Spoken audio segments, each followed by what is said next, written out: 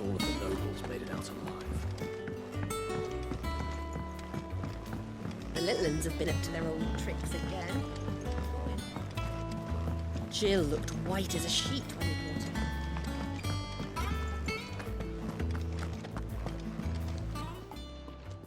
Well, don't just stand there gawping. Go on, then.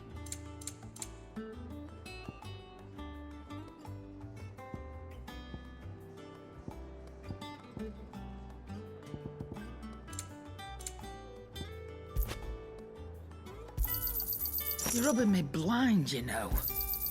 You'll not find a better price than that. It'd better all be here. You'll not find a better price than that.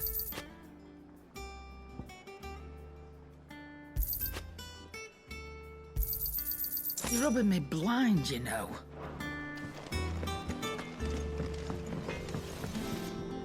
Clive? So, what'll it be? Not bad, if I do say so myself.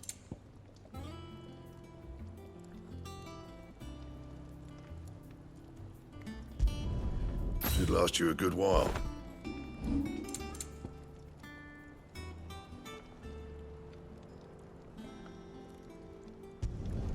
You can thank me later. Anything else? It's all right. See, there's nothing to fear from that.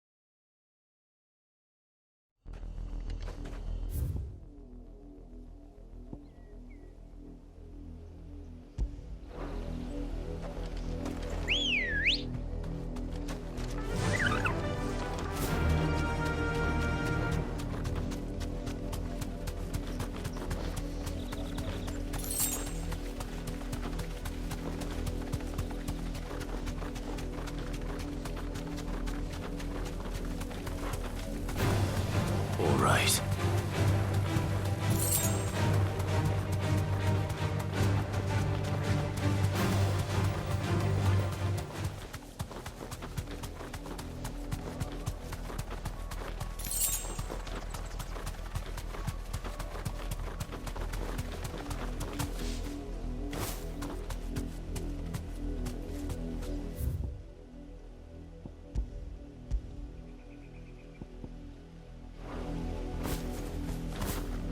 You deserve a rest.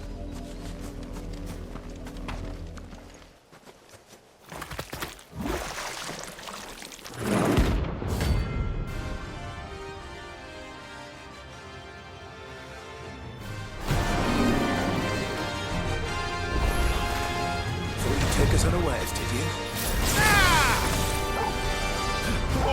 Kill!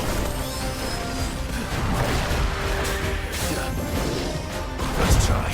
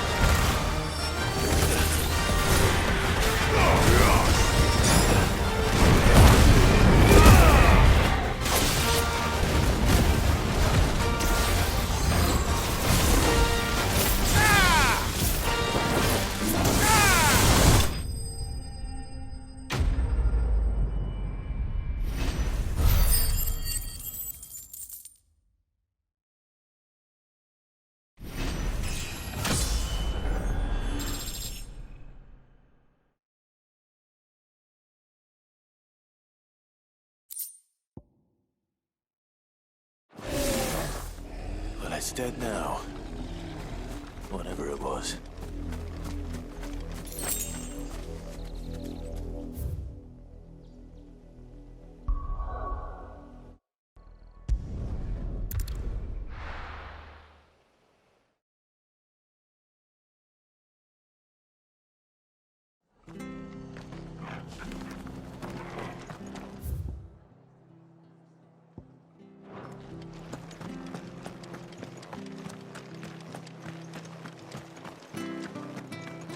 Thank you for sticking with us.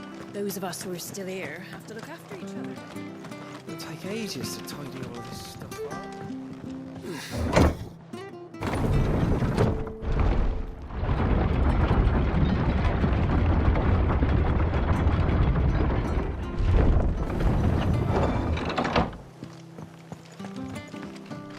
Right, Sid.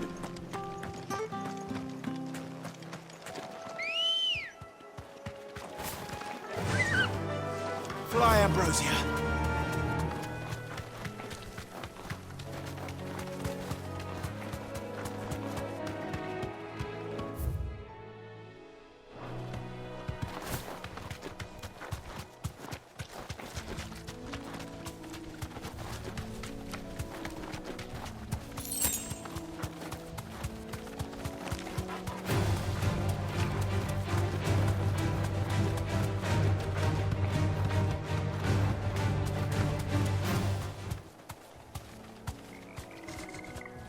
Thanks, Gal.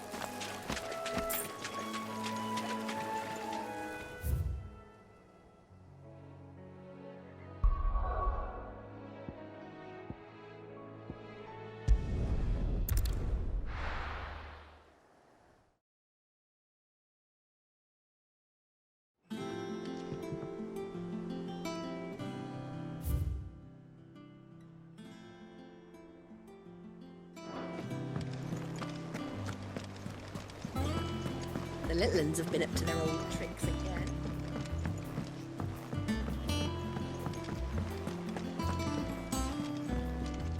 And how may I assist you today? Allow me to educate you. Of course.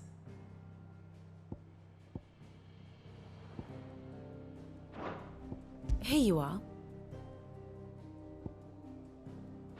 Thus ends today's lesson. Not all of the nobles made it out. Kupka and his men. Clive! Anything catch your eye? Always something in there.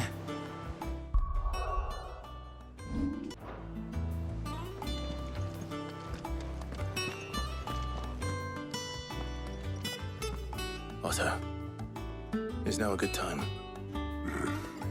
It's not a bad one. How's Jill doing? Oh, she's been better. Ty is making sure she gets the rest she needs. Good. Any word on Kupka's movements?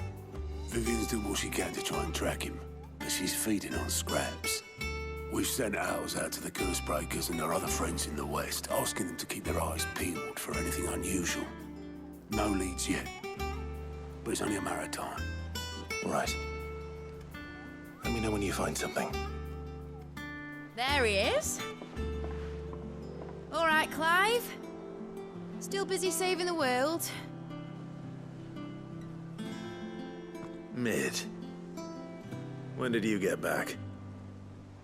Just now. What about your studies? Adjourned. Since Hugo Kupka invaded Rosaria. All the canvas in uproar about it. He's gone mad. He's turned rogue. It'll be us next. You try concentrating with all of that. All right. You win. How long will you be staying this time? Dunno. A while, most likely. Any road, while I'm here, I was hoping you could do us a favour. Mid. You can't just expect me to... Please, oblige her.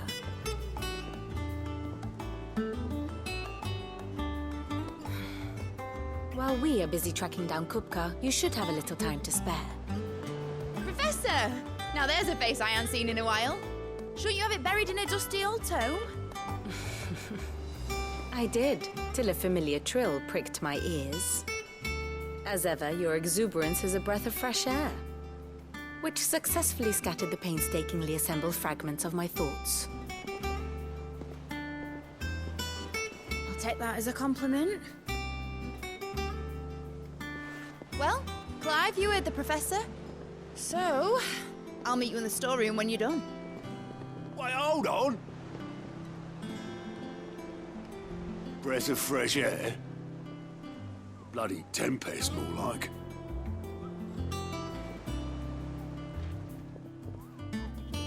Oi, Otto, you got my guilt? Huh?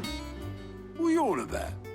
My fee for bringing Mid across. She said you were paying. That little... The storeroom, was it? I wonder what Mid's plotting.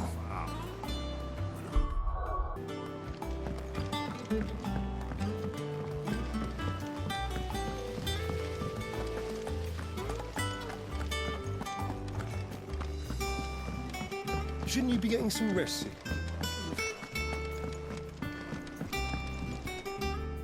You took your time. I'm a busy man, Mid. I'll get to the point then. I want to turn the room down there into a workshop like the one I had at Dad's place. Mid, you've only just come back. And I've been thinking about it for a while. Dad said I had a knack for engineering. Told me everything he knew about it. Then sent me off to Canva to learn everything he didn't. That was his dream for me. That one day I'd put my studies to use for the good of the cause. But I'm helping no one stuck at school. I've studied enough. It's time I put my knack to work. I know that I can help the people here, and I want to do it. Well. If Sid could see you now. All right. I'll tell Otto you'll be staying. I knew you'd say yes. Which is why I wrote up a list of jobs for you. For me? Who else? What do you want me to do? First things first, I need equipment and materials to start making my own. There's the designs for the stuff I need and the stuff it needs smithing from. The other materials I can work myself. Just need a generous benefactor to lay them on for me. Apart from the wood, I'll need a carpenter for that, but I can just borrow yours. Is that everything? For now. I'll let you know if I need out else.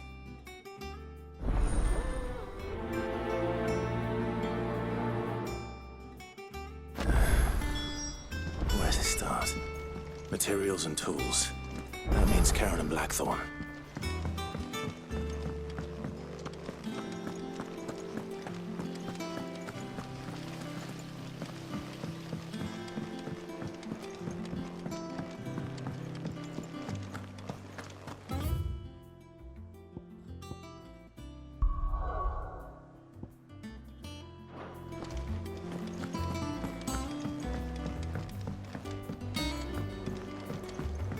The little uns have been up to their old tricks again. Jill looked white as a sheet when we brought her back. Was wondering where you'd got to. Mid's back from Canva. Have you seen her? Just now. She's planning to set up a workshop in the stores and ask me to buy her some materials. Here's the list.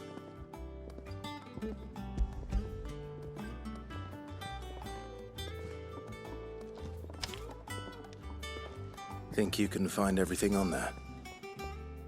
This lot. Wouldn't be much of a trader if I couldn't. Excellent. As for payment... It's paid. 100 times over by what that girl's done for us. If it weren't for her filters, we'd have naught to drink but blight water, and that would have drained the life out of us long ago. Indeed it would. I'll send the stuff on to Mid when it comes in. Thank you, Karen.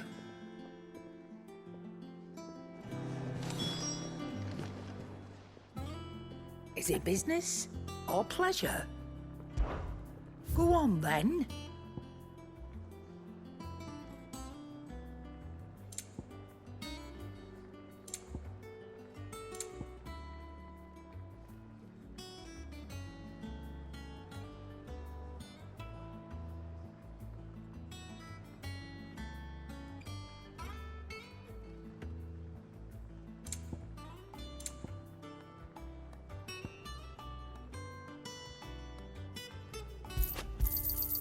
You're rubbing me blind, you know. Blackthorn, you busy? What does it look like? I have a commission for you. From Mid. She requires certain tools.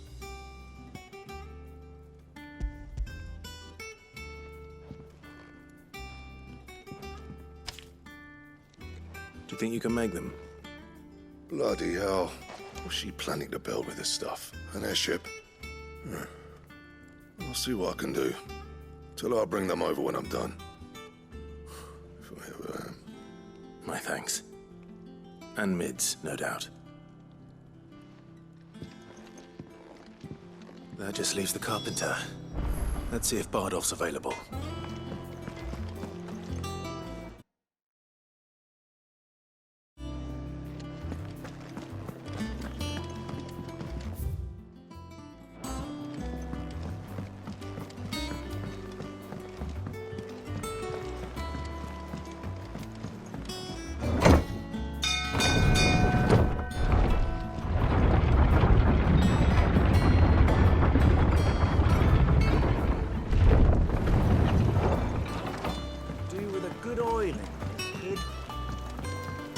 Should be enough to... How do, Master Sid? Bardolph. Mid's looking to build a workshop in the storeroom, and she needs the aid of a skilled carpenter. So naturally I thought of you. Well, I'd love to help the young miss however I can. But I'm afraid I got my hands full just keeping this place afloat. There's holes need patching, and if I don't patch them, we'll all of us sink into the mere. I'd gladly spare Mid all the time I have, but the sad truth is, I ain't got none. I see. It don't have to be me, though, does it? What about that other fella? You know, the one over at Martha's Rest. Bernard, was it? That's right. And he is a friend of the cause. I'll ask Martha if she can spare him. Thank you, Bardolph. Least I could do.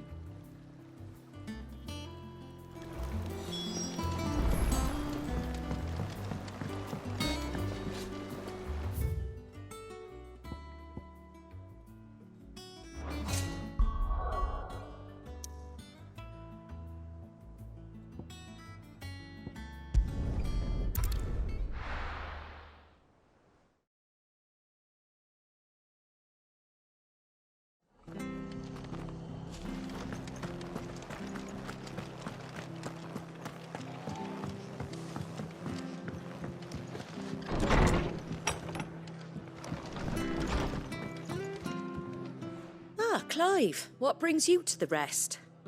Our home finds itself in need of an extra carpenter. I wondered if I might be able to borrow Bernard for a short while. I don't mind if he don't. We're all friends here, aren't we? Thank you, Martha. Do you know where I might find him? He went up to Cressida on business. No idea what, mind. Place is a ruin. Far as I know, he's still there. I'll look for him there then.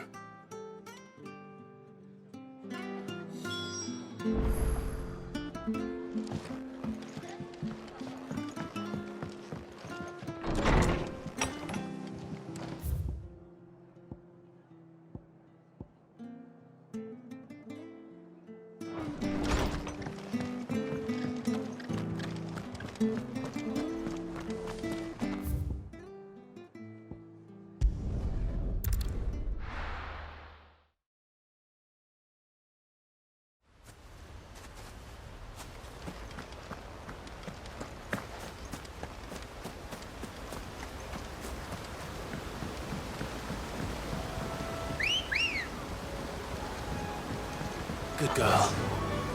Faster!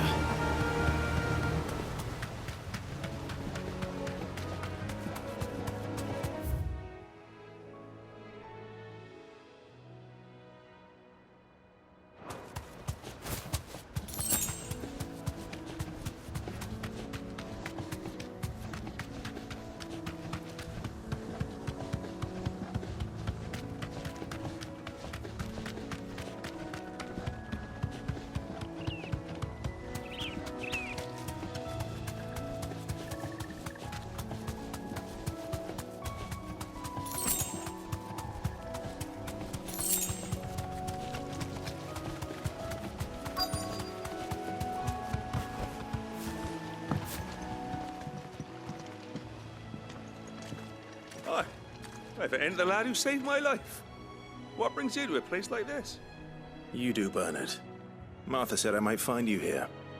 I have a proposition for you. Oh, do you now?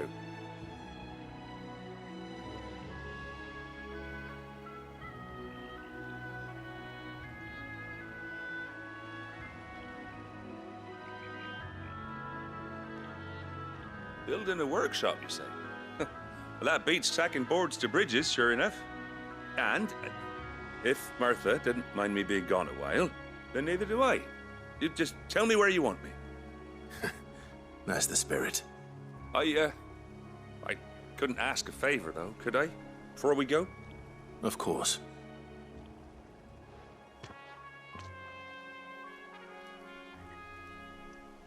Well, that there is Cressida, where I grew up. Ain't much left of it now, though. Except my parents' graves. But I came up here hoping to visit. I even patched up the bridge to get across. Only to find the place crawling with fiends.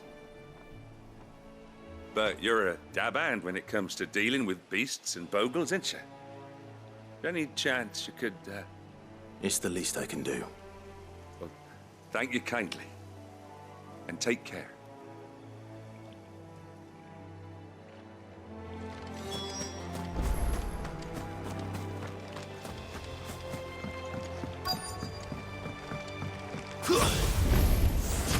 This shouldn't take long.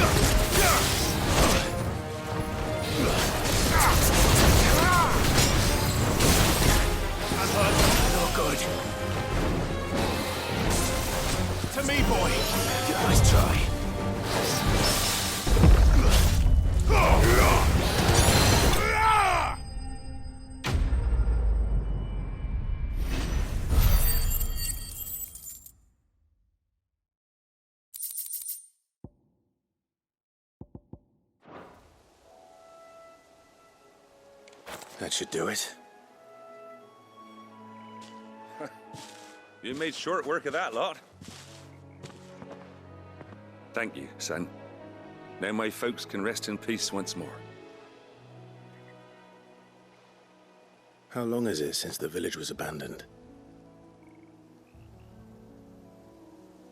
Oh, people started packing their things after the duchy fell. Between the Blight and the Imperials, you just couldn't make ends meet. Must be nigh on a decade since the last wagon left. Though it may as well have been a century, looking at the place. This isn't the Cressida I remember. I'm sorry. Ah, don't be. Can't live in the past, no matter how nice it might have been. Soon as I'm done saying a prayer for those that raised me, it's on to your hideaway. I'll meet you there.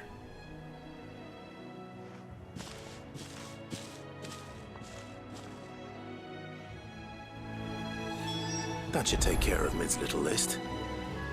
Better head back before she thinks of anything else.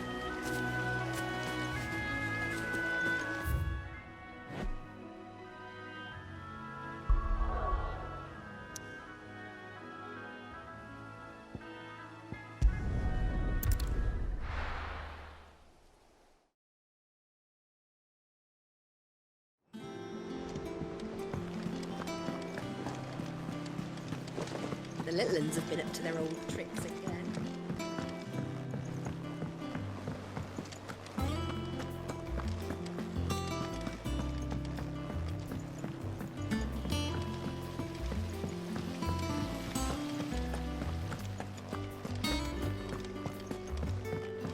Shouldn't you be getting some rest? All right, Clive? You've all done then? I am.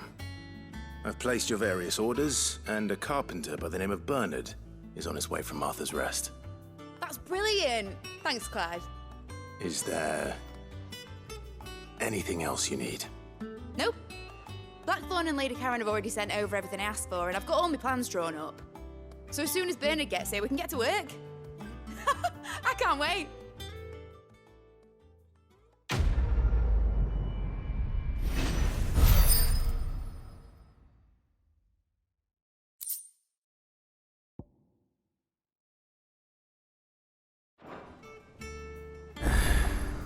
That's my good deed for the day done. Let's see how Jill's faring.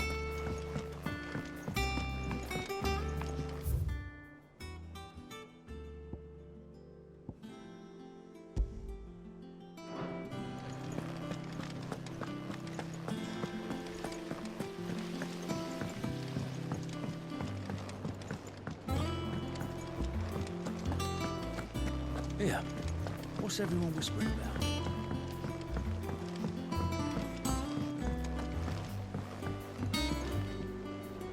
Do you have a moment, Sid? A team of curse breakers has gone missing near Northreach. Which team? Coles. They were sent to liberate a carriage of bearers before they could be smuggled to market. They were moving in for their assault when the carriage was attacked by goblins. A curse breaker managed to release a Stolus amid the confusion, but... this was days ago. They should be back by now, but I've heard nothing from any of them. I can't help but worry that... They know the work is dangerous. But I'm sure they're fine. But what if I've got them all killed? Before they go out, I always remind them why we're doing this, what they escaped, and what we're freeing people from. But I never really thought how my words might affect them. What risks they might take because of the things I've said. I'll go and find them. We'll both rest easier knowing they're safe. Thank you, Sid. And I'm sorry to trouble you with this. The plan was to intercept the slaver somewhere in the Dragon's Eyrie. I can't tell you much more than that, I'm afraid. That should be enough to go on. If they were there, Torgal will track them down.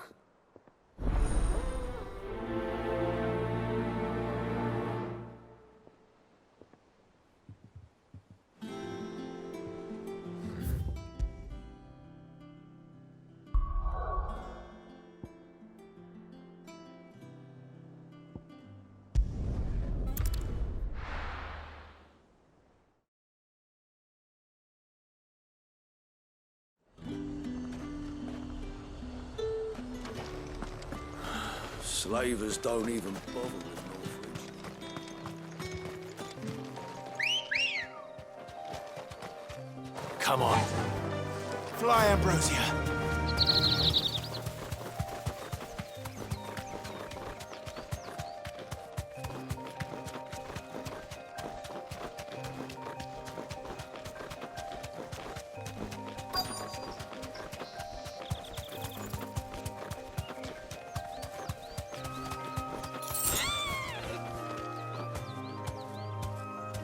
Be safe.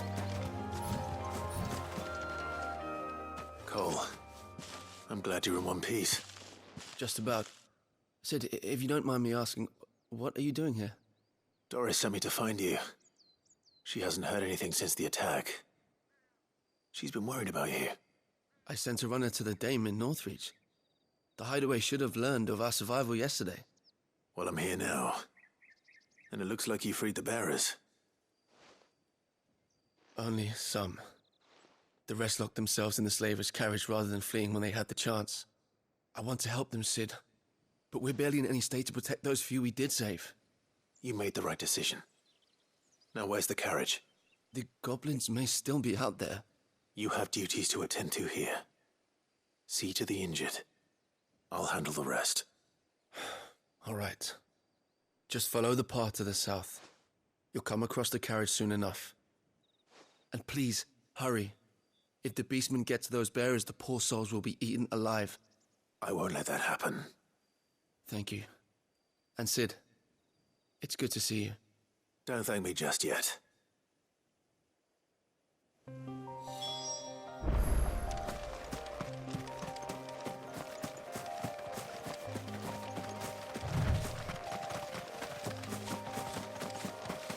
trying to get into the carriage.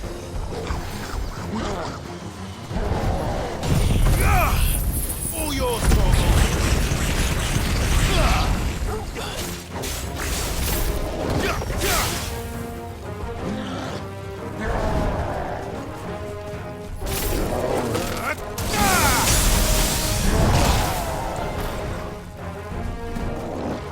Help me, boy.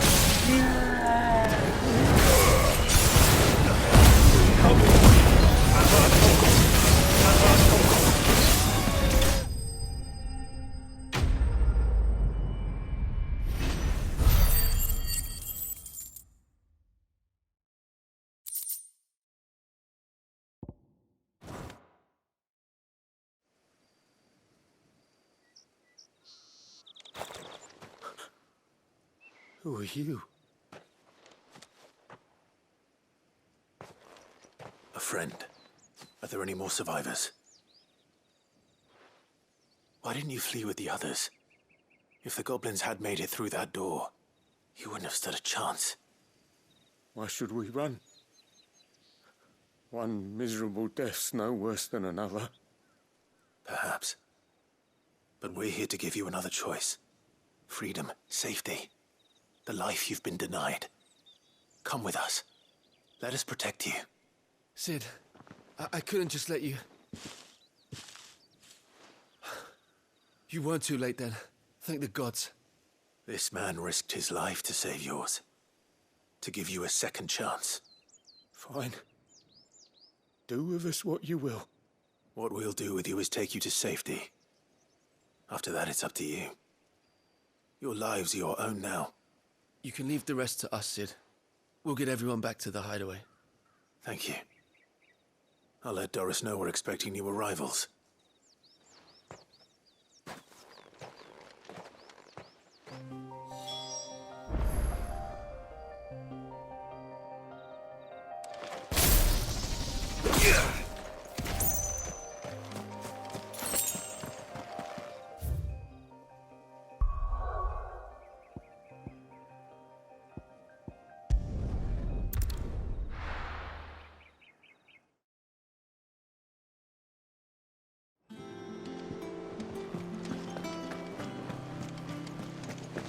The little uns have been up to their old tricks again.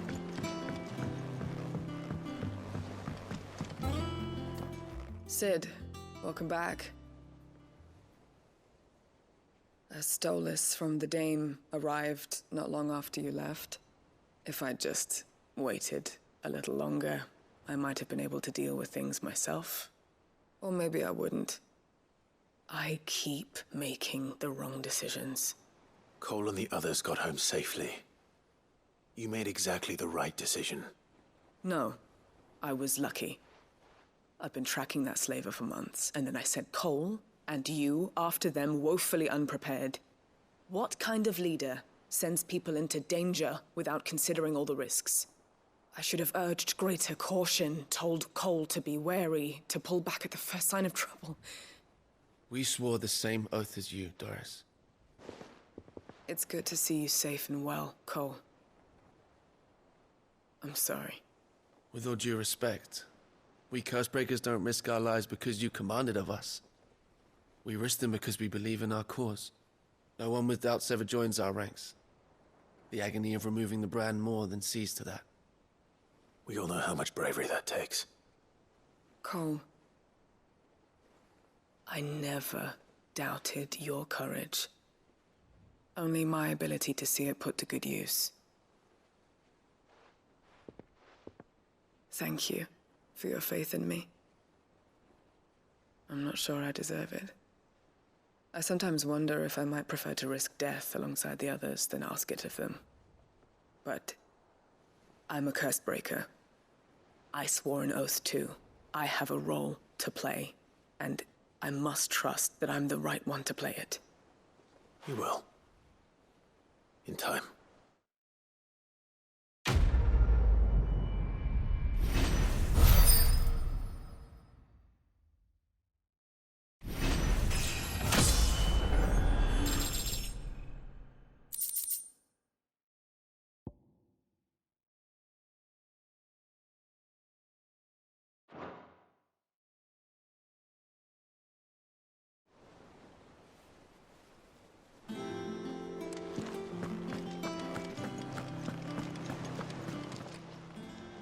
Oh, I wasn't expecting you back, Sos. All yours. All done?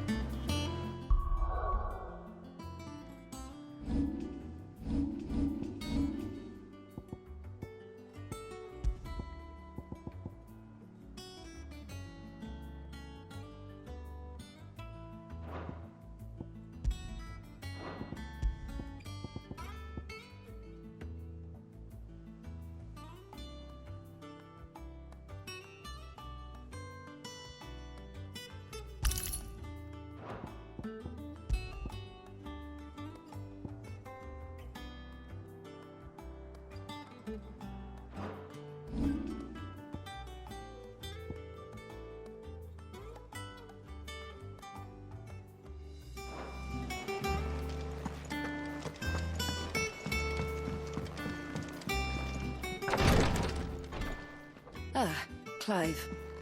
Talia. How's Jill? Recovering, but she still needs her rest. Of course. Take good care of her, won't you? I'll do my best. Oh, Gav was looking for you. He said he had something to show you in the shelves. The shelves. Oh, that's right. He went to ask Hippocrates about Torgor. He must have found something.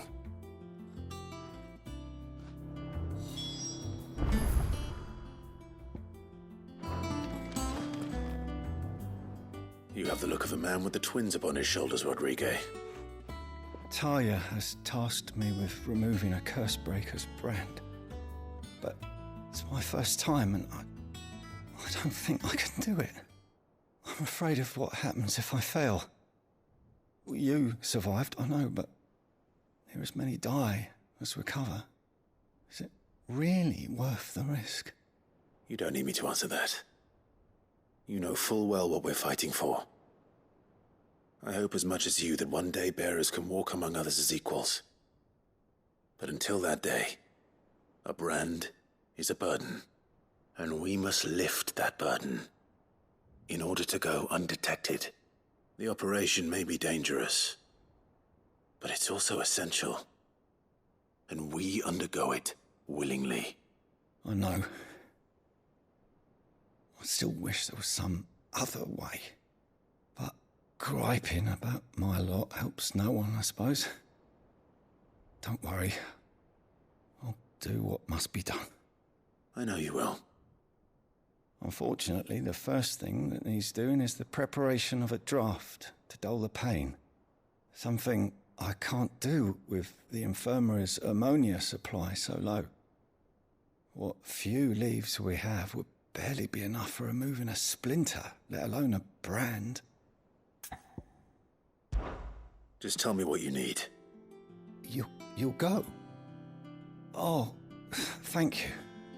No one knows Herblord like Talia, and she swears by ammonia for easing pain. It's simple enough to find, if you know where to look. And fortunately for you, I do. Along the river near the village of Amber over in Rosaria. Just search for the bright blue blossoms.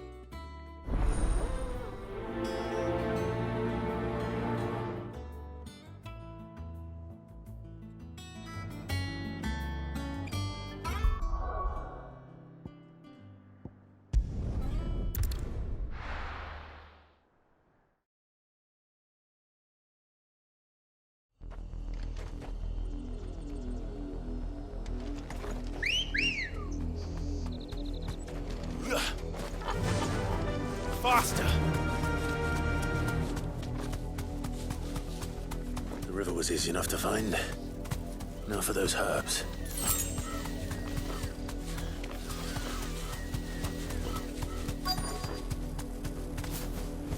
Straight home now.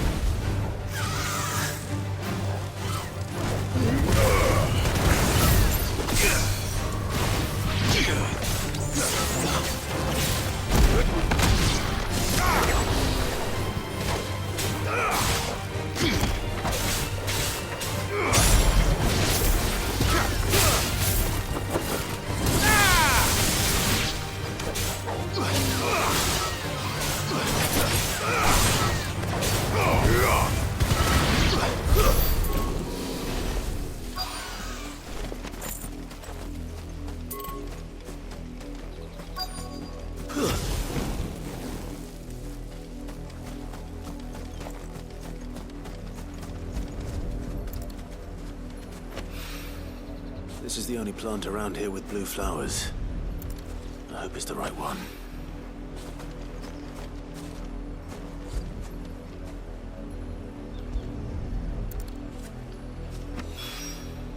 Should be enough to keep the infirmary stocked for a while. Hopefully this...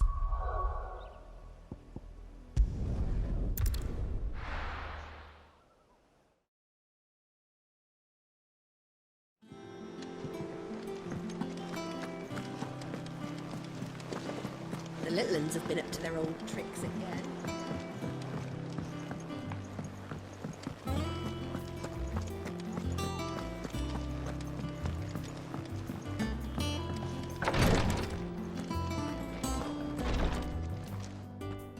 I hope you didn't have too much trouble finding the ammonia. Only the usual. Oh, yes. This is it. And more than I was expecting. I dare say the patient won't feel a thing. That is, unless I... You'll do fine. Taya trusts you. Which means I trust you. The hideaway would be lost without skilled physicers like yourself. Thank you for the kind words. Truly. But... I'm sorry. I'm still terrified. The brand is more than just ink on flesh. It's a death sentence. Milk of the wyvern tail lurking just below the surface of the skin.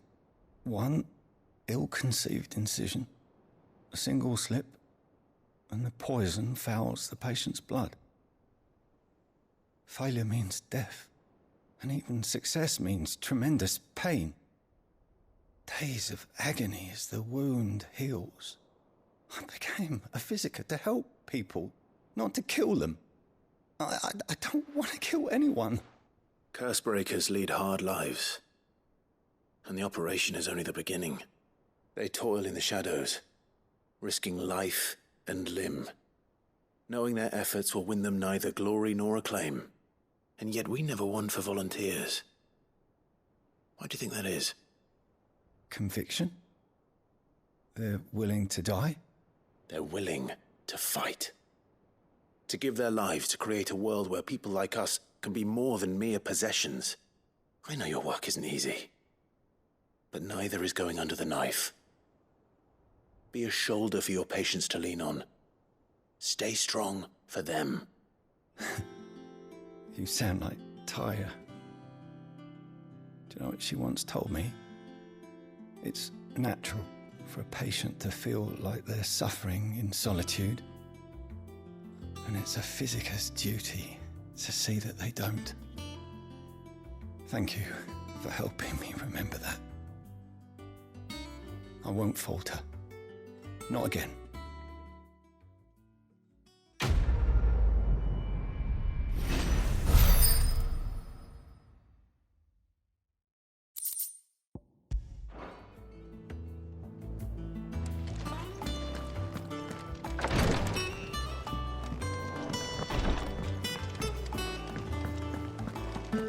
Here, what's everyone whispering about?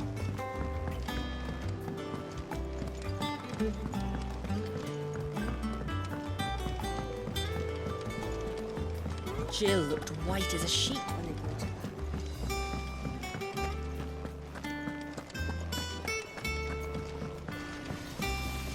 back. Clive. So, what'll it be?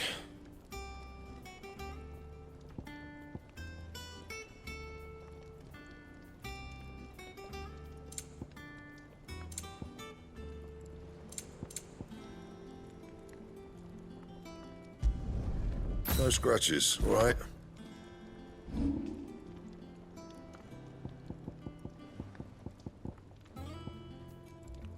That it? Fine.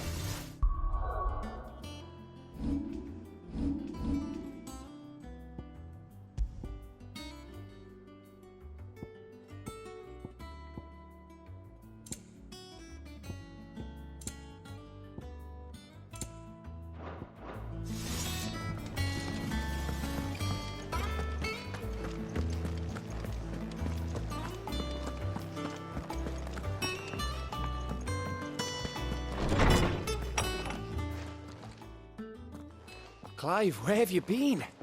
I've been wanting to ask you something about Torgal. Where did you get him, like, in the first place? My father brought him back from one of his expeditions into the Northern Territories. They were crossing a snowfield when they heard his cries, and, seeing no sign of his pack, they took him in. What do you reckon, Tomes? It certainly adds weight to the theory. Clive, I believe that Torgal may be no mere hound, but a rare frostwolf, an animal native to the far northern reaches of Valisthea. In one of our oldest bestiaries, I found reference to a frostwolf who served as guardian to an ancient queen of the north. Such was his mastery over ether, he could cast magics on command. His name was Fenrir. Fenrir the Frostwolf. Now, the annals do not state it explicitly, but I have reason to believe this queen was a dominant of Shiva, a girl from the Northern Territories and her faithful hound. One awakens as the dominant of Shiva, and the other? You're saying that Jill granted Torgal his powers? What? Just like Fenrir. People called him my hound, but Torgal and Jill were inseparable. He grew up as a faithful companion to the dominant of Shiva, and years later, his powers awakened, just when his master needed him the most. You're right. If it weren't for Torgal blasting those bastards to Kingdom Come, Jill would have been for it. Quite. Though Torgal's power is his own, his latent birthright as a frostwolf. It had only to be unlocked. Oh, get you, Torgal! You're an even finer hound than we thought. And regarding your original concern, you need not fear for Torgal's health. Why, the beast has the appetite of a behemoth. Just this very morn, I found him with his nose buried in my nuts. There you are! I've been looking everywhere for you. Bernard's here. I need you to introduce us so we can get to work. I shall be a moment.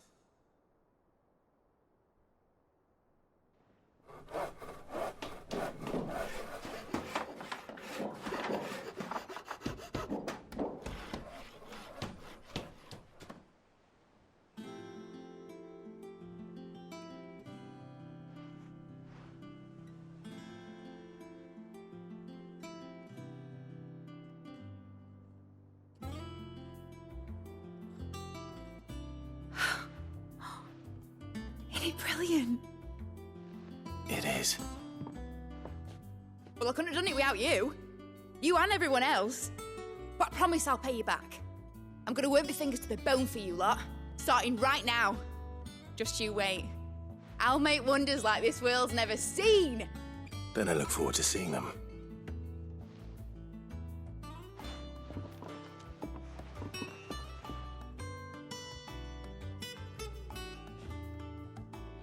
Now that that's settled, I wonder if Vivian's made any progress tracking down Kupka.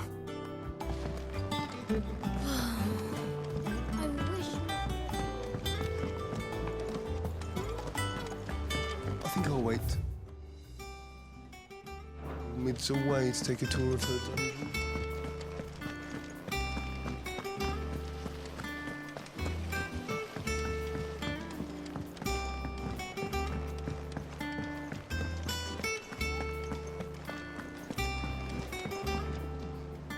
How goes the hunt for Kupka?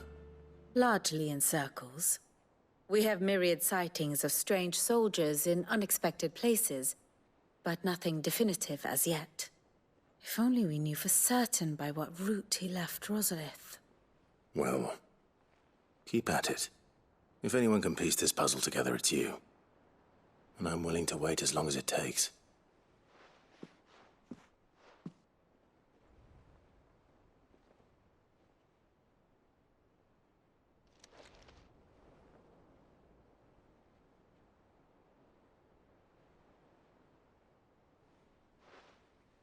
What?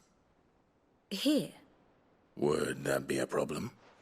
Do you know, Clive?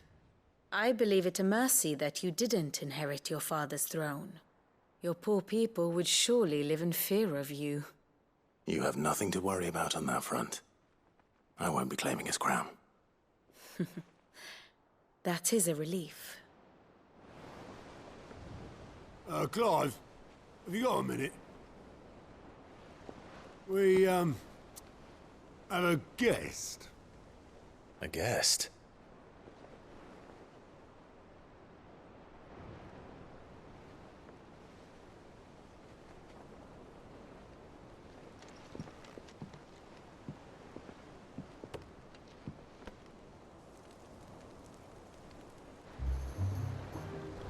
For your trouble. It was a pleasure, in hindsight. Uncle Byron? Clive, my boy! Tap a cask and stoke the ovens for your favourite uncle is here!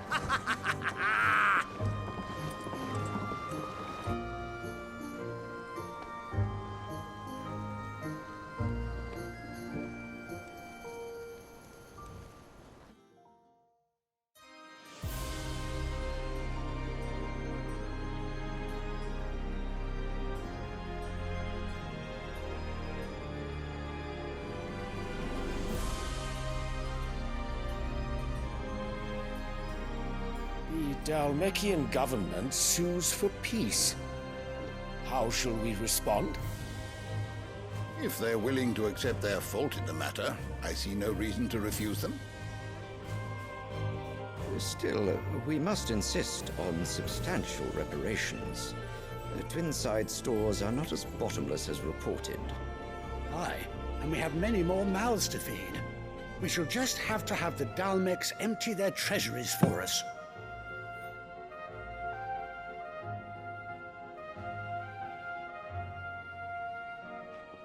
Of course, none of this would have been possible without your timely intervention, Prince Olivier. Indeed, I doubt any of us would have had the courage to trade words with the mighty Titan, nor less the wit to win him over. The Empire owes you a great debt. May the blessing of the crystals go with you, Your Highness. May the blessing of the crystals go with you. Very good.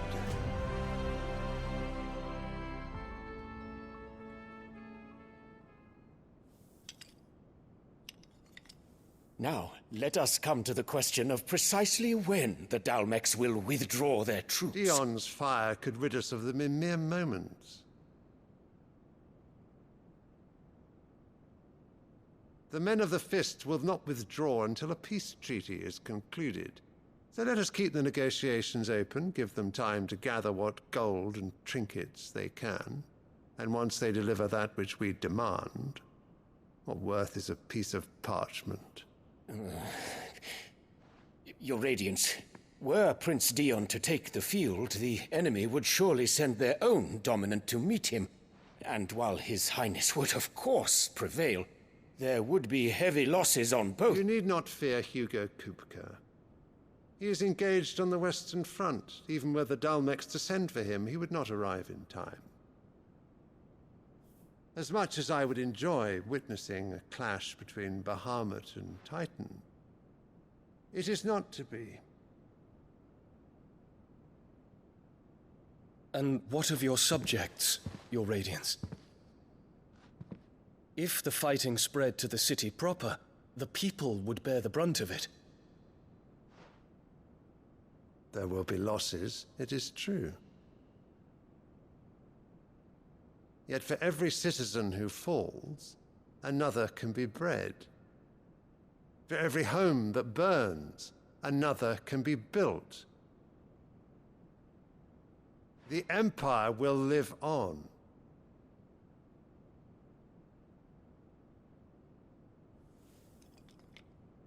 Dion? Yes, sire.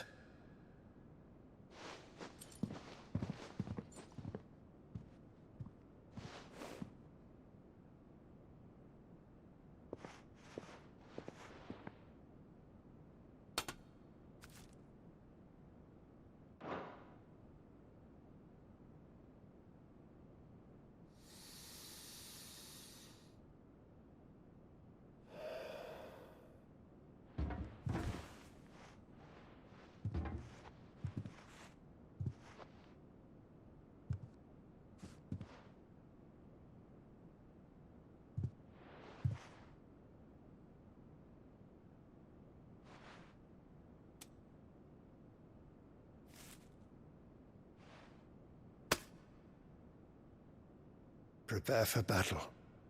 But sire... Do not make me repeat myself. Return to your camp and await my orders.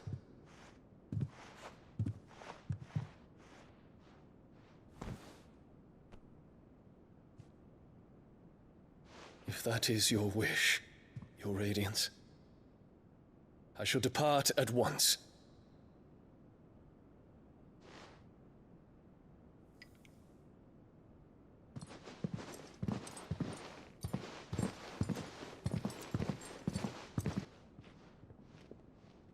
May Gregor forgive you.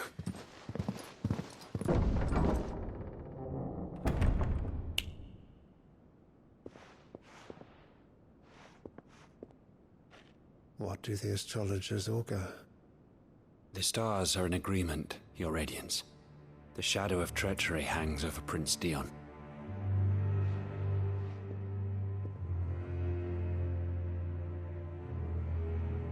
So Annabella's tales were true.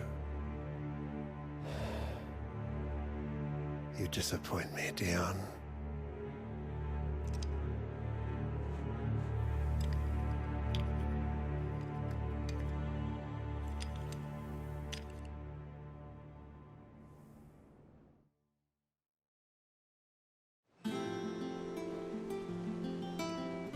What on earth is Uncle Byron doing here?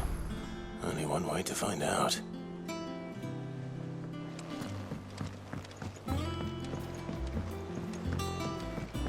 The little uns have been up to their old tricks again. It's just one thing after another around here.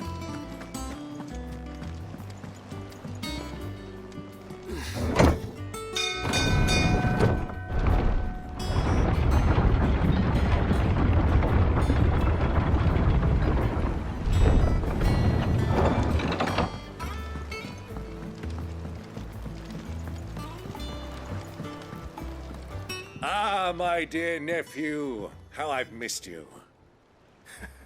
How did you find this place, Uncle? Through the good offices of young Sir Wade. He really is the most helpful fellow. As are you, I hear. The Guardians and those they freed tell the most outlandish tales of your heroics in Rosalith. Which is why I came, to learn the full truth of the matter. Sort the fact from the fiction, so to speak.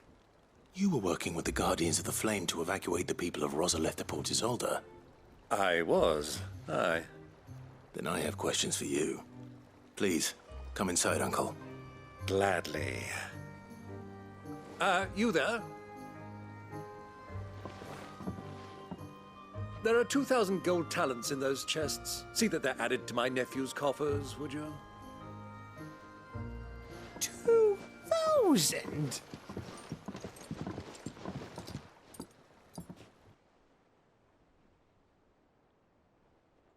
And I'm afraid that is all I know. A fleet sailing south past Port Isolde. Most intriguing. Forgive me for not being able to tell you more. I hadn't the faintest idea Kupka withdrew wounded from Rosalith. Still less that my own nephew dealt the decisive blow. What do you think, Vivian? I think, with this news of the Dhalmekian fleet and recent reports of the Royalists' movements, that the final piece of the puzzle has fallen into place. Come here and I'll show you.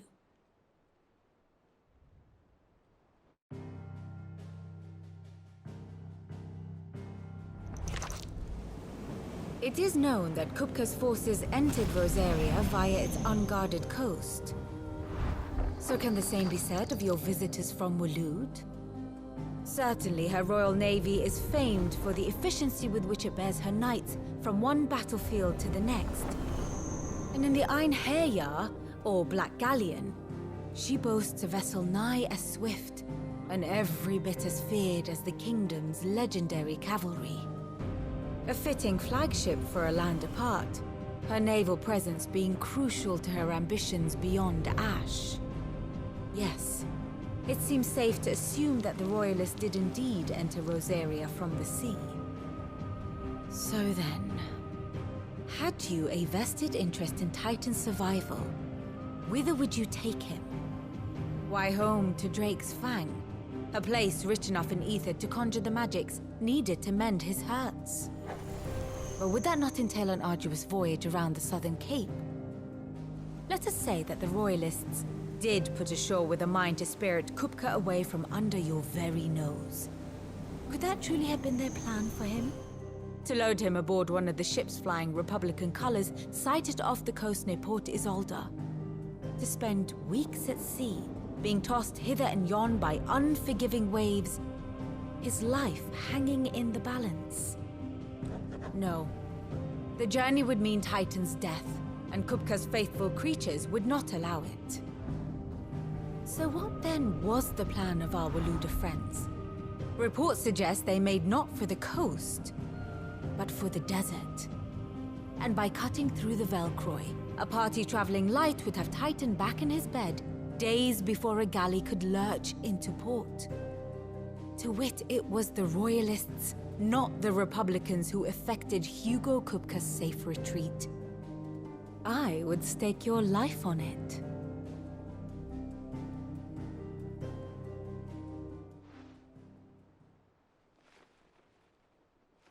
So it was the Waloeders who spirited the wretch away. Now I think about it, there was something a little strange about the ships I saw. The men seemed almost crestfallen, as if in mourning, as if they believed, or were made to believe, that their master was dead. You have a keen mind, Lord Rosfield. And you have your answer. To find Kupka, you have merely to follow the Royalist trail across the Velcroy. It may well have gone cold by now, but as they say in the Republic, all roads lead to Drake's Fang. Allow me to accompany you part of the way. As luck would have it, I had intended to journey Canverward on business after visiting you here. The Fang would be but a short detour. I'd be glad of the company. Give me a moment to make ready. I need to tell my friends what we've learned, and where we're going. Very well, but be quick about it, my boy. Time waits for no man.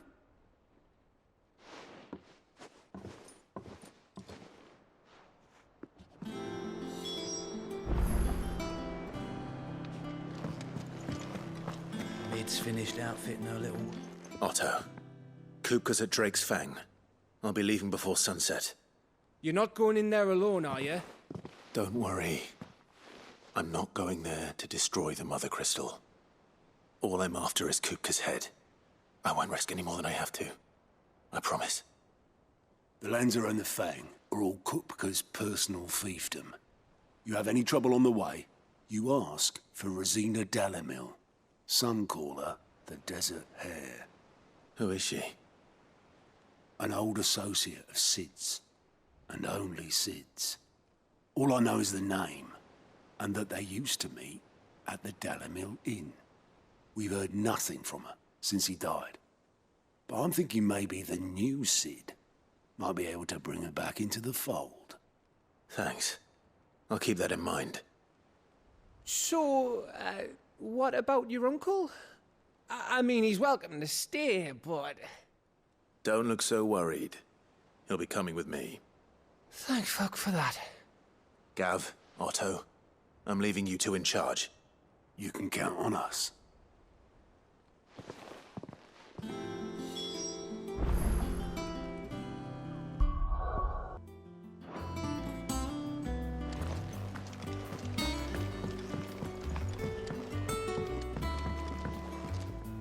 All right, Uncle. I'm ready to depart. Shall we? We shall. Come, let us away to adventure.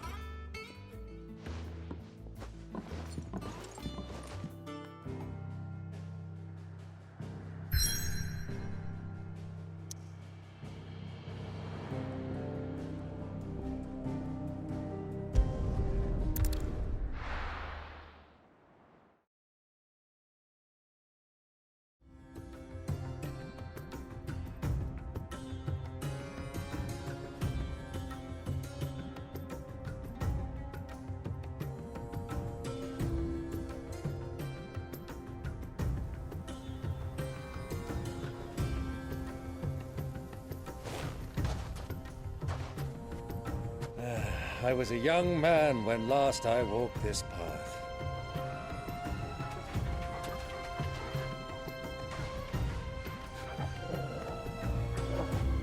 There's an old trading post not far from here. The road to Drake's Fang leads through it. The trading post it is.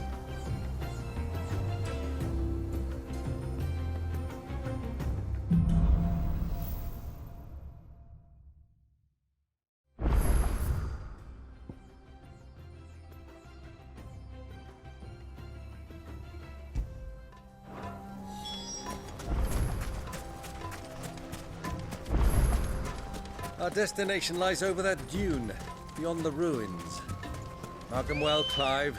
It's all too easy to lose one's bearings in the sands. Faster!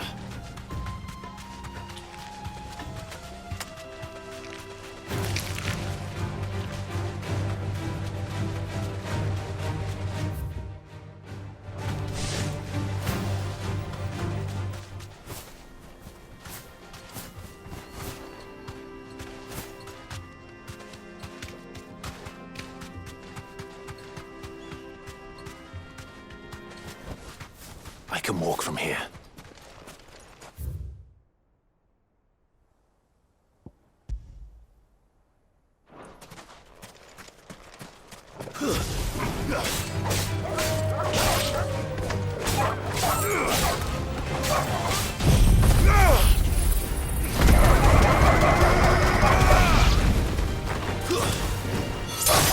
It's over.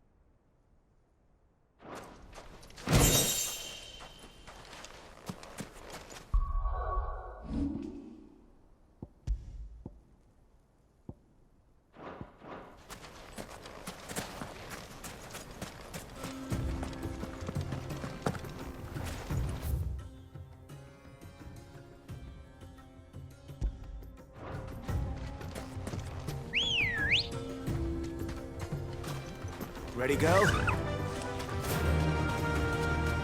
Many years ago, when you were just a boy, you and I rode this way together, accompanying your father on a scouting expedition to Drake's Fang.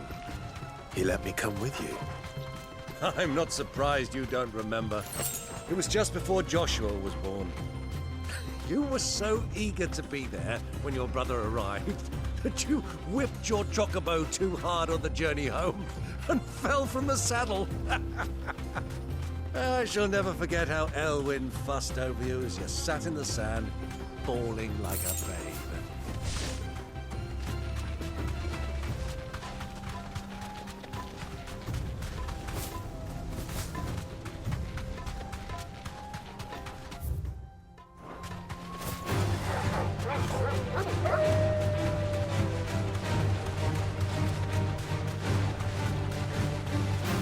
Have you lost your way already, my boy?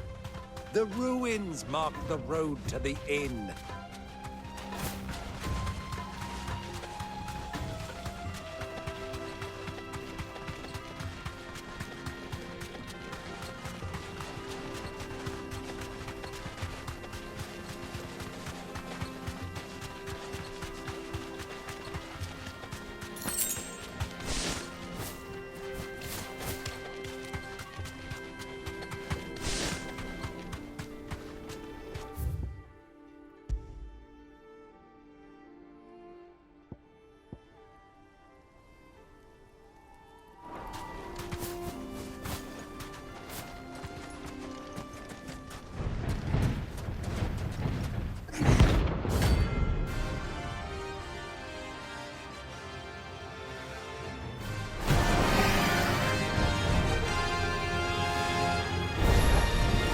Well, Clive. Looks like you take us on.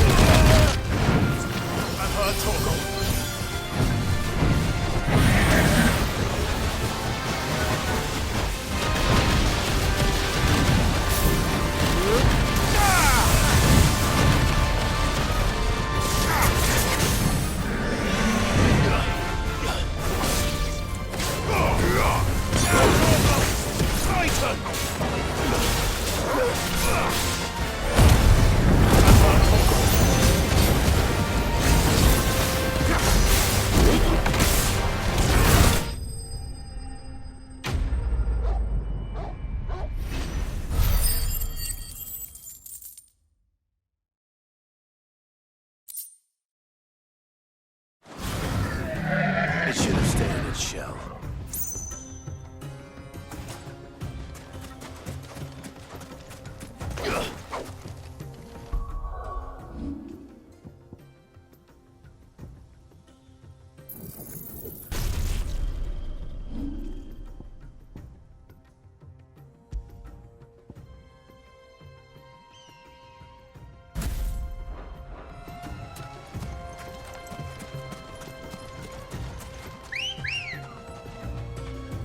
Good girl.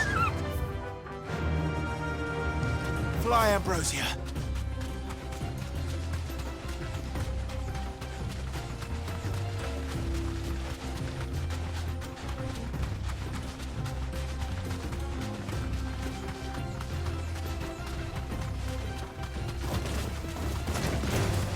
Time to fight. Straight home now.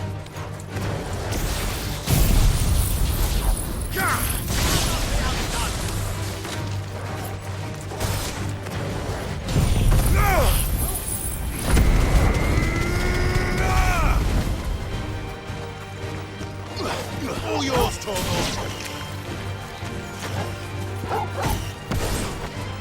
Must be getting old.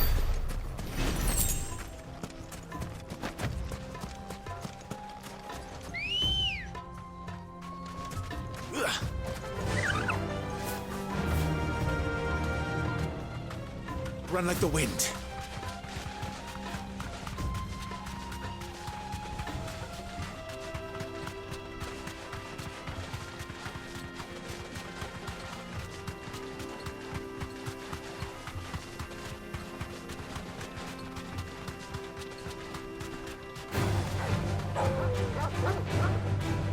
You deserve a rest.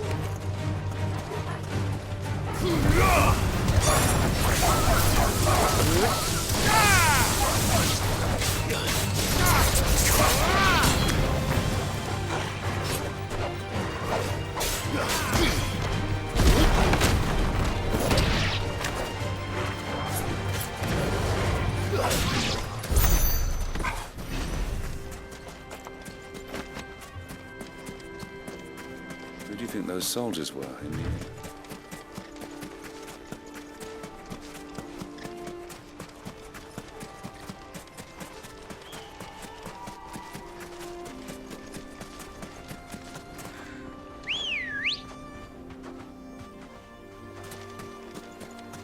Come on.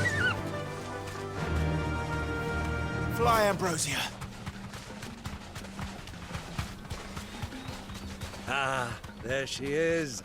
The good old Dalamil Inn. Do you know, this heat has given me quite a thirst. Quick drink before we press on?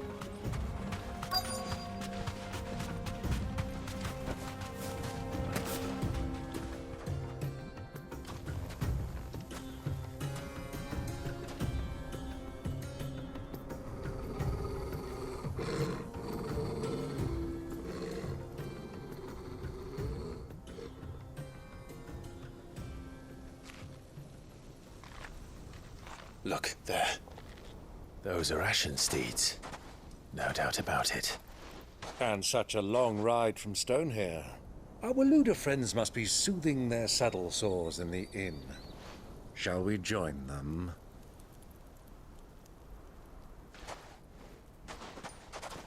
Run along and play now, Torgal. Dogs aren't allowed inside.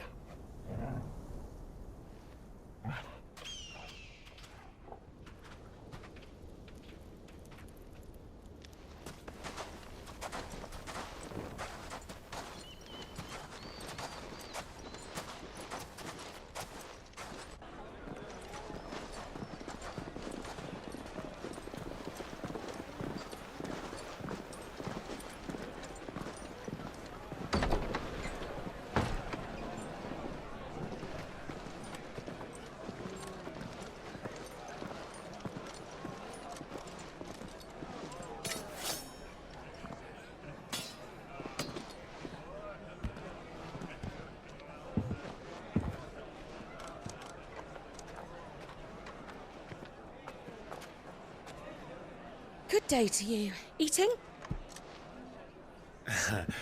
Sorry about my pal. He only talks when his mouth's full. What do you recommend? Well, if you're after something light, we do a fine chocobo soup with lentils and honey. 2 bowls of that, then. An ale. Right you are. Hey, girl! Coming! Your pal? Would you rather be my squire?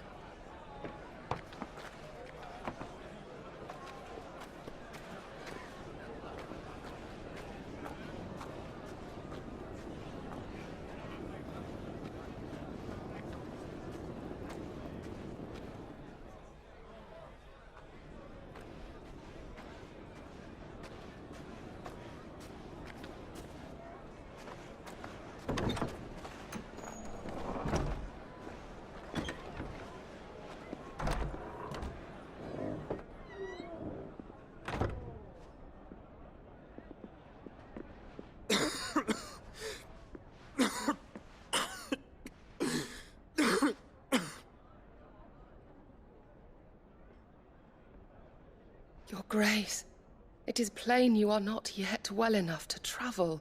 If you would only let me take you to someone who can better attend to your ills.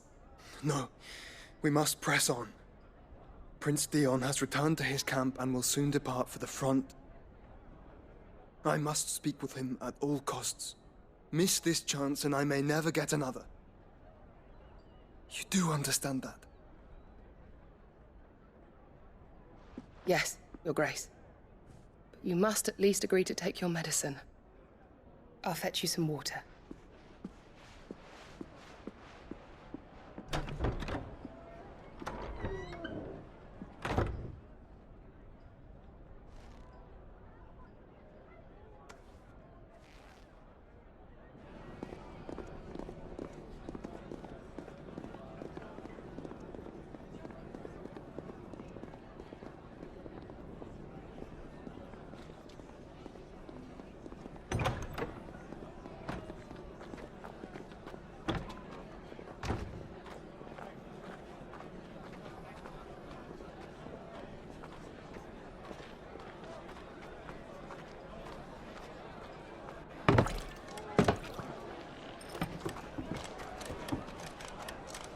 Keep watch, they tell us.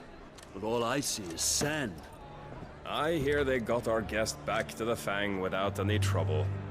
We'll be leaving soon enough.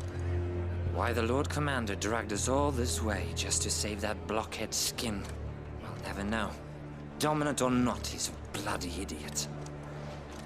That'll be Cooker, then. Well, let's get this down us. We've a long way to go. Hey, you!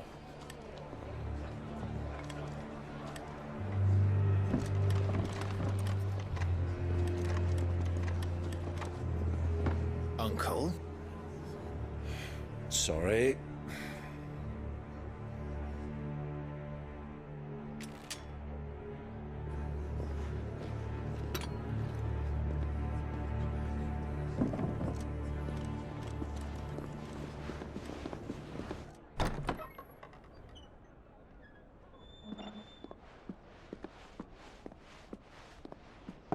Can you walk, Your Grace?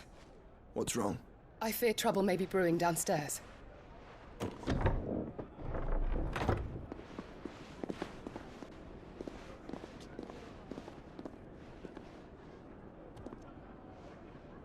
You two are travelers, are you not? Me and my companions are strangers here. Perhaps you'd be good enough to accompany us a while. Help us find our way. Sorry, lads, but we've got business in camera that can't wait. Ah, I'm sure you could spare us an hour or two. Come on. Friend.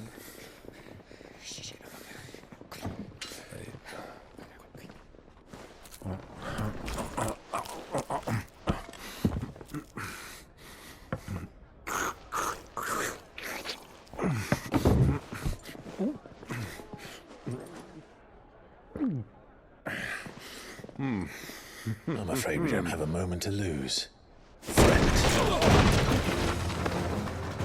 Stay back, Uncle. Gladly.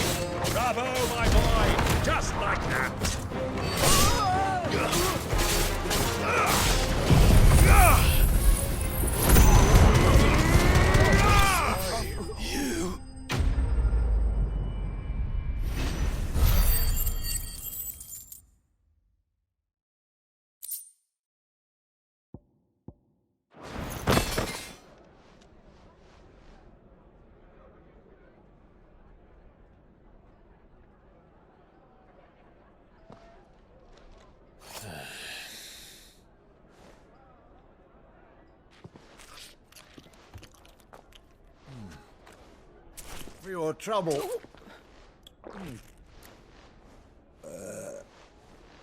Word of advice, miss. That soup could do with a touch more salt.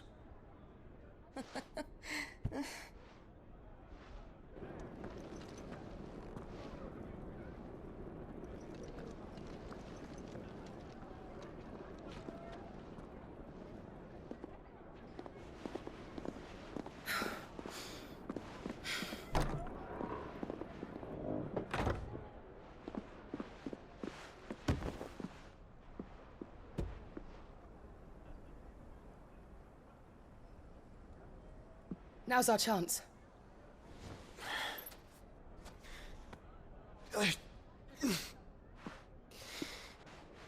Your Grace?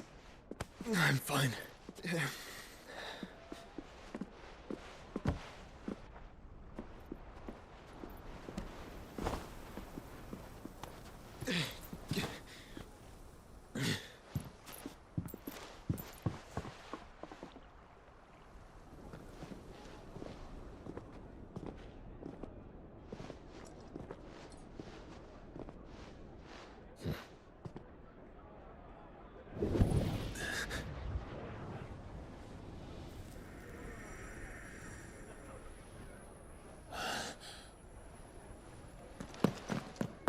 Clive?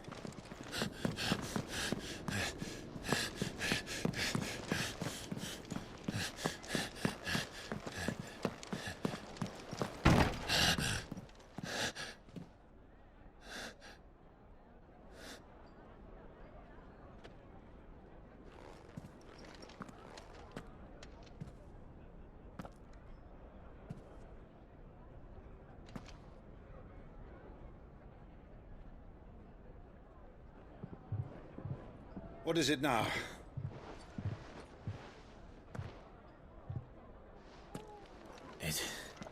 It's nothing. Let's go.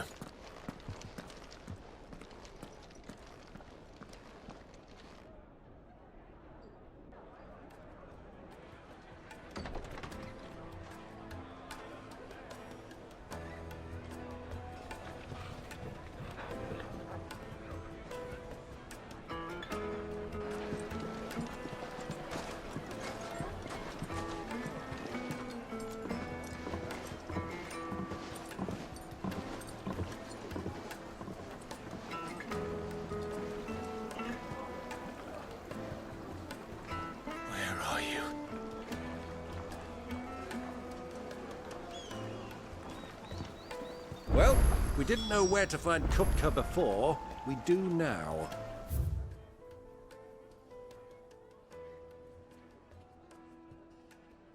The Royalists said it themselves. Their guest is in the Fang. We should press on before any more of their friends turn up.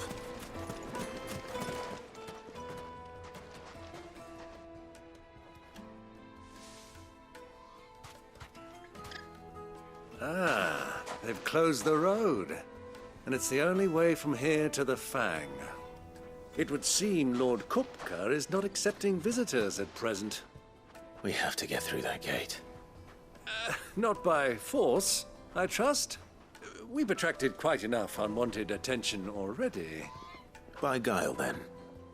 Perhaps the Desert Hare can offer us her aid. Rosina Dalamil, woman of mystery. But how will we find her? We know naught of her but her name. And that she was working with Sid. Sid's other collaborators have all been people of means, the wealthiest and most successful members of their communities. I'll wager this Rosina Dalamel is the same. That would certainly help to narrow the search. We need only inquire as to who is in charge of the town. And that's exactly what I mean to do.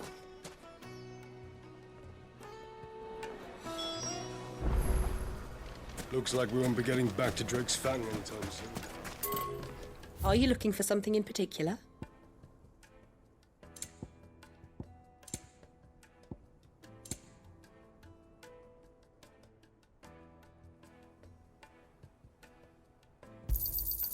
Here you are.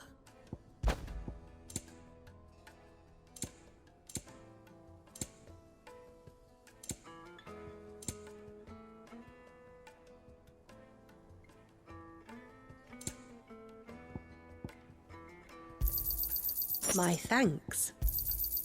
Here you are. My thanks. The gate is closed by order of Lord Kupka. Any attempt to gain passage to Drake's Fang will be punished with arrest and incarceration. Crystal delivery's over. Get back to your home.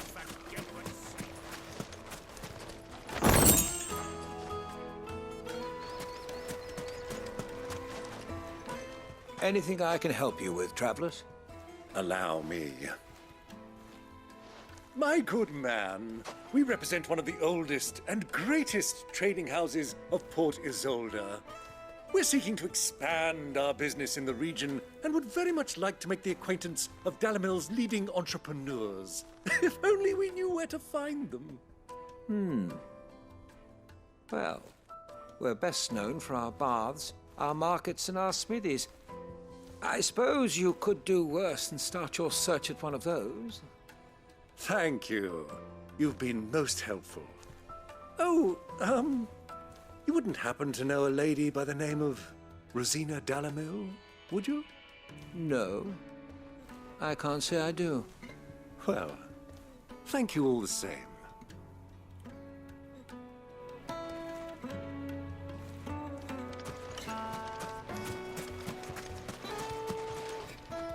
What do you want? Can't you see I'm busy? I won't keep you long. I'm looking for someone. A woman by the name of Rosina Dalamil. Do you know her? Never heard of her. Is that all? One more question. If I wanted to find the richest trader in town, where would you recommend that I look? Oh, that's easy. The Briar's Kiss. Won't find a finer smithy this side of the strait. The owner's only a young sprig, but he's got all the right ideas. The Briar's Kiss, you say? Thank you. I doubt this young sprig is the person we're looking for. You said Sid's contact was likely to be an influential sort. Influence comes with age and experience. Believe you me. Back to Drake's Fang anytime soon.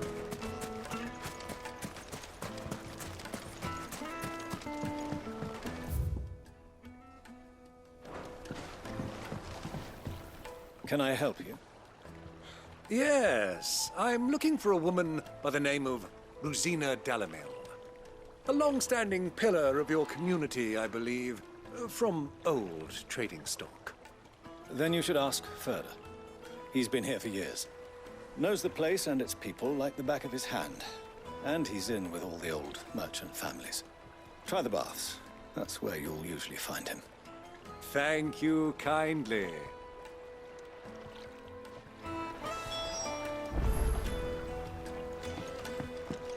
Well, it sounds like we have our man. Perhaps. Let's go and find out exactly what this Ferda knows. Sweet incense, wax candles. Excuse me. Are you Ferda? I am. Can I help you, travelers? I hope so. You've lived here for some time, is that correct? Do you know Rosina Dalamil? We believe she may be a trader of some renown. And what business do you have with the Desert Hare? She was a close friend of mine. I was hoping she might be able to help me. Very well. Go to the bordello. I'll arrange an introduction.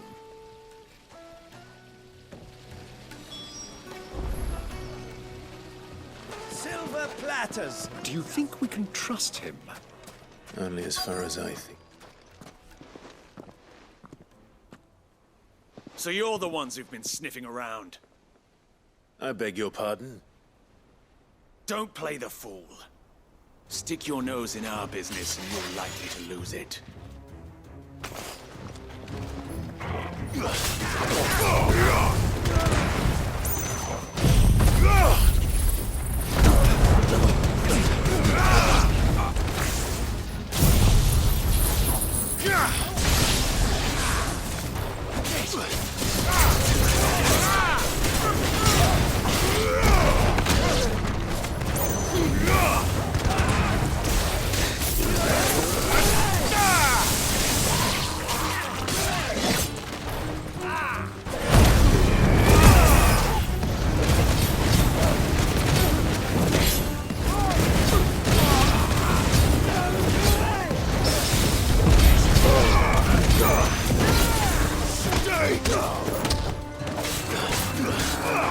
All yours, Tormund!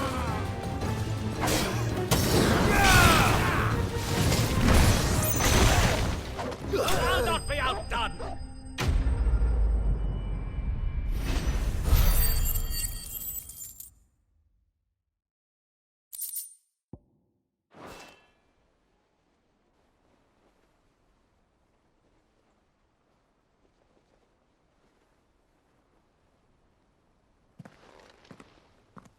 Who are you working for? Him or her? Him. The boss. He wanted us to test you. Though one could hardly call that a test. Lord Ferda? Look what the cat dragged in. Your skill with the blade is rare indeed, my lord. A fitting talent for an outlaw. You know who I am. So what now? Call in the Men of the Rock and collect the bounty? That isn't my decision to make. Our work is done. Take him to meet his precious Rosina. She will be interested to make his acquaintance. Yes, my lord. To the Lock of Leisure, then. To the Lock of Leisure.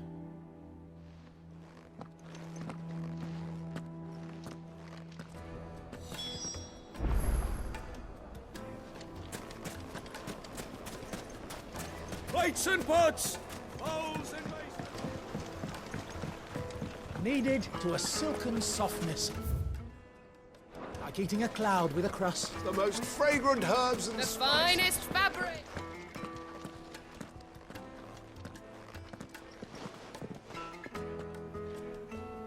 Is this the place? Ubor's Forge. The Briar's Kiss. Ah, so it was the young sprig after all. So much for Rosina Dalamil being a woman of experience. How wrong I was. It was an easy mistake to make, Uncle. After all, it must have been years since Sid last saw her. Sorry, him. Whoever this Lubor truly is, he's clearly a man of means. I'd say he deserves our respect. See that he gets it.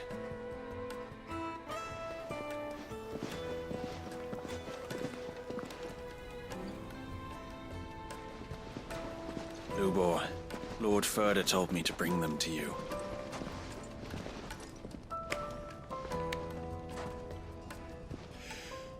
My boys tell me you're in need of assistance. Sid the Second. I won't waste your time. I need passage through the south gate.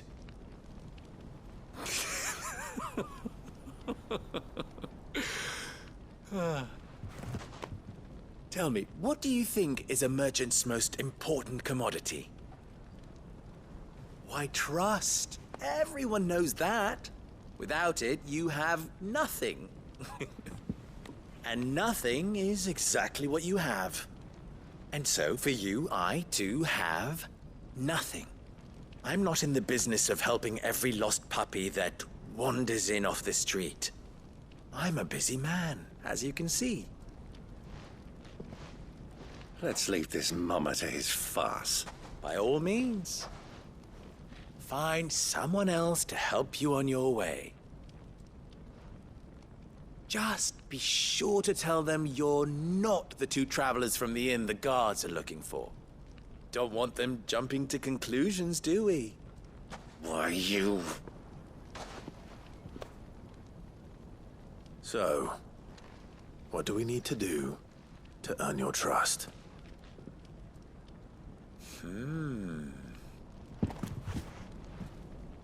I like this one. Willing to do whatever it takes to get what he wants. Ha! Men like you have a special place in my heart. Why, you ask? Because they get me what I want. Always. Fine. So what do you want?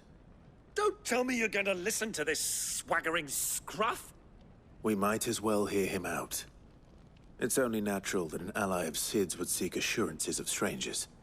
Assuming he is an ally, of course. 5 years ago, he would have still been a boy. And yet even then I had more good sense than a man, 5 times my age? But enough of the pleasantries. We were speaking of what I want. I want you to put an end to the trouble in Dalamil. Return to me when you have done so, and you shall have my aid. Until then, I bid you good day. What trouble? If you're going to give us orders, be clear about them, damn you! Manners, Greybeard. One catches more damselflies with honey than with vinegar. What did you call me? My apologies. A word of advice in recompense. Follow the crystals. Oh, but that was 3. Oh, I'm making this too easy for you. Ha! It will be easy. Solving his little riddle should be like dealing with him. Child's play. Let us divide our forces, Clive. I'd rather not drag this parlor game on any longer than we need to. All right. Good luck, Uncle.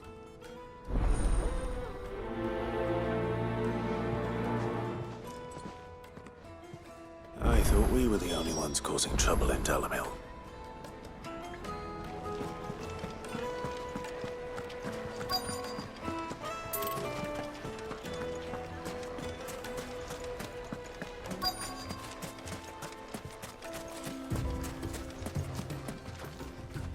Excuse me. Is it true there's been trouble with crystals of late? You've heard, then? I've heard rumors. Damn thieves. Pilfering the crystals that were meant to fill our cups and light our stoves. Us common folk have hardly had a shard to share between us these last few moons. And it isn't as if we can buy them on the black market either. Whoever's taking them, they aren't sharing.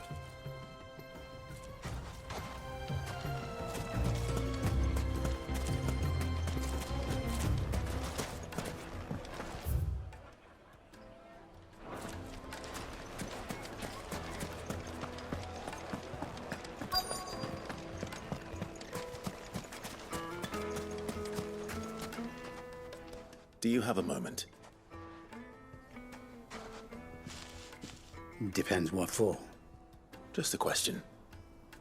Dalamil seems to be thriving compared to the other villages I came through on the way.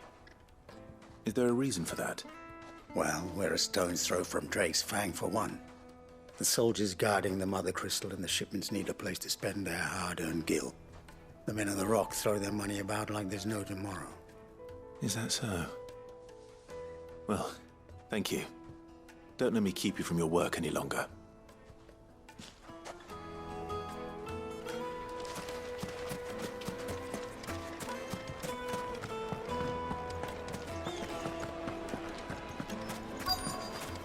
Light, meat, and dark. You wouldn't believe how much you gave. What can I do for you, soldier? Need that sword polishing? I'm not a soldier. Ugh, then be off with you. I serve the men of the Rock and the men of the Rock only. You have an agreement? Don't be stupid. I just know which side my bread is buttered. Don't want to be stuck under some pauper when they come knocking. With pockets deeper than Zemeckis and an urge to empty them. No, just leave, will you? Before you scare them off. I think I'm starting to get an idea of what's been going on. I wonder if Uncle Byron's learned anything of use. He'll probably be back at the inn by now.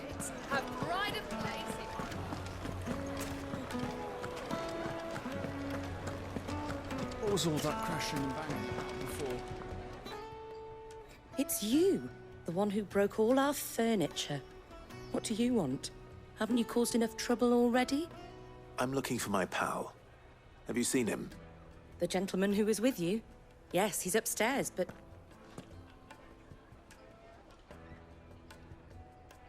Thank you.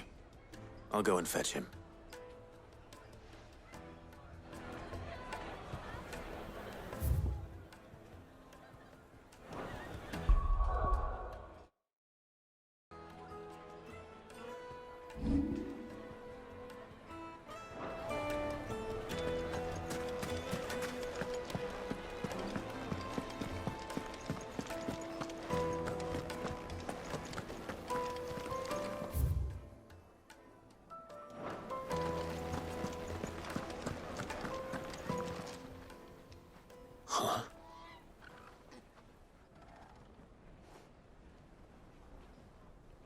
Will this suffice as a deposit?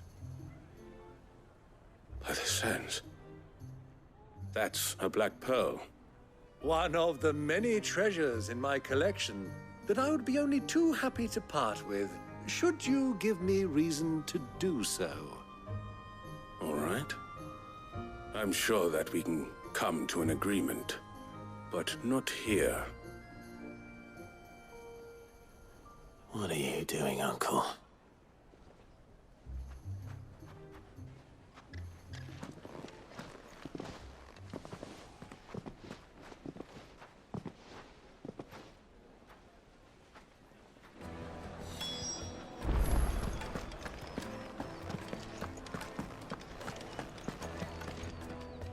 Care to explain why you're giving gifts to Kupka's men?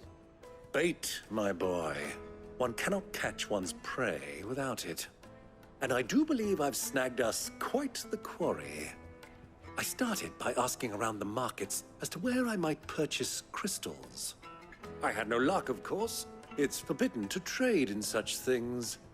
But my uncharacteristic indiscretion just happened to attract the attention of those uniformed ruffians. They took me aside and said they could procure the crystal I sought if I proved I could pay for it.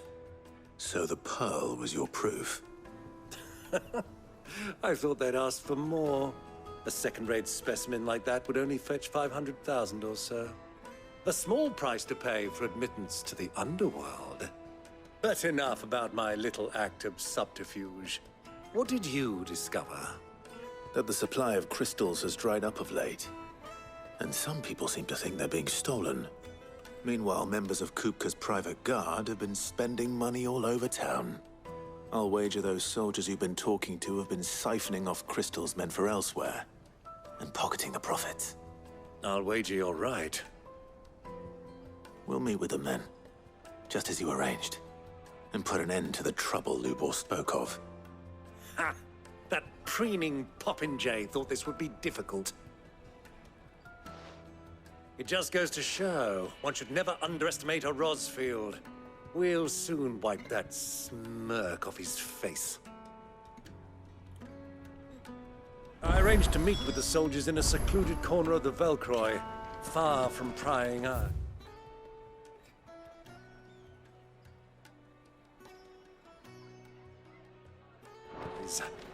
The perfect place for a spot of double dealing. I trust I can count on your support if things turn sour. Of course.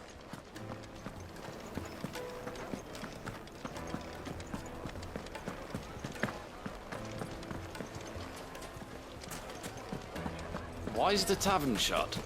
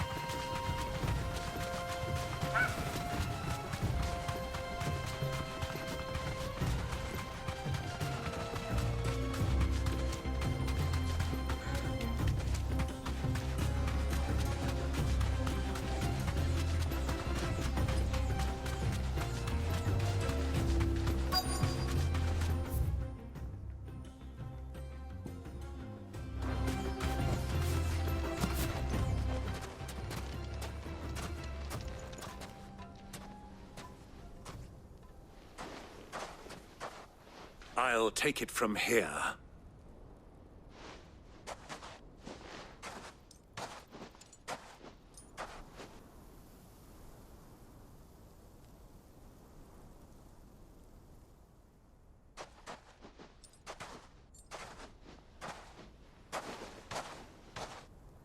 I was beginning to think you weren't coming, my lord. You've brought your contribution? All the silver and stones I could scrape together at such short notice? You brought the whole 500 talents. That was the price we agreed upon, yes? If you've no objections, I'd like to see the crystal. Of course. Right this way, my lord.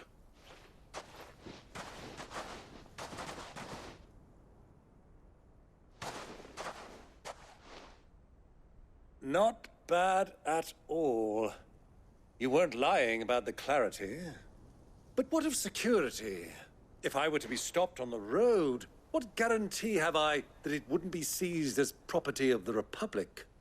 Because these crystals are no longer the property of the Republic. You're not buying from us. You're buying from them. And we have no more jurisdiction here than you, my lord. But we have ships, and will gladly deliver to a port of your choosing, now that our price has been met. Royalists, eh? What brings you here? Why, to collect their share of Drake's Fang's blessing, of course. Our nations are allies, and so they are entitled to a portion of the Mother Crystal's bounty. And being such good friends, we elected to increase that portion and share the benefits. And now that these crystals are officially property of the Kingdom of Waloed, we are duty-bound not to interfere, no matter where they might happen to end up next. Did you get all that? They're in cahoots! So it would seem. My lord, what is the meaning of this? Double-crossing dogs. They're not here to do business. Kill them.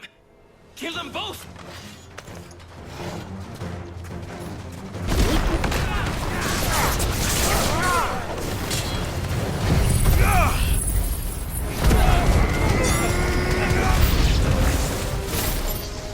It's not over yet, Uncle. Good! I'm just getting warmed up.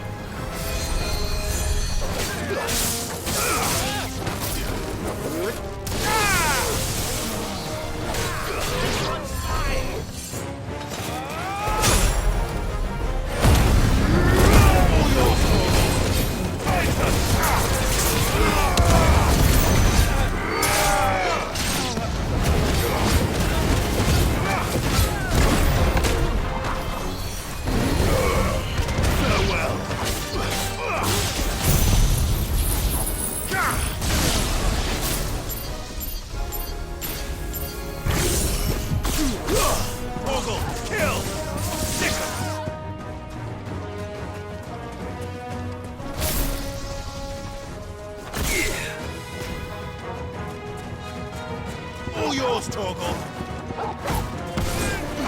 You're finished.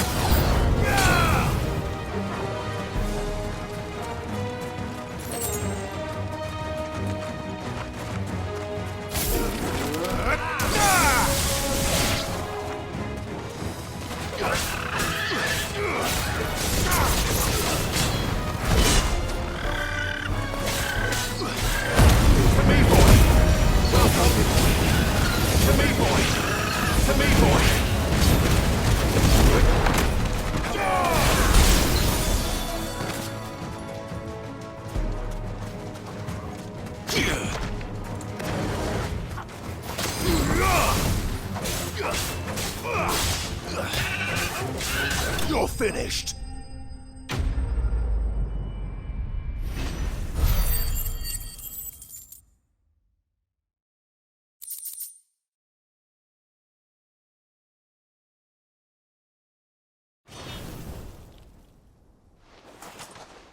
Well, that wasn't too bad. How'd you like my performance, huh? I've often played the villain on the stage. I think I did the role justice. Don't you? Greybeard, you were magnificent. The battle scene was particularly thrilling. Such a shame you didn't have more of an audience, but perhaps that's for the best. How long have you been watching? Long enough to witness your uncle's sordid transaction. I hardly expected one so venerable to degrade himself so thoroughly. Buying one's way into the confidence of degenerates. Ingenious. This was the trouble you spoke of. The men of the Rock taking crystals meant for the common folk and conspiring with the Royalists.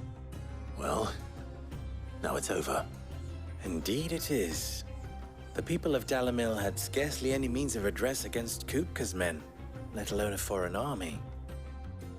Until you two came along, that is.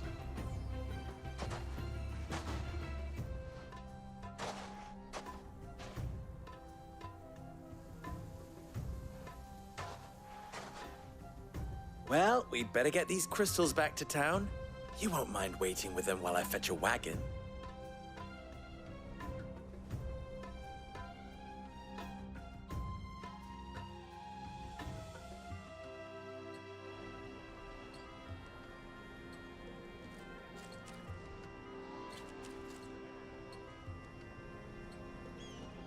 It occurs to me that I still don't know your name. Clive. So, Sid the Second is a Clive? I suppose it could have been worse. Well, Clive, you held up your end of the bargain, so I must do the same. Passage through the South Gate, was it not? To tell the truth, you've helped a little there too. Many of the guards have already been redeployed to deal with the issue of their missing comrades. And those left behind have been encouraged to look the other way should you attempt to pass through. Thank you. And please allow me to cover your costs. You still have the purse I gave to the soldiers, I trust? I saw you pluck it from one of the bodies. Oh, dear. Was I really so obvious? And my name is not Greybeard. It is Lord Byron Rosfield, thank you very much. No, thank you very much, Greybeard. Of all the... Ugh! Here, wear this.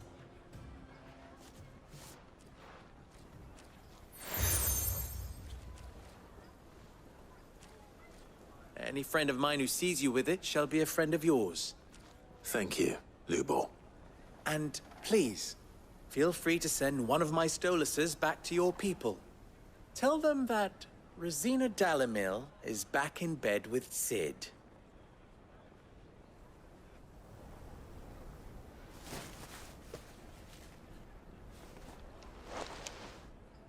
Omia Lostelan. Tu Isakelis.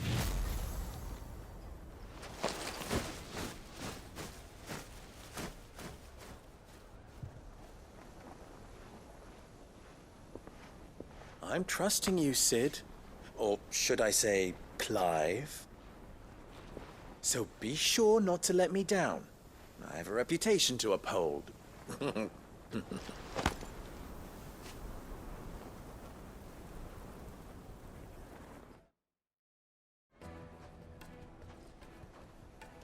Well then, I wish you a safe journey south. Thank you. Not at all. It was my pleasure. Come on, Uncle. Let's go.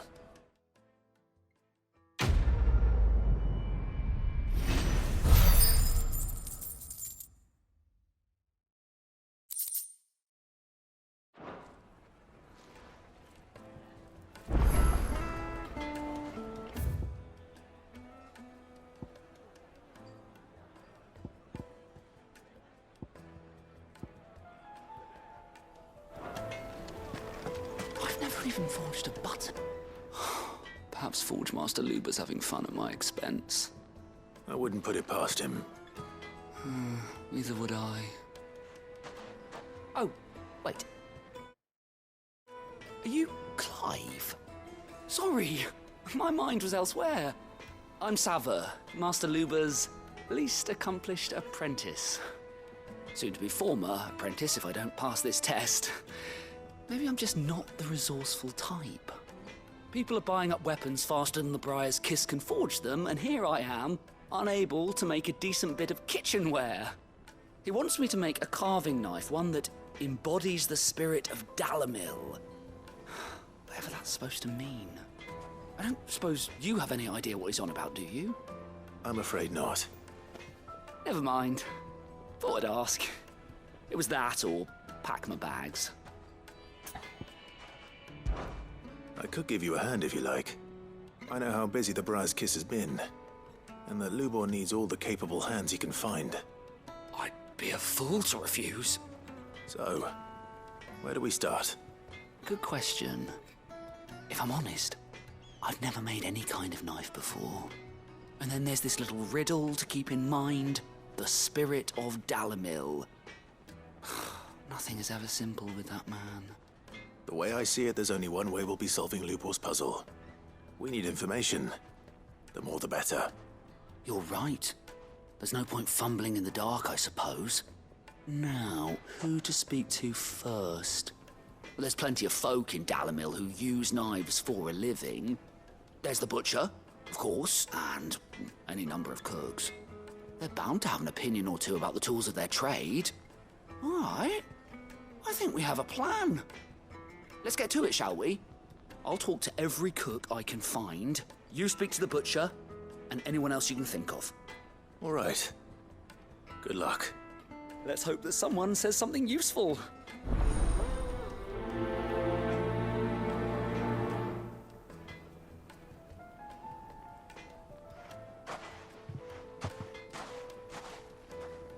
Trust Lubor to take a simple test and turn it into a riddle. I'd better get to it. It would make a fine gift for your beloved. Look at you in quite... Welcome, sir. What can I do you for? A question, if you don't mind. I need to know what makes a good carving knife. You a blacksmith or something? Something, I suppose. Fair enough. Knives, is it? First and foremost, it's got to hold an edge. Most knives will make it through fat, no problem, but sinew dulls cheap steel in no time. Give me a blade which can slice through anything that crosses my chopping block, and I'm a happy woman. So a knife that stays sharp. Makes sense.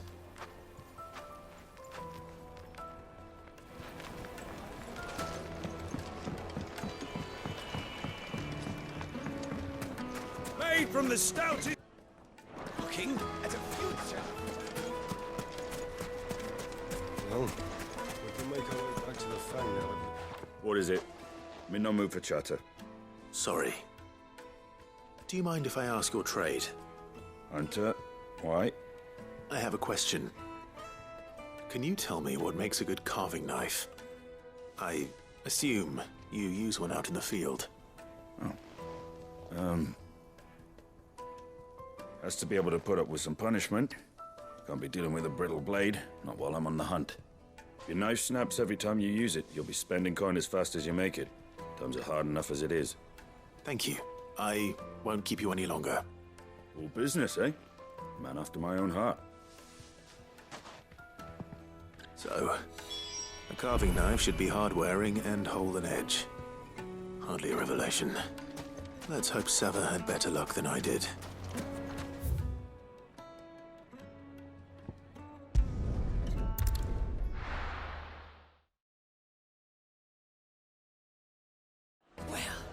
This is no good. So, how'd it go? You learn anything useful, or should I be looking for a new trade? Only that a blade should be durable and stay sharp. But I don't see how that relates to the spirit of Dalamil. I didn't have much luck either. All the cook said was that he needs his knives to be light. Too heavy, and they do his shoulder in. So we're no better off than when we started. Perhaps Lubor didn't mean anything with his Dalamil remark. But that can't be right. I've bandied enough words with the man to know that he chooses them carefully. No. We must be missing something. Something right in front of our noses, most likely. No doubt you're right, but I have to make a start soon. I can't put off making this knife forever. Agreed. Lubor wouldn't like that much. Right. I've been trained to work iron. The cheap stuff, mind.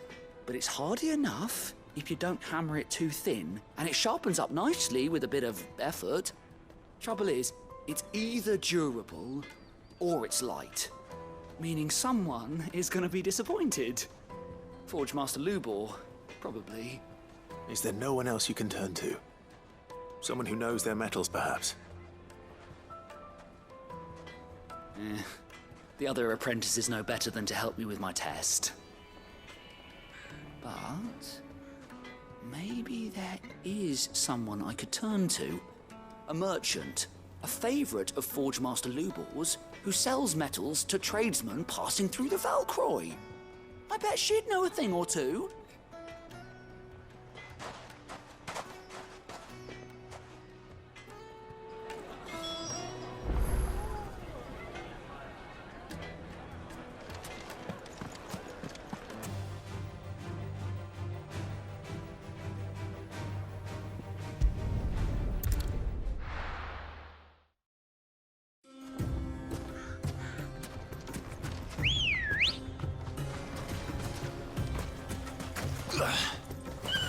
Ready, go?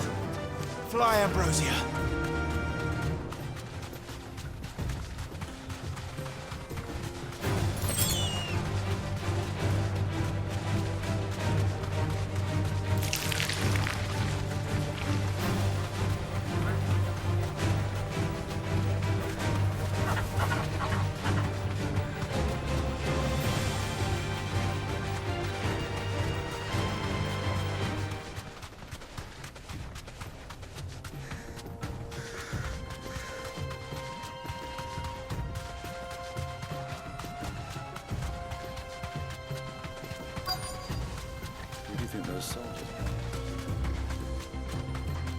Thanks, Gal. Lord Cook has... Yes. Any luck? Or will you be needing help with your bags? Well, I asked her, but... you tell him.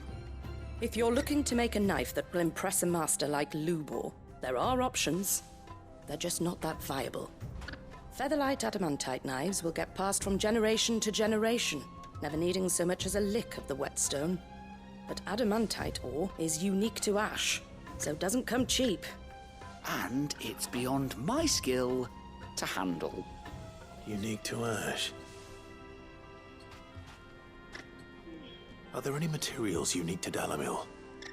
Something which could be mixed with iron to refine it. Make it lighter. What are you getting at? You said that Lubor trained you to work iron. Then that's what he'll expect you to use. But he would have known that it would either be too heavy or too brittle for a carving knife. Perhaps his Dalamil remark wasn't a riddle, but a hint. If it's cheap metal you're using, then there's always limestone, I suppose. Folk first settled Dalamil to get at her mineral deposits.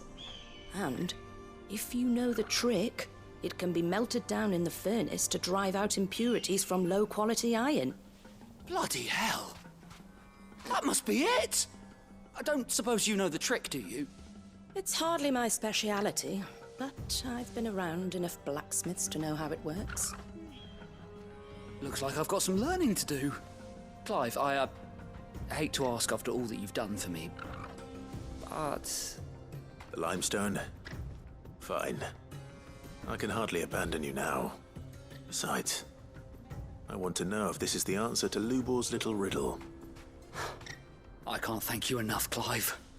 You'll have no trouble finding limestone over in the terraces. The place is bloody made of it. Then I suppose I'll meet you back at the forge. Right you are. I'll see you shortly. So, do you crush it up, or just throw it in the furnace?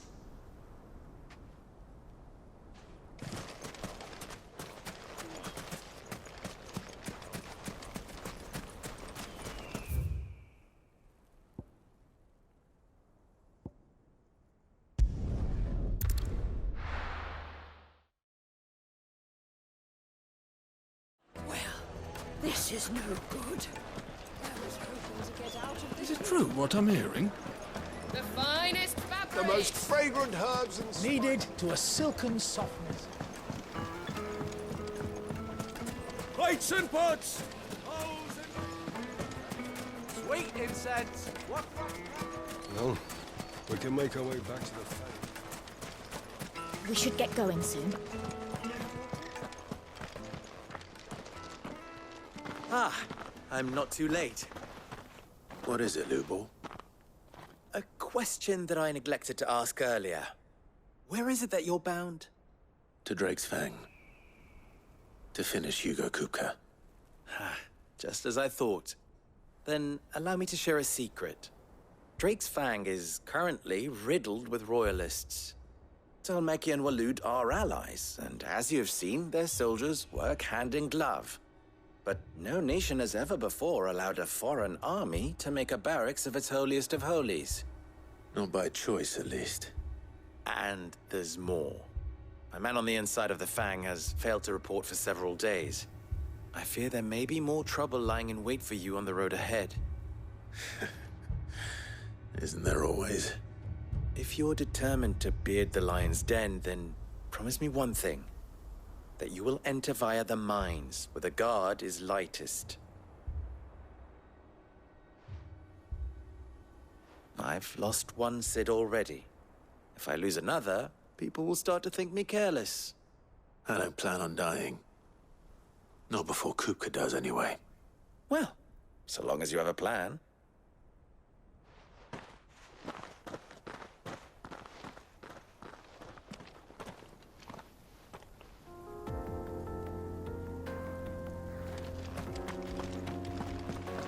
Drake's Fang should be just beyond these springs. Shall we press on?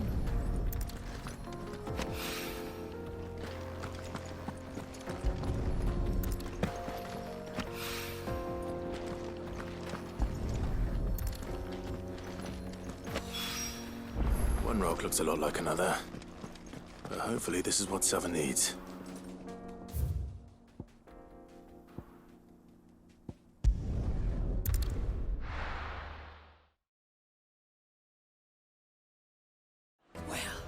This is no good. I was hoping to get out. Is it true what I'm hearing? Clive. You and I... What? Alas.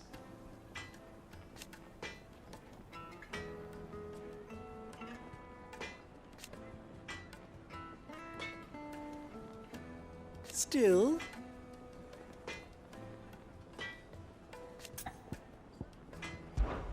Ours is a blessed corner of the Velcroy.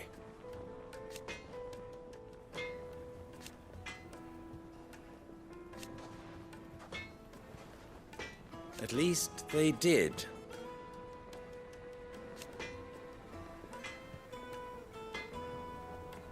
So...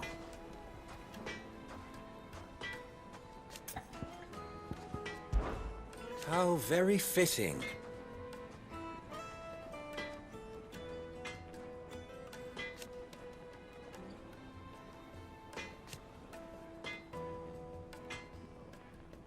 Of course, there's simply no other way.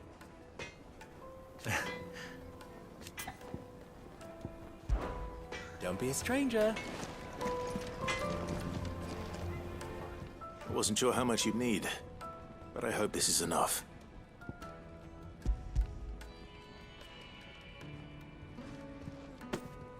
You are one of the good ones, you know that? You and that merchant both, she's got quite a gift for teaching that one. Now, time to see if limestone is the secret weapon we were hoping for.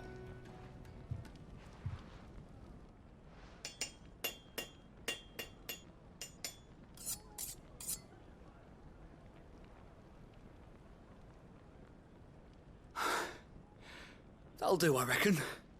A knife forged from the very rocks of Dalamil. Her spirit, if you will. It's a fine-looking blade. I only hope Master Lubor agrees. That sounds like my cue. And just as well. I was getting tired of waiting. I'm sorry, Forge Master Lubor. Let's take a look then, shall we? First things first, Sava, do you think this is a carving knife worthy of the fine people of Dalamil? I'd like to think so. But what do you think? What do I think indeed? It's sharp-ish, but it won't last long with hard use. And it's heavy, heavier than it should be. You might not think it just to hold it for a moment, but sell that to a cook and you'll never hear the end of it. It looks like someone paid a visit to the terraces. The limestone was a step in the right direction, granted, but one that still leaves you short of the mark. And I was so certain I had it all worked out. I don't know who you found to teach you that little trick, but it certainly shows initiative. Next question. How much do you think I would charge if I'd made this? Well, if it took you even a fraction of the time it took me, I would say you could demand a heavy purse. And who would be able to pay that?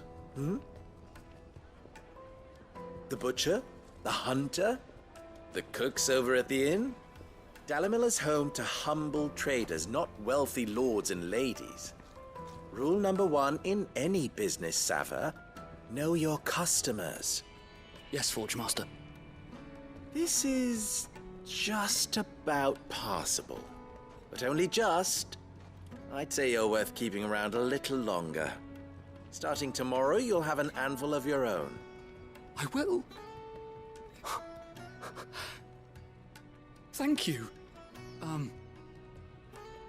I was wondering, what would you do if you were asked to forge a carving knife? I'd do what I always do. Ask who it's for. If it was for the butcher, I'd make sure it holds an edge. For the hunter, I'd make it as tough as Titan. For the cook, light as a feather. And for the nobleman, I'd make it cost an absolute fortune. There goes a master, all right. It looks like congratulations are in order. I couldn't have done it without you. So much for the Forge Master's riddle, though, eh? The spirit of Dalamil had nothing to do with limestone or anything much at all. Meaning, I had you run around for no good reason. You've passed your test. That's all that matters. You'll have a forge of your own in no time. And when I do, I'll craft you the finest carving knife you have ever seen.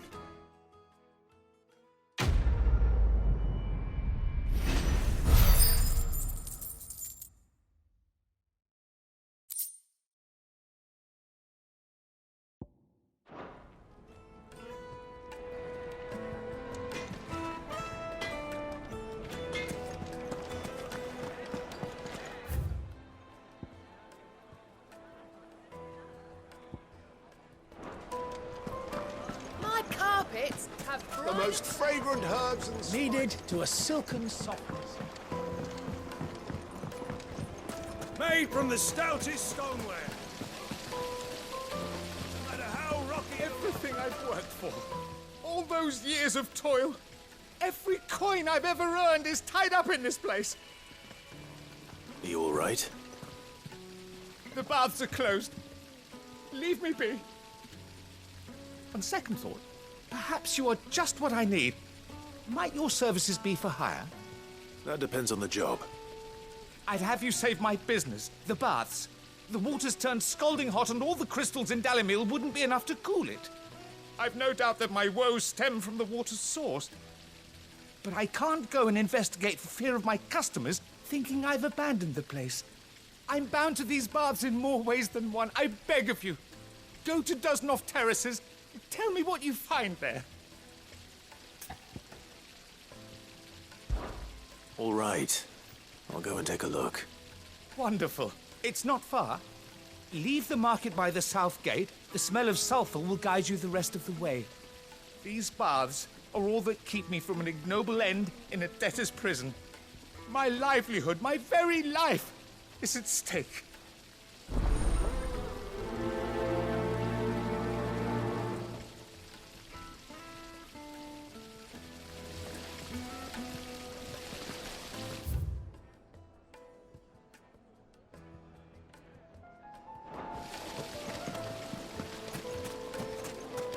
Hanging lanterns, keep it up. We should get going soon. Do you have water?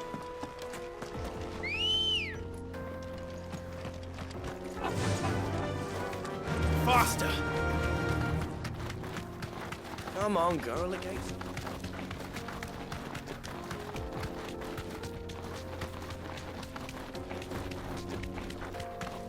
What the hell are those things?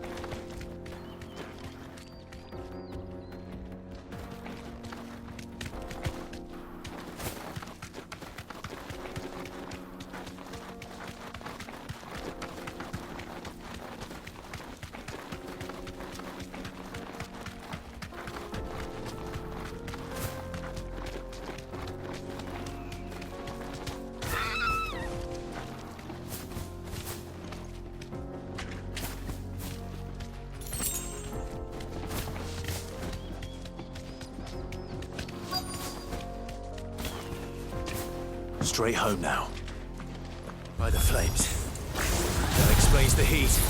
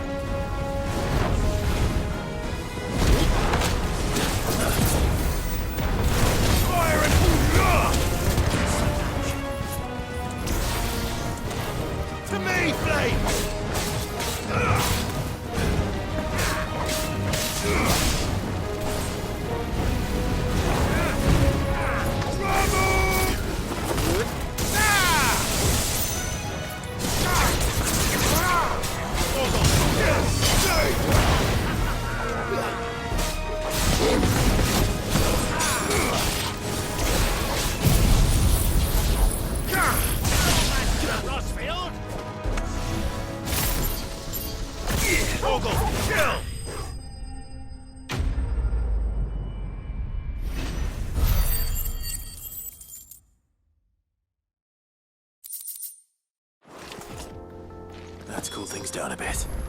Let's hope it's enough to keep the baths from boiling.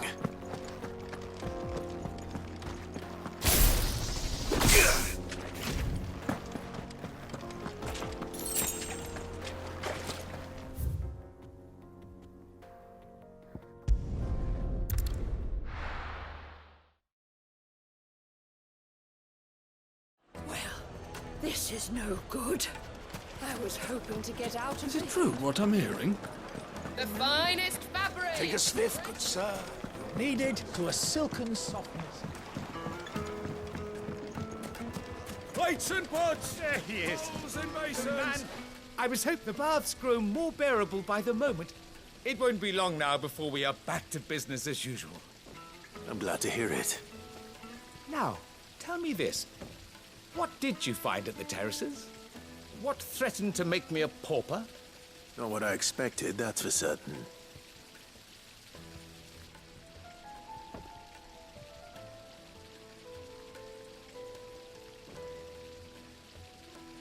You tell a fine story. That's not to say I don't believe you, though. Creatures made of flame, eh? That's something you to worry about. But I burdened you with my worries enough already. Here, a small something by way of thanks. Right. It's high time I got back to work. With a little luck, the day might yet be salvaged.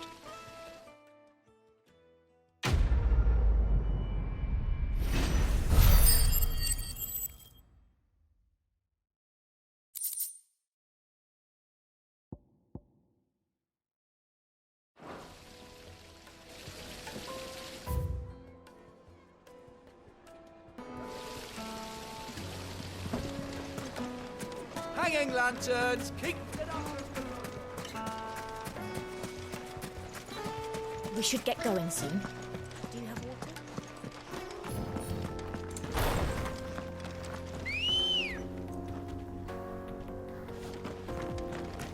Good girl. Come on, girl, against.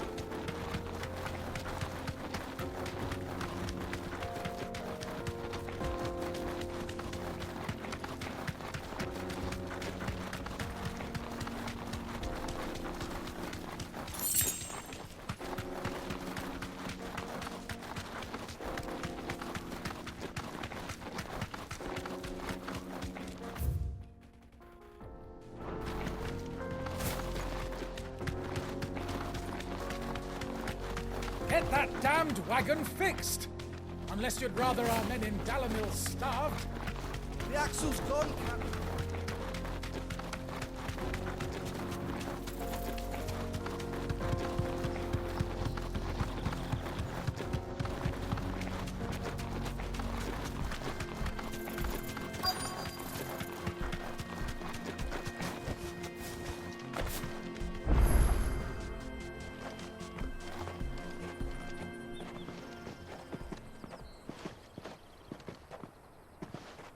There it is.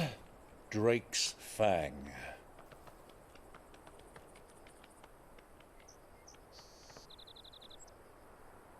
Kupka will be hiding inside.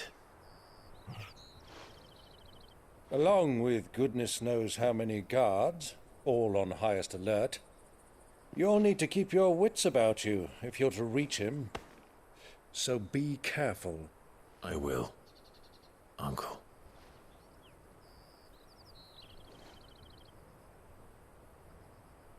Before you go, Clive, allow me to apologize.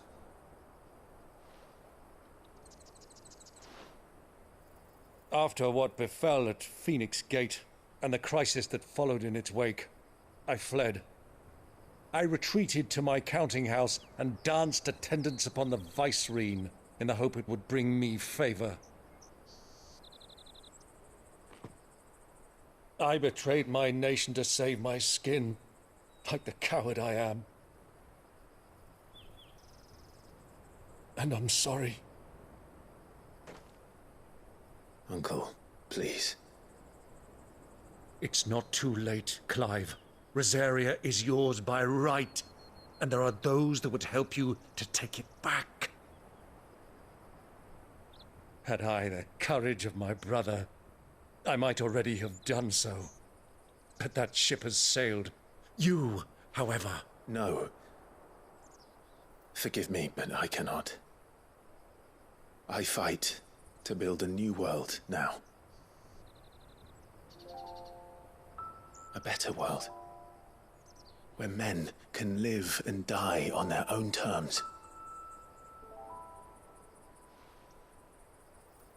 I was raised in a nation that strove to improve the plight of bearers.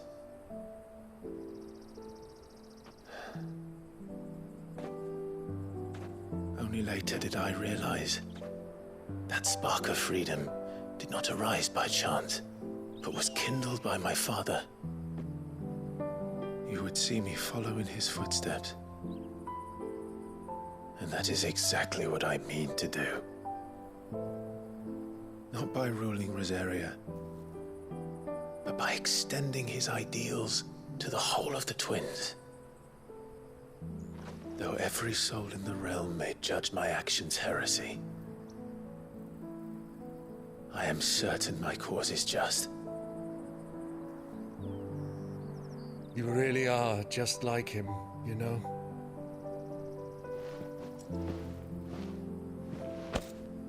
Thank you, Clive, for coming back to me. I am proud to call you nephew.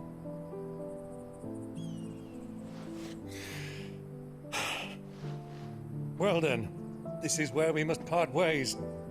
Wish me luck in convincing my Canvarian friend to share his considerable talents. I mean to plunder his coffers and prove myself worthy of a place in your merry band. Till then, my boy. Till then, go safely, Uncle. And you, nephew. We have much to catch up on, you and I. I shall expect you to regale me with the tales of all your adventures when next we meet. You can regale me too, Torgal.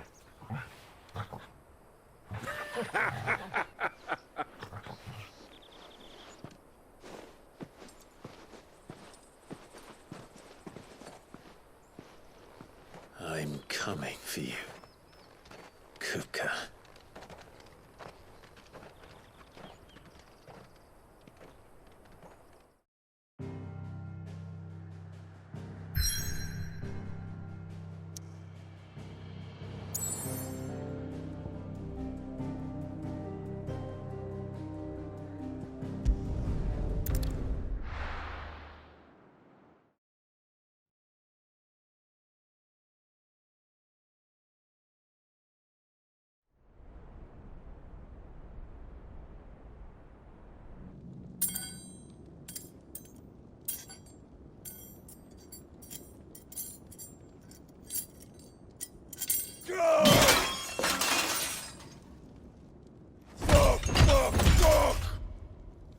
What have they stored? What has that gutter rat done to me?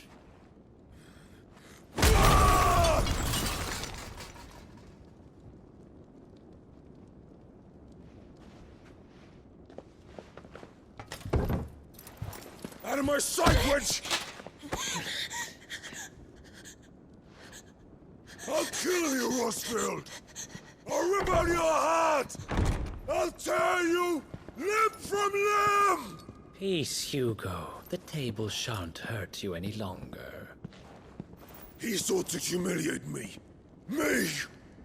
If you hadn't interfered, he would be dead! You truly believe you would have triumphed had the battle continued?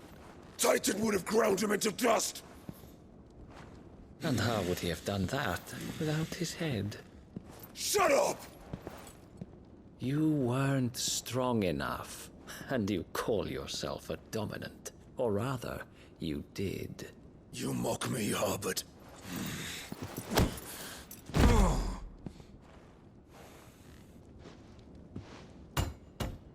Do you see, Hugo?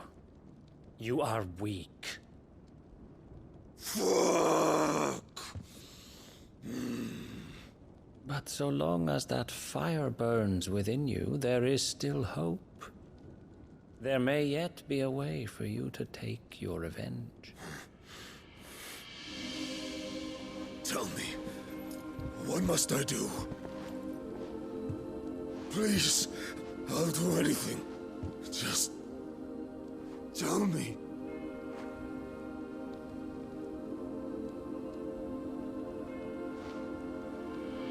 The heart. What of it? A mother crystal's heart is the most concentrated source of ether in all creation. Perhaps you could take advantage of that. Of course, the crystal would not yield her blessing to any ordinary man. But then, you are no ordinary man, are you, Hugo? Clive Rossfield stole your power, but others have suffered a similar fate, and still managed to find the strength to conjure their icon. like Benedicta Harmon. She too drank of the ether and gained a power beyond human understanding. She did.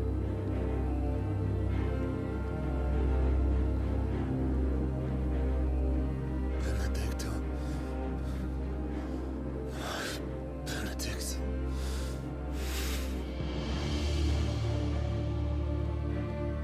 I'll do it. My love. I'll avenge you.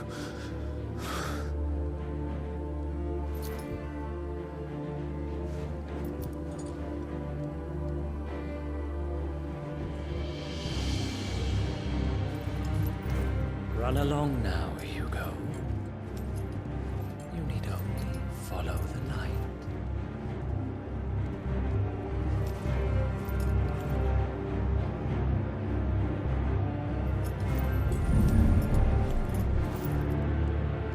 Muthos is here.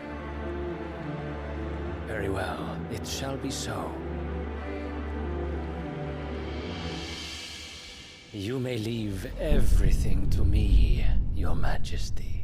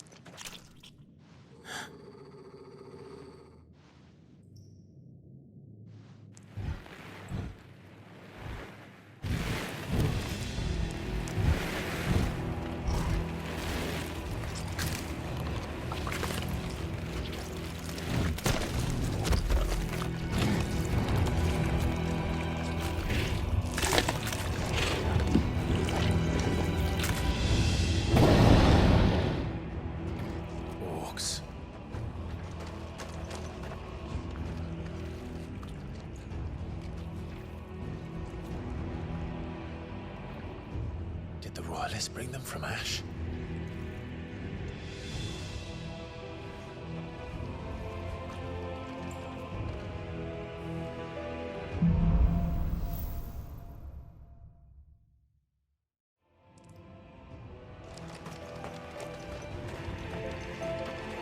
Are the beastmen part of the Waluda army now? How the hell did that happen?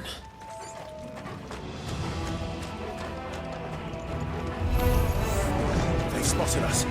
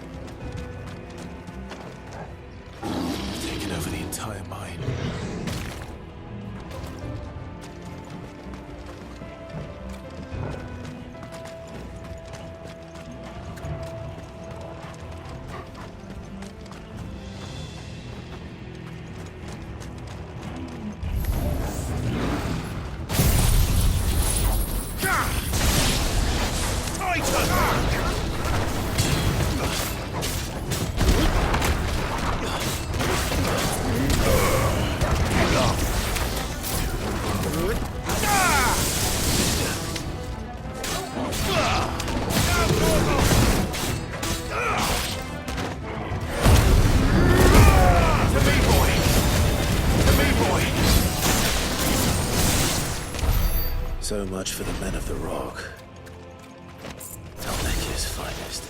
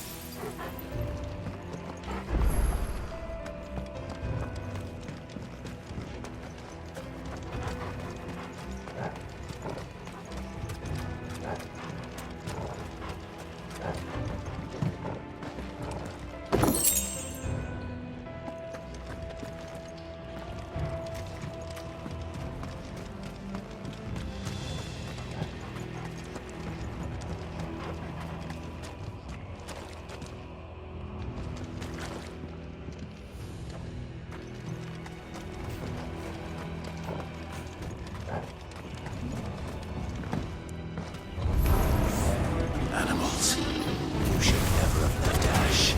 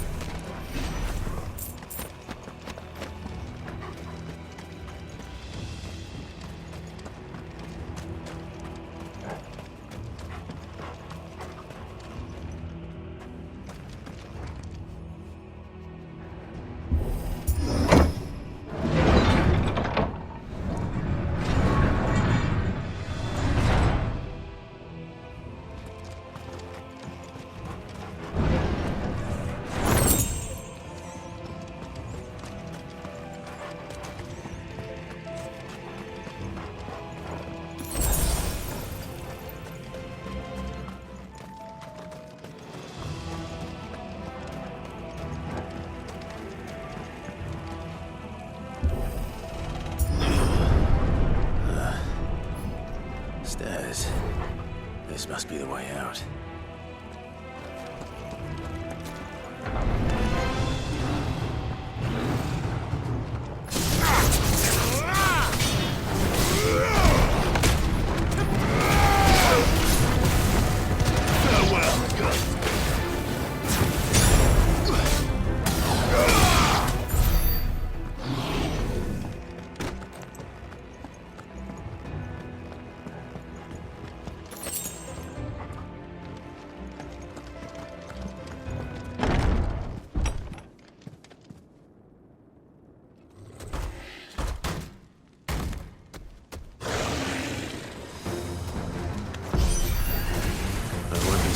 Past this one. How did it get in here?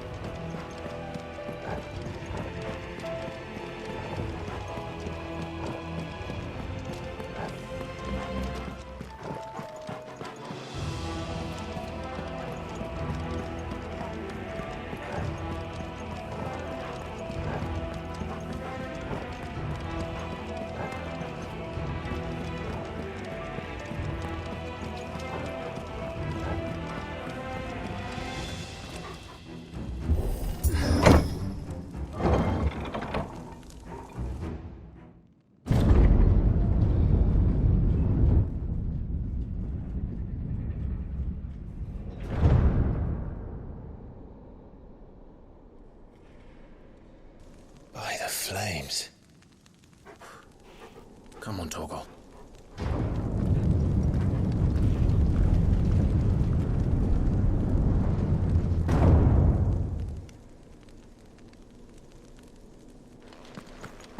Kupka never did do things by halves. As if taking the Mother Crystal for his own wasn't enough. He had to build his castle in it.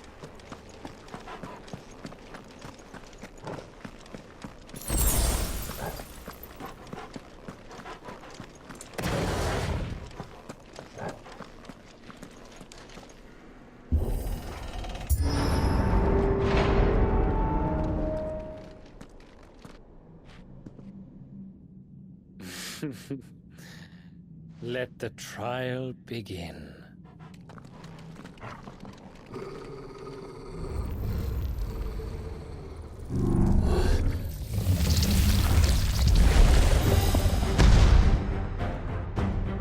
What the hell? With me, Torgal.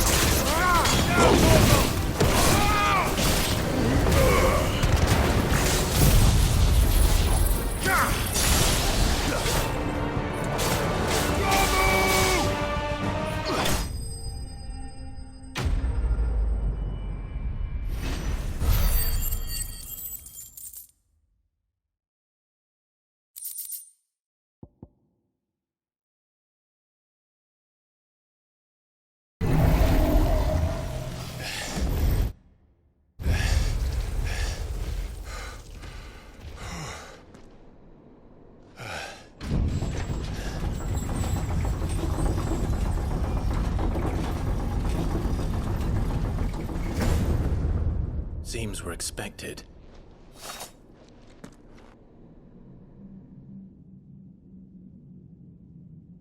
So this is the power of Mythos.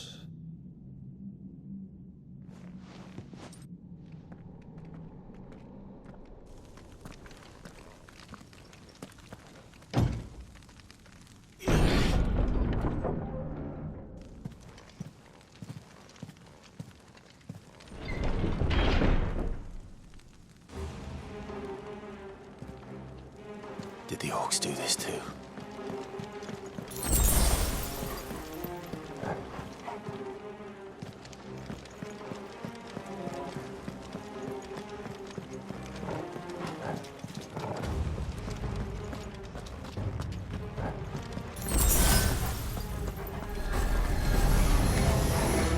More of them.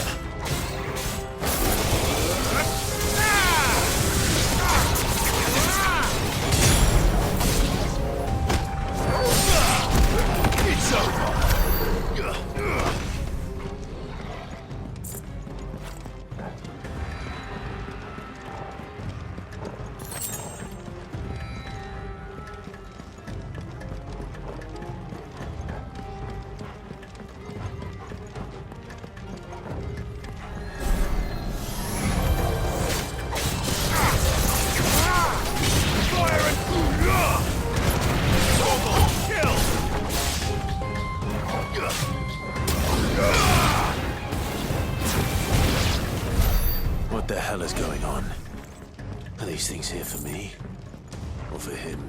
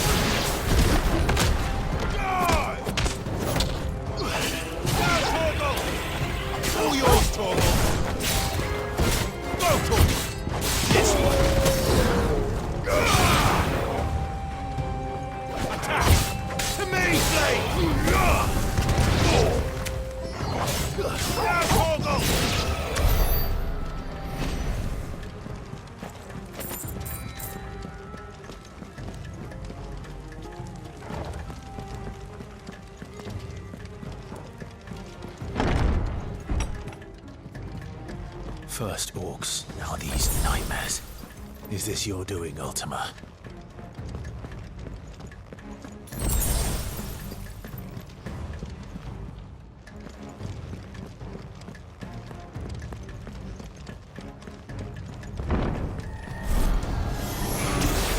No mistakes.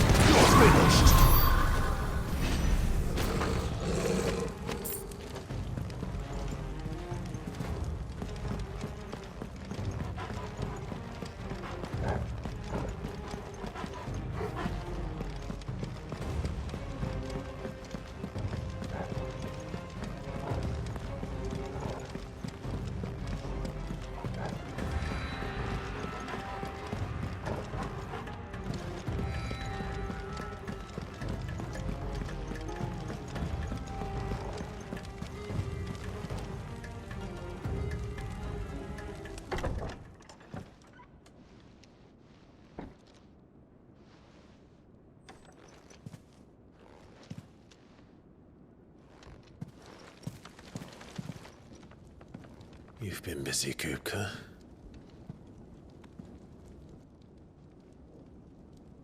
But where did you go?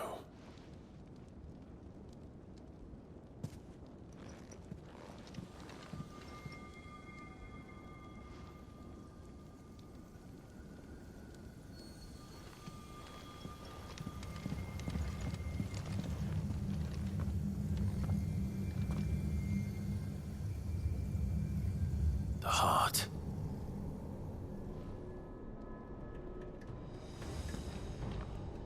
He's in the sanctuary. I can feel it. Come on, Torgal.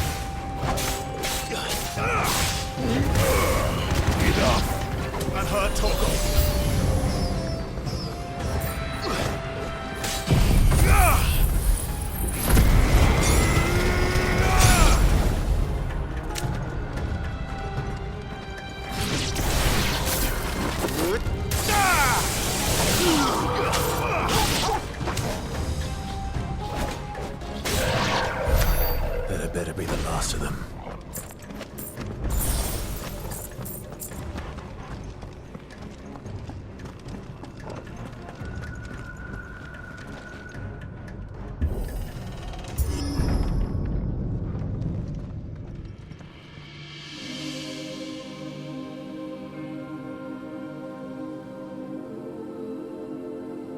Benedicta, my everything. I've missed you so much. Kuka!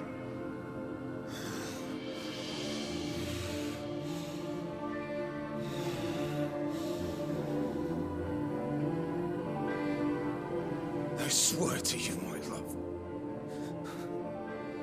we will never be parted again. What's wrong with him?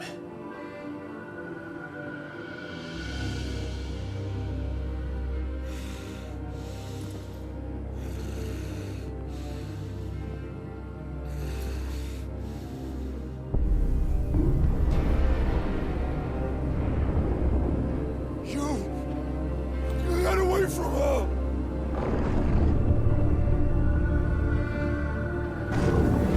Benedicta!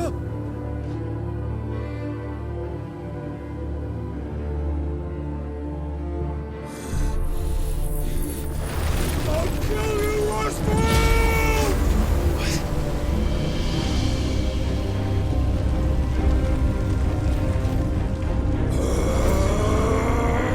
Oh shit, he's priming.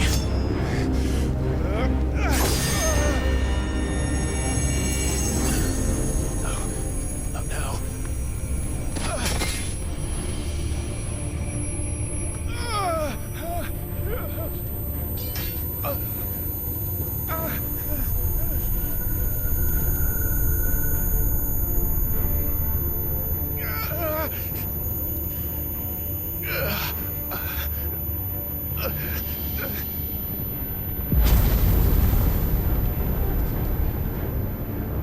Come on.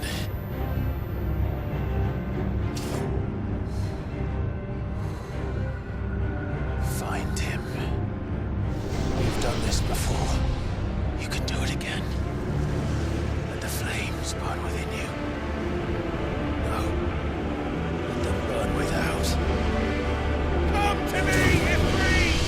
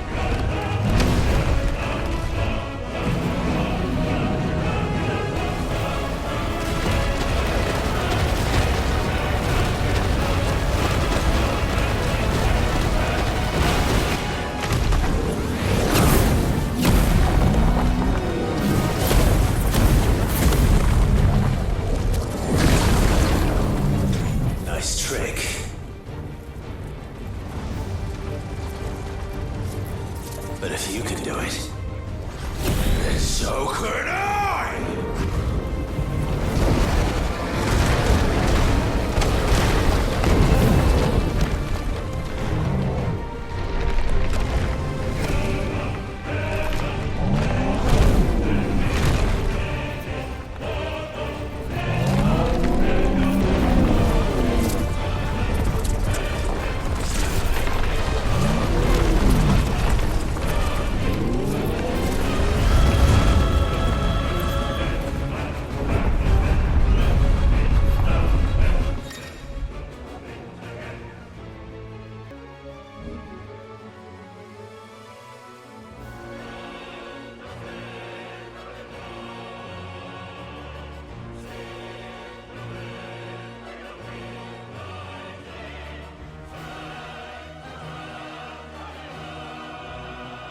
Let's give this a try.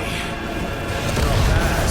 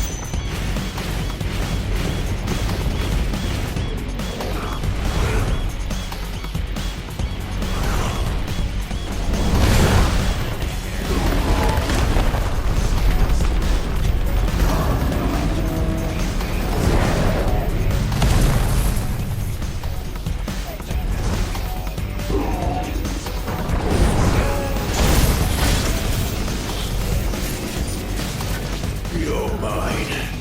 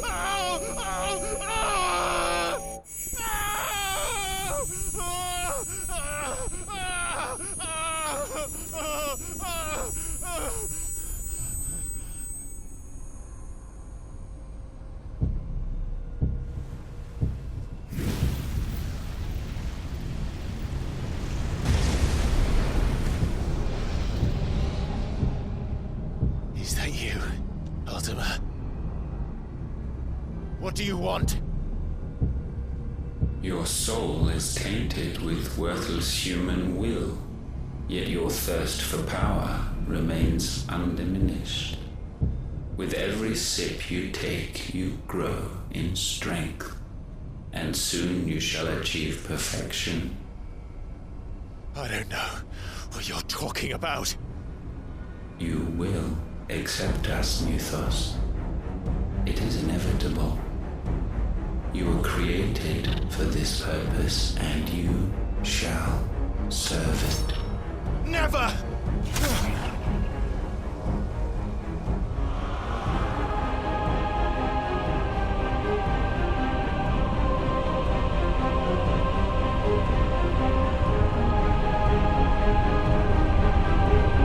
Fight it, Clive! Don't let him in! Consciousness.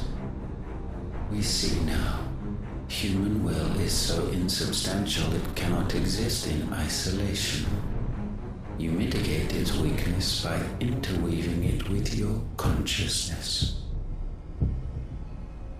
We believed we had merely to purge you of your will to claim our vessel.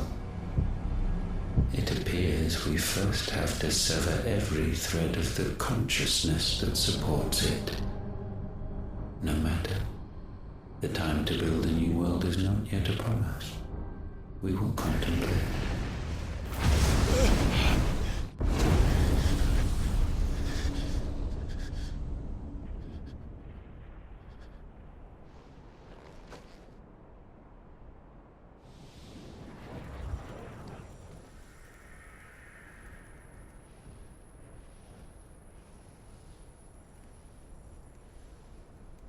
Thank you, Joshua.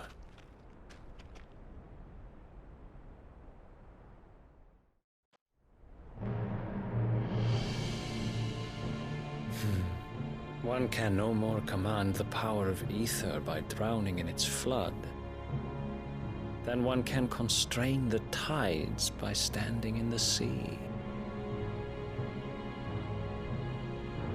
I had thought Hugo wiser than this, but it seems his head was full of rocks after all.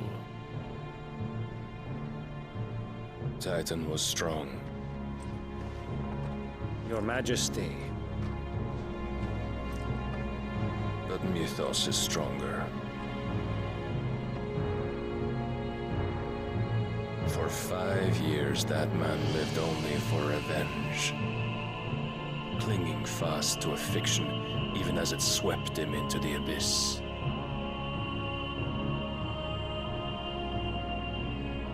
One cannot change one's nature through force of will alone. Only the Almighty can do that.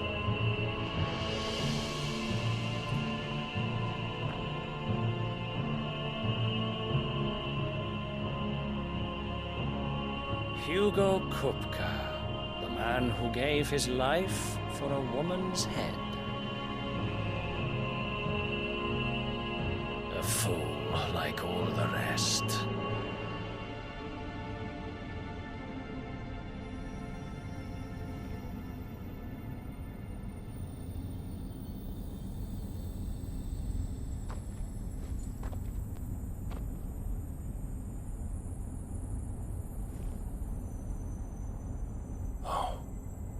That the death of a mother crystal should be so beautiful.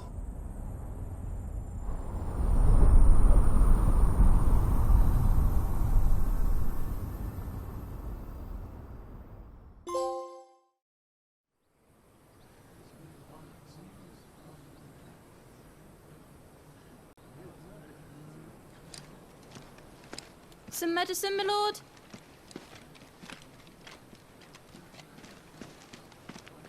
I have salves, potions, anything you need. Stop bothering me, urchin, or you'll feel the back of my hand.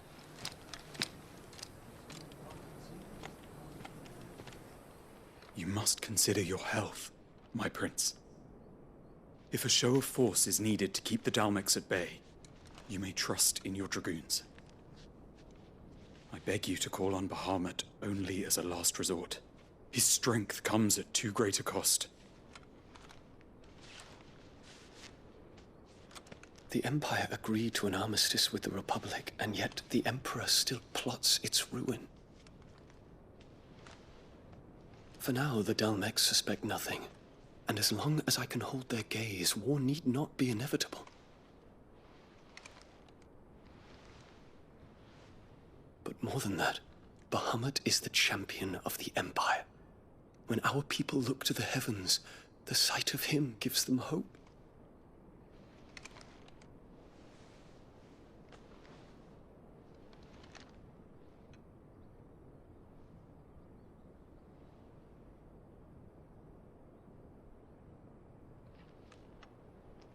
Forgive me, Terence. Would that you were my master. But alas.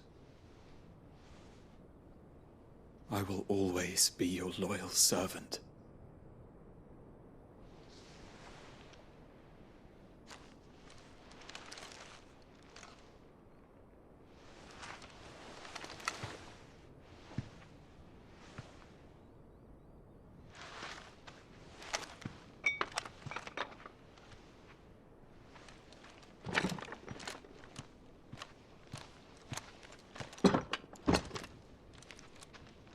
Should the Council's brazen maneuvering prompt the Republic to tear up their own treaty and launch a new assault, our soldiers would advance to meet them, cutting across the Central Isles, but not in time to prevent their forces from breaching the southern defenses and storming Twinside. And so the capital would become a battlefield. Thousands of innocents would die. I cannot allow that to happen. There is one small mercy, at least. You will not be forced to do battle with Titan.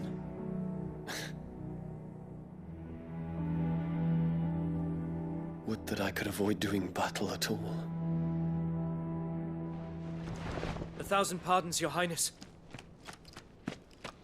What is it?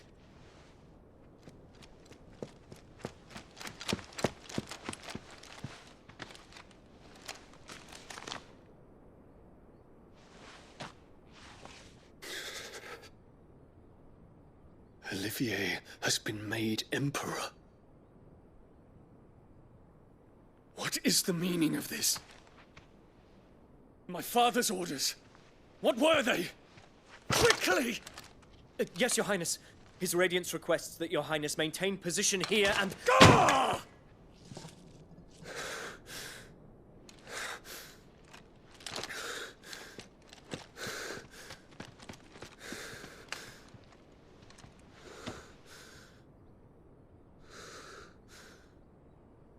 Terence.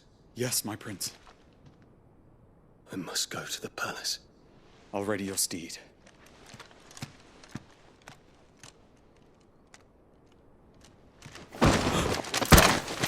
What is it now?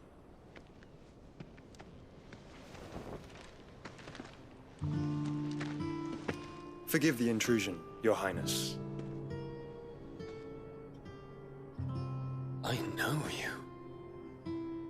At ease. We stand in the presence of the Phoenix. You wouldn't want to get your fingers burned. I hope I'm not interrupting. Not at all.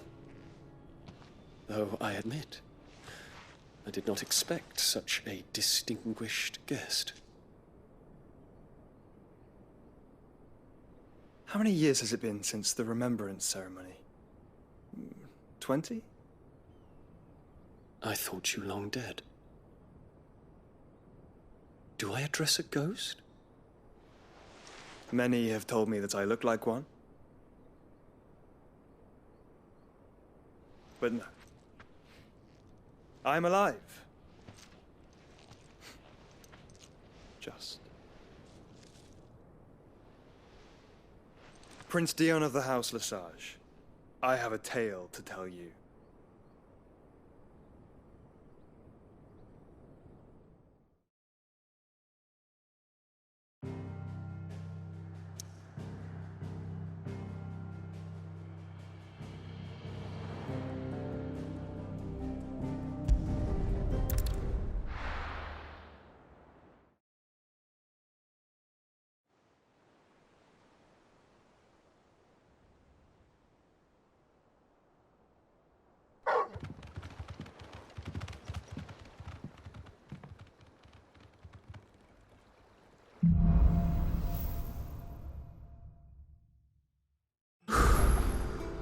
better give Otto the good news.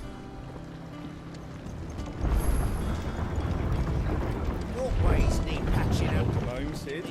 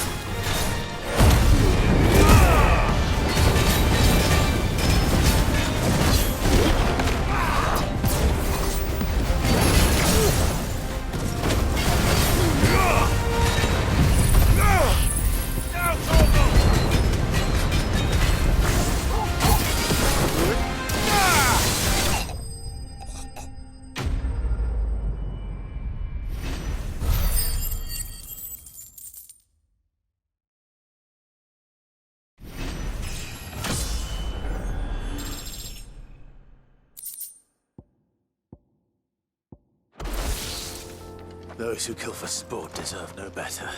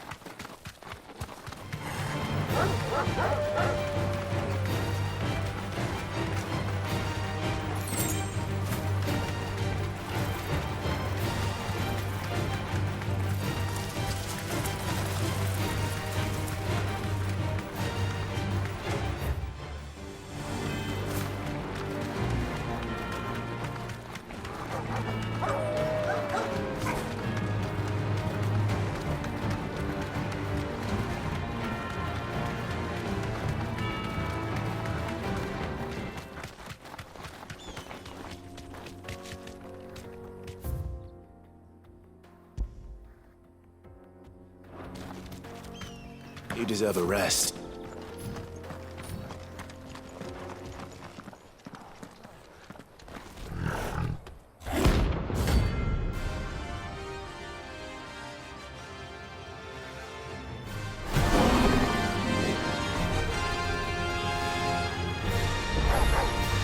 Playtime for the pack, is it?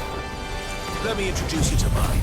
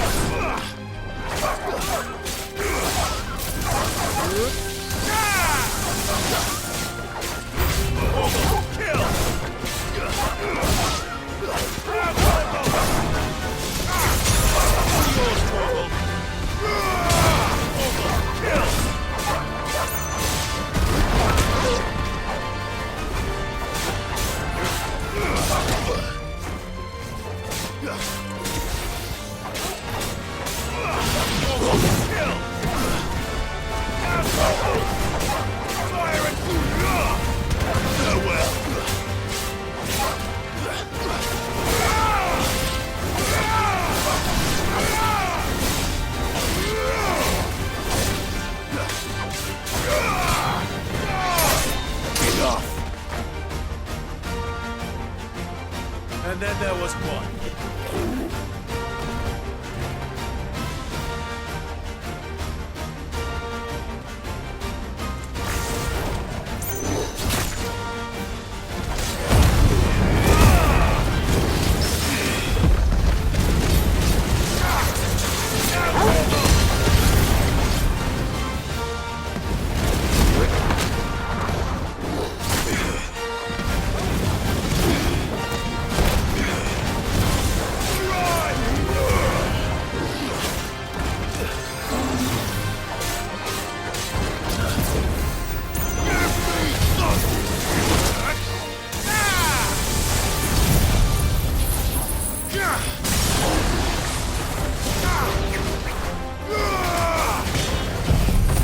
All yours, Torgal.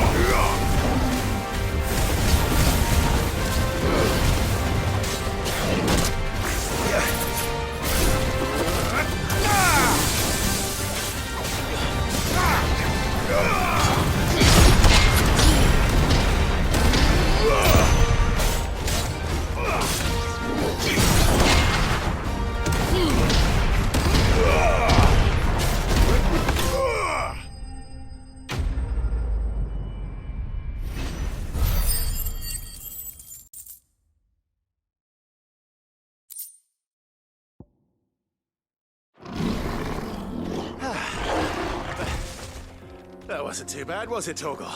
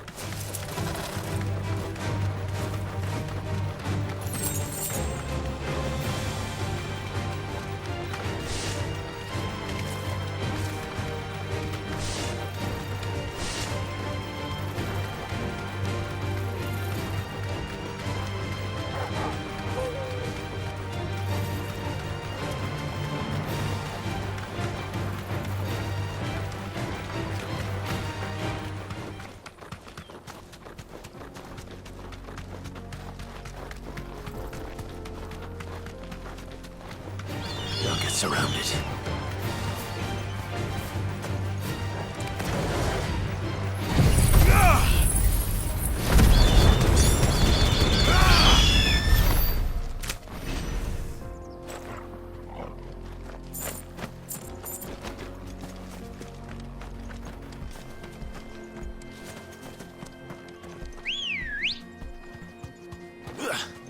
Let's go.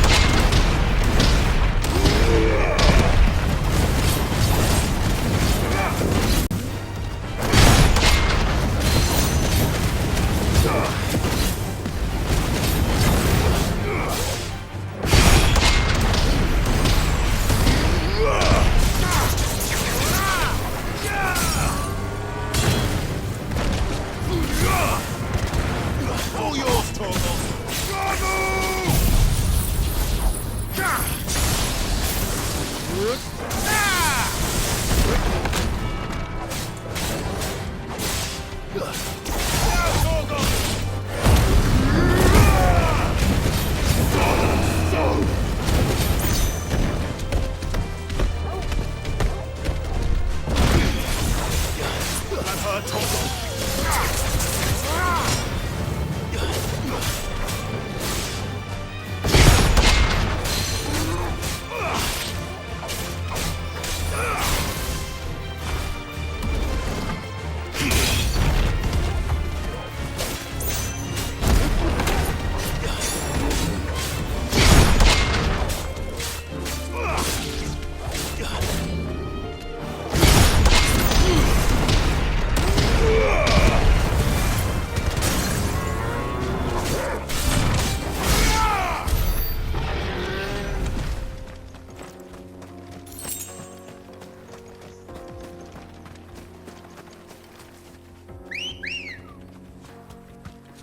Ready, go?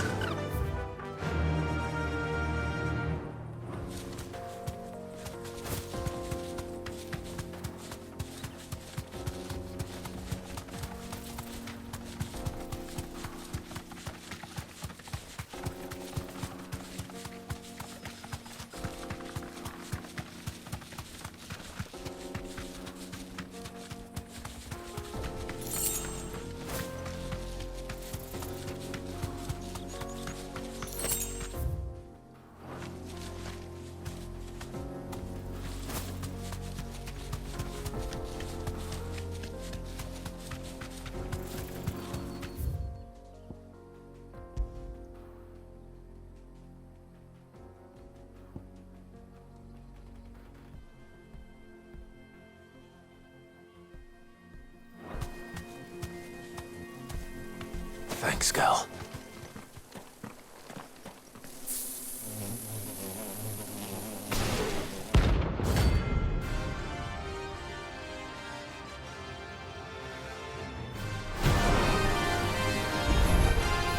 They don't look happy.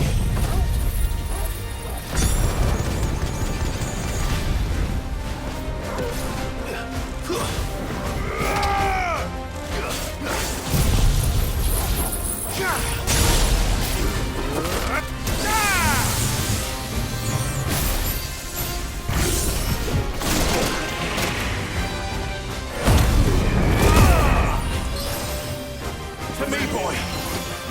Better already.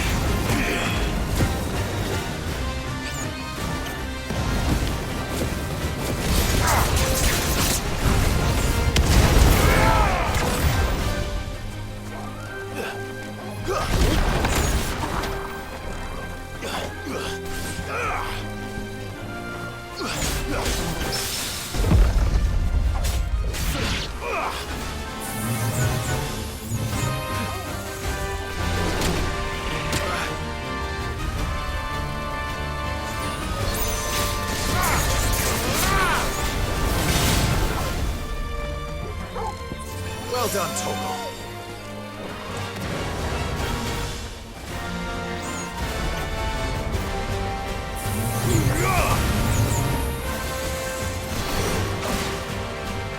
To me, boy.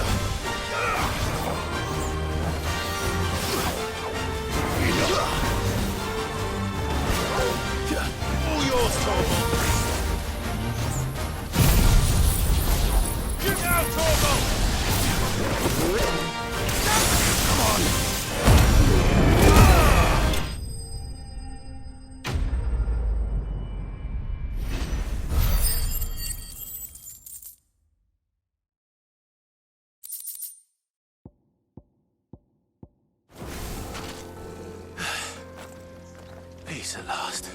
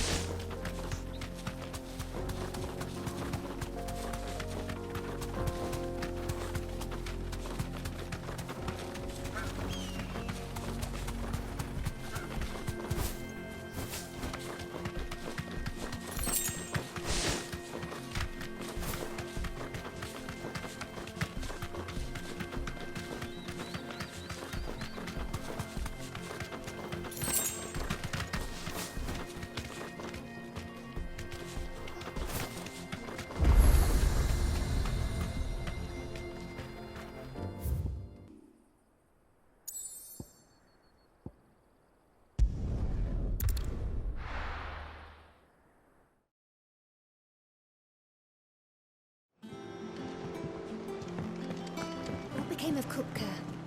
Why haven't we heard anything?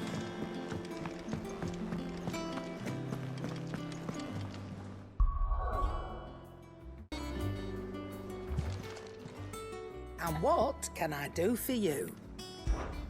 If you're gonna buy something, be quick about it.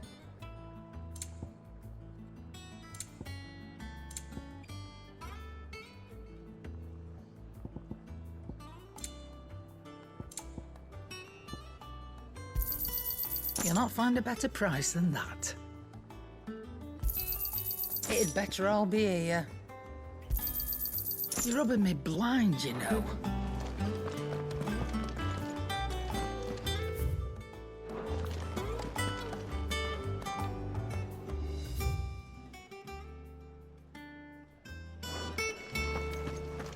If the state of our coffers is anything to go by.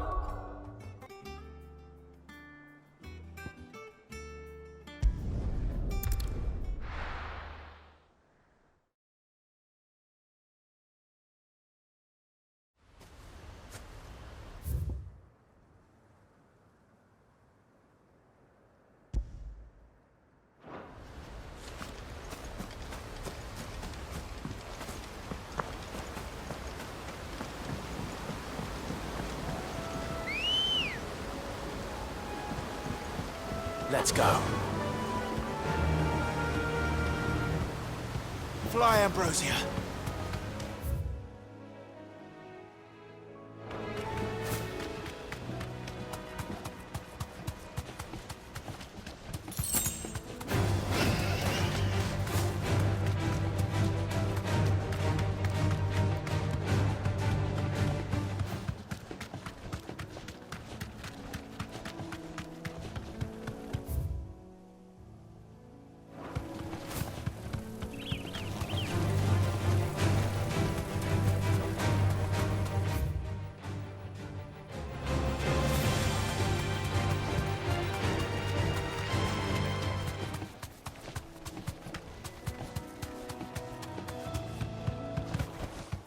Back to the stables, girl.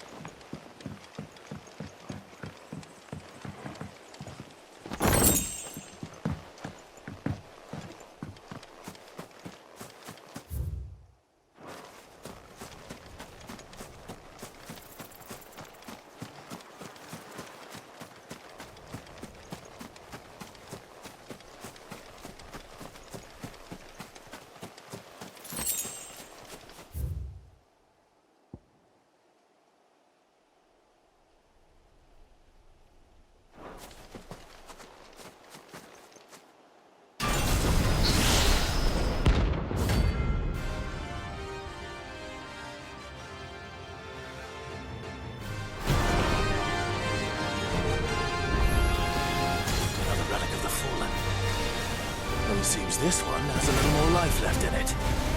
All right then. Too slow.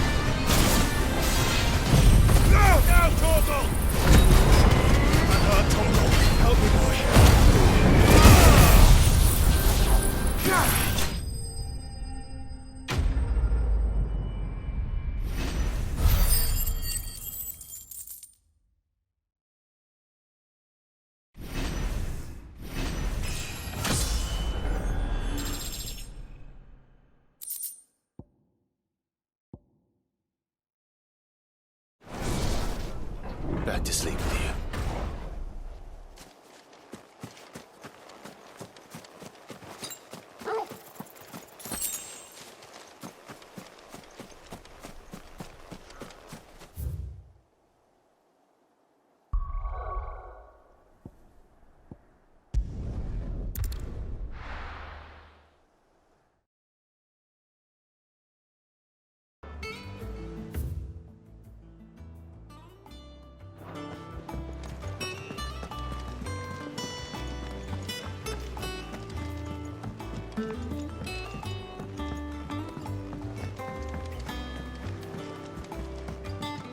And how may I assist you today?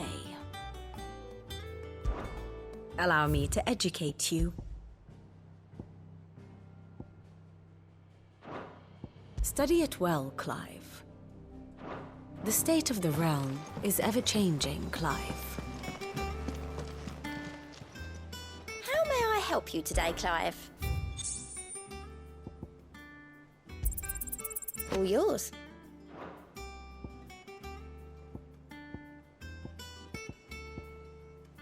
Best of luck out there, Sid.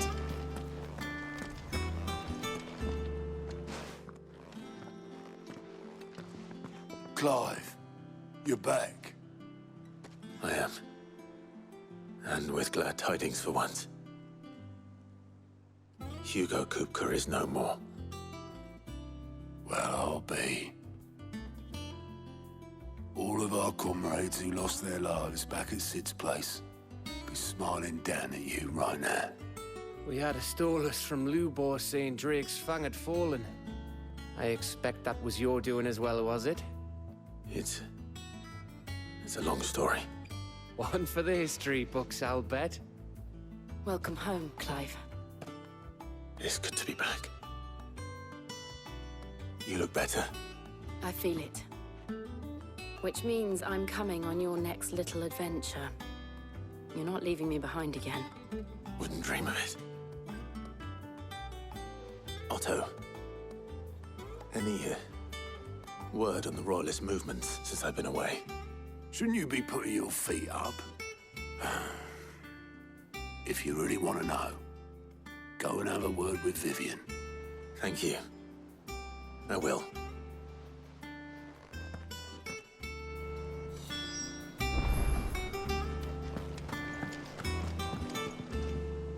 Ah, the conquering hero returns. And with hardly a scratch on him. I may have picked up one or two. Well, the fact that you came straight to me instead of visiting our resident physiker suggests that you picked up something more important. A scent. The scent of Waludas. The very same. But whatever plans Kupka was hatching with the Royalists, he took them to his grave. As did his men. Slaughtered by the orcs who'd taken over the Fang. Orcs, Vivian. I've never seen such creatures in Storm before. The Waludas must have ferried them over from Ash, but why? Why work to rescue Kupka only to invade his home, the mother crystal of an allied nation, and let both fall? It makes no sense. Do you know the tale of the blind men and the Adamantus? One can often be led astray by focusing too closely on individual details. One must instead see the bigger picture. And what bigger picture is there than my map?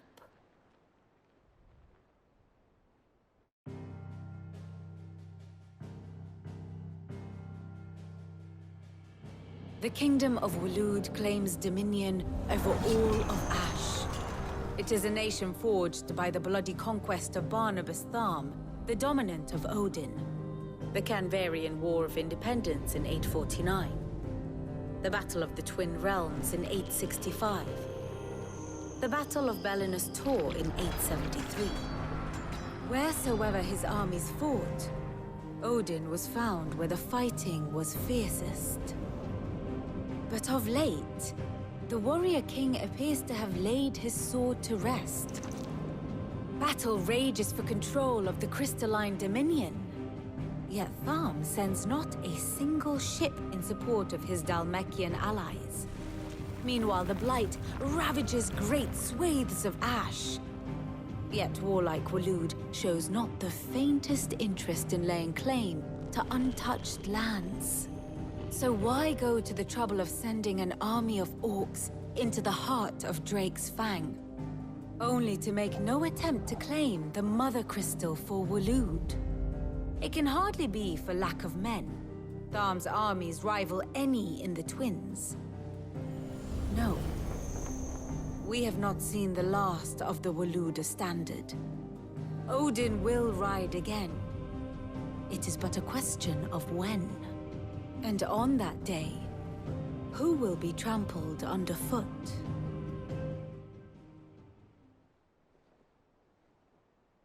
In summary, I know not to what end the Royalist betrayed Kupka. I know only that it is part of some broader scheme. A scheme tied to the ambitions of one man. King Barnabas. But there is no need to wallow in confusion. If one is to cure a sickness, one must first identify the symptoms. And your Lord Uncle has volunteered to do just that by keeping an eye on the Royalists' movements. He's really throwing himself into this. Indeed he is. Which means all that remains for us to do is await his reports. Well, not quite all in your case. The people of the Hideaway must hear the news. Justice has been done. Hugo Kupka is dead. The wounds he left that night are still raw, especially for those who lived with Sid the longest. Tell them that those wounds might finally begin to heal. Consider it the price of today's instruction. I've never known you to be sentimental. What can I say? I am only human. And we are, all of us, sentimental animals at heart. I suppose we are. Very well. I'll go and spread the word.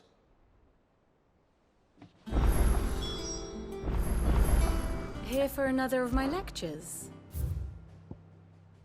One must understand one's place in the world. Very good. And how may I assist you today? So what of its parliament? Which leaves but one man.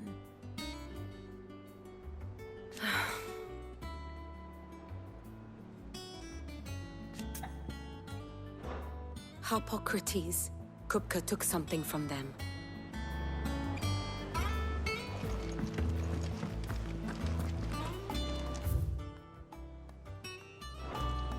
We're seeing troops amassing in every quarter.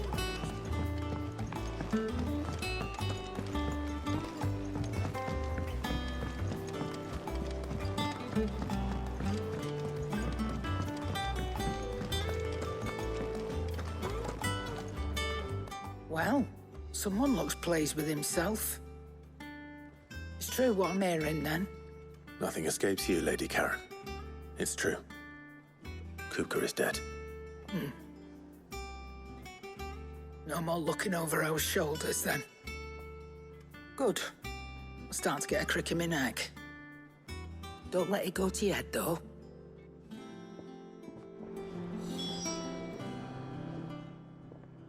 And what can I do for you? It's a relief. Thank you, Clive.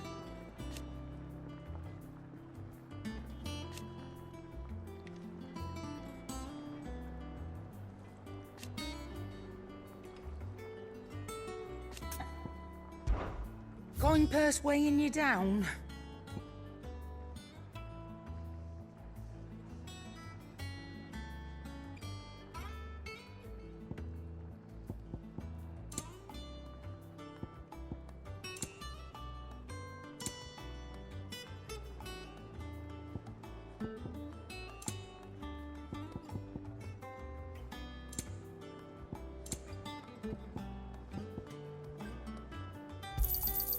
It'd better all be here.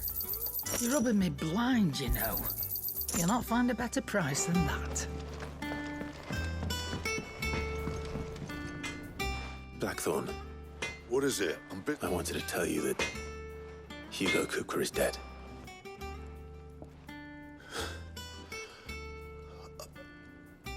I can't tell you how long I've been waiting to hear those words. This is it then. A new beginning under a new Sid. I'll try to live up to the name.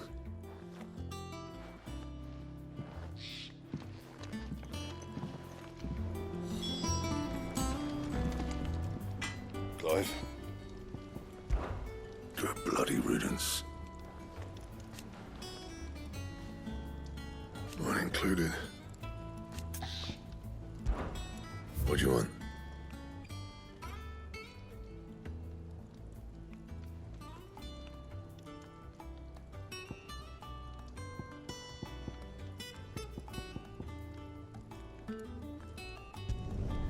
Should last you a good while.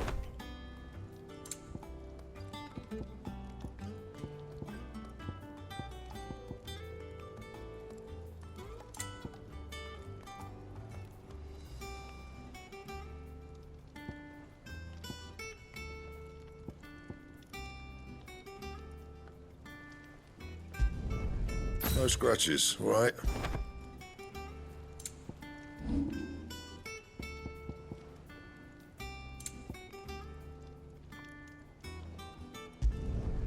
Yeah, that should do you.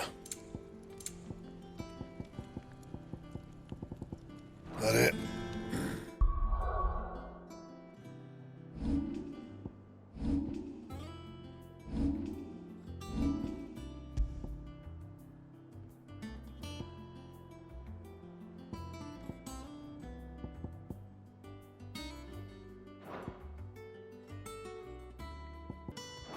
Fine.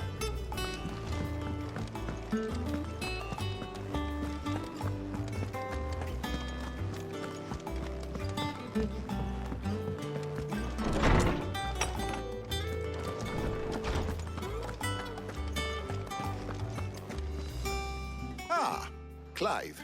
Have you come seeking the gift of knowledge? No. To share mine, actually. Hugo Kupka is dead. Oh, my. Can it really be true? Look, he's crying. He is. The big baby. And with good reason, children. These are tears of joy. We must offer up a prayer to your parents that the heavens might weep with us. There shall be no lessons today, only thanksgiving and merrymaking. Go, put away your things. All right. Brilliant.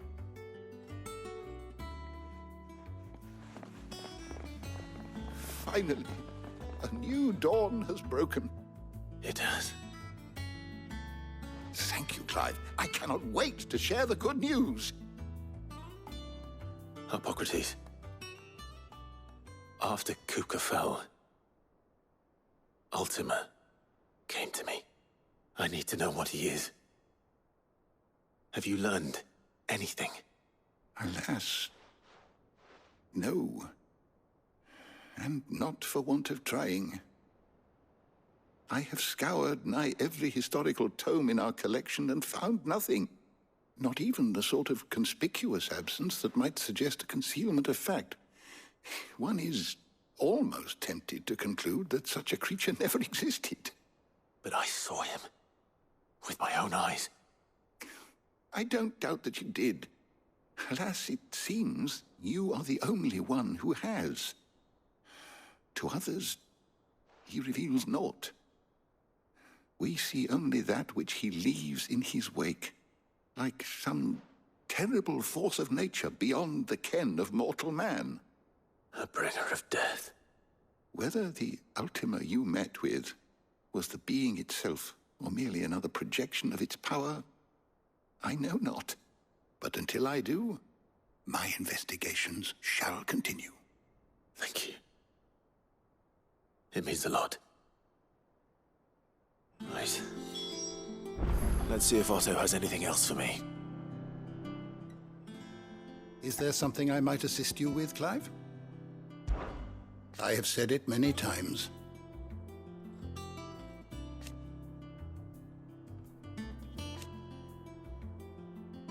His story is ended. Were you aware...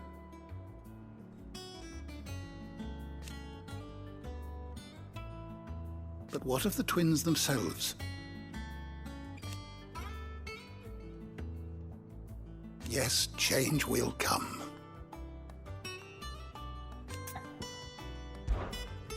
I have compiled some new entries, if you would like to see them. You wish to study the tomes? Did you learn everything you needed?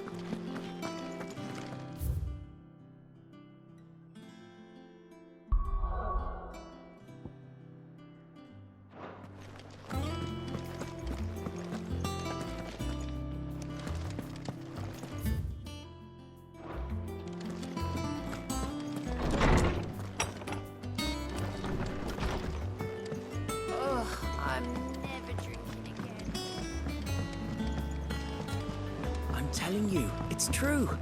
I heard it from Otto's own lips.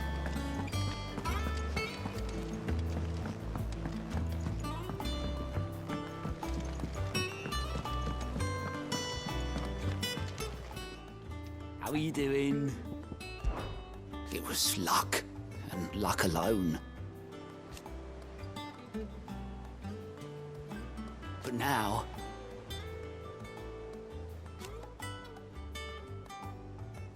Thank you. Anything catch your eye? Seen enough? Oh, I wasn't expecting you back so soon. Kupka. But when I close my eyes...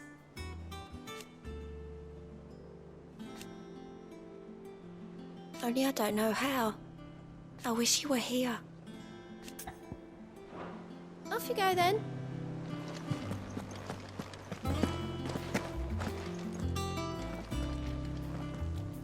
You barely sat down since you came home. Vivian got you running errands or something? Just spreading the word.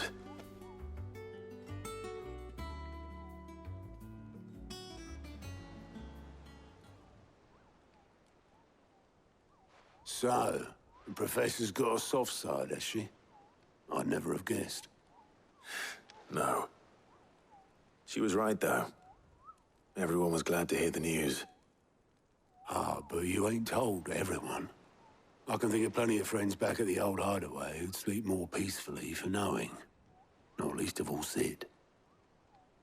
You should tell him. You're right. I should. And I will. Well, when you do, be sure to take Mid with you. She's been going at it hammer and tongs down in that workshop of hers, trying to do her father proud. I can't remember the last time she visited the old sod's grave. Very well. I'll suggest it.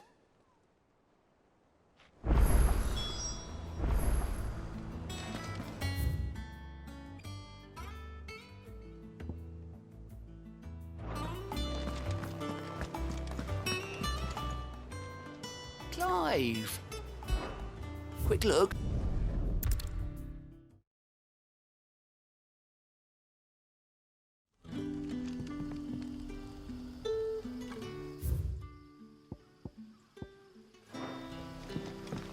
Good day to you.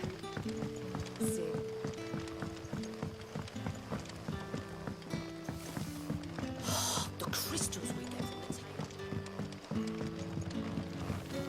table. What can I interest you in today?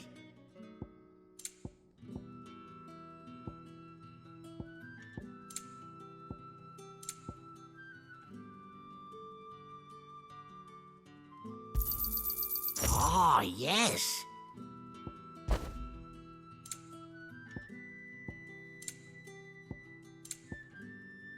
You're always welcome here in Lostwing.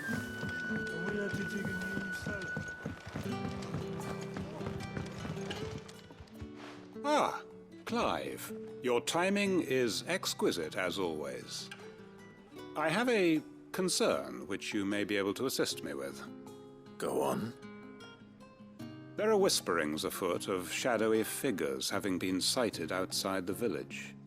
Rustlings in the undergrowth, suspicious noises. My people fear that they are being watched. It may be no more than a surfeit of nerves, understandable in the current climate, or it may be the prelude to something altogether more dangerous. Given what I hope you'll forgive me calling your nose for trouble, I wondered if you might investigate. Of course. Excellent. You might begin by speaking with the good citizens of Lostwing. Listen to their tales, and make what you will of them. All right. I will.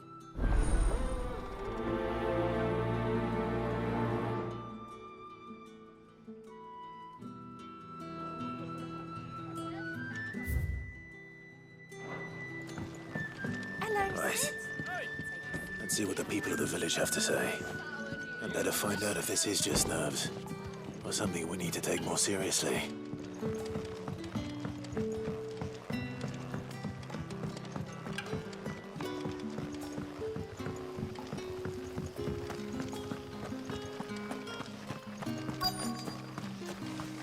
Word is the Black Shield's to the and to some berries. Excuse me. Quentin mentioned strange figures having been sighted near the village. Have you seen anything? Nah, not me, Gov. I heard the rumours, though. I'm here most days, right next to the gate, and I ain't seen nothing out of the ordinary. Don't worry. Any shady characters try and slip into town this way, and I'll soon come running. And shouting, most likely. All right. Thank you.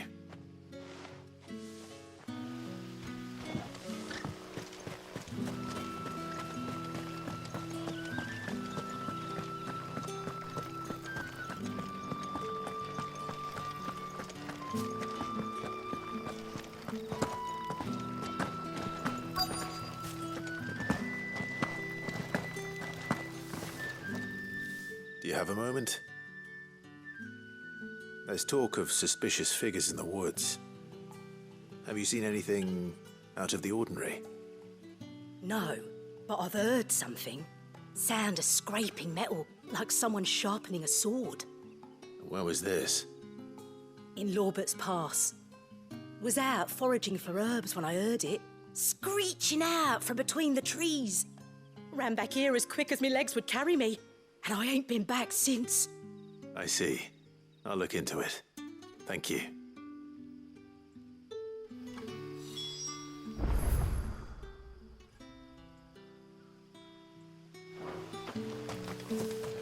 Seems Lorbert's Pass is our best bet then.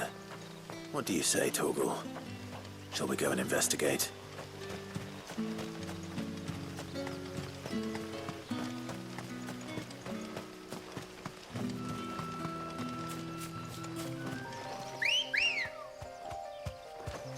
Come on. Yeah!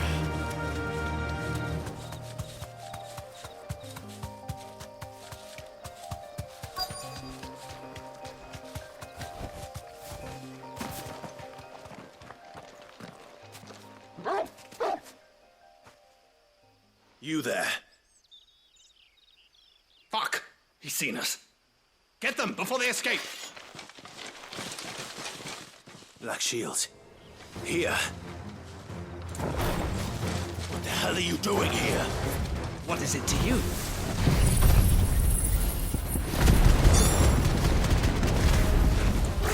Not that we give a damn. What matters to us is that you don't leave here alive.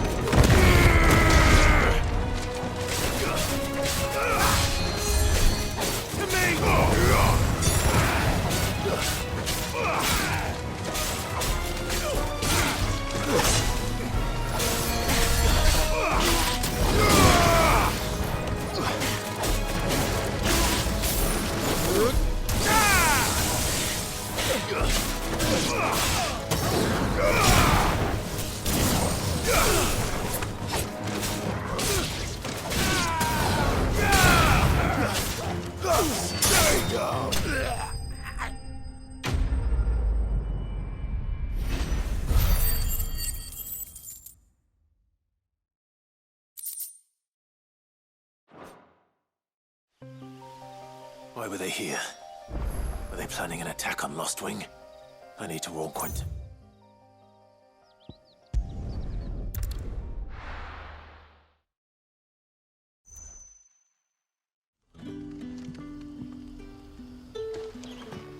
Good day to you. See.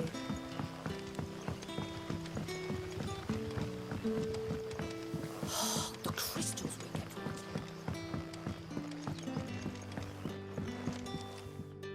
Clive, how goes the hunt for our sinister figures? I found some black shields hiding near Lorbert's Pass. They're gone now. Black shields. The Empress's former bloodhounds. Though they serve another master now.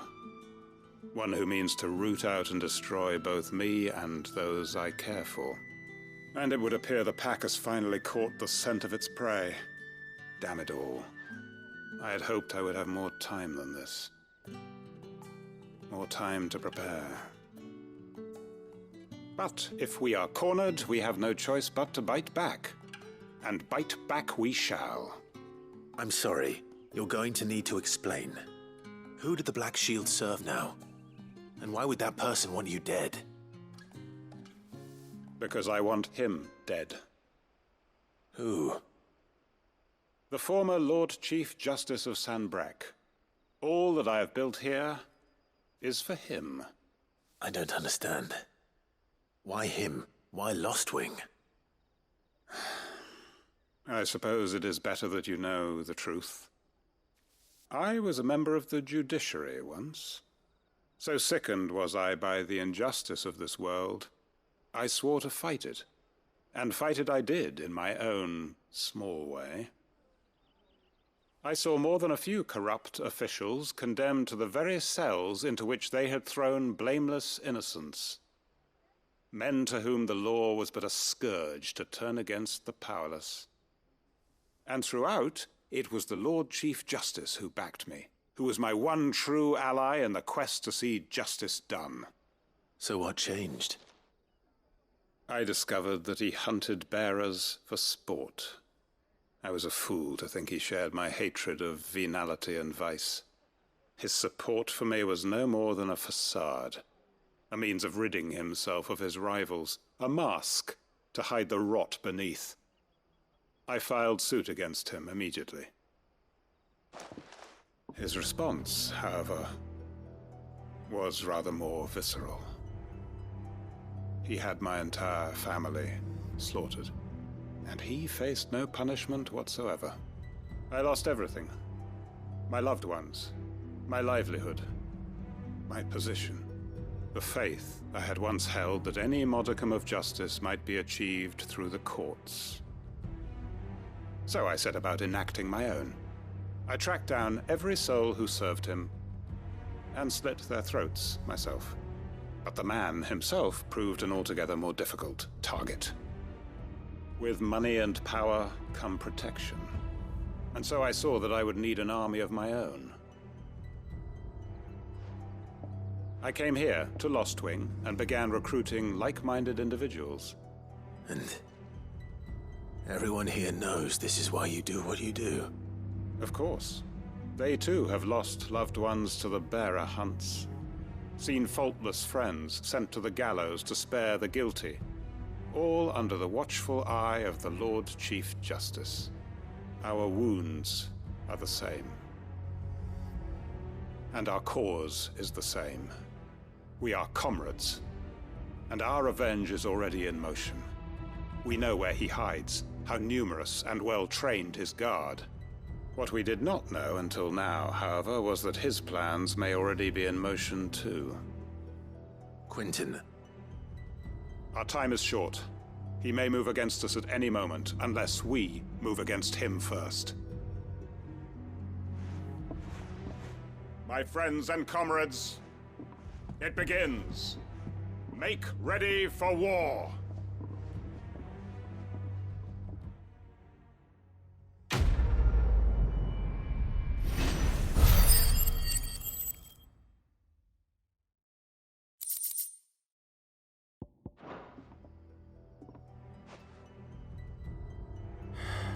I'm not going to change his mind.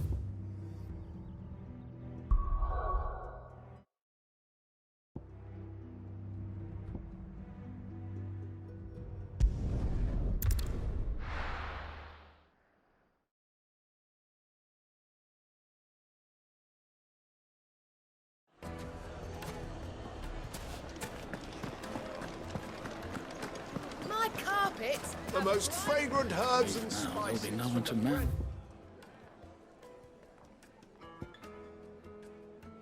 Shut. Twins. Gone, just like that. And without so much as a by your leave. What's the matter? It's my apprentice. He up and vanished while my back was turned. I'd go and look for him myself, but I've got a bakery to run. A bakery that's now short one pair of hands. Loath though I am to rely on the kindness of strangers, I'm at a loss. Please, will you see if you can find him? I'll see what I can do. Do you know where he might have gone? I wouldn't be surprised if he was off somewhere mooning at Drake's Fang. He used to work there, you see. Poor fool left his heart in its hollow. All right. Then that's where I'll start.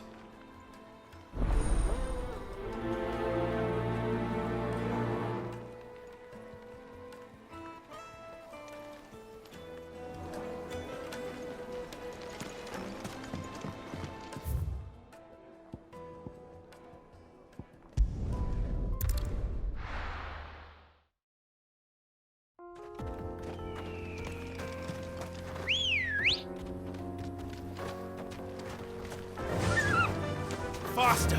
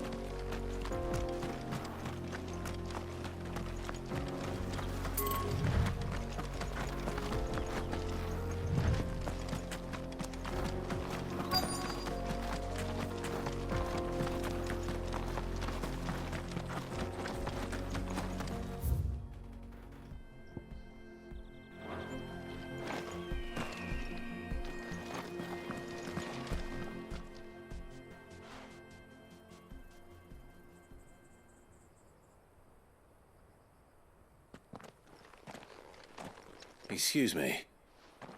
What do you want? The baker sent me to find you. I am a sorry, selfish sod, aren't I? I'm certainly not a baker. Master must have ruled the day he took me in. Time was the sight of the Fang used to calm my nerves. But now look at her. I take it you missed the Mother Crystal. I hated her, but she was all I knew. Worked her mines for years. And when she shattered, part of me shattered with her. I had to trade my pickaxe for a rolling pin, but I'm no good at baking. Every loaf I touch collapses. My bread's as hollow as I am. She was the only thing that could fill the hole inside me. Oh, I loved her, damn it. But now she's gone. She's never coming back. What am I supposed to do? I ask her. How does a shell of a man learn to live again?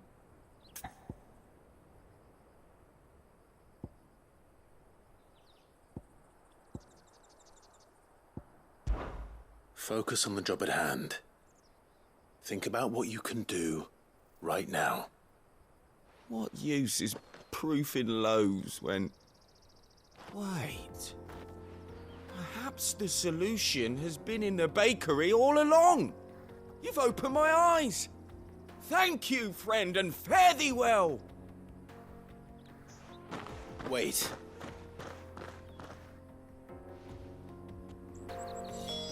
Suppose you won't be needing an escort then.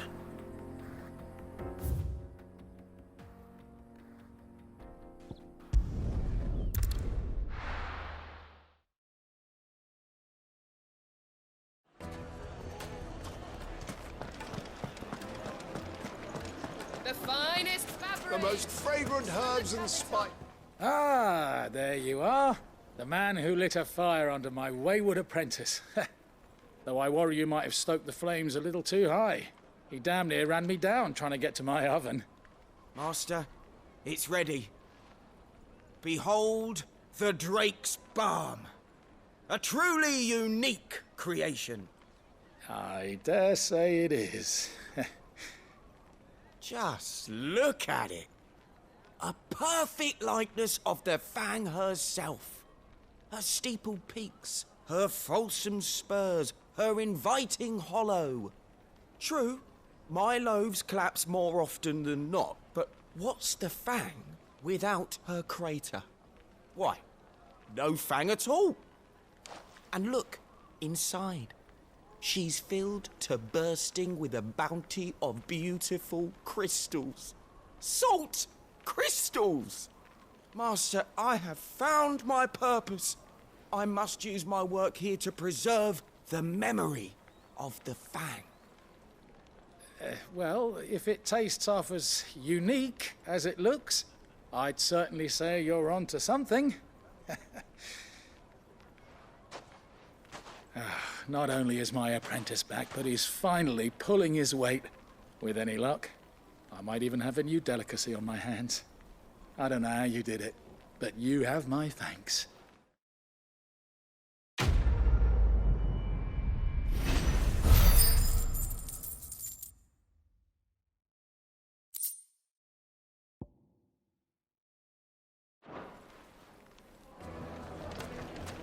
Now, Dusan, I know you're...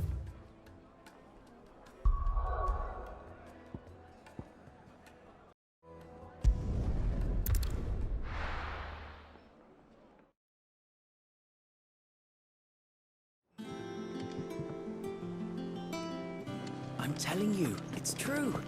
I heard it.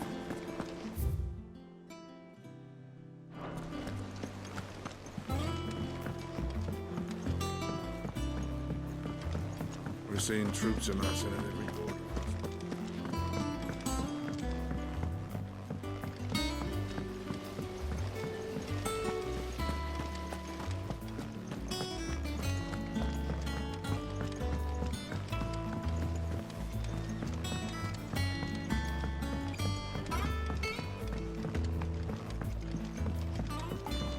If I don't come up with something soon.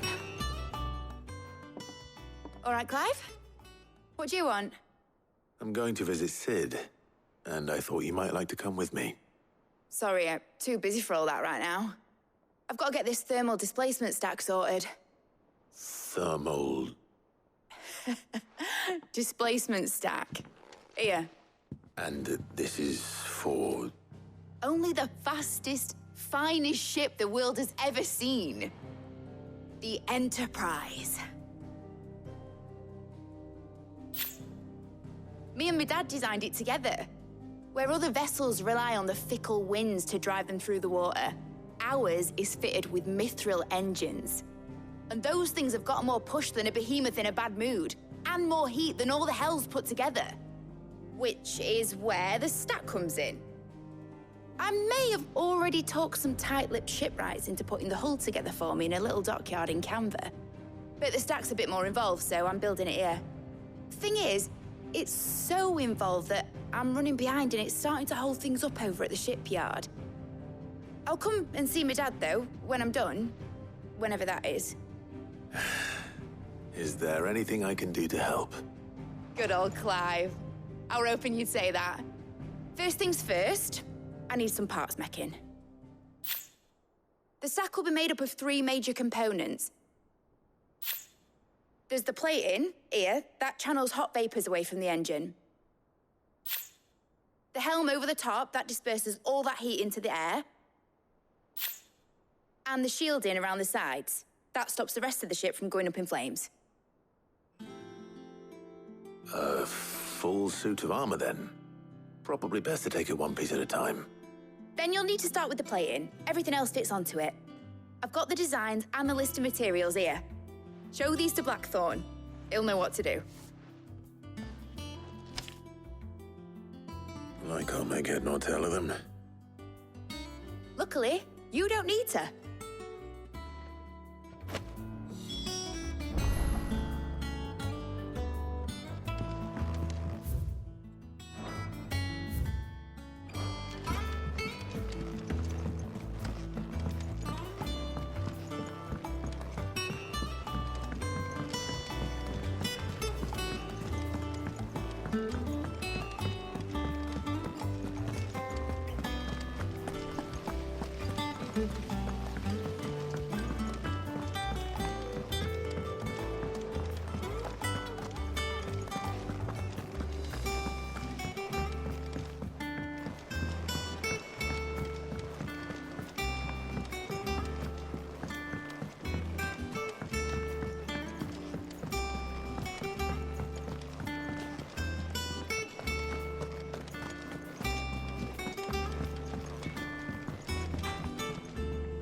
Blackthorn, can I ask a favor? Out with it. It's for Mid. This my last chance to say I'm otherwise engaged. Spare myself the arseache. Go on then. What is it this time? She said you would know. Here.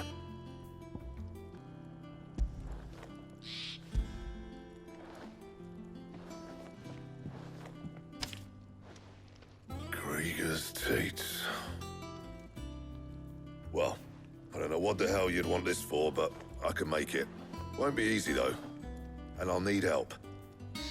Get Gavin in here, will you? All right.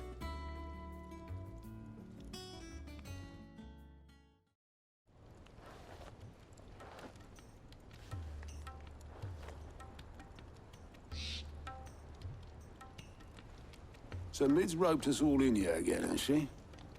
Typical.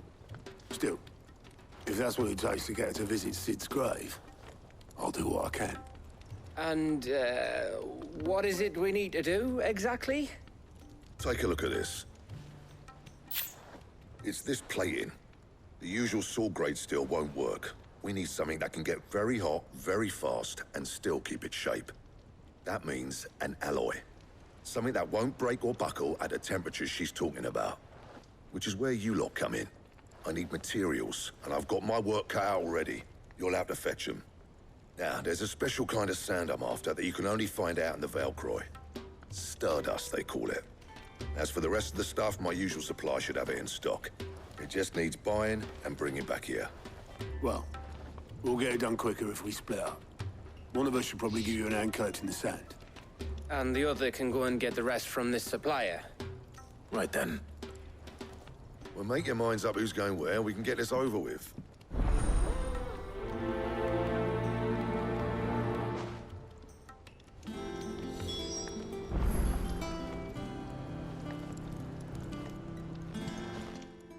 You going after the Stardust then, are you? Which one of these two lucky souls is going with you?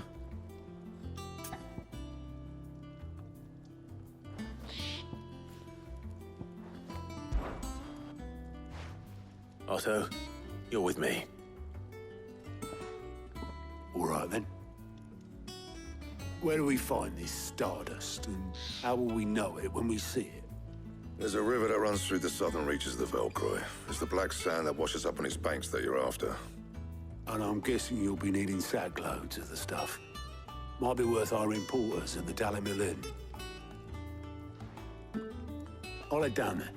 See about finding us a wagon. All right. I'll meet you by the river. Yous two take care, eh? I'll go and see this supplier. Just don't let the bastard fleece you, eh? He wouldn't do that. He's Blackthorn's mate. Isn't he? Best of luck.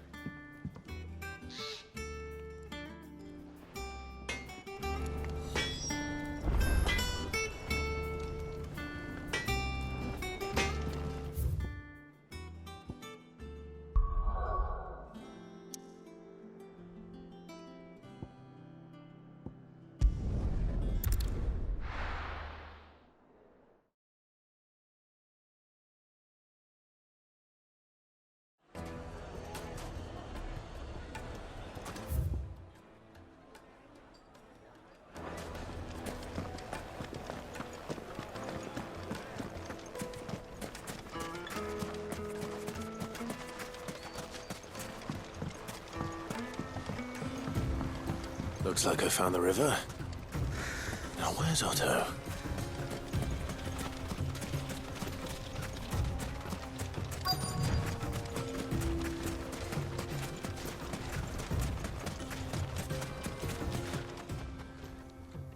Otto, sorry I'm late. Oh, Clive. I had a quick scout about, and I reckon this area's our best bet. Seems Blackthorn's the only one who thinks smithing with his Stardust stuff's a good idea. It's just lying here, waiting for any old fool to fill his boots. But unlike any old fool, you thought to bring a wagon. Well spotted. Now get filling.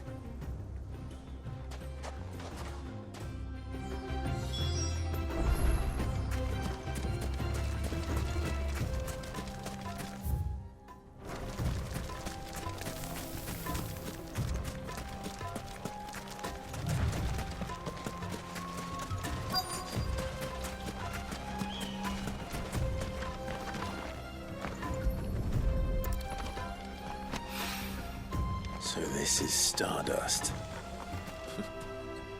It just looks like black sand to me.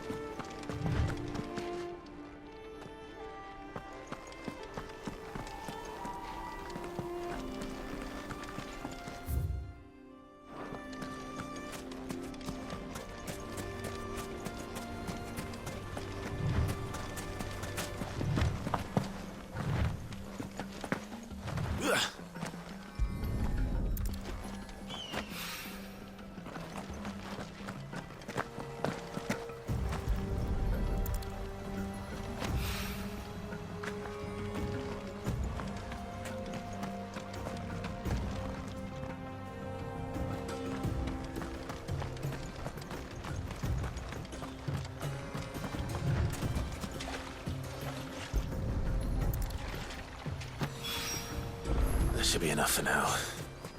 Let's see how Otto's getting on.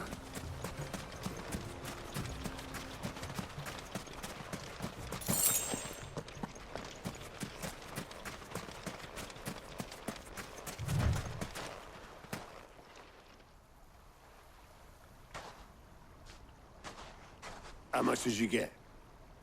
Enough. I hope.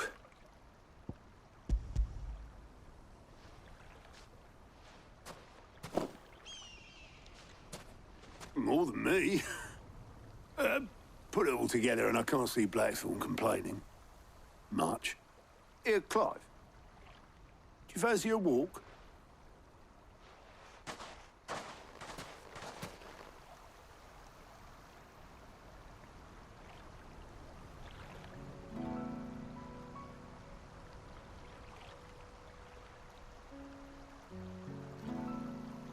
Sid will be proud. Of what? Of you, you idiot. The way you've carried on what he started. When we first met, I had you down as a spoilt little puppy who enjoyed nothing more than biting the hand that fed you. But 5 years on, you're the one doing the feeding. So thanks for proving me wrong. You weren't wrong. But I changed. Thanks to Sid. And thanks to you. When I suggested taking on his name, you were the first to back me. And if you hadn't, no one else would have. I couldn't have done any of this without you, Otto. Yo, give over. You're making me blush. All I did was choose hope over despair. I gave you a chance, yes. But you're the one who took it. You took a rabble of homeless, hopeless outcasts and put them back on their feet. Gave them something worth fighting for, just like the old Sid did.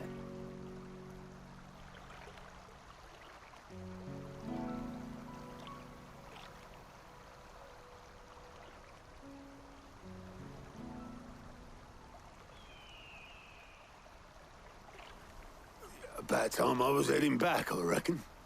All this scrabbling about in the sand's taken its toll on the old pins. I'll see you back at the hideaway then.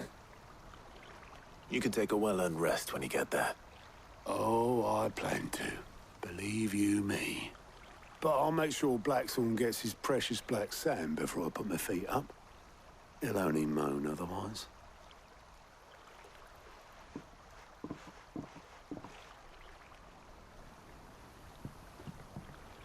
Right. Ready to go home, boy?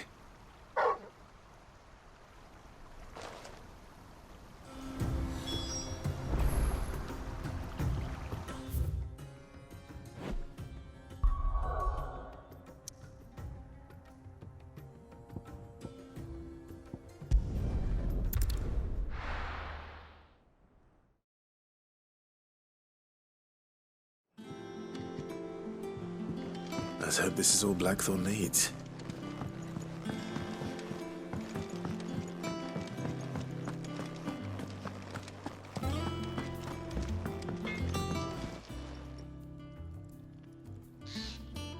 Blackthorn, got everything you need? Yeah.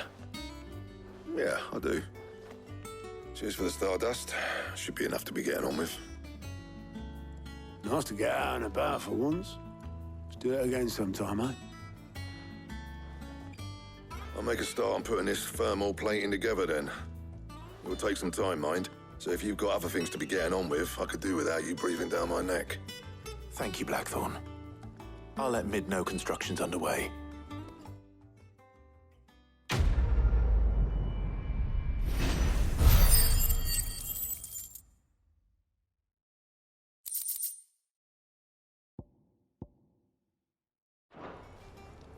Suppose we'd better be getting back to work too. Give us a shout if you need anything.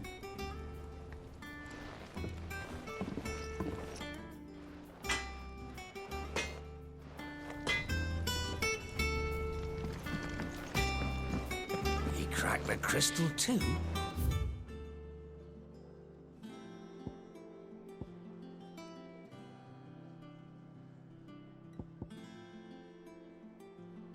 Joking.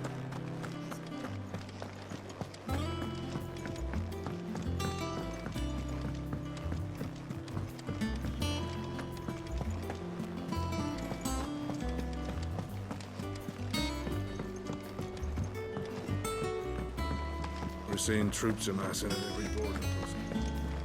No surprises there. How may I help you today, Clive? All yours. Best of luck out there, Sid.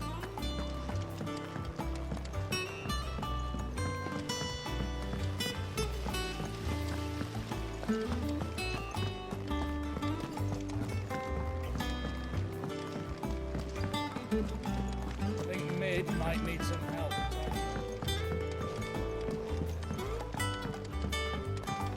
If I don't come up with something soon.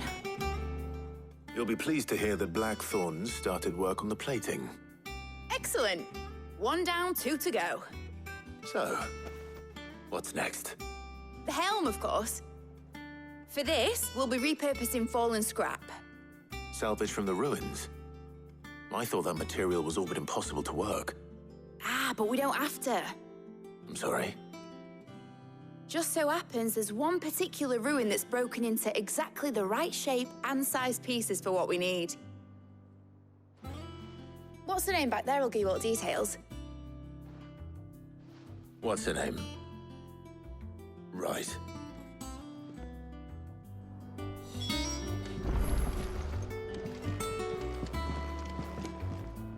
Oh, Sid, is this about the helm? Yes. Mid said I should speak with you. I'll show you the plans then. Here you see the mithril engine, in which mithril is burned to generate heat. That heat is then harnessed to produce motive force. Excess heat is dealt with by means of the thermal displacement stack, which disperses it into the surrounding air. Now, were we to rely on thermal plating alone to achieve this effect, The rate of excess heat buildup would far exceed the displacement coefficient of the plating.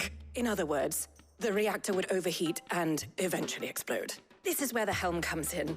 It connects to the plating, you see, and serves as a sort of thermal sink to absorb all that excess energy.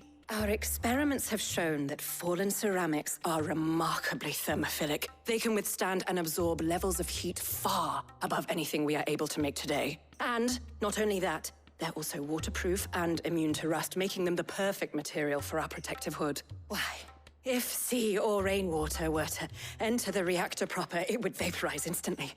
The forces produced would tear the ship from stern to... You can stop there. I understand. Mid said we might be able to use parts of a fallen ruin. Where would I find it? Ah, yes. It's in Lorbert's Pass, near Lostwing. The thing is, well, I probably should have arranged to have the pieces we need brought here sooner. You see, a certain unwanted visitor has taken up residence there. It's no longer a matter of just walking in and taking them. It's, going to be considerably more dangerous than that. I see. Then I suppose I'd better deal with this unwanted visitor for you. Would that help? Oh, very much. Thank you, Sid. I'll gather my team and head there right away. We'll meet you outside the ruins.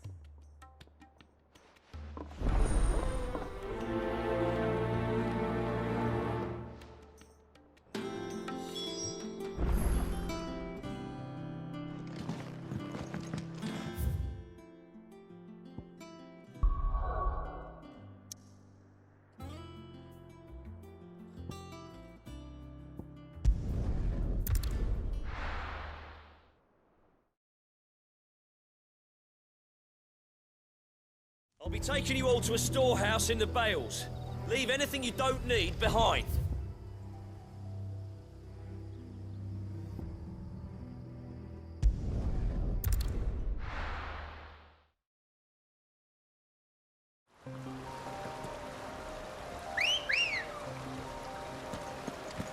Ready, girl?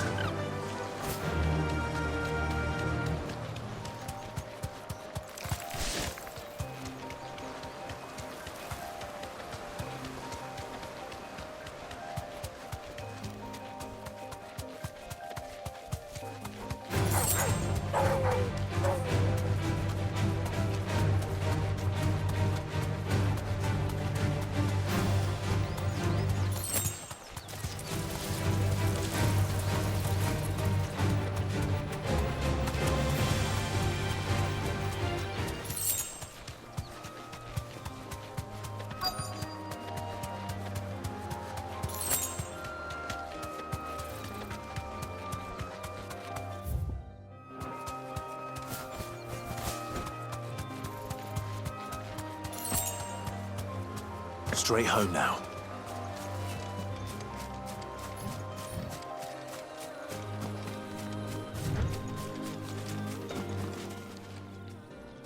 Oh, there you are, Sid. Thanks so much for coming. The, ruins are just over there, as is the creature I told you about, I'd imagine. Would you mind? Of course. I'll be right back.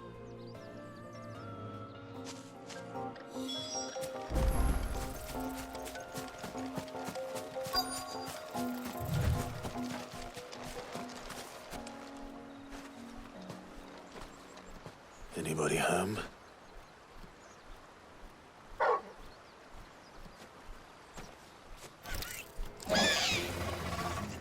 This must be our unwanted visitor. Time to go.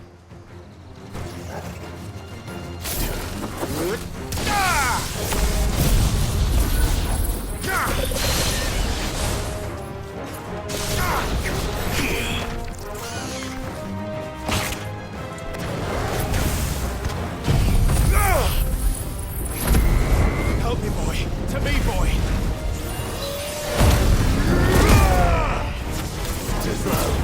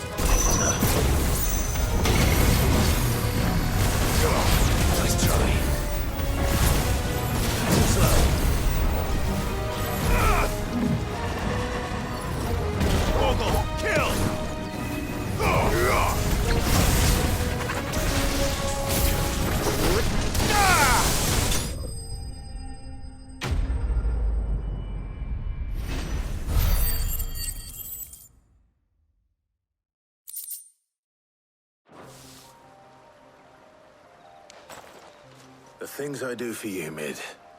Sid! Oh, thank goodness you're safe. You shouldn't have any trouble now. Indeed. Well, don't let us keep you. We'll, see that everything is transported safely back to the hideaway. All right. I'll let Mid know you're on your way.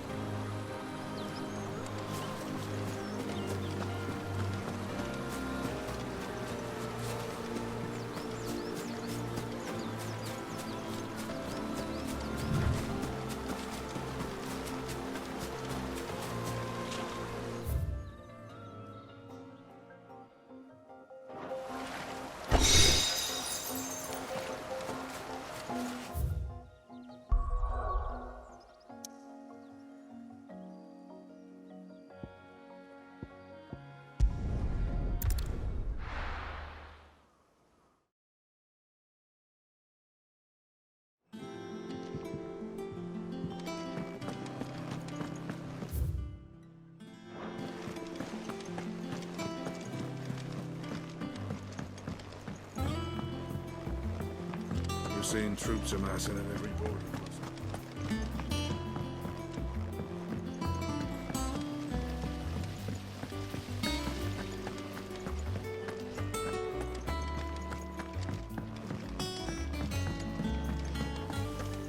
Think Mid might need some help tidying up.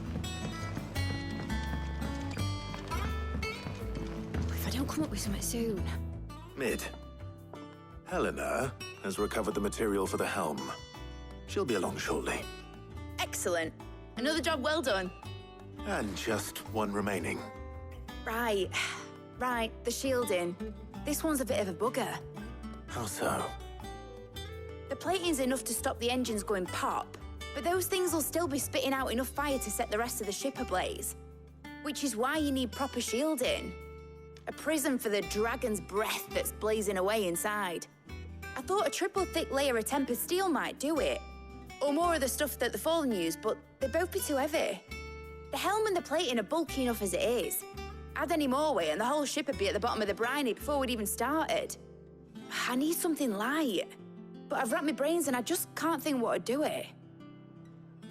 Well, if I were in need of obscure knowledge, I know whose counsel I would seek. Harpocrates. Tomes? Yeah, well, I'd thought of that, obviously. I've got all the details written down here. Can you take this to him, see what he makes of it? Right away.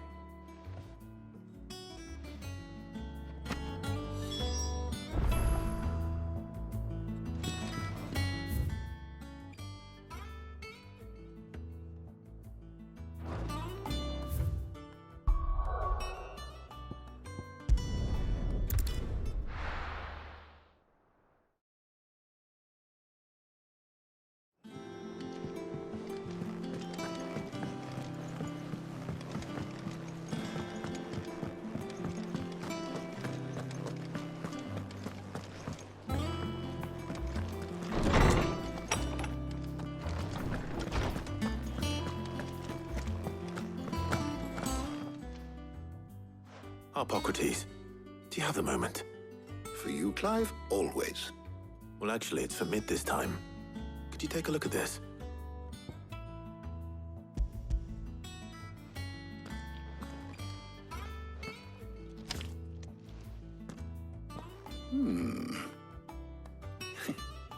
Shielding for a mithril engine.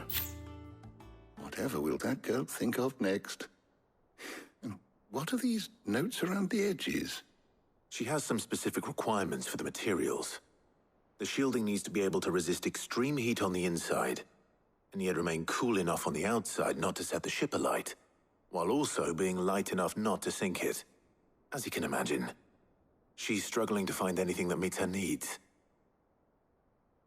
I see.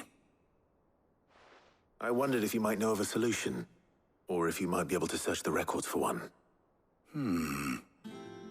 Perhaps it is not a different material she requires, but a different approach. What do you mean? Consider the lake we have made our home. Its blighted waters eat away far more quickly than fresh water or even brine, at timber and steel alike. And yet, we have made a home here from those very materials nonetheless. We have. But Bardolph must varnish every board twice over to keep it from rotting. And Obelisk complains that without a constant supply of pitch. I see. Early Gregorian histories speak of a preparation known as moon dew. It is said to be able to resist even the most ferocious flames. Before the dragoons tamed the worms and wyverns of the realm, nobles would daub their castle walls with it in order to guard against dragonfire. So if we could recreate it... It might be applied to some material or other in order to provide the protection Mid requires. As to how best to apply it and to what material, perhaps Bardolph and Obelisk might be of assistance. I shall speak to them and see what wisdom they might have to offer.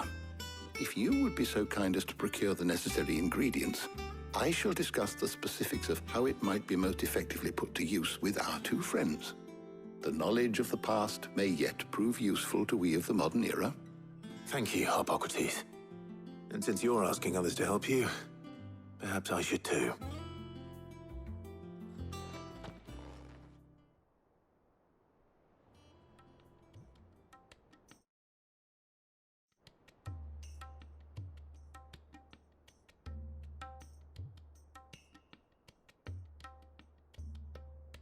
So you need a hand, do you?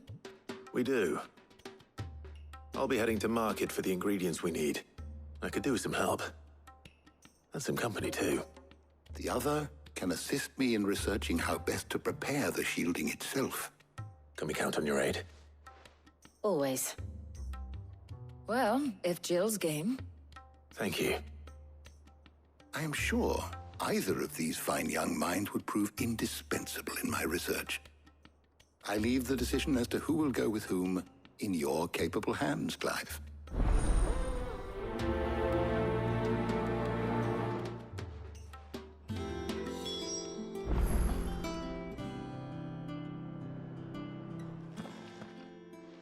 So, Clive, have you made your decision? Who will accompany you on your little excursion?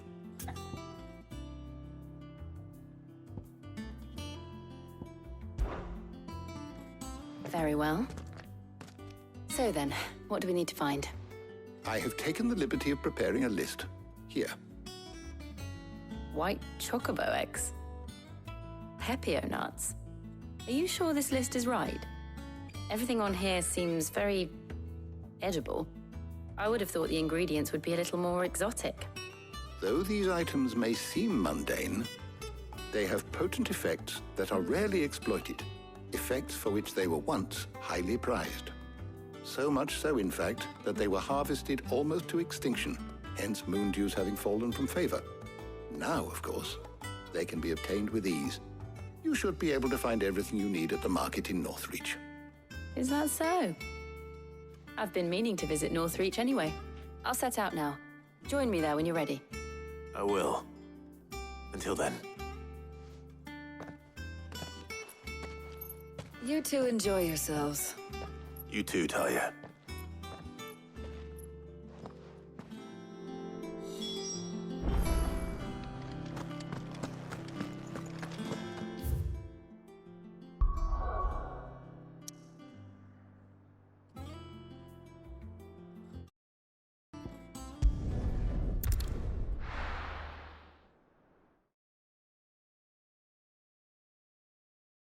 Now, where's Jill?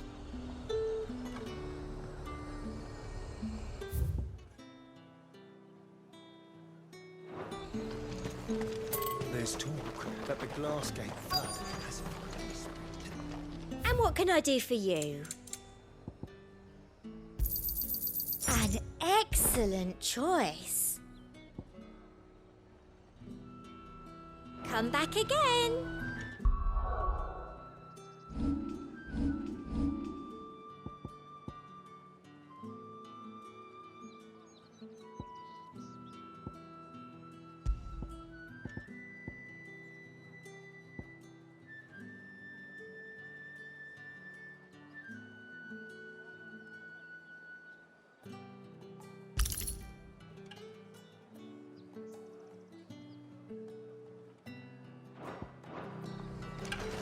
Keep them pilchards nice and chilled. Are those Pepio nuts? How goes the hunt for ingredients? I've only just started. I'm sure everything we need is somewhere amongst all these stalls, though. Why don't we split up and see? We'll take a couple of ingredients each. All right. What am I looking for? How about you look for the Pepio nuts and some garlic? I'll find the other things we need. We can meet by the gate when we're finished. They sell everything here at the market. Finding garlic and Pepio nuts won't take long. You'll not find a bruised pippin in the bushel. Fresh cuts. Come and get them before they're gone. What can I interest you in today?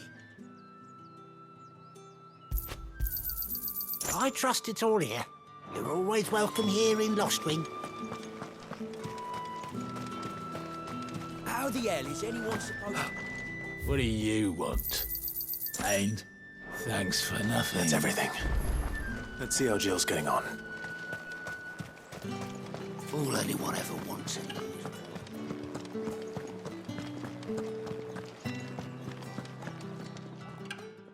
Did you find everything? I did. Here.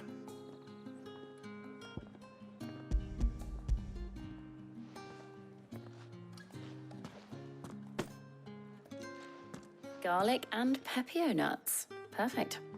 Now all that remains is for Harpocrates to somehow turn all this into what Mid needs to keep her engine cool.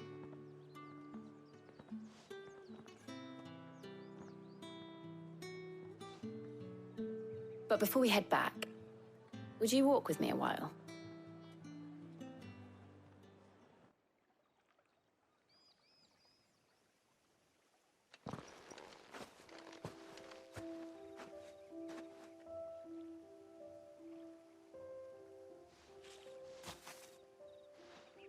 Thank you for asking me to help you today. It makes a nice change. It does. It's good to get away from all the battle and bloodshed for once. Just being here reminds me of when we were children. Do you remember? Walking down Market Street in Rosalith, taking in the sights and smells. How could I forget? What with Torgal's antics. Remember how his nose would prick up at the scent of sausages? He'd go racing away and we'd have to go running after him. We wouldn't catch you now, would we, boy? Was there anything you wanted to buy for yourself while we're here? There was, yes. Well, sort of. Molly in the kitchens told me about a place that sells particularly good pies. Thought you might like to share one with me. I would. Thank you. And I saw some bread.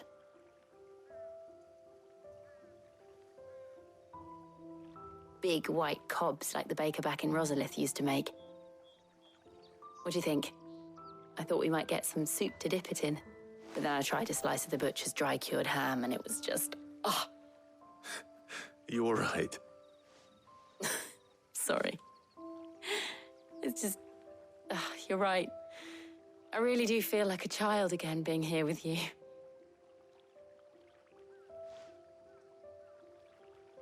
Clive. Is it wrong of me to enjoy this? No, Jill. This is how life should be. And it's how our lives will be when our work is finally done. When we can live on our own terms. I hope so. Thank you, Clive.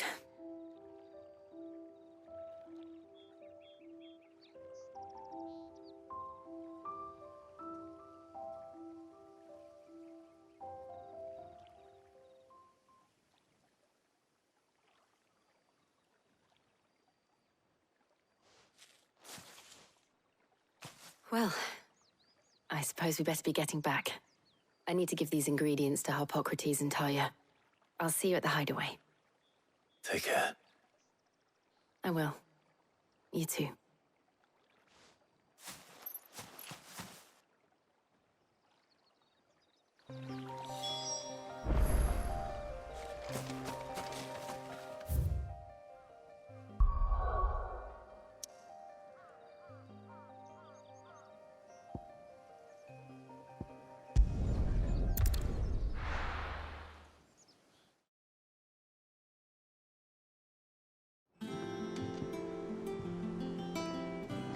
I wonder how Harpocrates is getting on with the moon dew.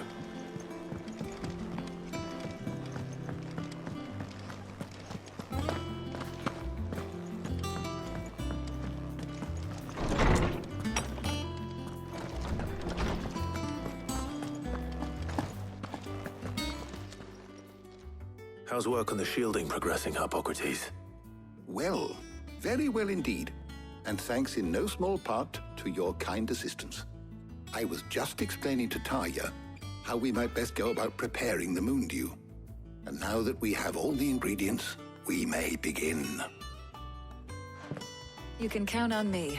I've mixed more than a few mysterious concoctions in my time. I'm sure you have. What about the shielding itself? Work is underway, under the watchful eyes of Bardolph and Obolus. Apparently, it'll be ready soon. Thank you.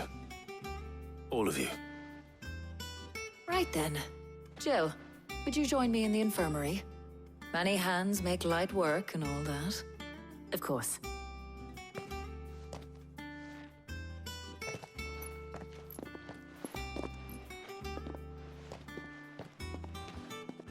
Oh, and Clive, thank you. It was nice just being with you.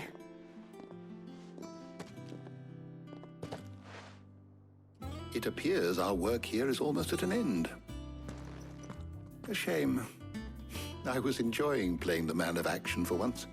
When both the shielding and the moon dew are ready, it will merely be a matter of applying the one to the other. Followed by a rigorous process of testing and retesting, of course. Perhaps someone ought to warn young Mid of that. Leave it to me. Thank you, Harpocrates.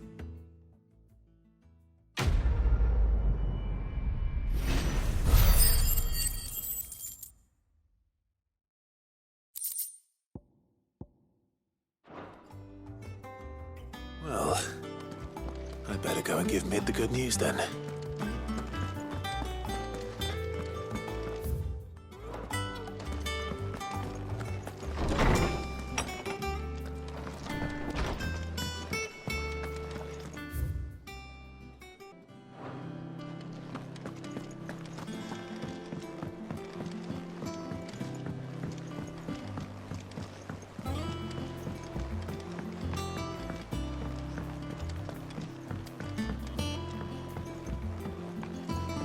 We're seeing troops amassing at every border crossing.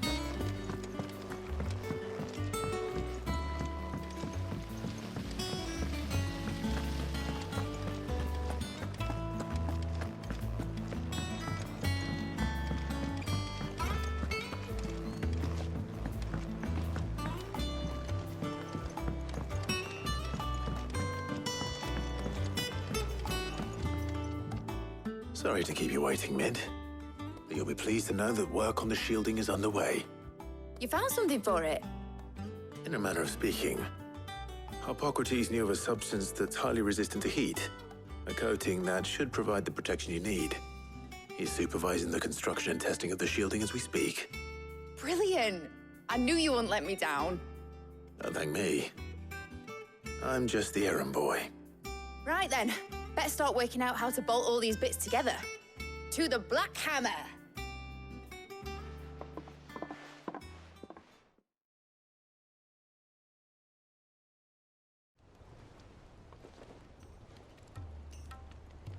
You know, when I got into the smithing game, I thought I'd be making swords and shields, not thermal bleeding didgeridoo-dahs. Displacement stacks. Same difference. whatever you call it. I ain't putting it together in here. It's cramped enough as it is. Let's take this outside.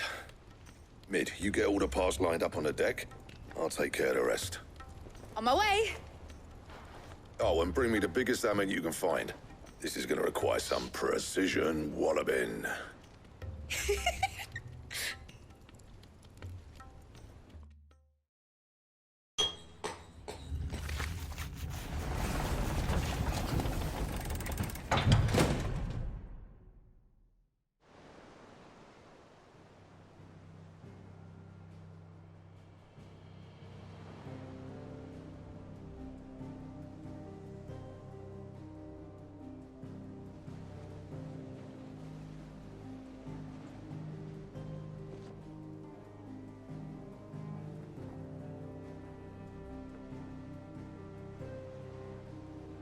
It's finished! It's finally finished!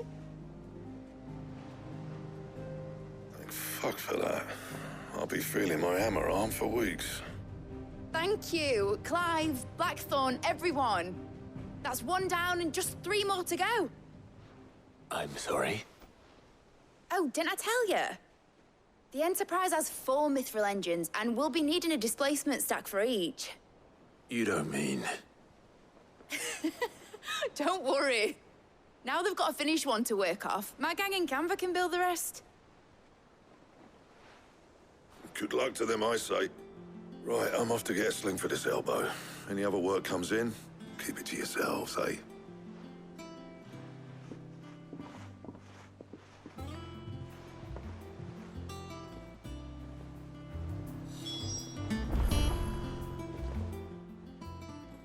What's the matter? Nothing. Just daydreaming. Thinking about the Enterprise sailing off over the horizon to shores unknown. Searching for a land untouched by the Blight. Just like me and my dad planned. So if the worst came to the worst and every scrap of soil in the Twins turned black, we might still have a chance.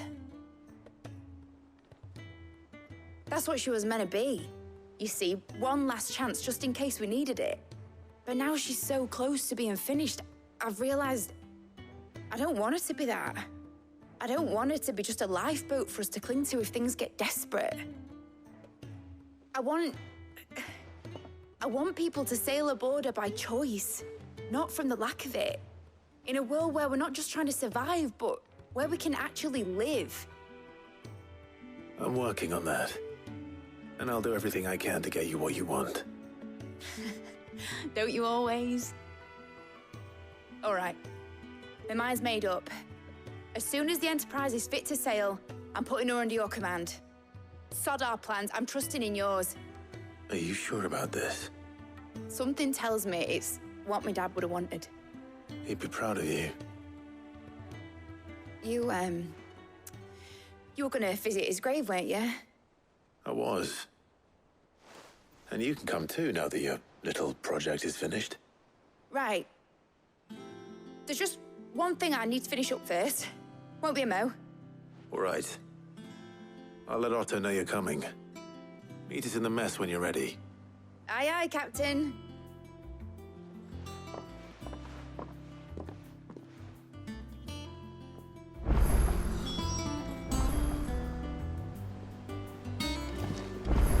Is that the thing Tomes helped to build?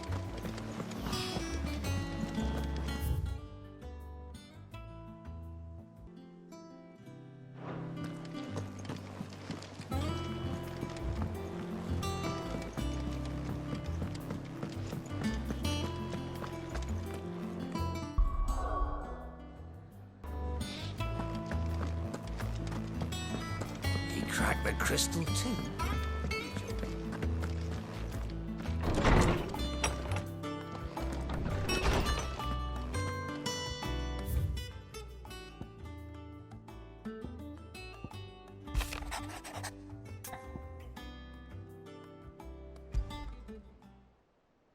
Trouble with the ledgers.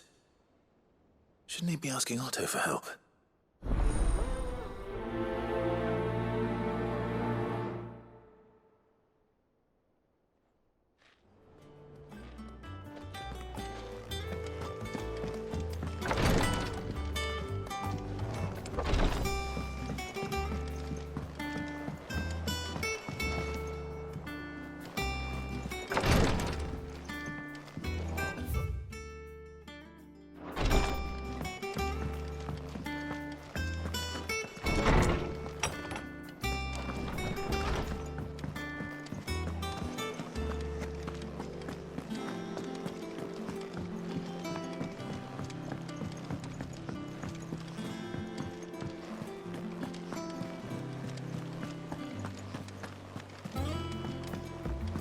told me she was building a ship.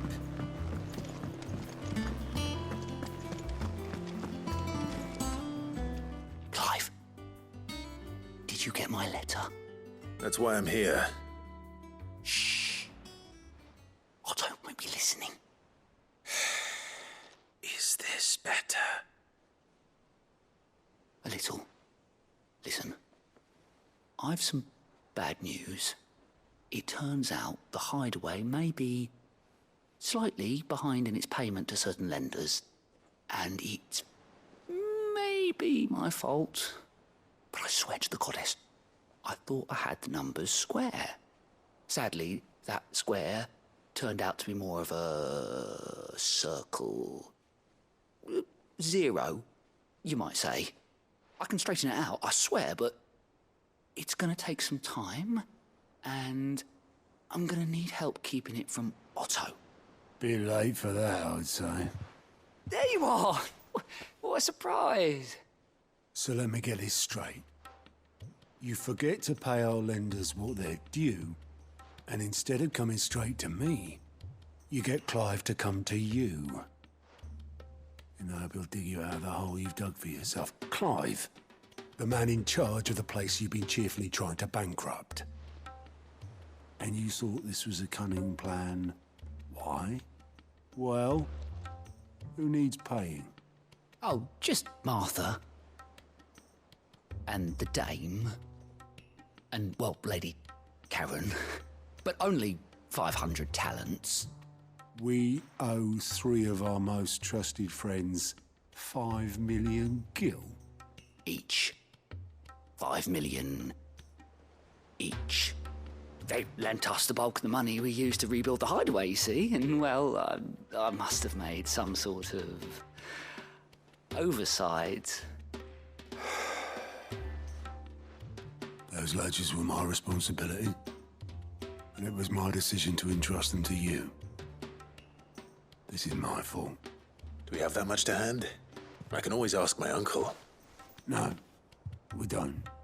And no, you won't. We've lightened Lord Rosfield's purse enough. After the king's ransom we had off him, he deserves better than to see our begging bowl. Besides, we'll need to learn to stand on our own if we're gonna make this work. All right. But that doesn't mean you have to shoulder the burden yourself. Is there anything I can do to help? There might be. How'd you fancy taking these to Martha and the Dame? Rocks. Rocks, he says. Worth 1,000 talents apiece, these are. A little something Sid and I set aside for when times got lean. And I reckon 15 million in overdue debt probably qualifies.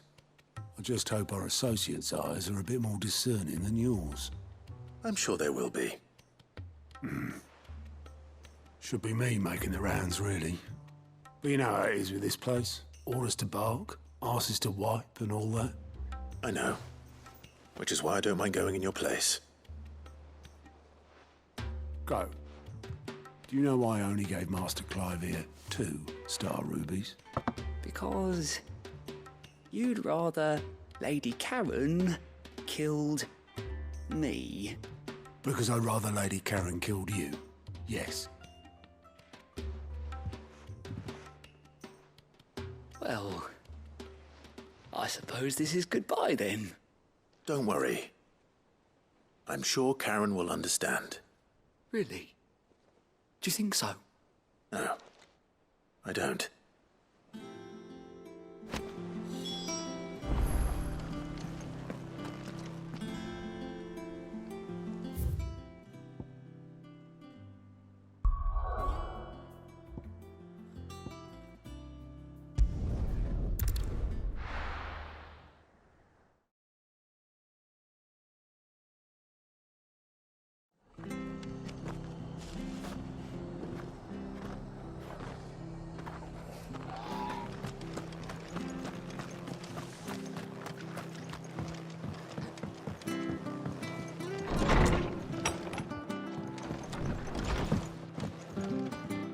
Clive, we weren't expecting you.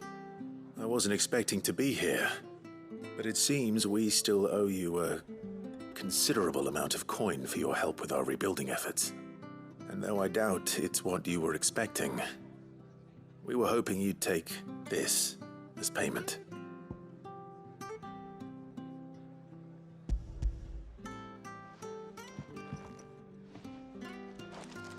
A star ruby? I can't accept this. It's worth at least twice what you owe me. More if you can find yourself the right buyer. Think of the difference as interest. Interest? If word got out I charged that much, no one would ever borrow from me again. Anyway, why are you the one here asking me about this? I'd have expected Otto. Bit much sending the Lord Marquis out to settle your debts, isn't it? The old goat working himself to death again? Something like that. Most days I think he's the only reason the hideaway's still standing. Same as always, eh? Back when the place was nothing but a twinkle in the eye of a recently retired Lord Commander, word is he was the first one Sid reached out to. Probably knew that without his strong arm and level head, the idea would never get off the ground. Sid may have been the face of the hideaway, but Otto's always been the backbone. And when Sid passed away, we were all worried that would be the end of it. That Otto would just give up. His death was hard on everyone. But it must have hit Otto hardest of all. But he didn't give up, did he? Quite the opposite, in fact. If I recall, he was the one who nominated you as Sid's replacement, and rallied the rest around you. I reckon what he saw in Sid, he saw in you too. And don't we all? Doesn't hurt that you're half as stubborn and twice as handsome, neither. That, and you keep good company. I suppose I do.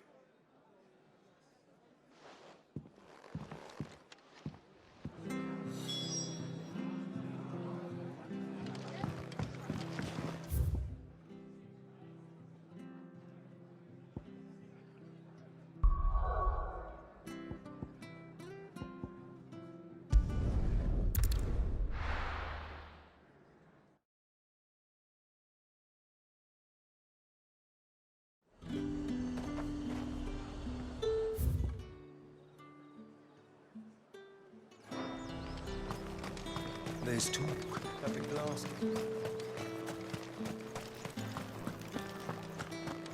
Citizens are free to come and go as they please.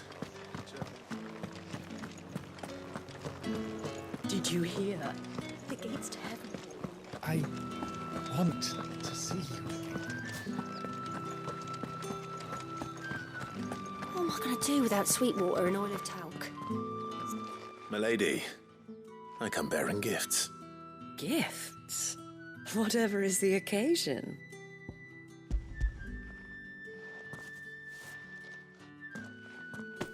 Oh my. Clive, you really have outdone yourself. Otto asked me to give it to you. To settle the hideaway's debt with the Veil. And to compensate you for the time it took us to do so. You disappoint me, Clive.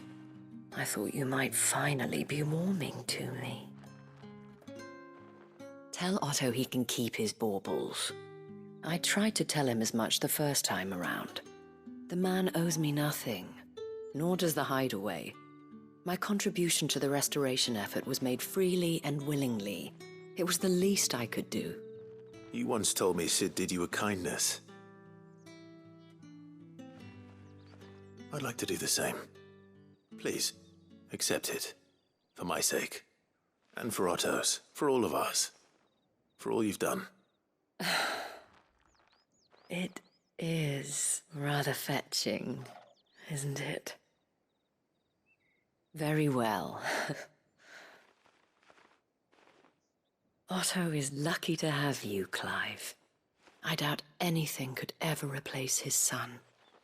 But you and the others at the hideaway are the closest thing he has to family. Otto had a son.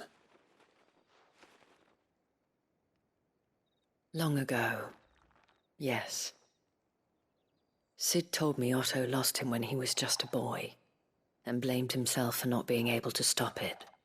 I don't know how it happened, whether there was anything he could have done, but it was clear that it weighed heavily on him.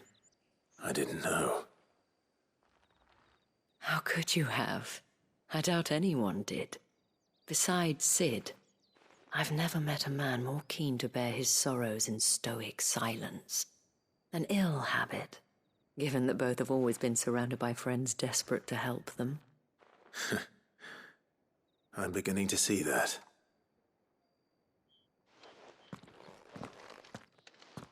Go will want to know the stones were delivered, if he's still with us.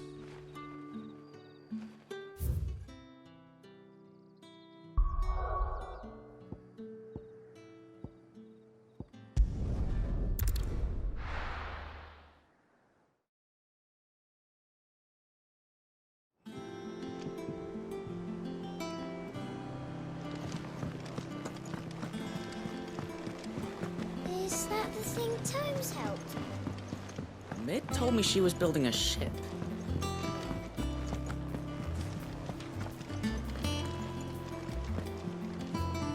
Goat. Still alive, I see. So Lady Karen accepted the ruby. Ah, about that. I tried my best, but she was just too stubborn to take it. She threw it right back in my face, in fact, and told me I could stick my stupid stone where the sun don't shine. Karen refused payment. I hope it wasn't something I said. I'm sure you were as tactful as ever. Let me see what I can do. Oh, wonderful. I hope you have better luck than I did.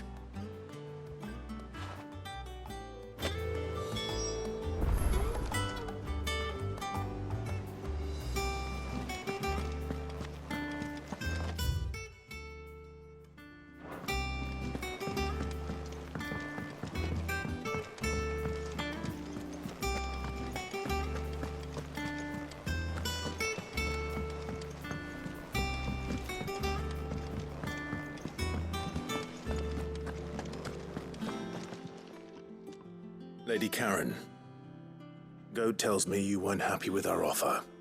Would you prefer the debt was repaid in coin? What debt? I don't recall lending any of you lot me hard-earned gil. I may have tossed a talent or two in the Hideaway's coffers, but those were donations, and you can hardly call it charity if you go asking for it back. Of course not. But one good turn deserves another. And our circumstances have changed. Surely you wouldn't shun the gratitude of a pauper who happened to have become a prince. Oh, so you're a prince now, are you? Fine. But I'm selling it and taking what I'm owed, then you're getting the rest whether you like it or not.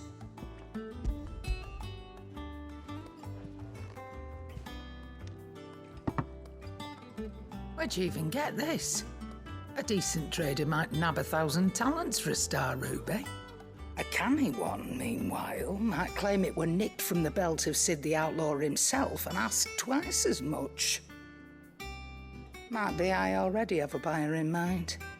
Might be you even know her.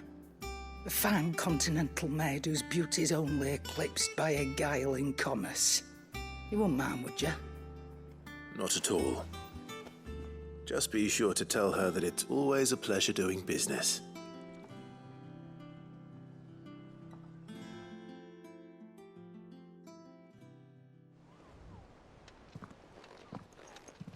I hear you ended up delivering all 3 stones. Thanks to this lump. I sometimes wonder what I pay you for. Speaking of which, I still haven't been paid last month's wages. Oh, so you remember what's owed to you then? Get your ass behind that disc of yours and don't get up before those ledgers are square. Right away.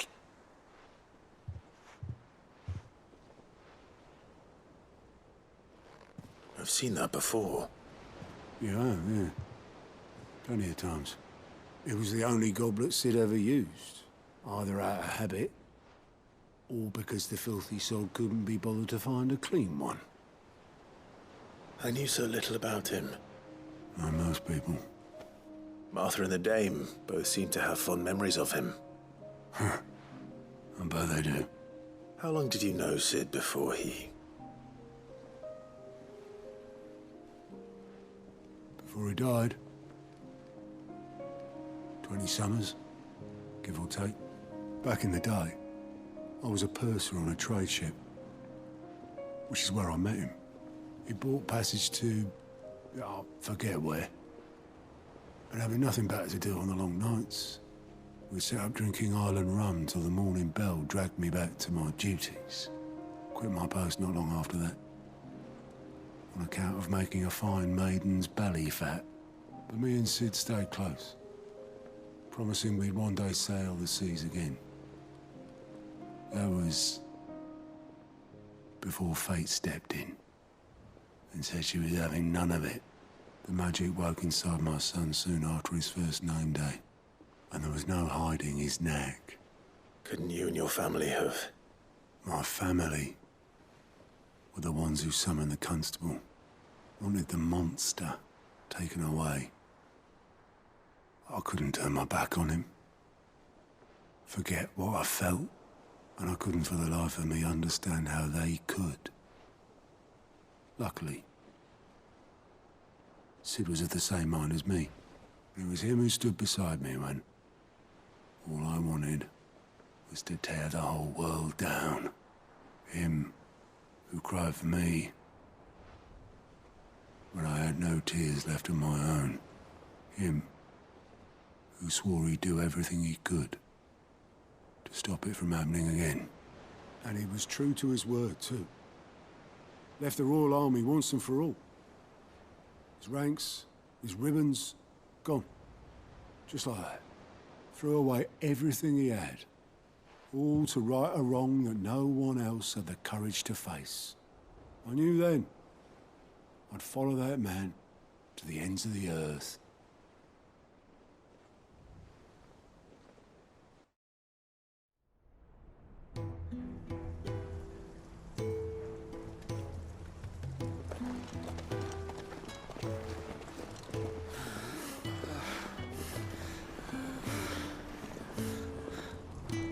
He was always too clever for his own good, was Sid.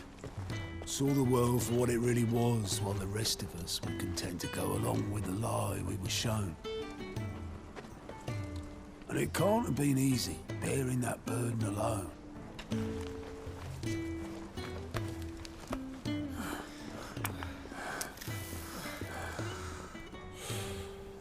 But he didn't let it stop him.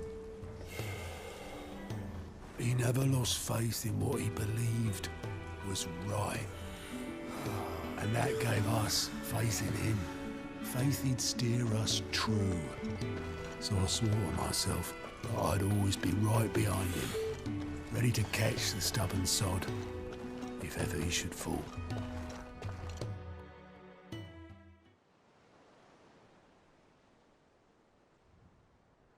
But I couldn't even do that.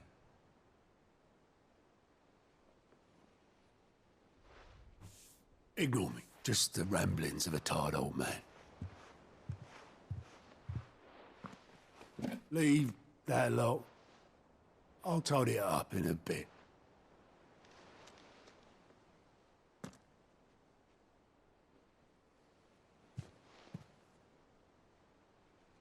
This is Sid's handwriting.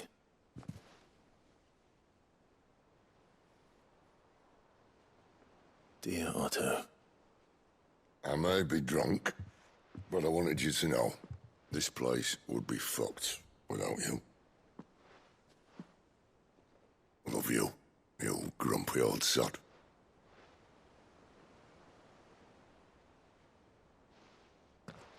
This note. Hmm? What about it? Sid was right. Without you, we'd all be lost.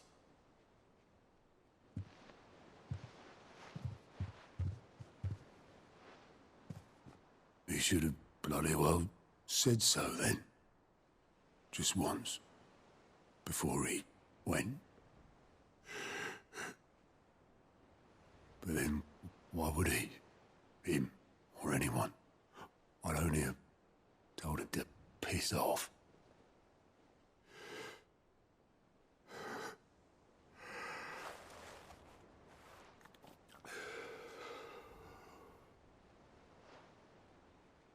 You're wrong, though. Both of you.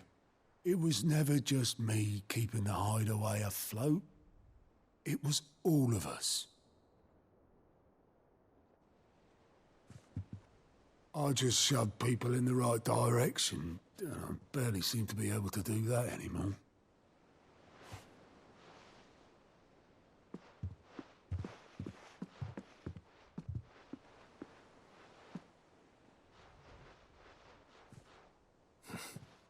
Would you rather goat were at the helm? Well, maybe I've got a few more years left in me. I'm going to hold you to that, Otto. Before you go, Sid would have wanted you to have this. But that's... This'll do me just fine.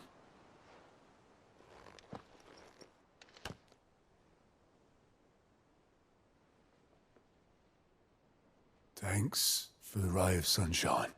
I'll see if I can't pay you back. Already have.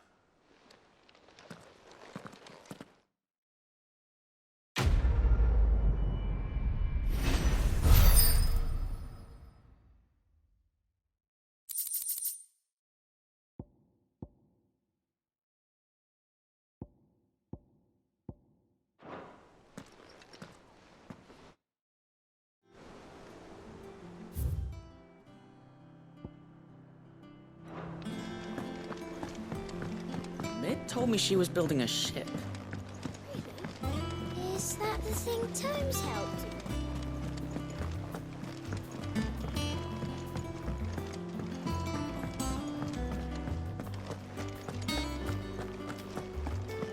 He cracked the crystal too.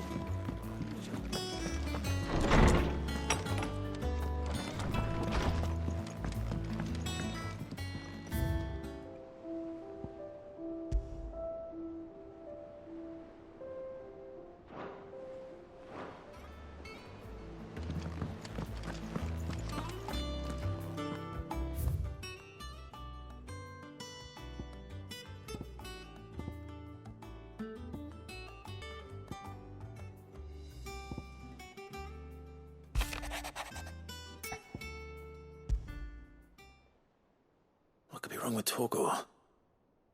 He seemed well enough when I last saw him.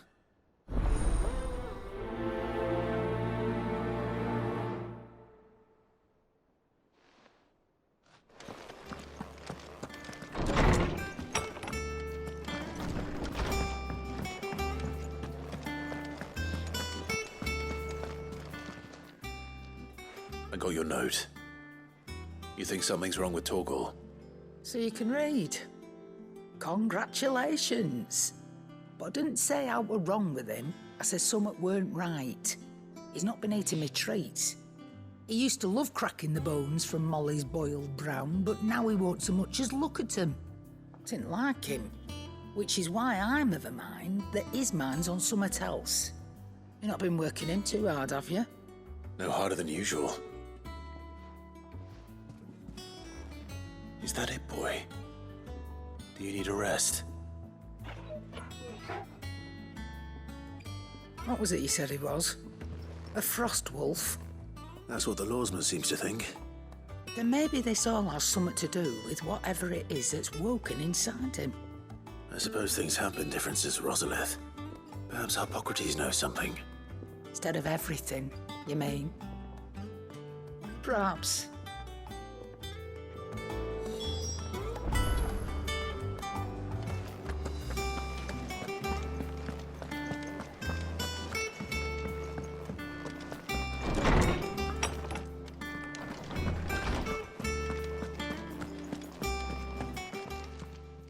Lawsman, I need to ask you about Torgor. Something's not right with him. He isn't ill, is he? I don't think so. But according to Lady Karen, he seems to have lost his appetite, which is certainly a new development. She says he's hardly been touching his bones of late, and she believes it may have something to do with what happened at Rosalith Castle. I rather think she might be right, though not about his appetite. All canids are instinctively inclined to crack open bones for the rich marrow that resides within, and I see no reason why a frost wolf should be any different.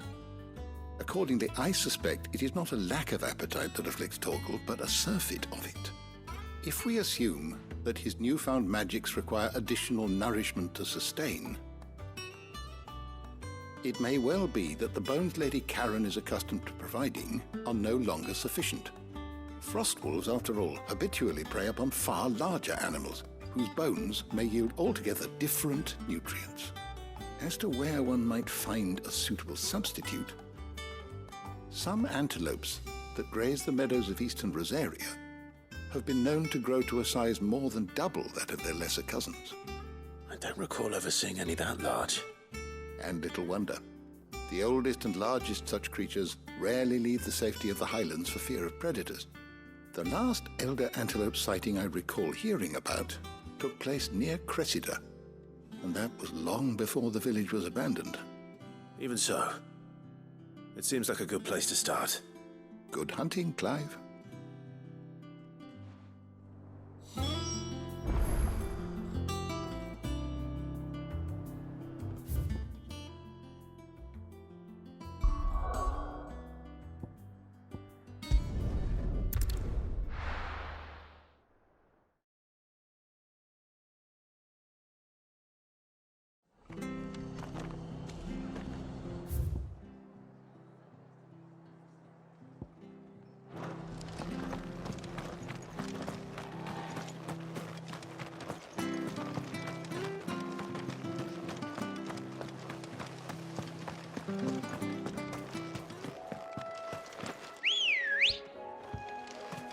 Come on.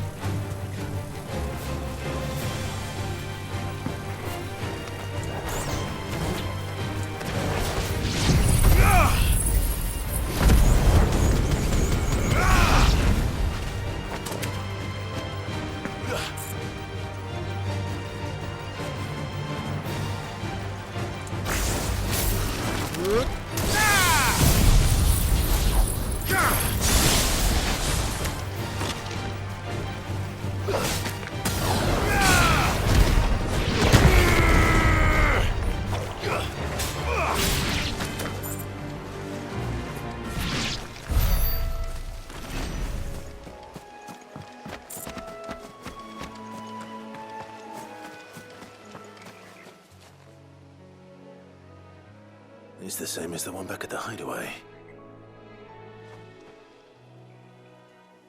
Doesn't seem to be working, though.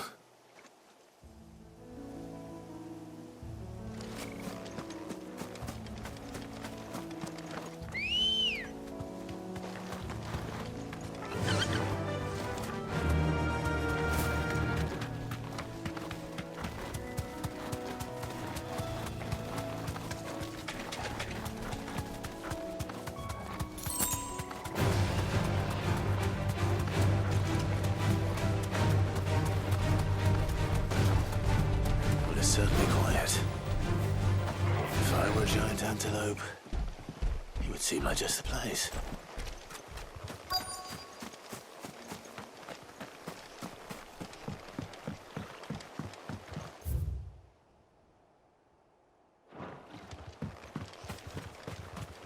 I doubt we'll find one bigger than that. You hungry, Torgal?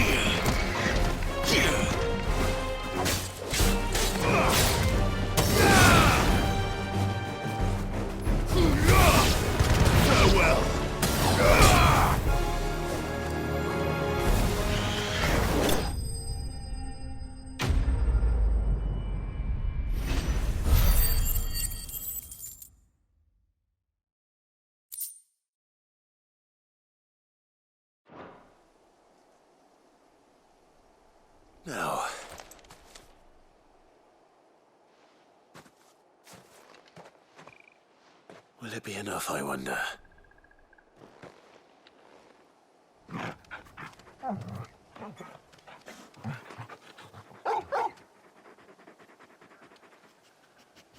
I say that answers my question. Which means we owe the lawsman our thanks. You're just a big puppy, aren't you? A very big puppy.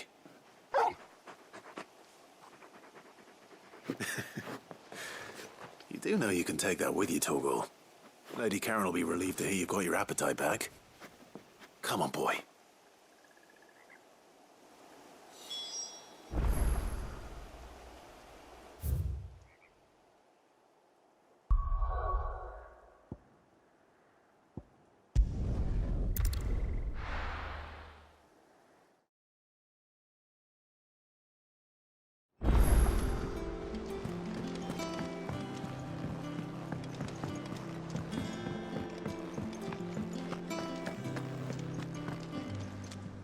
I noticed you and Torgal had gone off somewhere. Take him for a walk, did you? You could say that.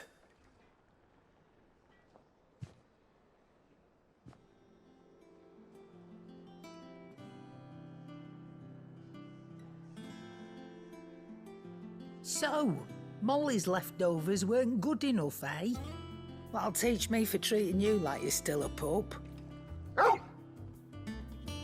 All right, no need to shout. Now we know what you're after, I can see about getting some in. Speaking of which, I brought one for later. Can I leave it with you?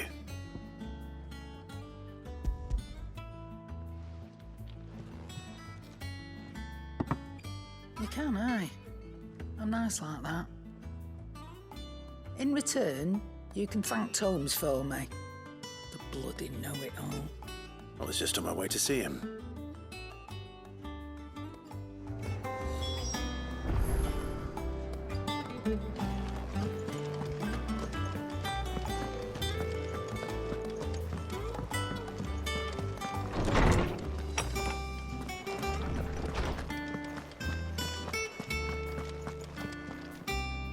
Ah, Clive.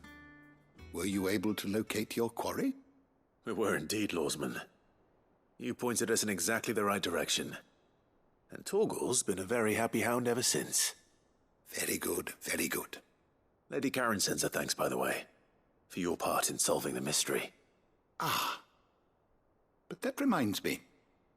After your last visit, I found myself pondering Torgal's talents. Do you recall our conversation concerning Lady Jill's role in Torgal's transformation? About how she somehow woke the power within him. Precisely that. A reasonable conclusion, I thought. But one which raised certain questions in my mind. You see, the Fenrir of legend served Shiva and Shiva alone. And while the powers attributed to him are certainly impressive, the records imply they are somewhat different in nature to those you described Torgal as having used. What are you suggesting? That Torgal may be the beneficiary of more than one icon's power.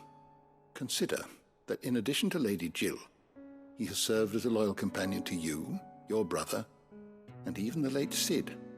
In short, the icons hitherto near at hand, or should I say at paw, have been diverse and plenty, and that number has only grown as the realm's dominance have fallen to your sword. One can but speculate as to how all of this has affected Torgal. He has seemed more fierce of late.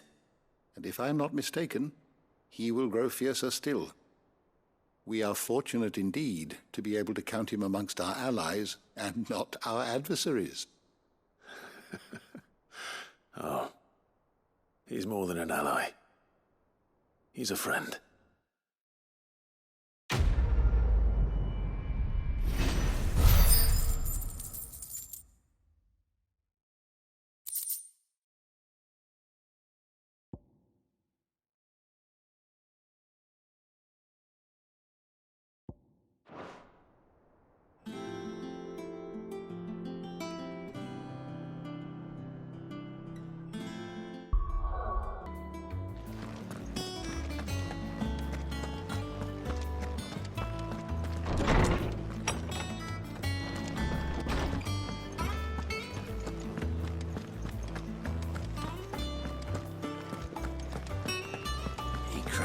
crystal too?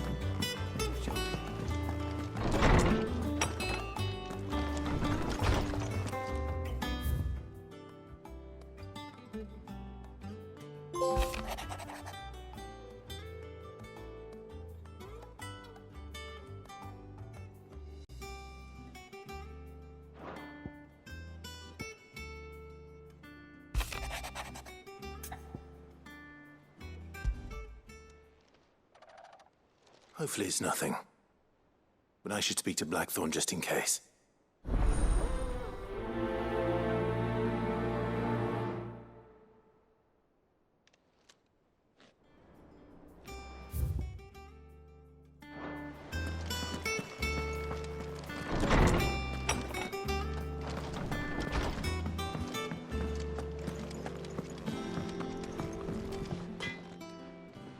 Blackthorn. Do you have a moment? Not really, no. This won't take long. I just wanted to ask how you're getting on. August was worried about you, that you might still be doubting your craft, even after learning the trick of that cuirass. Is there something else weighing on your mind? Perhaps sharing your thoughts might help.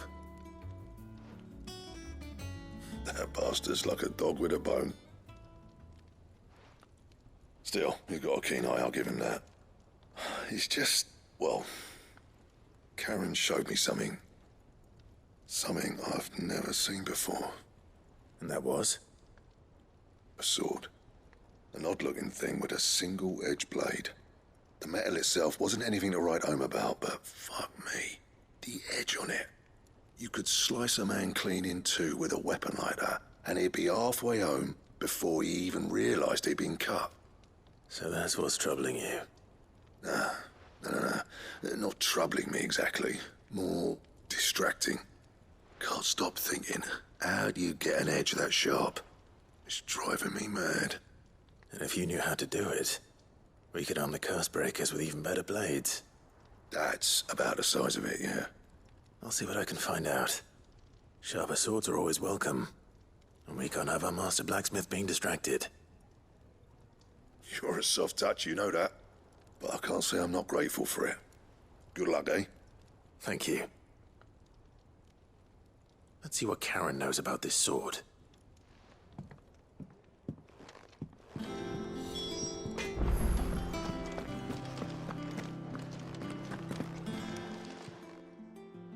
You're looking well, Karen. What do you want? Out with it. I want to know about the sword you showed Blackthorn. Single-edged and extremely sharp. Running around after him again, are you? I suppose I am, yes. But I need to help him find out how to work an edge like that. It's driving him to distraction. Little wonder, I suppose.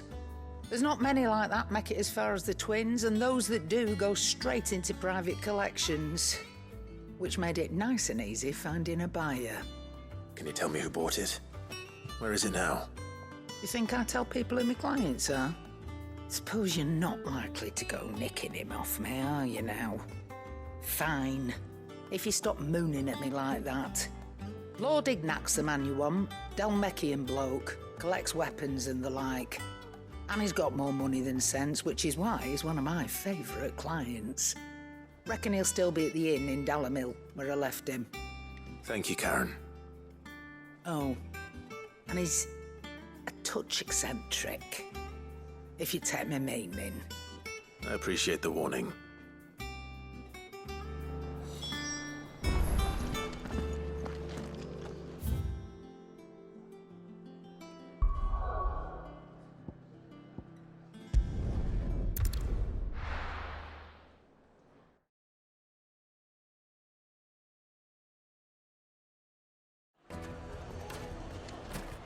People take notice of wealthy men. Shouldn't be too hard to track down Karen's collector. Its fang is gone. The whole mother crystal gone. What are we gonna do? Calm yourself. We don't know for sure.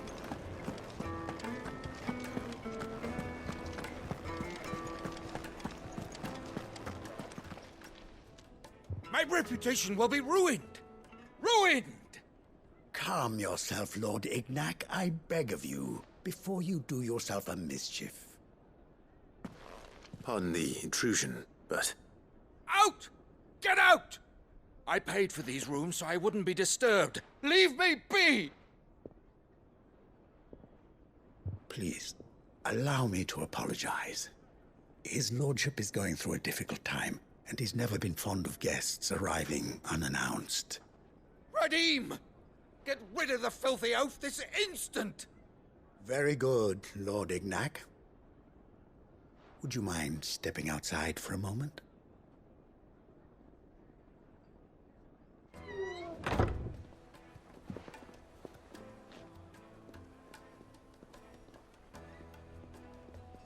I'm sorry if I've caused you any trouble. That? No. That's just how his lordship is. Though the morning's events have left him somewhat fractious. He has been dispossessed of his luggage, you see. The thieves also made away with a considerable amount of coin. Coin the innkeeper will soon be keen to collect. I don't suppose a certain blade was among the stolen items. A single-edged sword. It was purchased from a merchant friend of mine. Ah, you know Lady Karen. Yes, I'm afraid it was. Then I'll retrieve Lord Ignac's luggage. But I have one condition. You have but to state it. You are welcome to anything that is within my power to grant. I want an audience with Lord Ignac. A few minutes should be enough. Then I'll be on my way. A condition I would be a fool to refuse. Of course, you shall have your audience. I don't suppose you saw where the thieves went? I did not, no. Though some discreet inquiries made on his lordship's behalf mean that I know where you might find them. The bandit's bed. Every ill-gotten coin in Dalamel is said to pass through that disreputable corner of the Valcroy. And that's where I'm heading. I shall speak to Lord Ignac in your absence, and arrange for an audience upon your triumphant return. That will be very kind of you. Farewell, and best of luck.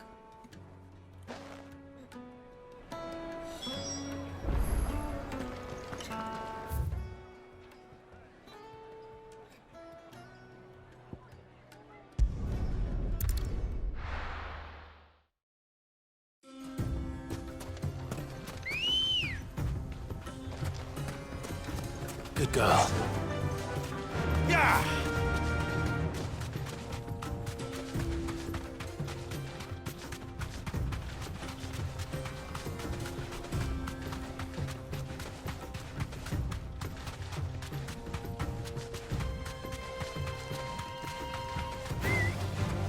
Damn vultures.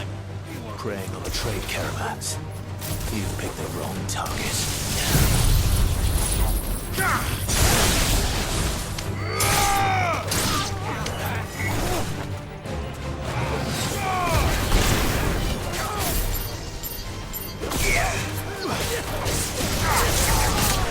It's over.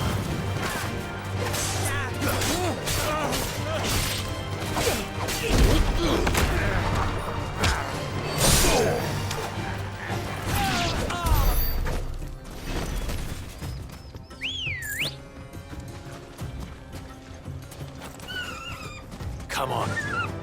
Fly, Ambrosia.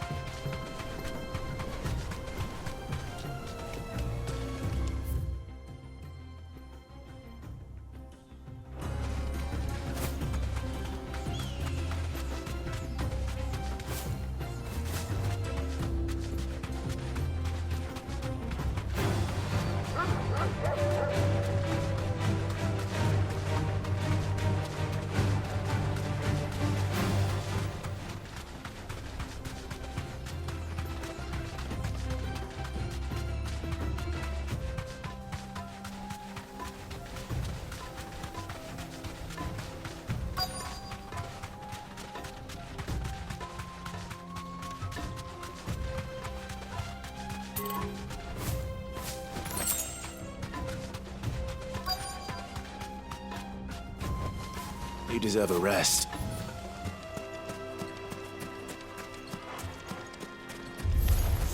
We've got company!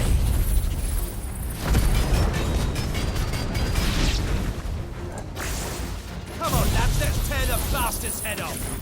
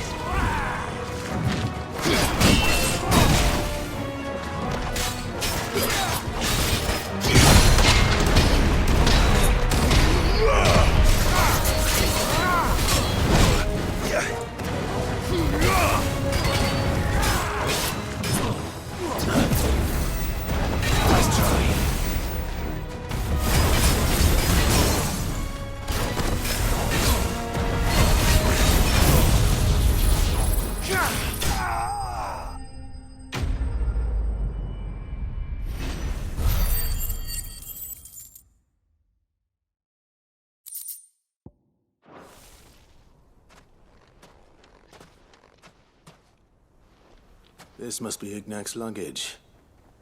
Nothing seems to be damaged. All right. Let's get it back to Dalamil.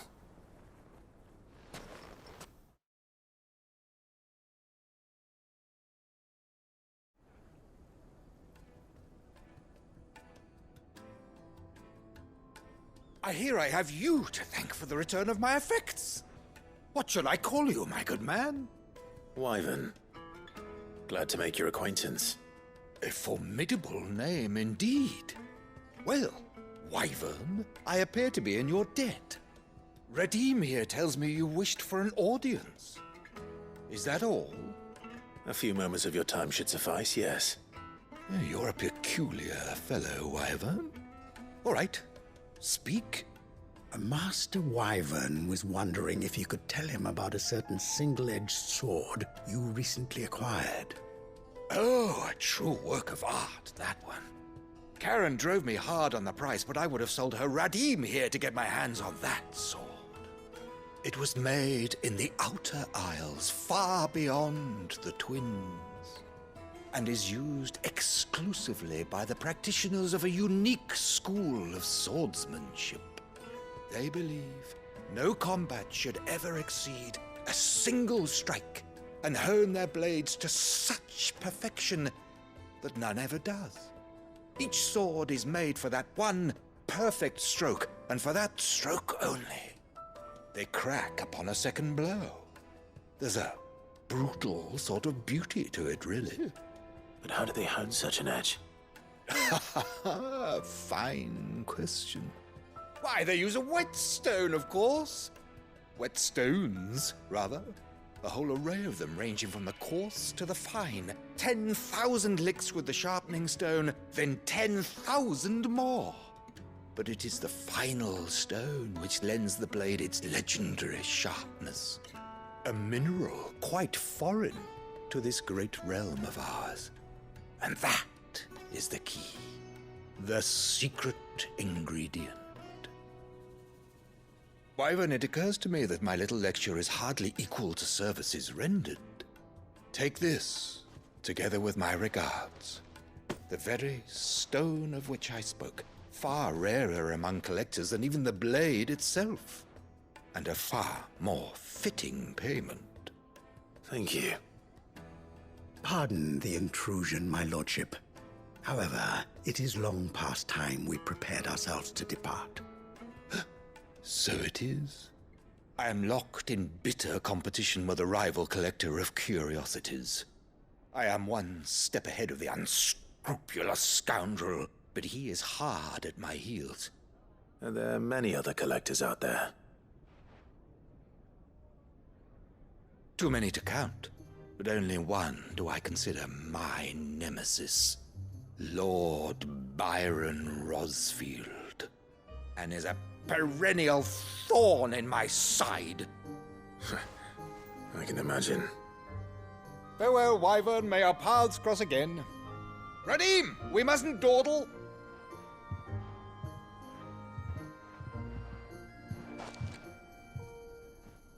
I think his lordship is rather taken with you, Master Wyvern.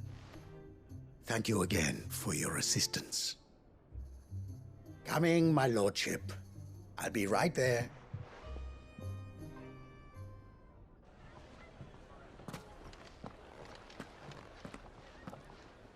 Trust Uncle Byron to find such an interesting rival. Now, let's see what Blackthorn makes of this whetstone, shall we?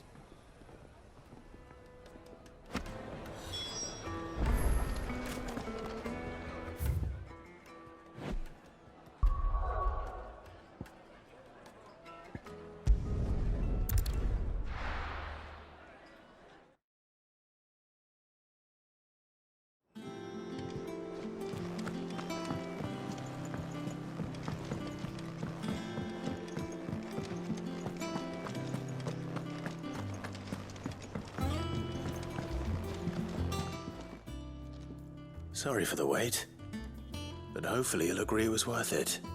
You learned something about that sword, then? I did better than that.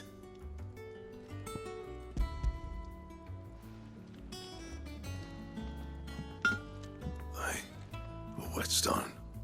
Yes, but not one you'll find anywhere in Valisthea.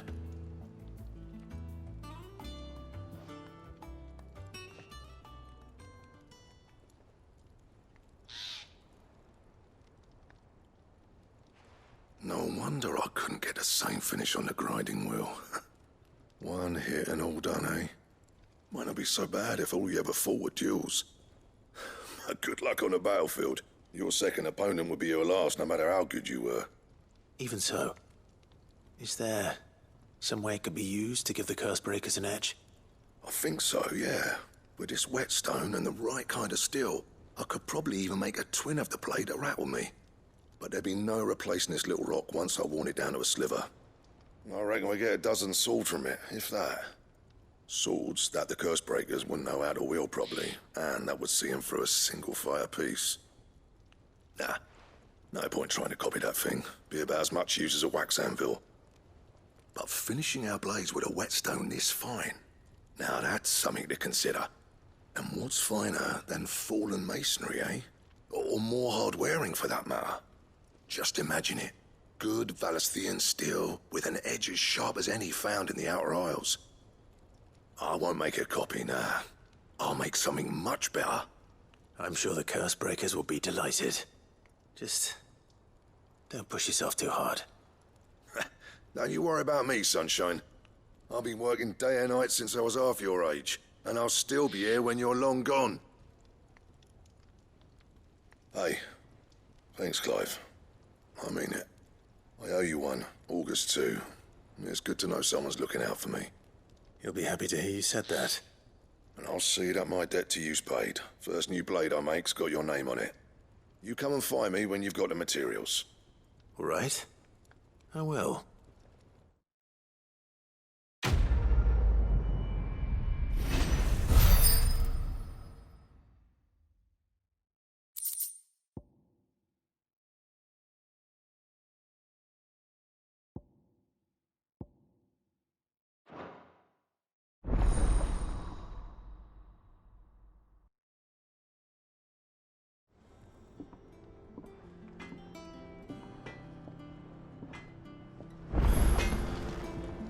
Clive? What's saying for you, dear?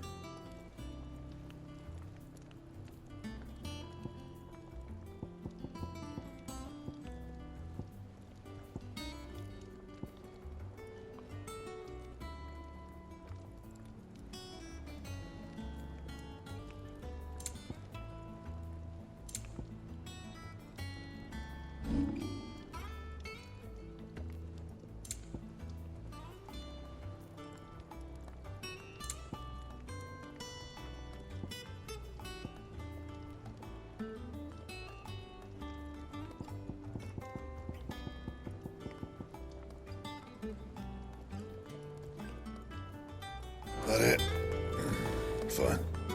What do you need? So, what'll it be?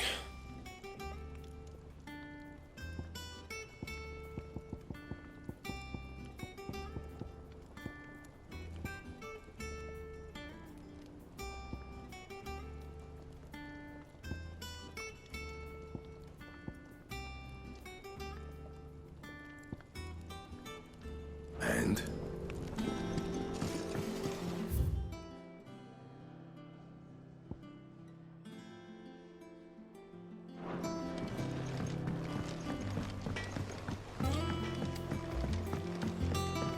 I went up to give some greens to the chocobo.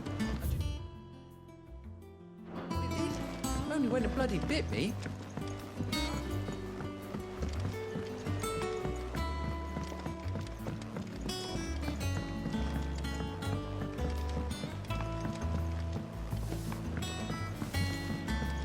Wish I could take one of our birds.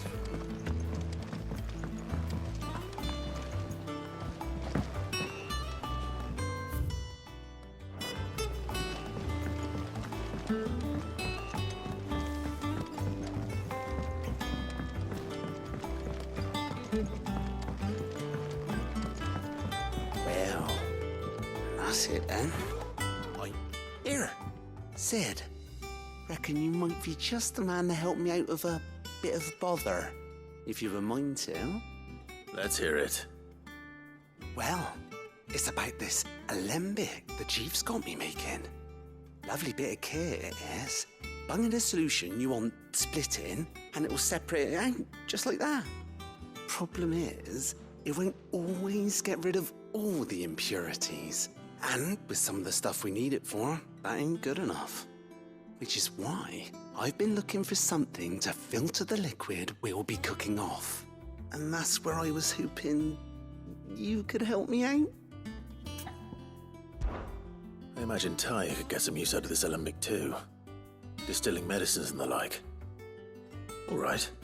Why not? Proper job! So what exactly do you need for this filter? Nothing but bomb ash'll do, says the chief. Gave me a sample she'd obtained from the university stores. Couldn't believe my eyes. You pour the blackest blight water through it, and it comes out clear as a mountain stream. So, I did a bit of reading about where I might be able to get hold of some. And do you know what I found out? It's only the blimmin' bones of a bomb king. They leave them behind when they die, see? I take it that's where I come in. If you wouldn't mind. I saw a billet on the hunt board for one just the other day. Would have gone myself, but, well, fighting dirty great balls of flame ain't exactly my forte. You, on the other hand... All right. I'll see what I can do. Thank you kindly. And a good hunting, eh?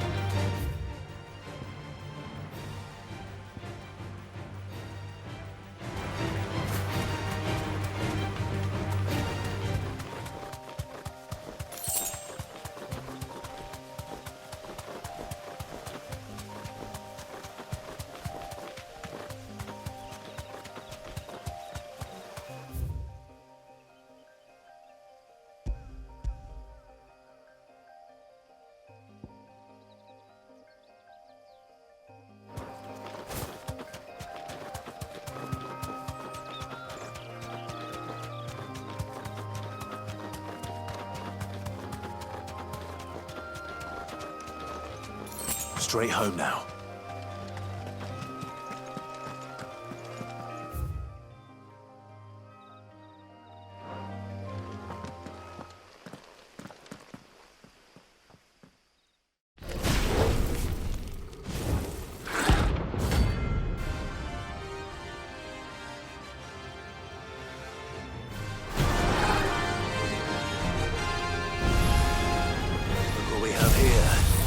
Greetings, Your Majesty.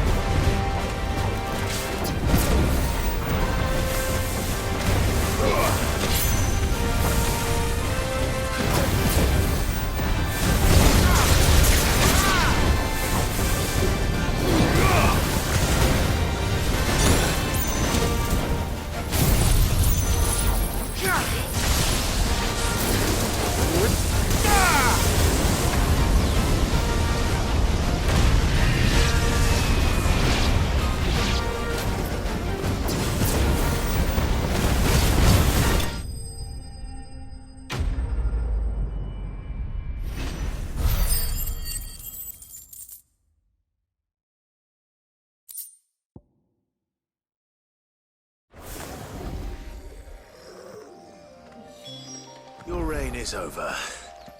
Now to collect the ash. This looks like the stuff. Let's see if there's any more.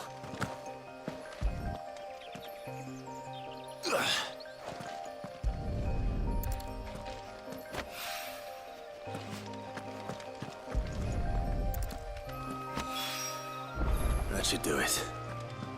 If Hawaii needs more than this, he can fetch it himself.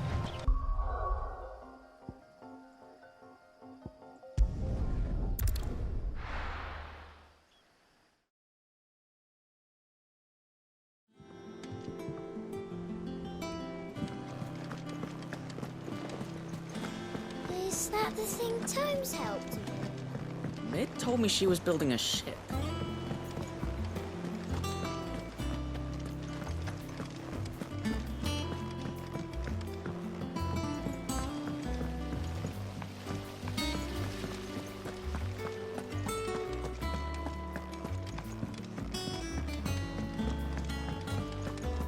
I think Mid might need some help tidying up.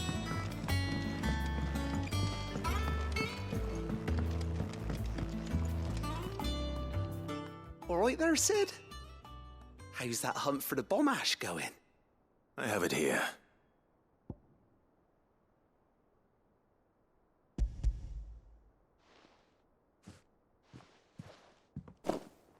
That's the stuff.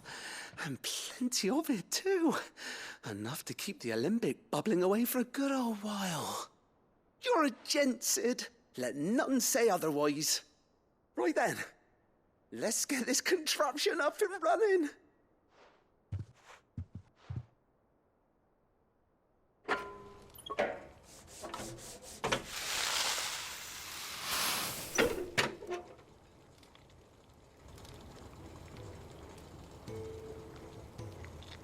There we have it.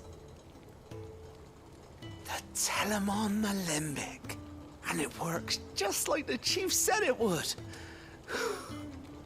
Very impressive. Says the man who cut down a burning boulder. Speaking of which, I still haven't returned the favor. There's no need. The good it will do for the hideaway is reward enough. Don't be silly. Why don't you let me take a look at that bag of yours? The one you keep your potions in.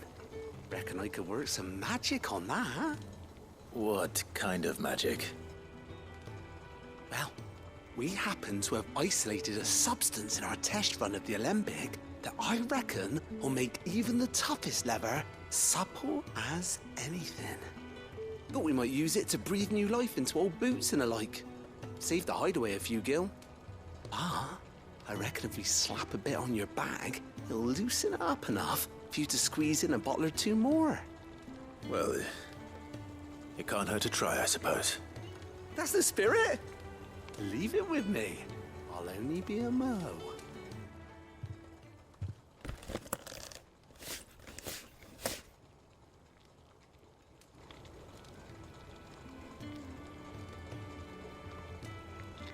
Well, what do you reckon? It certainly feels more flexible. Right? Told you. Thank you. I think. No. Thank you for supporting Mid and the rest of us in our endeavors. Without you, we'd never have been able to discover wonders like that stuff I rubbed on your bag. And I'm telling you, there's plenty more where that came from.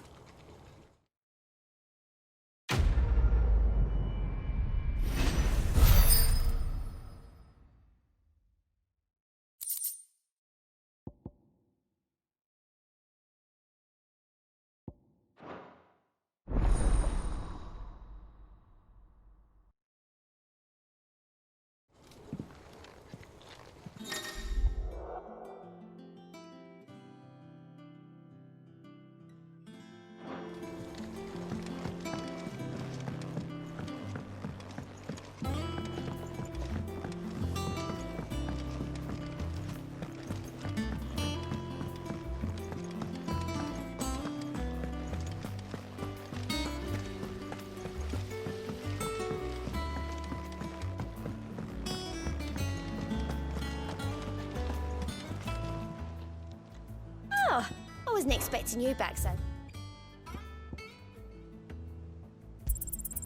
You earned this. Come again. I may have...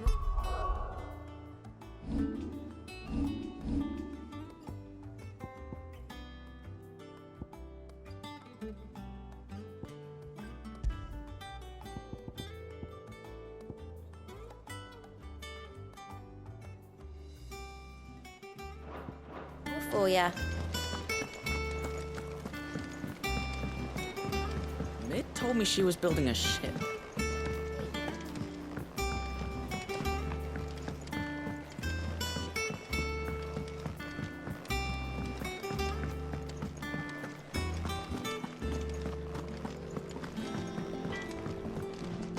What do you need?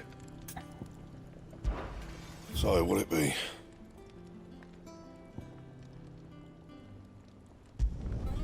No scratches, all right?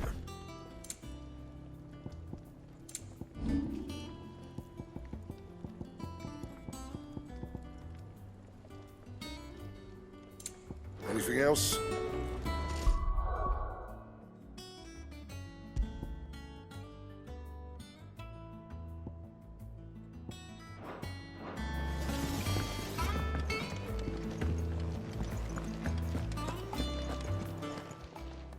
Is it business or pleasure?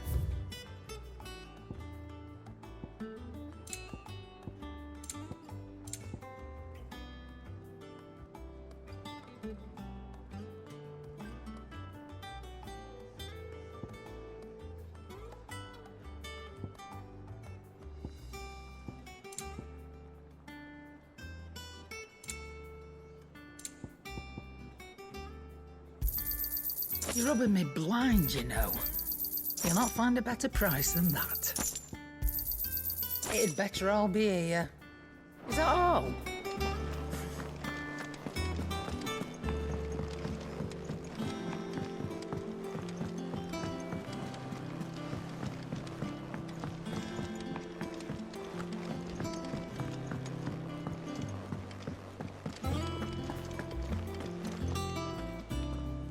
Right, Clive?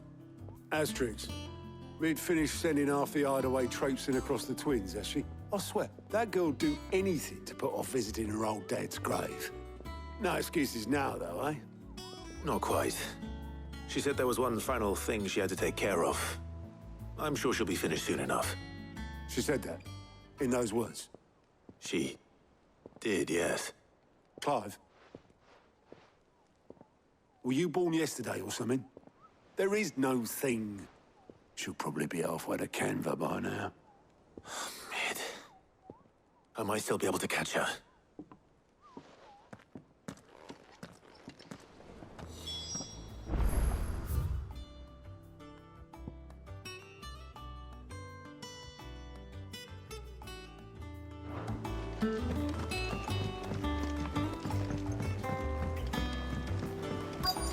Is that the thing Tomes helped? Obelith, have you seen Mid? Yep. In a boat, going that way. Then I'm too late. You in a hurry and all, are you? Oh, I offered to take her across, but she wouldn't wait. Just paid for a dinghy and rowed off. Oars going like the clappers. Got some life in her, ain't she? But anyway, I was on my way up to see you, as it happens. Got a letter for you. Urgent, by the sound of it. One of your uncle's men said I was to hand it to you in person, post-bleeding haste. And you're here now. Thank you, Obelith. Don't mention it. What tidings, Uncle?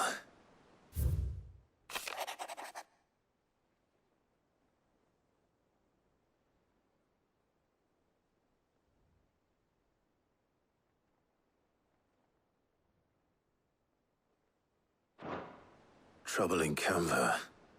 Well, I'll need someone to keep an eye on Mid.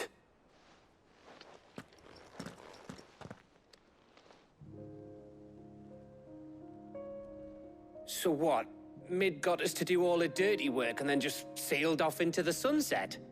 It, seems that way. Well, nothing we can do about it now.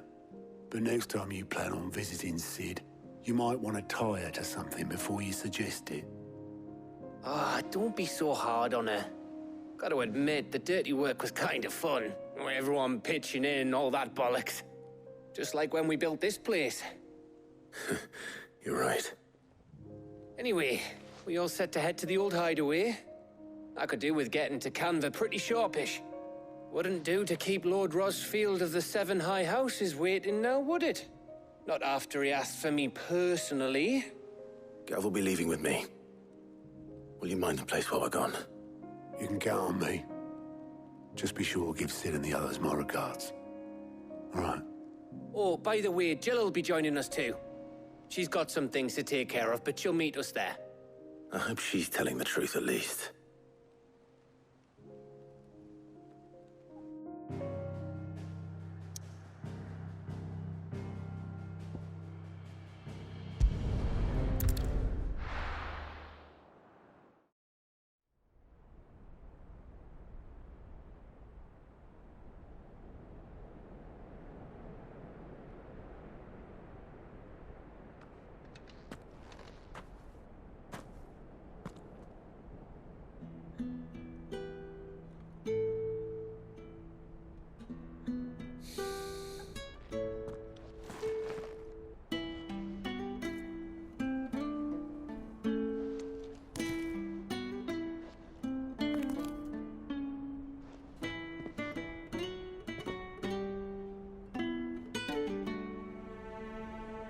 Well, Sid,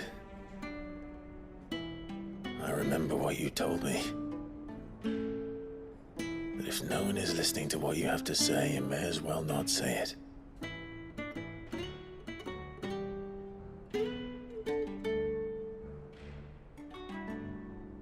But I will say this, old friend. Hugo Cooker is gone. His shadow looms over us no longer. It's a pity the Phoenix can't be in two places at once. If he'd have been with us, maybe he could have done something for the lost. Not even the Phoenix can bring people back from the dead. Life has a beginning and an end. So we must live while we have the chance. And not as slaves to the crystals, but as free men. May we join you?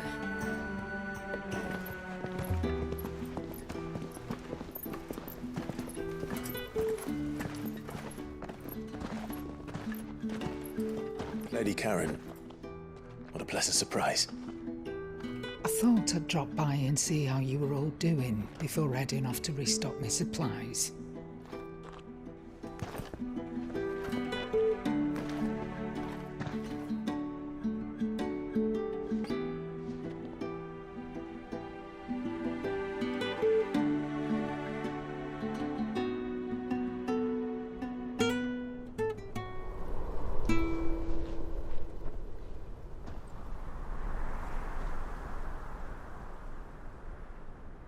It wasn't the most scenic view back then, but it were never as bad as this.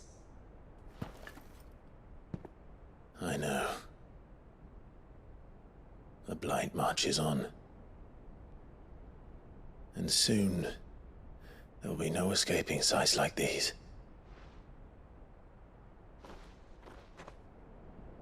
So our mission remains unchanged. We cannot stop until every Mother Crystal is gone, and their thirst for ether with them. The only one that remains in Storm is Drake's Tail in the Crystalline Dominion. Our next target. We're going to Twinside. It's the capital of the Empire these days. I wouldn't like to think how tightly guarded they've got the place. Not that that'll stop you. But we do well to scout it out before you go charging in. We would indeed. If you're off to the Dominion, you can take this great lump with you. Goods. Oh, I am sorry. Have you forgotten you're the most wanted man in the Twins? I thought you might like to disguise yourselves as the attendants of a travelling trader, assuming you've no better ideas. You wanted to buy yourself some tools, didn't you? Well, now's your chance. You're letting me go with them? Oh, thanks, Nan. Stop that! You break me bones, you great galoot.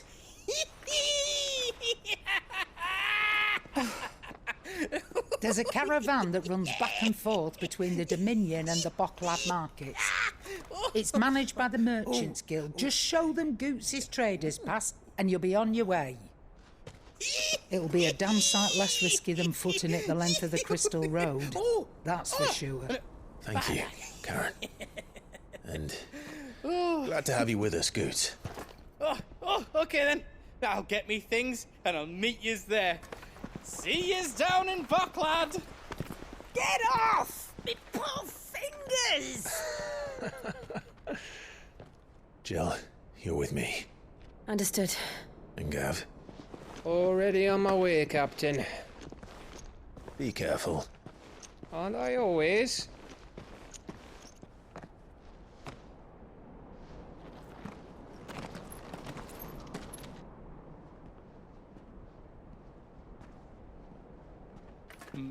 Do you see that, Sid? Your protege's making a proper little outlaw of himself.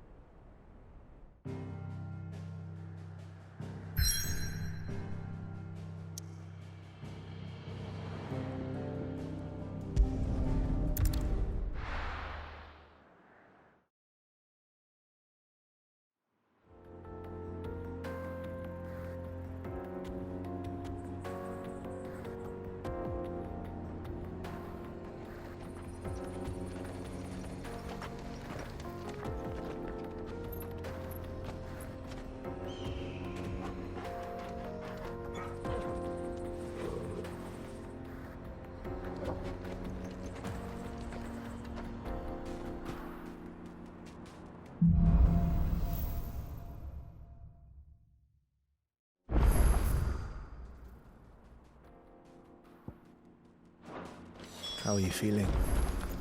Better. Thanks to Taya. I'm glad to hear it. And Torgal helped too. Didn't you, boy?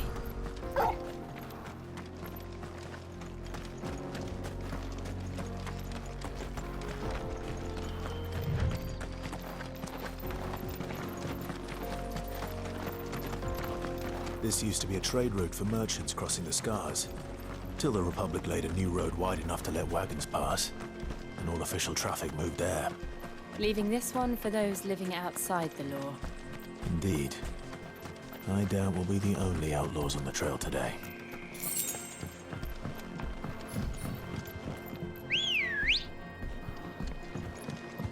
Good girl. Run like the wind.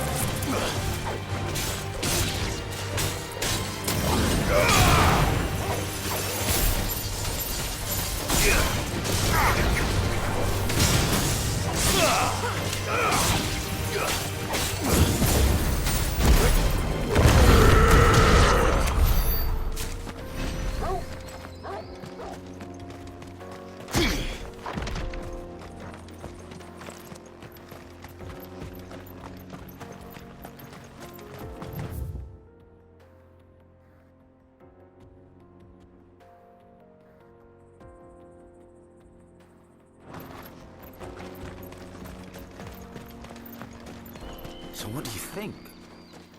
Really? It's as bad as that? Oh, aye. There's trouble up ahead. And too much of it for us to handle. I take it there's danger on the road. Oh, what about this fearsome-looking fellow? You think he'd be equal to the task? Well, no doubt. Assuming he's willing to hear us out. Well met, friend. My brother and I have been tasked with finding a merchant's missing cart.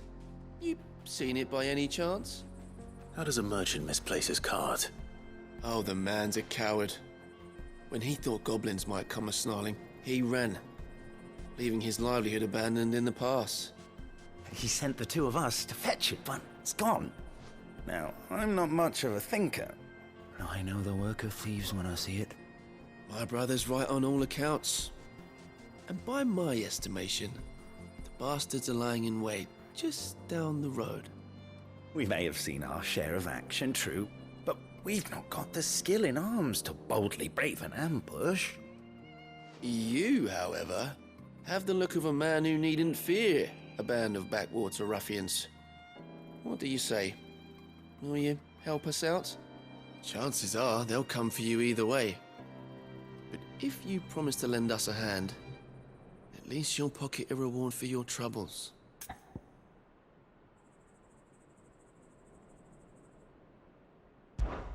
Well, if I'm going to have to deal with them anyway. You've clearly got a fine head on those broad shoulders.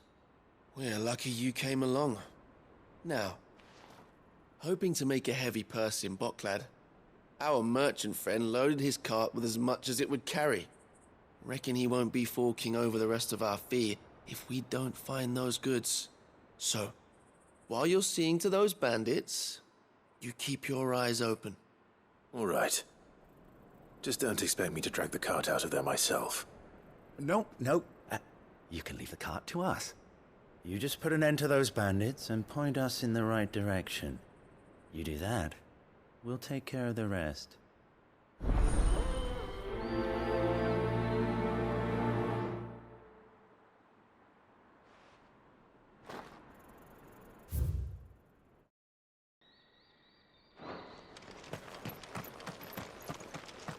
I'm not sure I trust those two.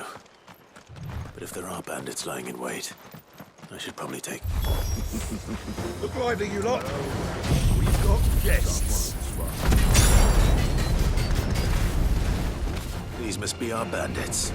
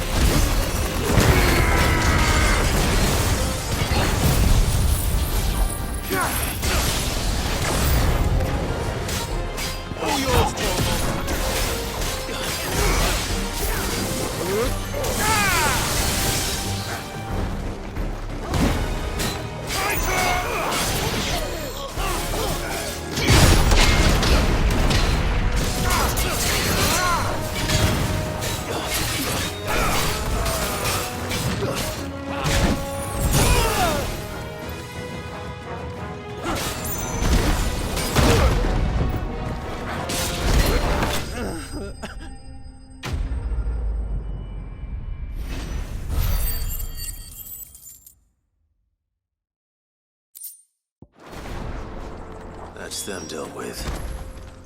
Now, where's that cart?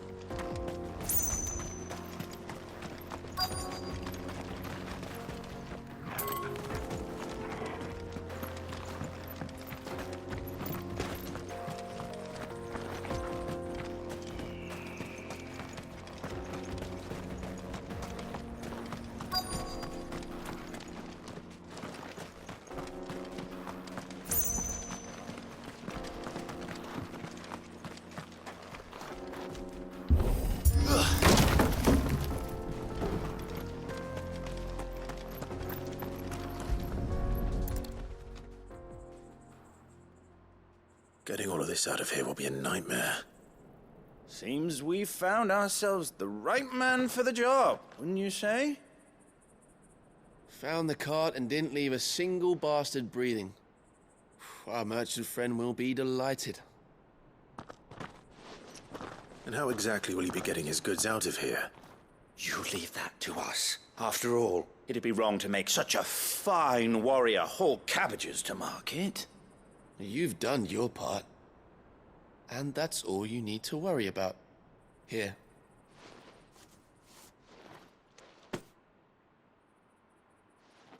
It's been a pleasure. Now piss off.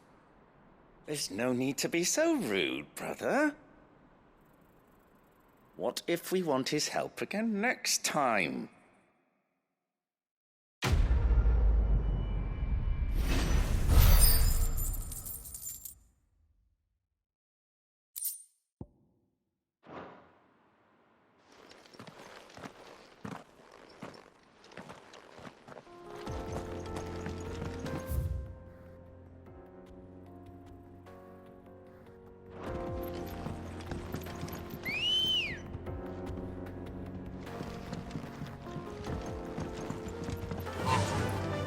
Fly, Ambrosia.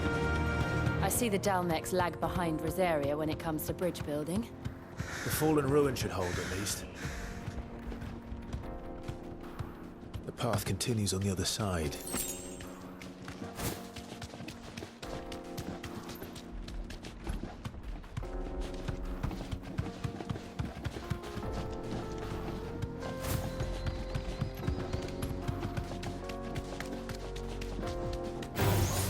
This might take a while.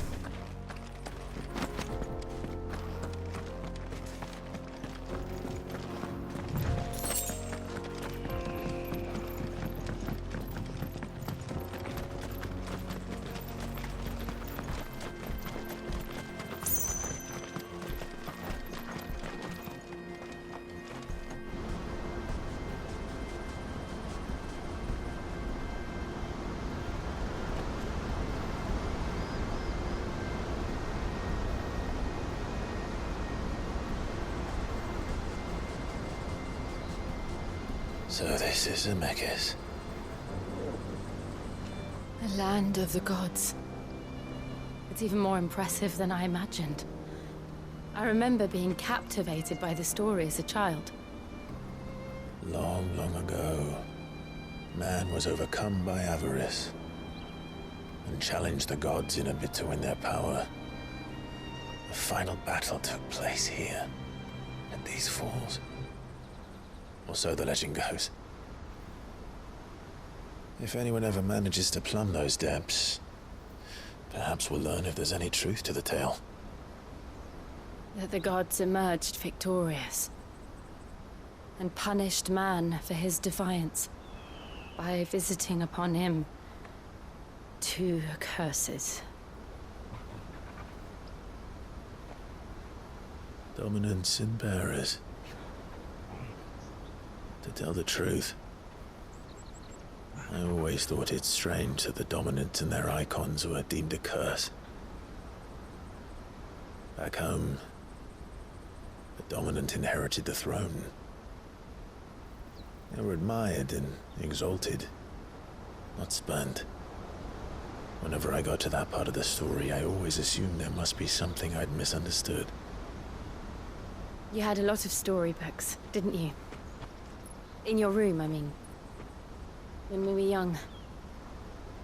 The old legends were always my favorites. Epic battles between gods and men. Father encouraged me to read as much as I could. He thought it good for my education. You really were a boy like any other, weren't you?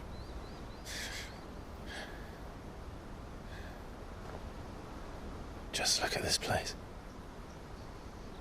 It's enough to make you believe the legends are true. I know.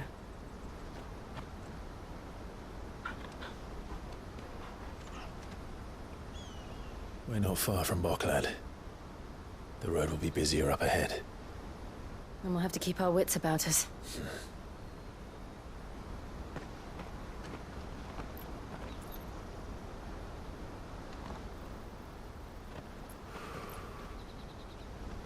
Clive? Something wrong? Nothing. It's nothing.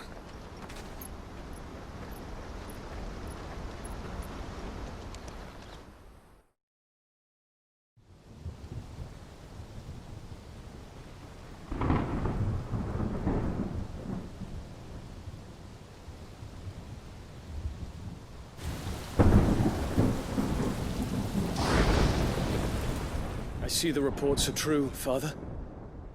You have surrendered the throne to Olivier. I have. Emperor Olivier shall rebuild the Holy Empire of Sanbreque.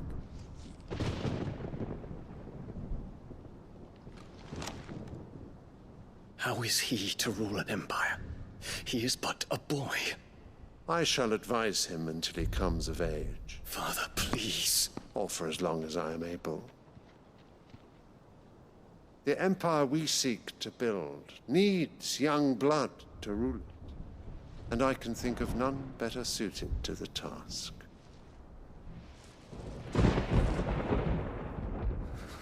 There is other news, Dion. Hugo Kupka is dead, and Drake's Fang destroyed. The pillars of the Republic have fallen.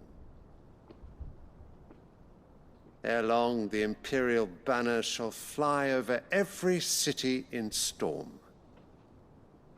And then, Valisthea. All shall bow before their Emperor. Father, these are the words of a tyrant. They are the words of a god. The Emperor whom I gladly serve. Great Greeker, made flesh.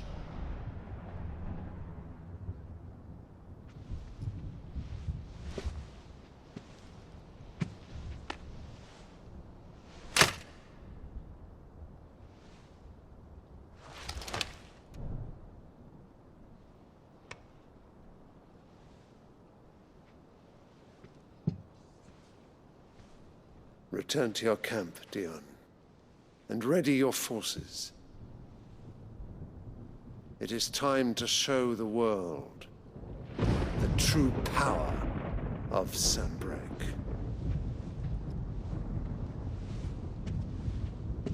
Father. I find you much changed. Is this truly the path you wish to tread? Or are these the ambitions of another? Of Ultima, perhaps? What nonsense is this? I speak my mind, and my mind only. Though I do owe Annabella thanks for reminding me of certain truths regarding the nature of nations, of rulers, and of the divine. You would trust the words of this traitress? She betrayed her country. She slew her husband. You have ever been an invaluable servant to Sambrek, Prince Dion. I trust you will continue to serve your Emperor in the wars to come. The canker! Silence! Insolent wretch! You will bend the knee. All else is heresy. Sire, forgive me. This audience is over. Come, Your Radiance. The Rowena Syndicate awaits your pleasure. Oh, not another meeting with silly old men. They're so boring. I'm hungry, Father. Can't we have luncheon instead?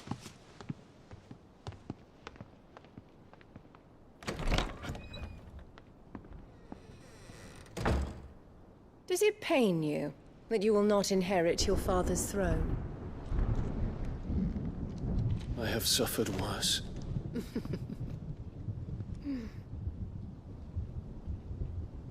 Count your blessings, Dion. For a base-born child to be chosen by Bahamut is miracle enough.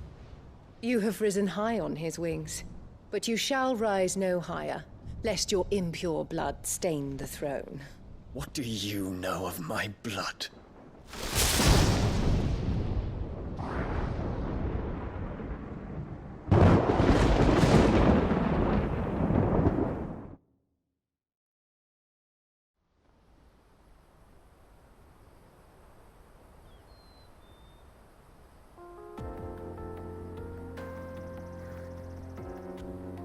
The Boklab markets are to the north.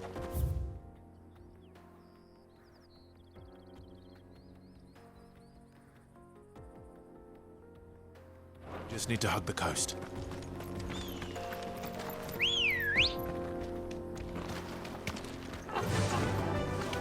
Fly, Ambrosia!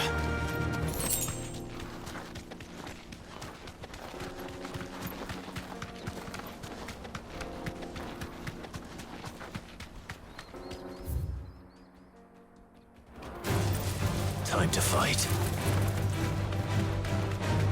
Infiltrating the Dominion won't be easy with the Imperials on high alert. No. His Radiance has lost one capital already.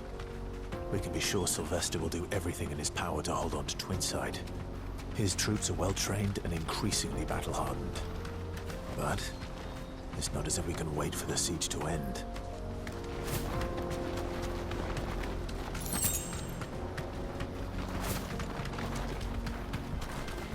Not much further to go.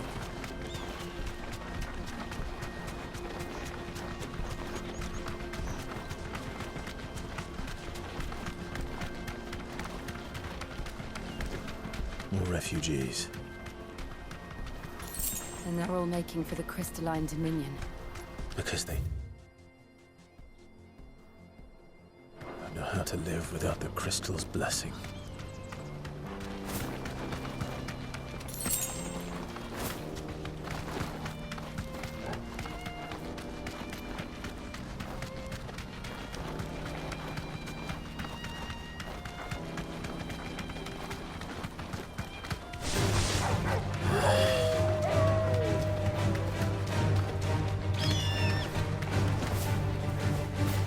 Straight home now.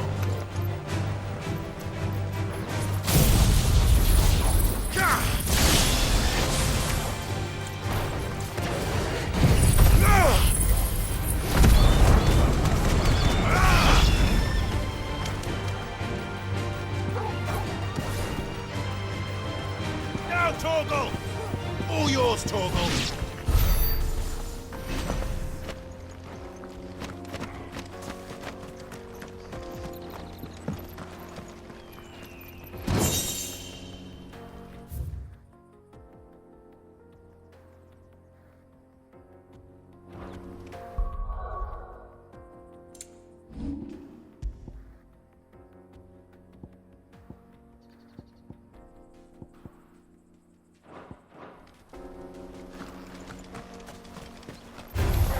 Enough of you, are there?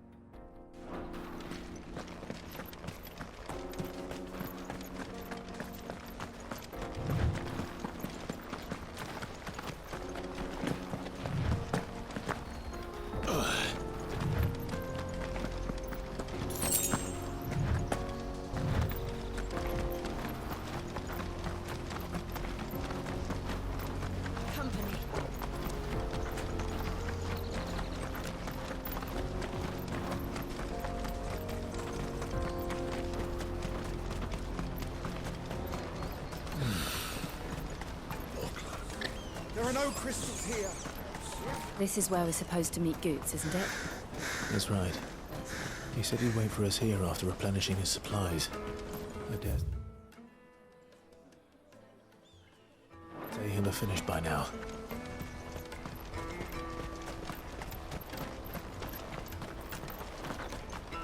Hurry, man. I must leave. Bloody crimson caravan scooping up.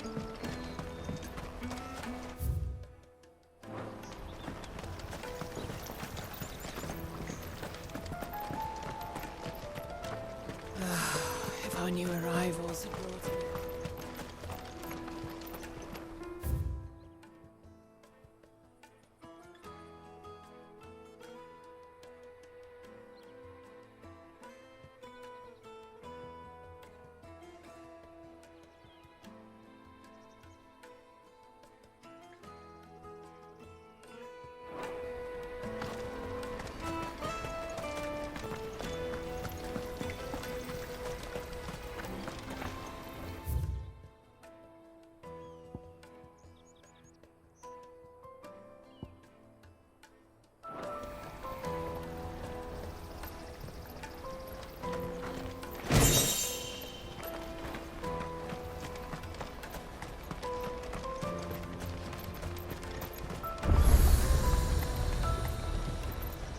You won't find a finer array this side of the strait. A fine choice.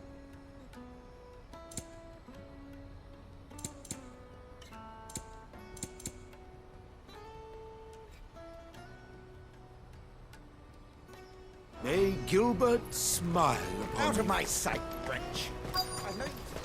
Peaches and pears.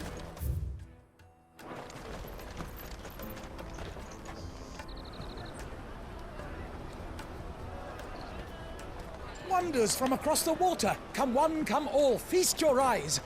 Good sir, can I interest you in...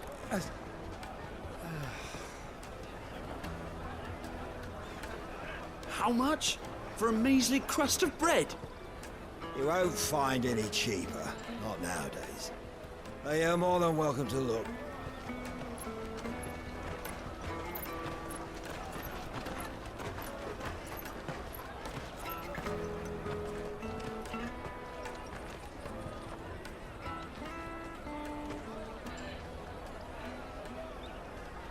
The Empire's unlawful and illegitimate occupation of the crystalline dominion is still in effect.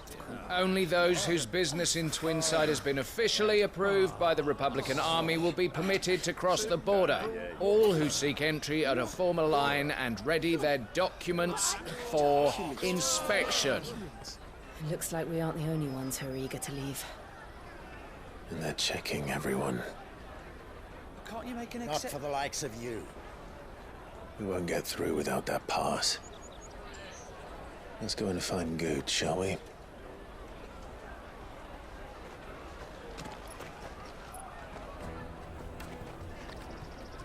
He must be around here somewhere.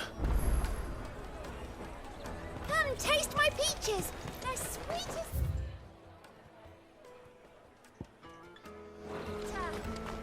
I'll take the large one.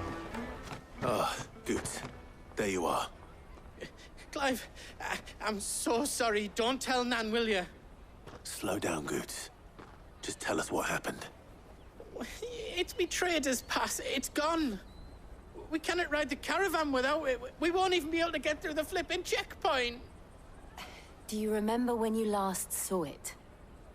It was in my pocket a minute ago. Then a bairn bumped into me and... Here. You don't think that they might have nicked it, do you? It wouldn't surprise me. A busy market like this is prime territory for pickpockets. So, to get the pass back, we need to find this child. Where would we even start? I know where! I've got a pal in Bock lad who might be able to help us. No one knows more about what goes on round here than she does. Where do we find her? She's the owner of the Crimson Caravans, up that way. Sign's got a red chocobo on it. No time like the present. You two go on ahead. I'm gonna check the rest of my stuff, make sure naught else is missing. All right. We'll meet you there.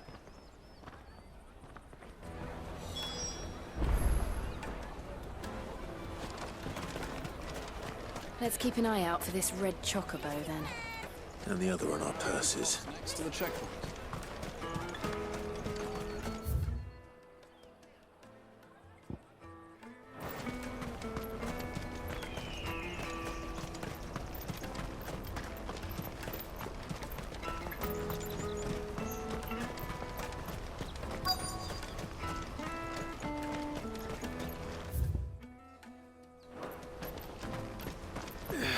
Bloody crimson camera.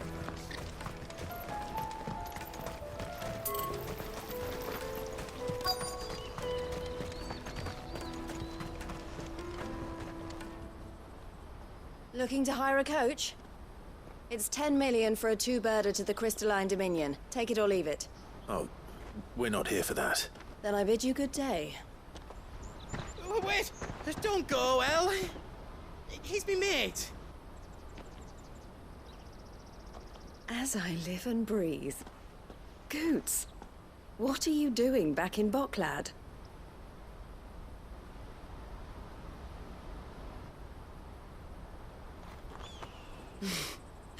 I gather Lady Karen didn't send you.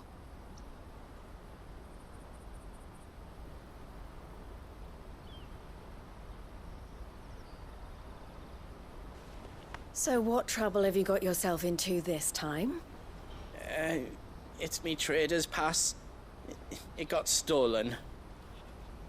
By a little bairn. Of all the... You're the size of a marble. Honestly. Ugh. Goots told us that you know the markets well. Might you have an idea which little bairn could have done this? We don't intend to punish them. We just need our pass back. Then, we can be on our way. I see. So neither of you has a trader's pass either. Not that anyone would take you for traders, but I suppose that's why you came to me, correct?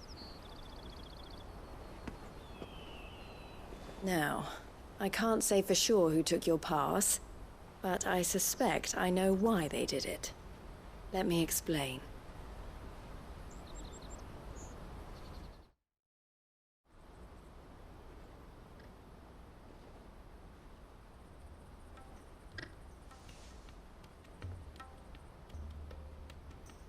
Ever since the Fist marched on the Dominion, the Republic has been clamping down on any commerce that might aid the Empire more than it does us. Which means traders' passes have gone from being merely a way of easing one's progress to being essential if one wishes to cross the border at all. And with demand outstripping supply, they've become a precious commodity, leading some to seek to acquire them by less than legitimate means. So the children are stealing passes to sell on the black market? Yes, and no. Passes are inscribed with the names of their owners, and yet none of the victims' names have appeared on the register of those passing through the checkpoint. Which means? That someone is doctoring the stolen passes. The same someone who is encouraging the children to steal them. And the same someone who has Goots' pass, no doubt. Whoever they are, they're ruining the livelihoods of honest merchants, which is why we've decided to take a stand. Will you stand with us? You want to get your pass back, and we want to ensure that no more are stolen. Catch whoever's behind it all, and two birds shall be slain with a single stone. Is there any other way of getting to the Crystalline Dominion, Goots? They won't let you in if you're not with the caravan. It's that, I don't know, try swimming across the strait. But the guards will definitely spot you if you try and do that. Like, we don't want to get spotted, right? So either we find the people who took the pass, or give up all hope of entering the Dominion. All right. We'll help. Thank you kindly. Ah, but I don't know your name. Eloise at your service. Clive. A pleasure doing business with you, Clive.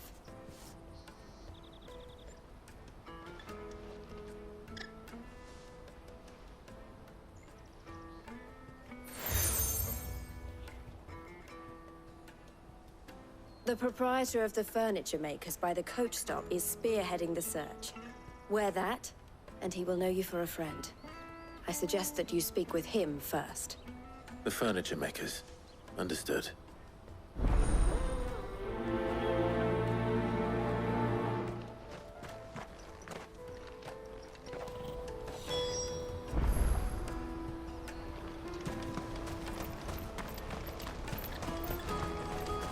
Out of my sight, wretch!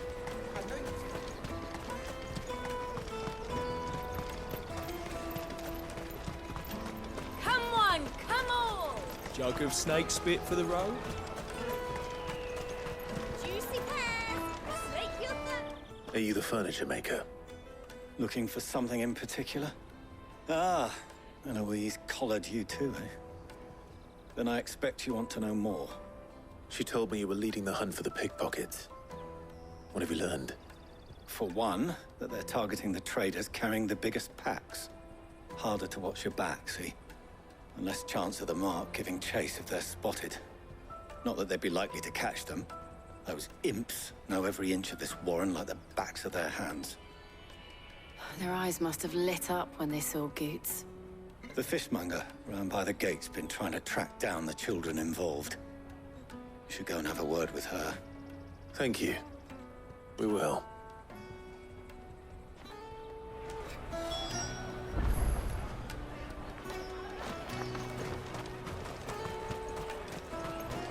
You won't find anything of this quality in Twinside. You should come with me to the Dominion. Life will... Fish for sale! Fresh sorted and smoked! Can I interest you in... Ah, sorry. Message from Eloise, is it? She's asked me to help her. To help you find the pickpockets. Is that so? Suppose I better tell you what I know, then. For one, this isn't a family operation.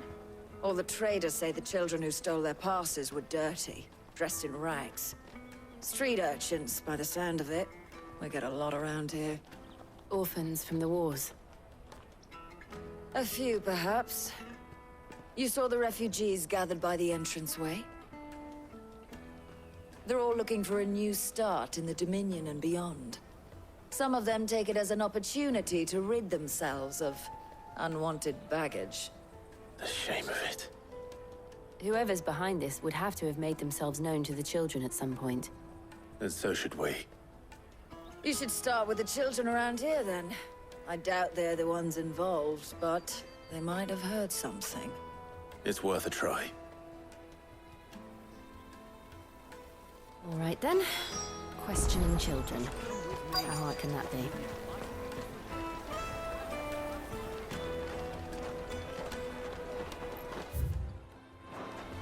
Tight-fisted swines. Come and taste my peaches! They're sweet as nectar! Excuse me. Do you mind if I ask you something? Can't stop you. I was just wondering if anyone has asked you to do anything out of the ordinary recently. Anything you grown-ups ever ask us to do is shut up and go away. So guess what I'm about to tell you to do? Sorry. I'll leave you alone.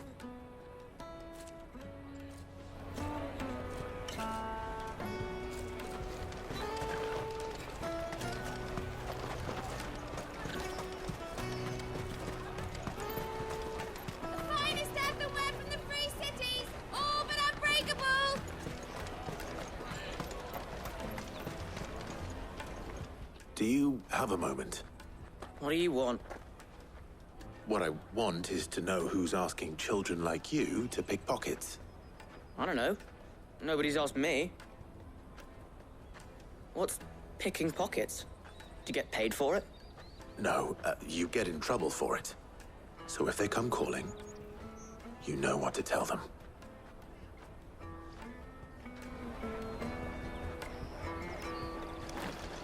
Caravan stops next to the checkpoint. So do we traders. Excuse me? What do you want?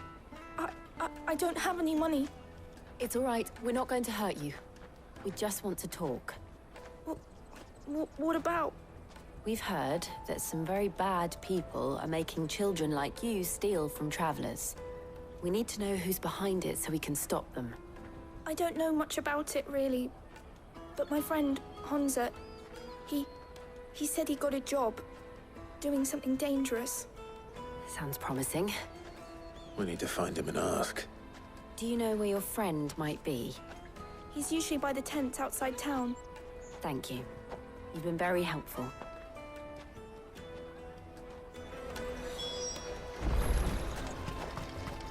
Come on, come on!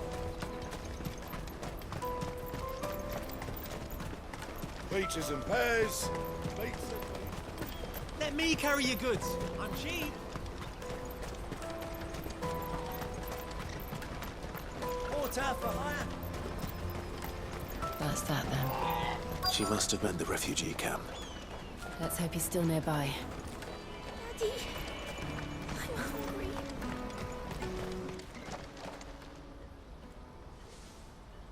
hungry. That big fat donkey was easy pickings. He wouldn't have noticed if we'd robbed his boots off him. Yeah. Wish we hadn't handed over the pass, though. Could use one of those things to get out of this dump. Chance would be a fine thing. The moment they found out, they'd string us up by our guts. Would they now?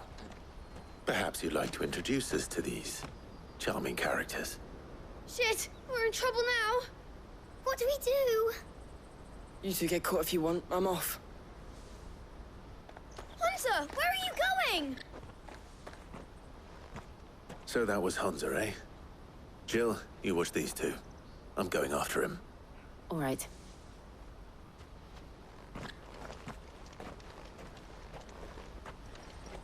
He can't have gone far. I need to find him before his employers do. Daddy, I'm hungry.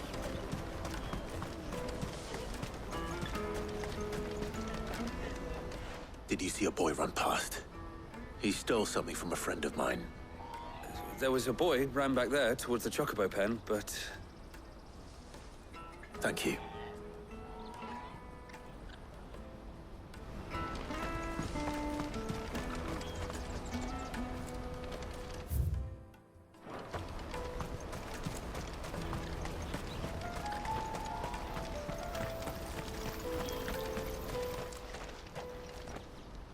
Shit! Cornered. It's all right, Hansa. I'm not going to hurt you. I just want to ask you some questions. Fine. Not like I've got a choice. I'm looking for the people who are making you steal for them. Who are they? Call themselves the Carstones. They said they'd give me good gill if I did what they told me. I knew they were bad, but bread doesn't come for free. Didn't come at all half the time, before I started buzzing for them. You know, if I didn't do it, they'd just pick on someone else. Someone they could push around easier. Hansa. You found him then? Jill. Where are the other two? Eloise is watching over them. She sent Goots and I to look for you. You're... him! I haven't got your pass anymore, if that's what you're after. I gave it to the Carstones. Whatever you do to me, I can't get it back. Not that I go against them anyway. If it weren't for their gill, me and my mates would have starved.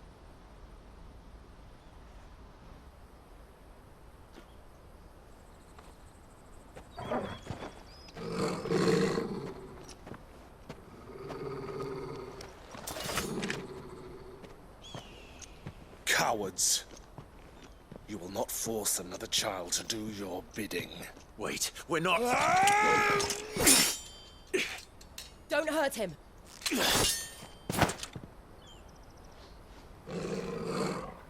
You're making a mistake. We're on the same side. Like hell we are. That brooch. Where did you get it? Master Theo, Goots, what are you doing with these people? Unless you're the ones my sister was talking about. Your sister?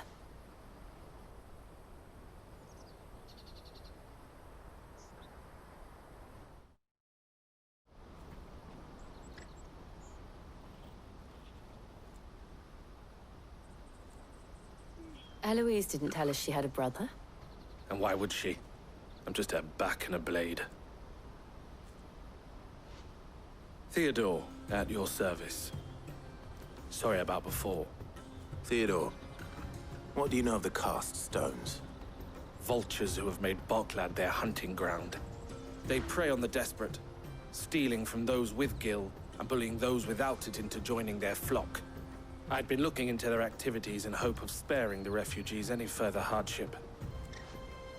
But it seems they've already stooped even lower than I'd feared. Hans is a good lad. Don't blame him for what they've made him do.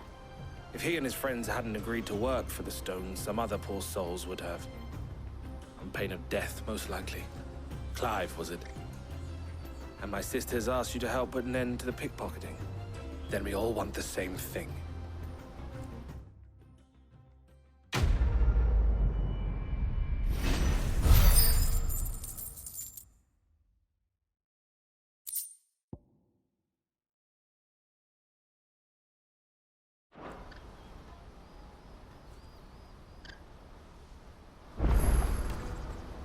Oh, where is it?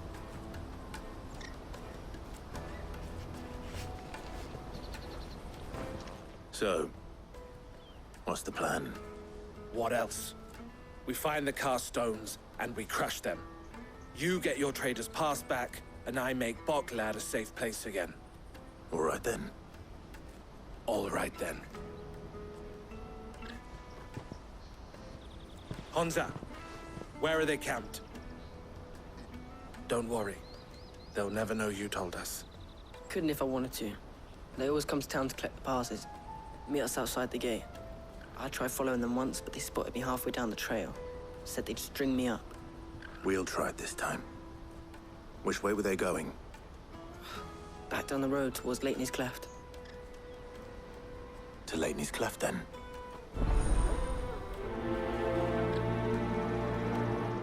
Laney's Cleft is to the south, past the camp.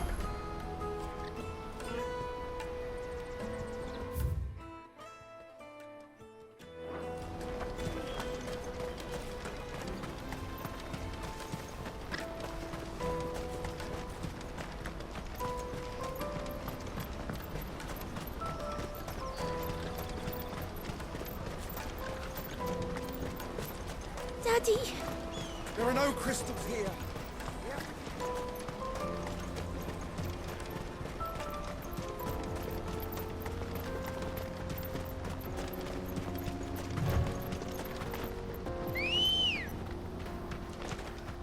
Ready, go? Yeah!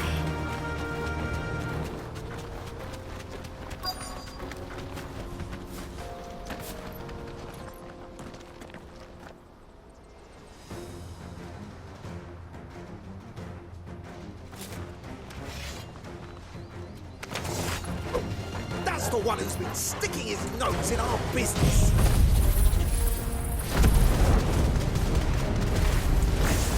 You should have minded your own.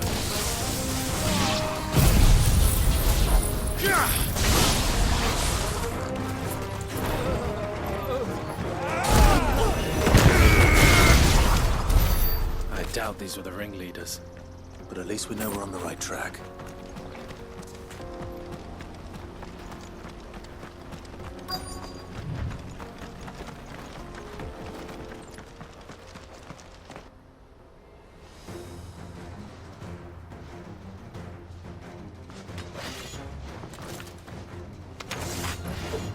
We got company! That's the lot.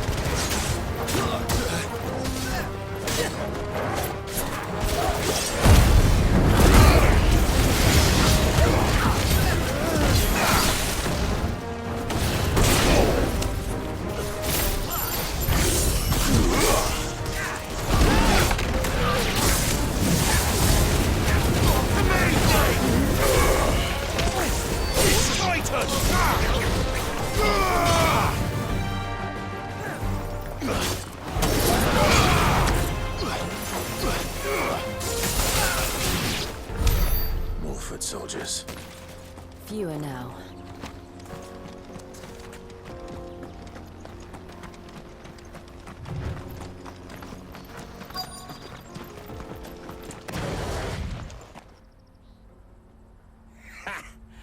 Not a bad haul today, eh? Aye. Some of our new recruits are natural-born ne'er-do-wells. Especially the little ones. It will be a shame when they chop them off. But till then, let's make the most of it. Scum. The leaders of the cast stones, I take it. They don't deserve any mercy, Clive. I wasn't planning on showing them any. We're ready when you are, Theodore. Oh, I'm ready.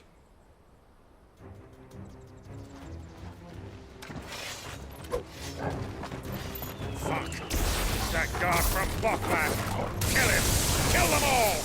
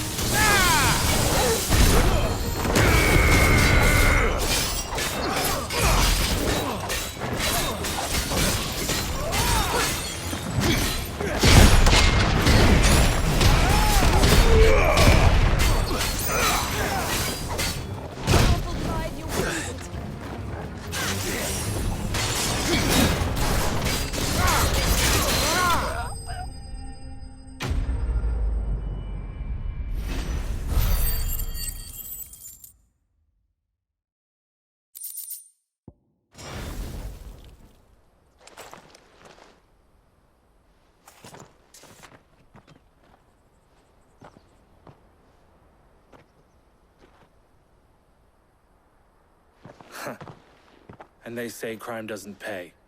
Gold chains, rings, purses. And traders' passes. Dozens of them. Have the names been changed?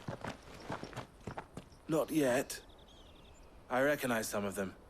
No doubt Goots's is somewhere among them. Now I just need to sort through it all and return everything to the people it was taken from. We should go and give Eloise the good news. Can we leave things here in your hands, Theodore? Of course. Oh, and, be sure to tell her of the part I played, won't you? We'll be glad to.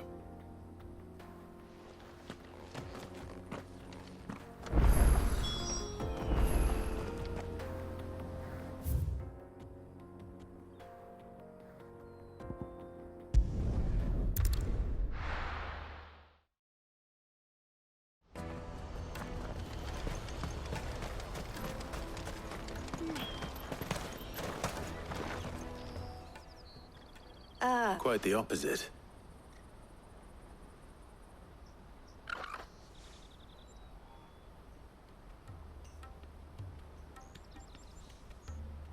So it was the cast stones who were behind it all. Theo told me he'd been on their trail. And their demise solves 3 problems at a stroke. That of the pickpockets, the bandits pulling their strings, and the passes they were stealing. I only hope yours is among the items you recovered.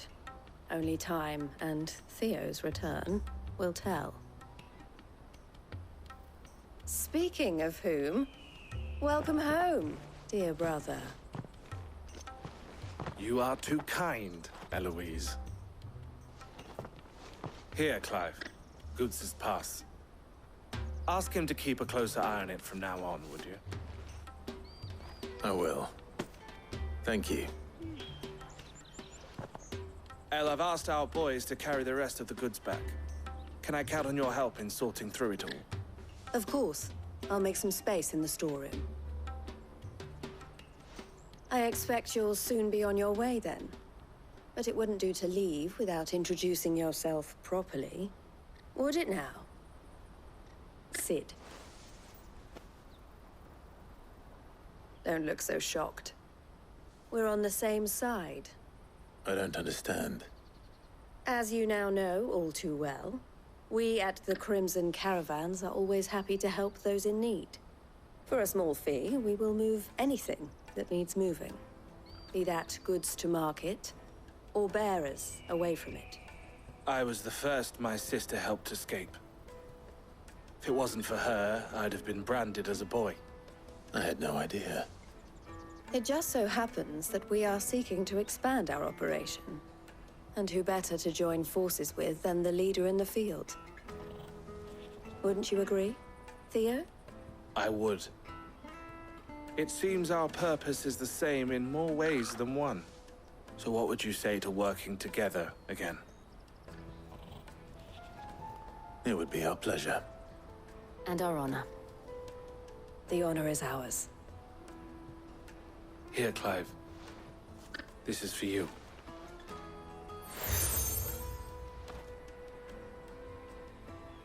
What is it?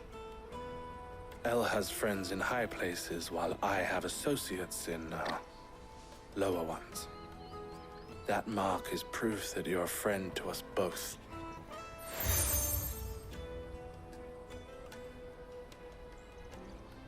I shall bear it with pride. Well, all that remains is to wish you a safe onward journey. Goots's pass should secure you a place on the caravan, but if you encounter any difficulties, we would be delighted to provide you with a coach of our own. For a discounted price, of course. Say, 9 million? We'll try the caravan.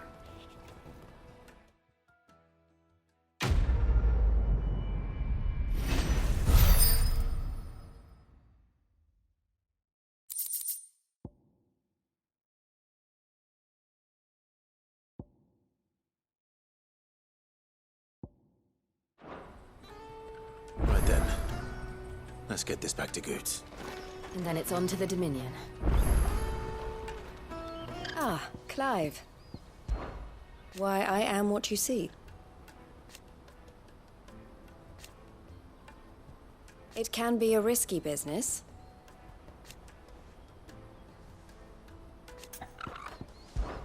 This being a border town,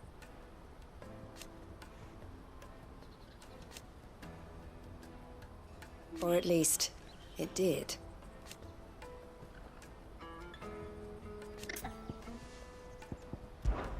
Don't worry about Honza and the others.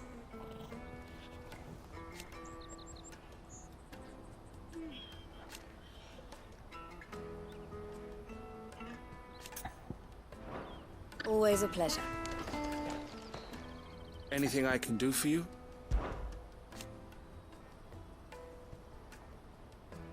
And I wouldn't have it any other way.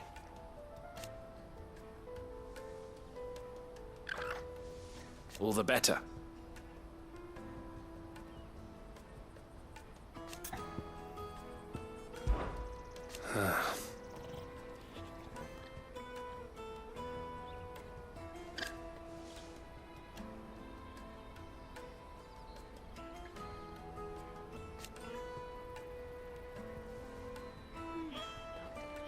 Fools, the lot of them.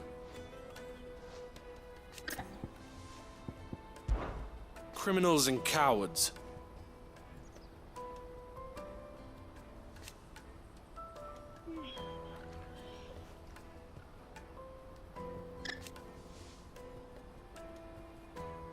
So thank you. Farewell then.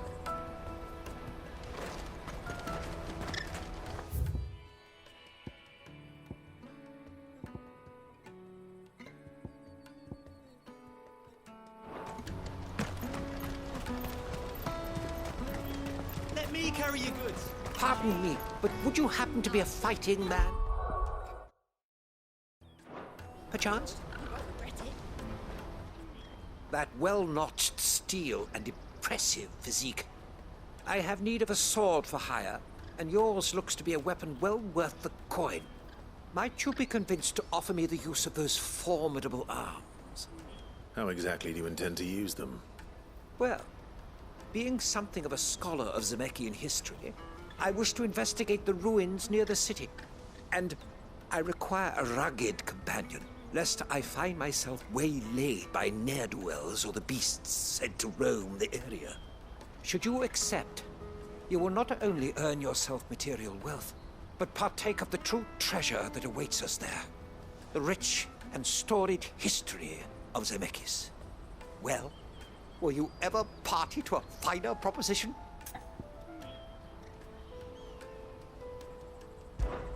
My arms are yours. Wonderful. Then come. We must away. But where are we going? Along the old Zemeckis Road, and from there, onward to discovery. Quickly! There is not a moment to lose. Wait. Good luck with your ne'er-do-wells.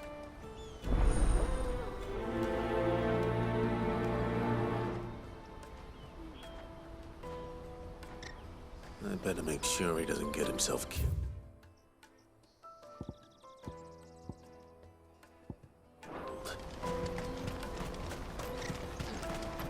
Porter for hire. Best service. That's that then.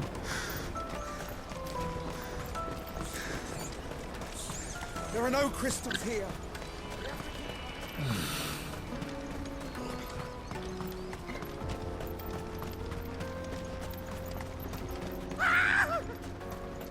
Why am I not surprised?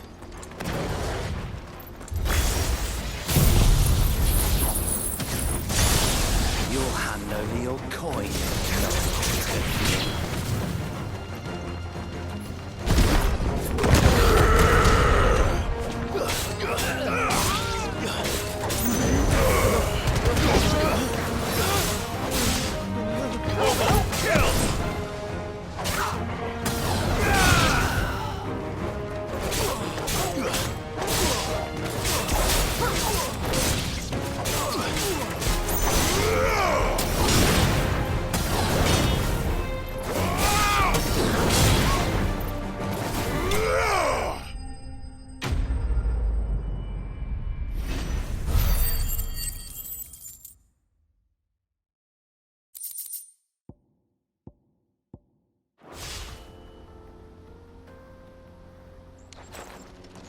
Are you hurt? Happily not, good sir. Thanks to your timely intervention. More importantly, we have arrived. Now, feast your eyes upon the marvel before us. Ruins, a relic of the fallen civilization. A sight so common that man is oft blinded to its wonder. Colossal vessels, dashed from the very heavens. Airships, we call them, with very little thought to what wonders such a word might describe. Oblige me if you would. Does anything strike you as peculiar about this particular specimen? Though we ourselves find fallen ruins to be nigh indestructible, whatever gouged the final sin from the rock cleaved clean through the structure you see before you. A tantalizing mystery, no doubt, but merely one of countless enigmas in which Zemeckis history is steeped. Come, good sir. Our expedition continues, and we still have much to learn.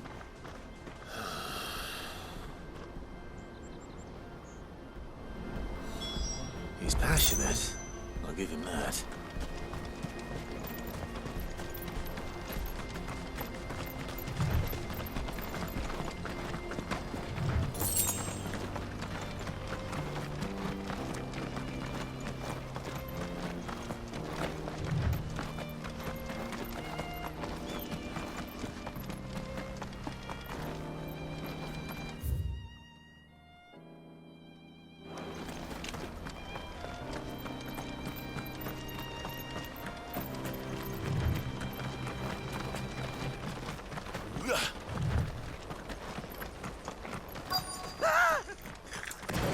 Not all right then.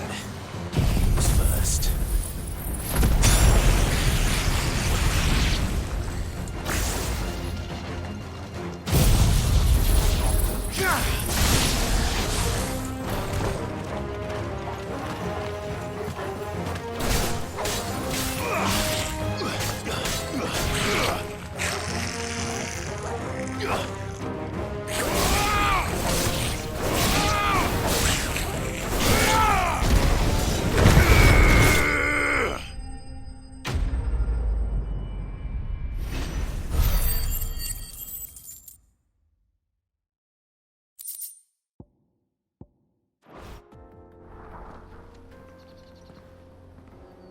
You're going to get yourself killed.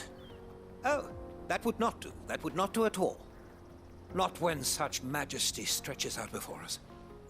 Behold, the final sin in all its glory. As Moss tells us, a battle was fought here in ancient times. A battle of such ferocity that it tore a great crater in the very land upon which it was waged. In reaching for their holy sanctum, did man enrage the gods, and great was the vengeance that was rained down upon him.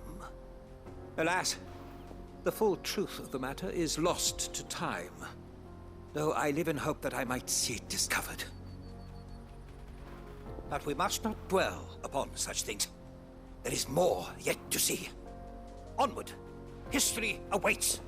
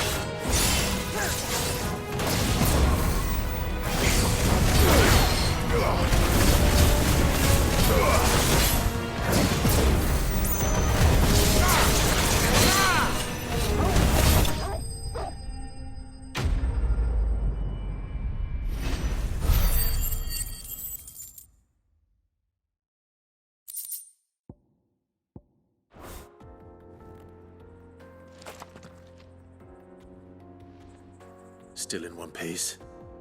It would seem so. Once more I am in your debt, and once more you impress me with your prowess.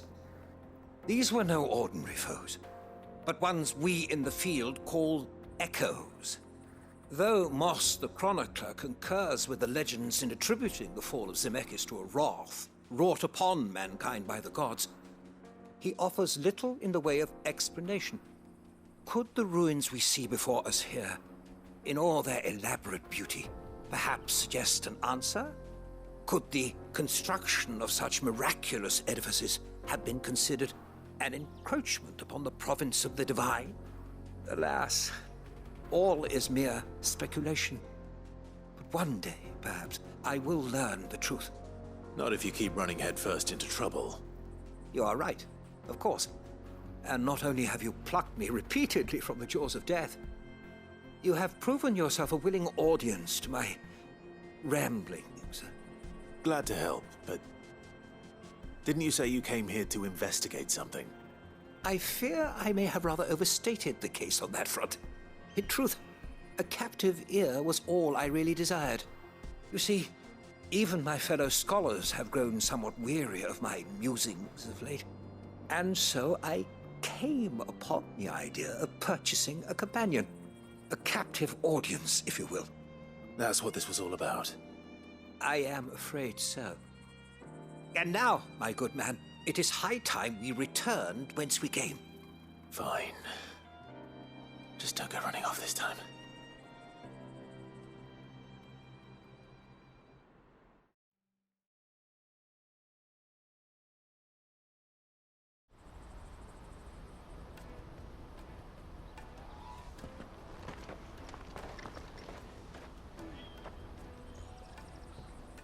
And so ends a delightful day. Here, your reward for humoring my selfish whims, plus a little extra for the trouble I have put you to.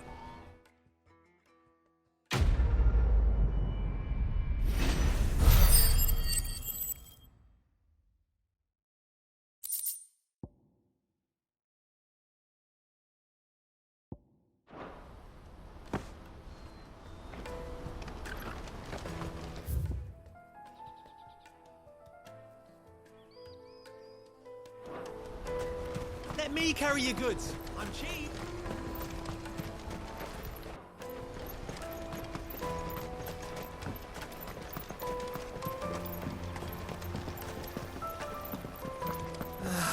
If I knew arrived. Now I just need to see about getting the word out to everyone. We'd be. I want to know right away. Bad news. Good, actually. Something worth celebrating for a change. Only trouble is, the serving girl's still new to the job, so I can't leave her while I go and invite those I'd like to celebrate with. What exactly are you celebrating, if you don't mind me asking? I've come by a particularly fine bottle of red. A Gotan 66, no less.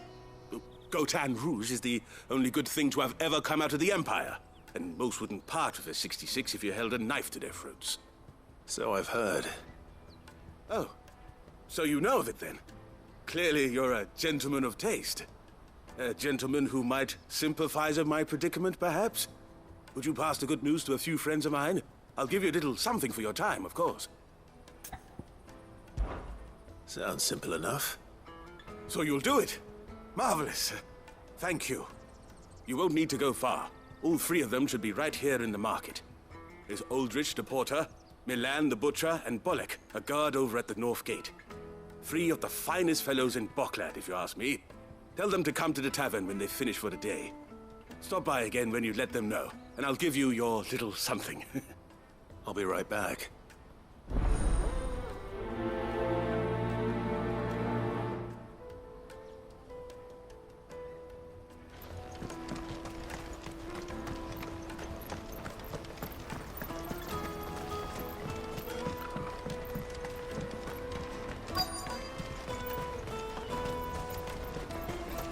Hurry, man.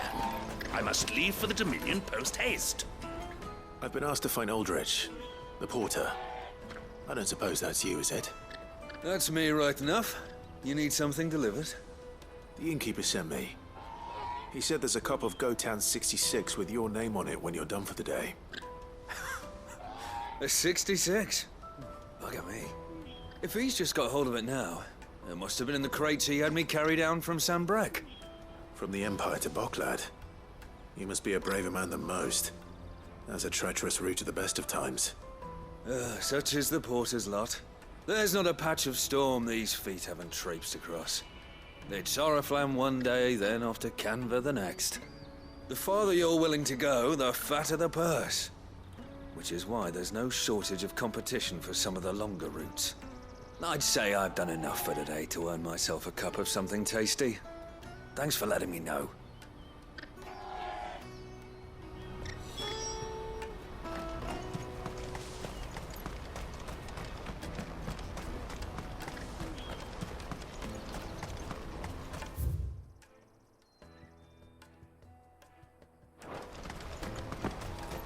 Let me carry your goods. I'm cheap. Peaches and pears. Meats and meat.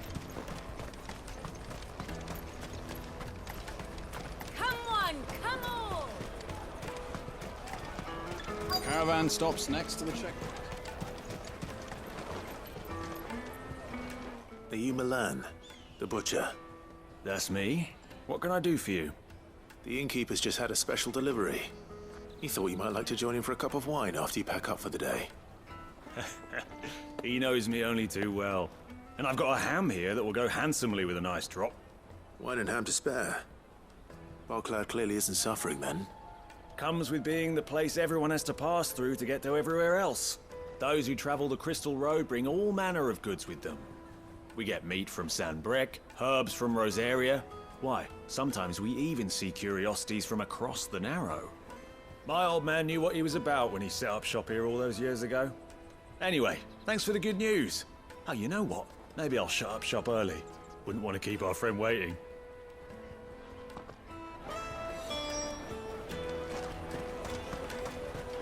You won't find anything of this quality in Twinside. Tight-fisted swine. Let us through!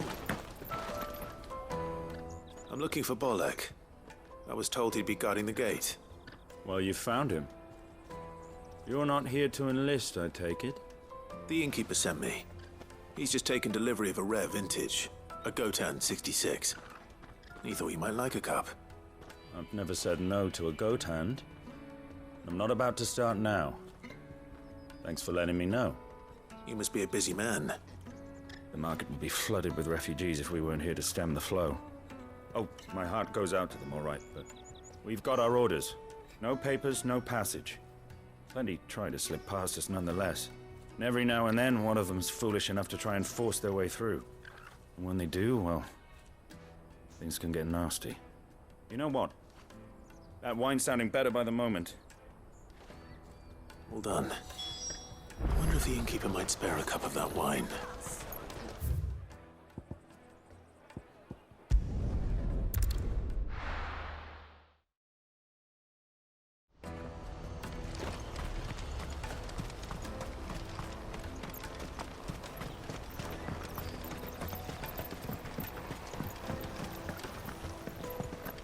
If our new arrivals... I spoke to your friends. They'll be along soon. That's fantastic news. Thank you kindly. It's been a while since we all sat down together. And the way I see it, that wine is as much theirs as it is my own. How so? Well, I wouldn't be serving anything but slops without Aldrich to go and fetch the good stuff for me. And then there's Milan, who always sends customers my way. And Bolek, an even-handed keeper of the peace, if ever there was one. Those three are the backbone of Boklad. Lose any one of them, and the market would soon fall apart. And without the market, I wouldn't have a single customer. I'd say that's worth a bottle of 66, wouldn't you? And more besides. Everyone needs a shoulder to lean on. Be they world-weary innkeepers or brooding swordsmen. Right, I'd better prepare for my guest's arrival. I hear you had me carrying a bottle of Gotan 66. If I'd have known, I would have sold the thing and lived like a lord. I'll settle for a cup, though, if you're in a sharing mood. A Gotan 60 bloody 6. Just as well I had something special of my own set aside. A bottle between the four of us might not be enough to drown our sorrows, but it can't hurt. Here they are, the three pillars of Boklad. Sit yourselves down, gentlemen. The woes of the world may be monstrous in many, but there's nothing like a few good friends to keep the misery at bay. Never a truer word spoken.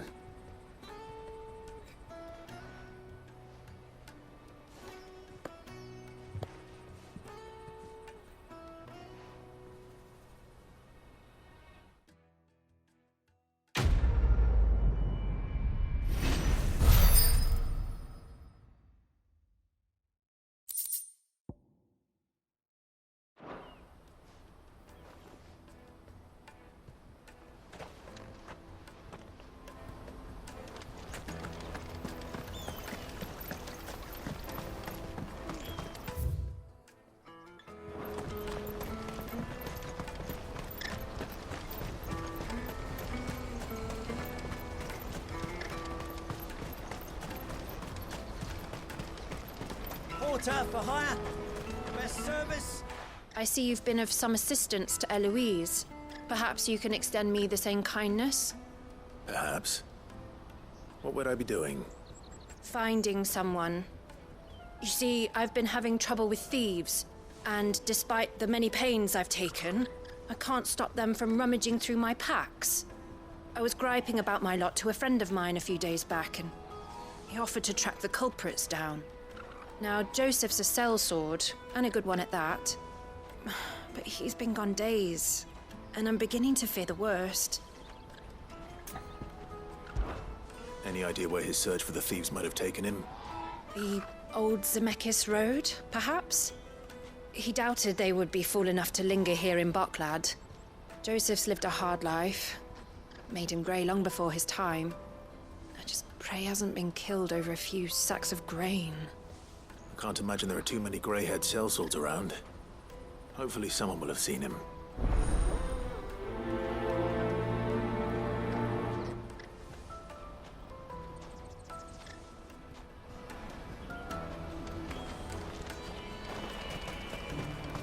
That's that then.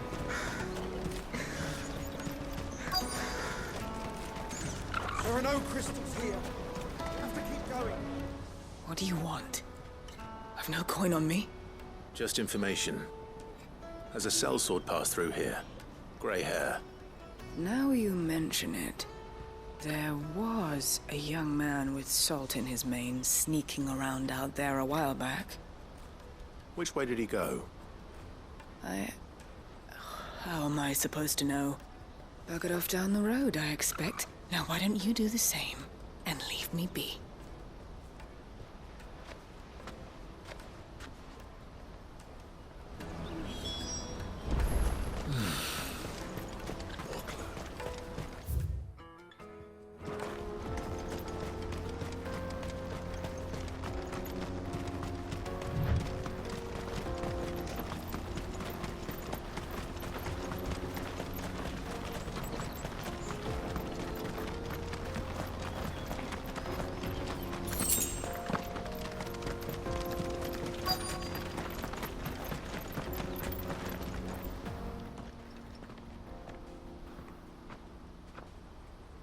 We don't want any trouble. Neither do I. I'm looking for someone. A grey-haired mercenary. Well, we haven't seen him. Yes, we have. We saw him climbing up the rocks. Those ones, over there. Maybe he found his thieves. Mum won't let me near them. She said there's goblins up there, and that they eat little boys for dinner. Shush now. You've said quite enough already. I only told him what you said. I'd listen to your mother if I were you.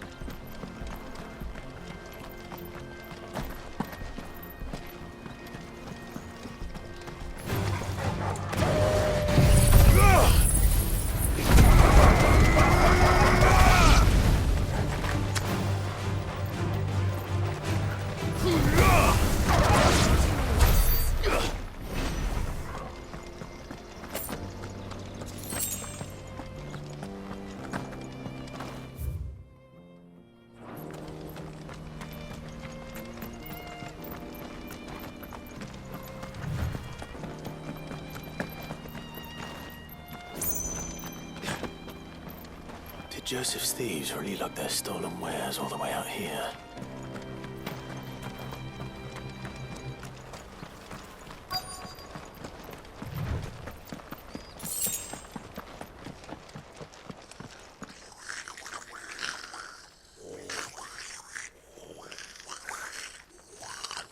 I think we've found our thieves. They don't look happy to see me.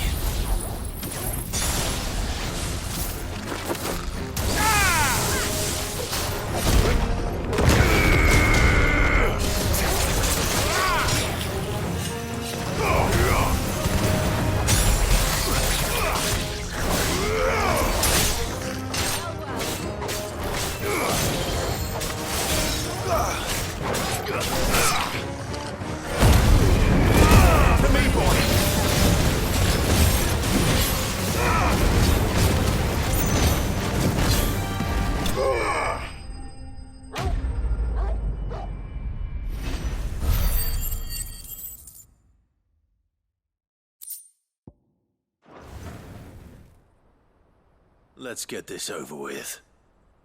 Stop! Don't kill him, he's just protecting his home. Joseph? So the boy was right. I don't know you. Your porter friend sent me to find you. She was worried you might have got yourself killed. Have I been gone that long? Wasn't hard finding the thieves. The problem was knowing what to do with them when I did. I take it things are more complicated than they appear.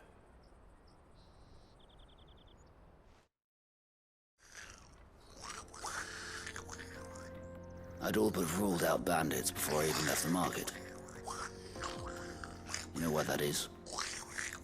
Because our thieves had no interest in gold or gems, or anything they couldn't eat for that matter. Add to that the rumors of goblins in the area, and the mystery practically solved itself. I soon found their cozy little homestead, and all the missing food. I launched myself at them, full of righteous fury, but their leader was the only one who moved to meet me. The others, they huddled around that food, ready to die protecting it. They stole because it was that or starvation. I've been there myself, back when times were hard. So you spared them, and earned their trust into the bargain by the look of it.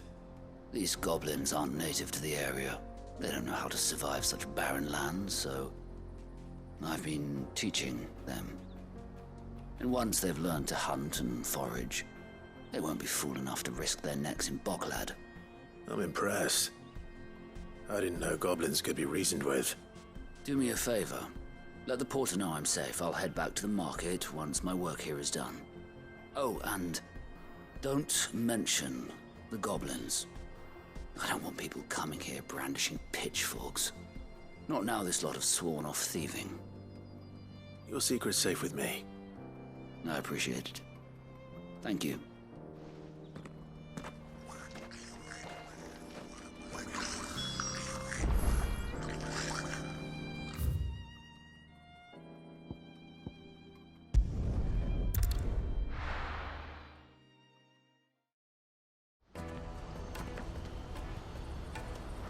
Let me carry your goods. Porter for hire. Best. Joseph's fine. We'll be back once he's tied up a few loose ends.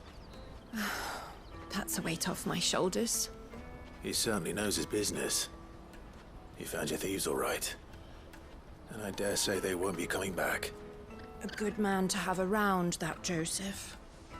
And if he says there'll be no more thieving, that's good enough for me. Thank you for putting my mind at ease. Here, for your troubles.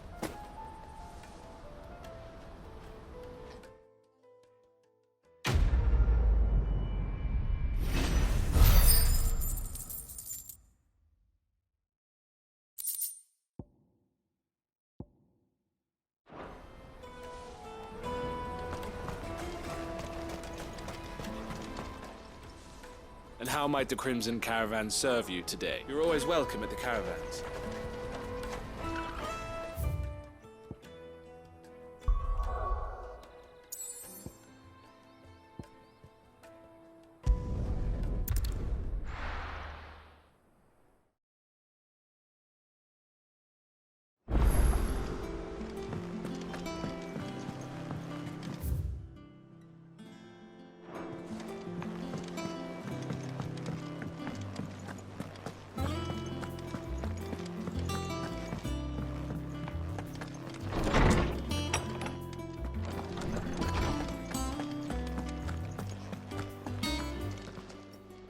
How good it is to see you, Clive.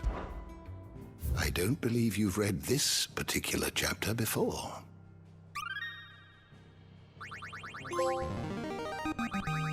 There is a rather fascinating excerpt I've been meaning to show you.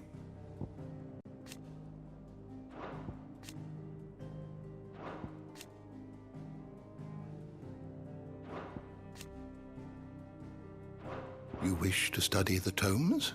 You are always welcome, Clive.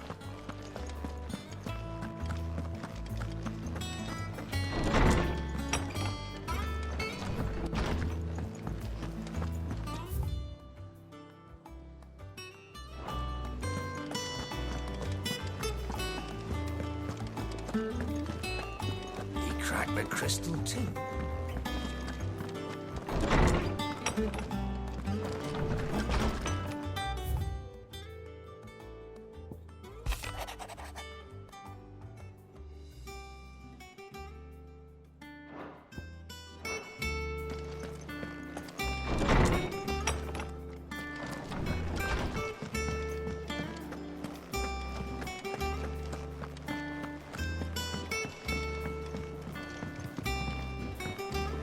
I don't know where Sid gets the energy.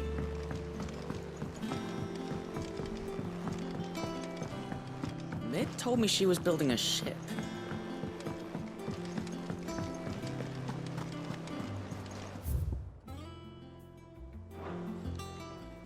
Welcome to the Patron's Whisper. Come to claim your just desserts?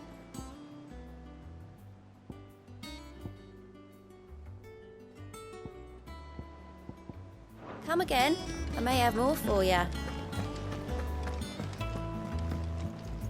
Ah, my favorite pupil. Allow me to educate you. Here you are. Thus ends today's lesson.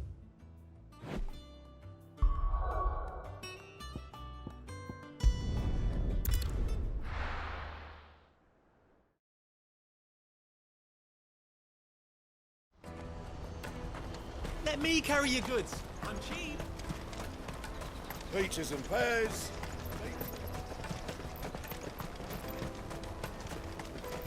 Come on, come on! The caravan stops next to the Juicy check. pears! What I really want to be. Here you are, goods. Try not to lose it again. Me pass! You found it! Oh, thank you so much. Nan would have killed me if I'd come back without it. I'll have to say thanks to Elle and Theo, too. So should you, Hansa. You and your friends don't have to steal anymore. If anyone threatens you again, you know who to turn to. We do. And we already have. Miss L's given us a job shifting the chocobo shit out the stables. It's hard work, and the pay isn't half what we got from the stones. But if we stick at it, we'll keep ourselves fit. You stick at it, then. And Goots, I'm sorry for stealing your pass. That's all right. I've got it back now.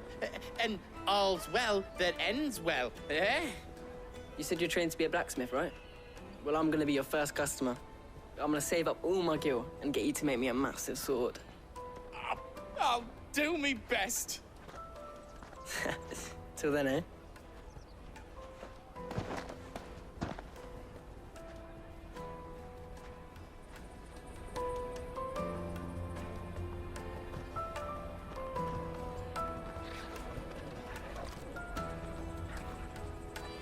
All right. We have a place on the wagon.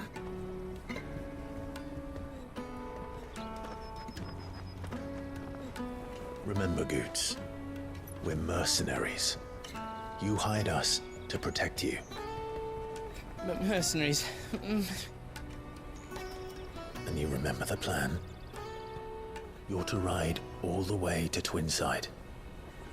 Jill and I will go with you as far as the outskirts, then find our own way in. I'll buy that stuff I need. Right. And we'll scout out the Imperial's defenses. There's a square with a big bell tower right in the middle of town. If you get lost, or out goes wrong, we can meet up there. Right. Let's go.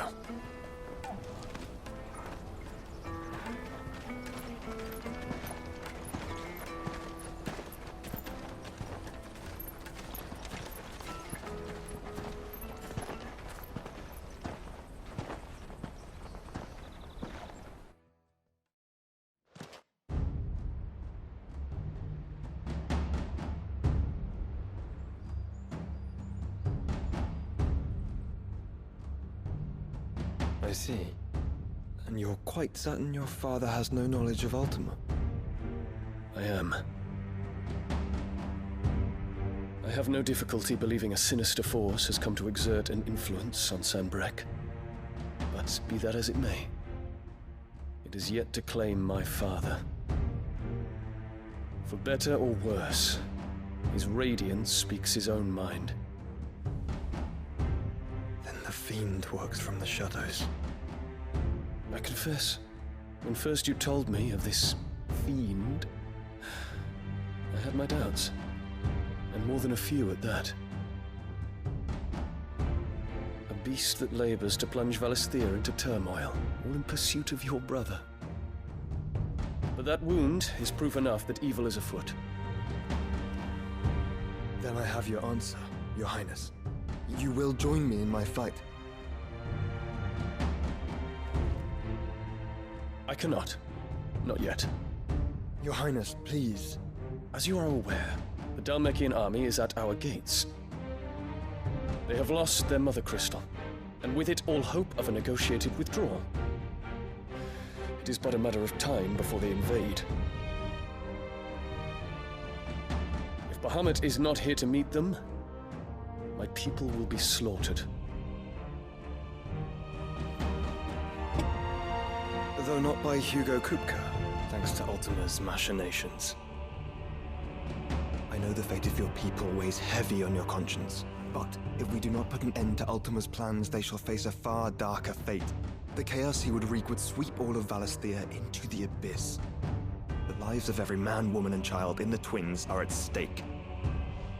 I believe what you say, Phoenix. But I have duties of my own, and I must discharge them. Come what may.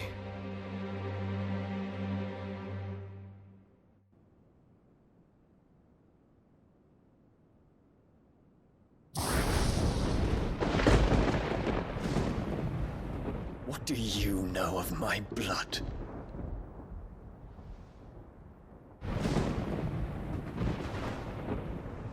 I know that it is wholly unworthy of the highest offices of state, which rightly belong to those of purer breeding. Alas. Your bloodline runs through the Oriflamme gutter, from a whore who weighed her child's worth in gil. Have you threatened my father? Of course not. I merely whispered in his ear that his mongrel son is plotting a rebellion. What? Sylvester listens to the words of his astrologers. And they have ears too. You have been feeding them your lies! Should you remain loyal to Emperor Olivier, his radiance may yet crown your head with laurel, and not with tar. Fork-tongued witch!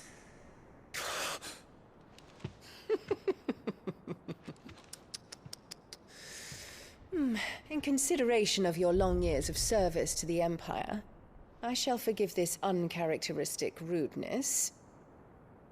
Now hurry and make ready, Your Imperial Highness. Emperor Olivier expects much of you, Dion. Or should I say, of Bahamut. May your fire reduce his enemies to ash, till all of Valisthea bows to its rightful ruler.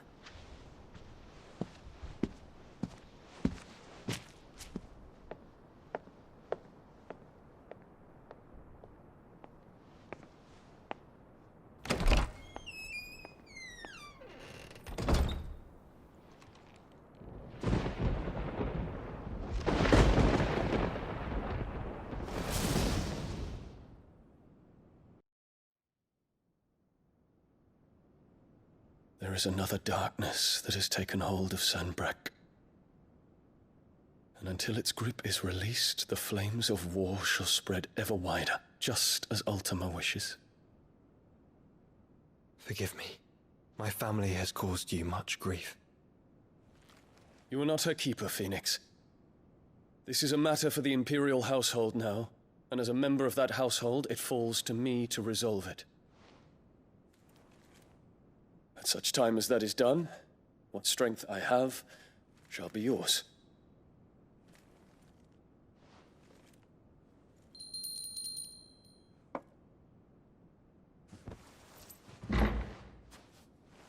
Thank you, Your Highness.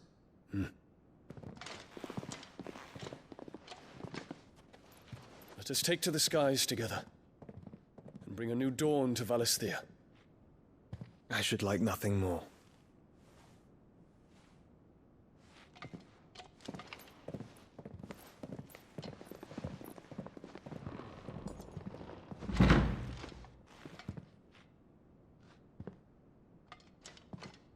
Terence.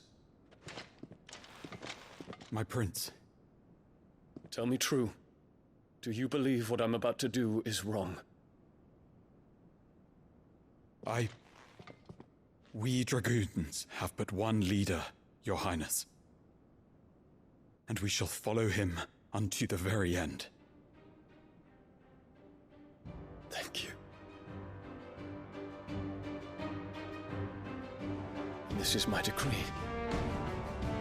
For their crimes against the crown, the traitorous Annabella and her usurping son shall be put to death, and the Empire restored.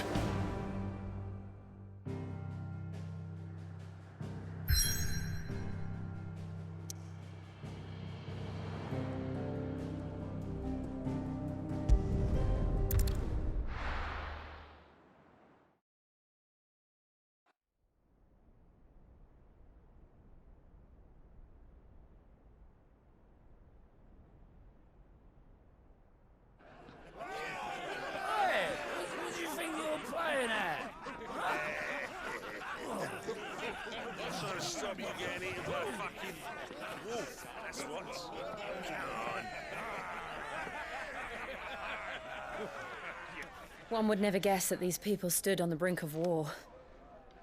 And they're afraid. They turn to drink to forget their fears. Anything you want to forget?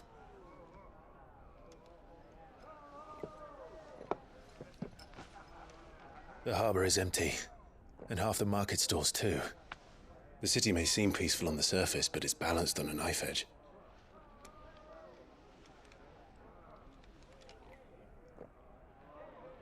Were we to give it a nudge, it might be just the distraction we need to reach the Mother Crystal. I thought you might say that. We should send for Gav. We'll need someone to keep the fires we start from going out. And we can busy ourselves scheming until he gets here. I'll send a Stolas then.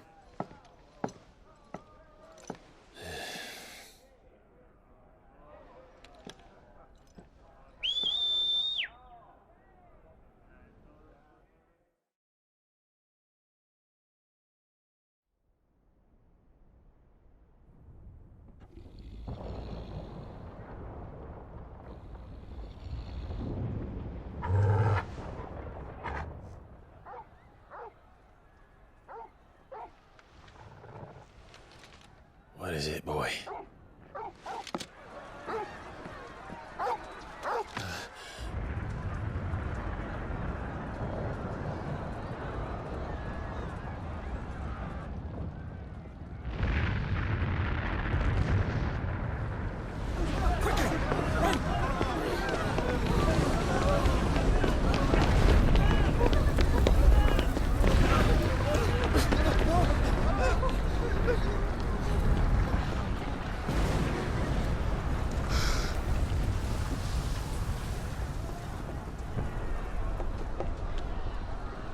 What's happening? I don't know. Torgal!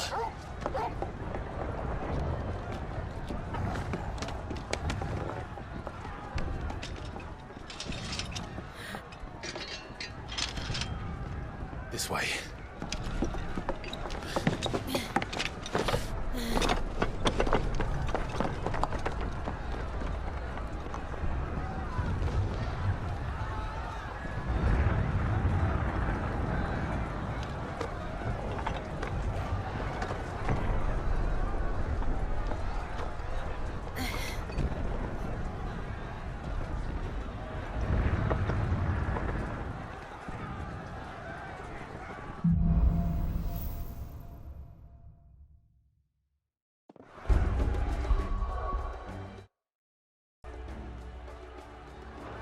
The city's on fire. I'm sure Goots is fine. He'll be making for the square. The one with the bell tower. In the middle of town, right? Guard, watchman, or sentry is to be slain on sight. The citizen, His Highness's orders. Those were Imperial Dragoons.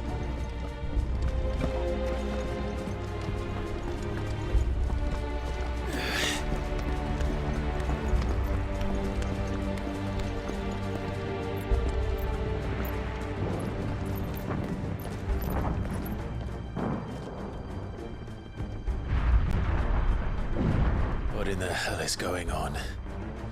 Let's go and see. Right.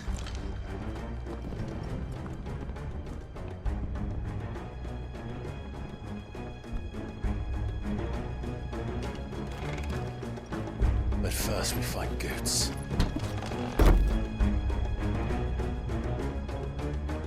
I just hope he's all right.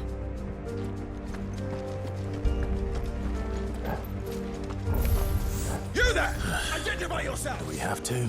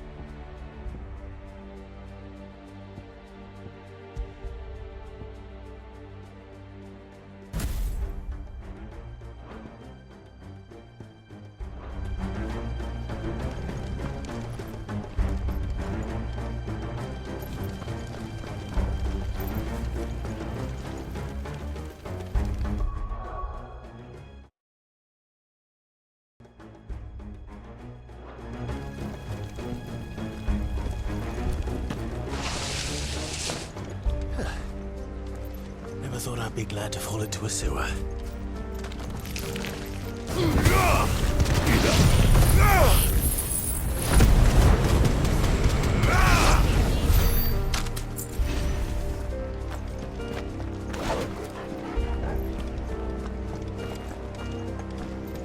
Ward secured, Cap.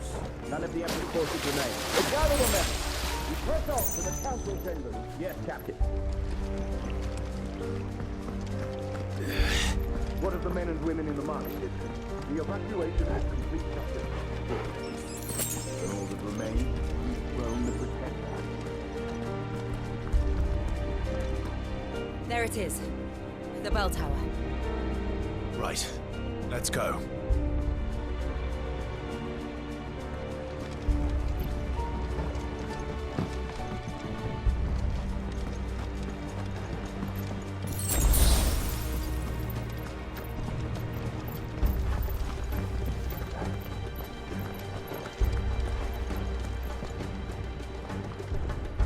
Ah, a goods lift.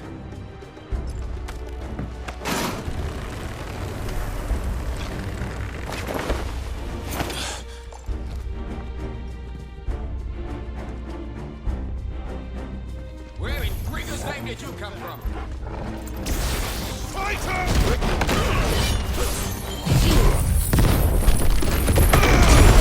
It's over! Stay down!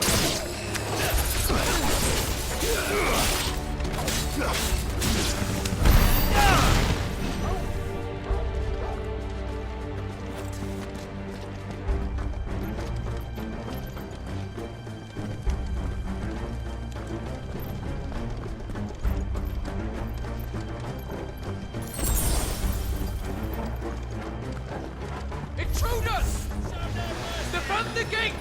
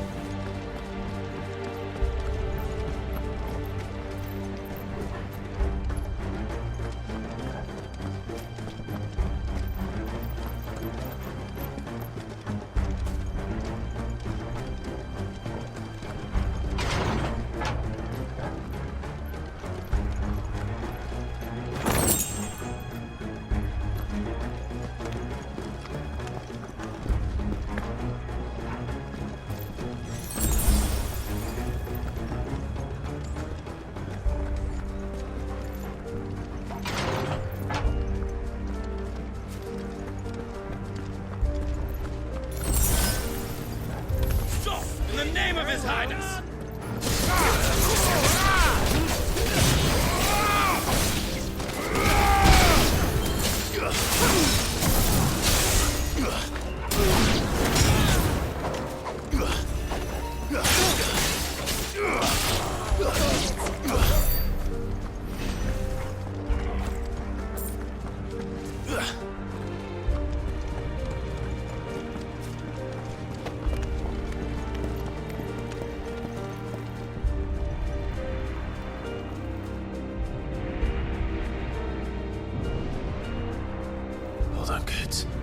We're coming.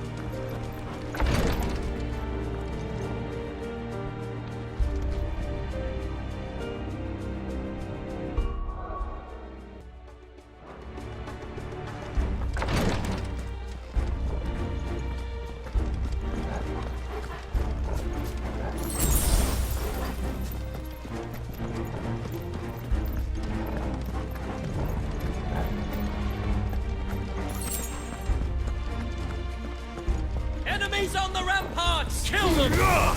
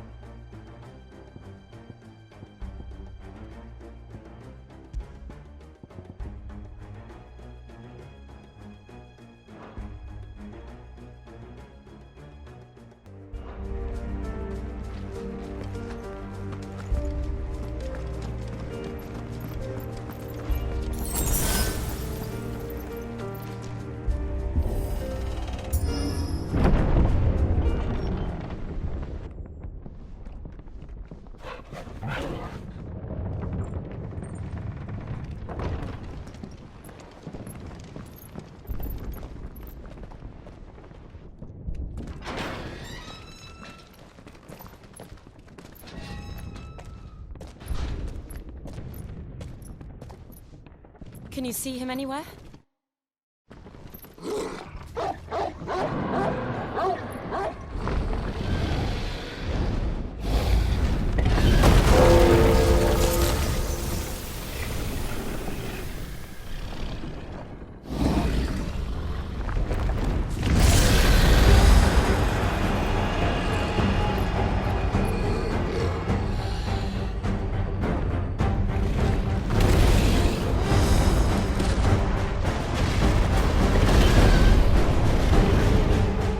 It must be one of the Dragoon's pets.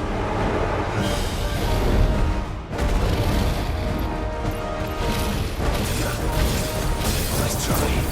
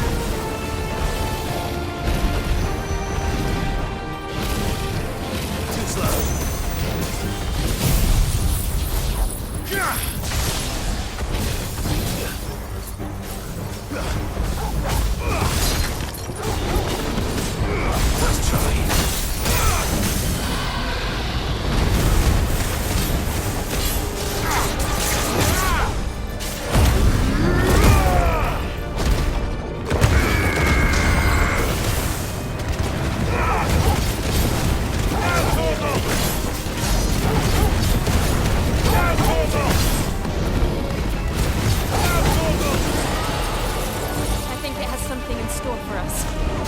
Get ready to move.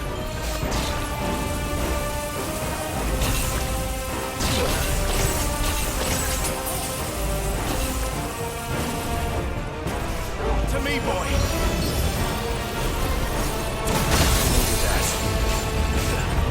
To me, boy.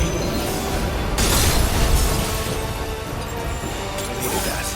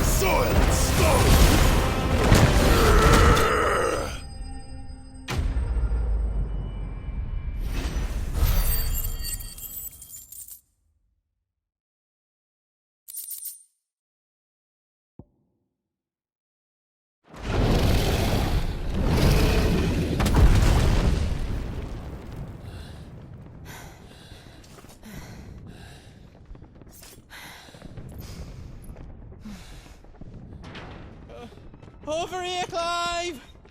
Are you alright? Goods, there you are. I didn't know there'd be a dragon. All right, let's get out of here. Oh! What now? Is that Mother Crystal's heart? What the hell is it doing up there?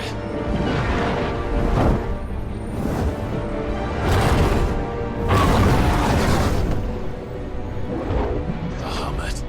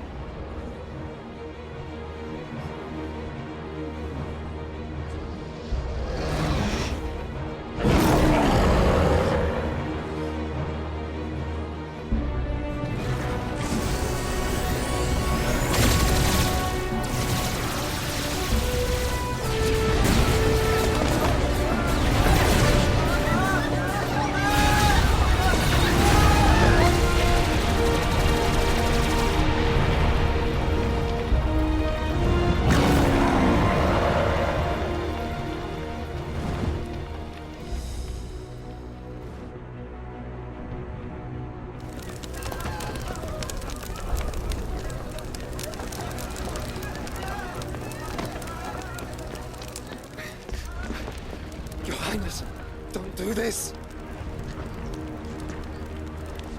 We must leave. Now, Your Grace. I beg of you. This is not what he wanted. Something's happened. Forgive me, Yod. But I must put a stop to this. Your Grace!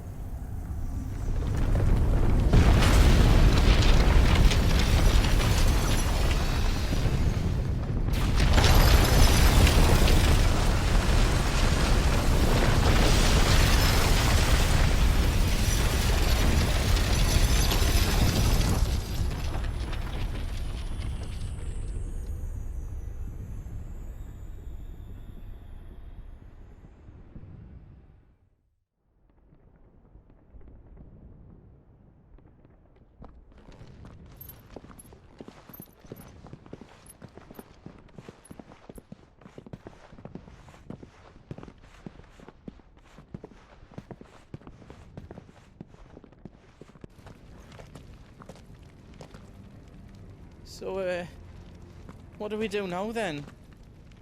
We destroy the heart. We might come back!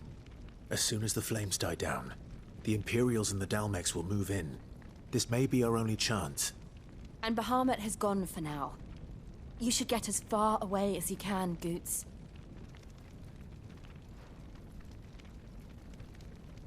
What? And leave you lot in the lurch? I can't do that.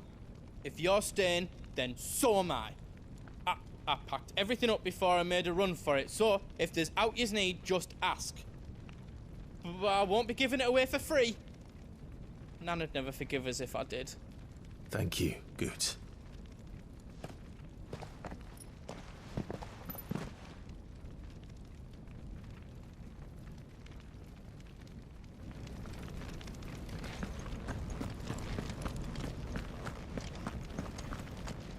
Do you need out? I can make for you. You be brave now, boy.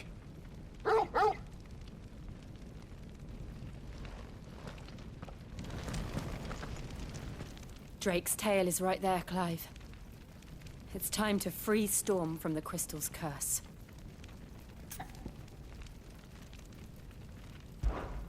Oh, it's past time. But remember, Bahamut is still out there. And I dare say we'll be seeing him again before the night is done.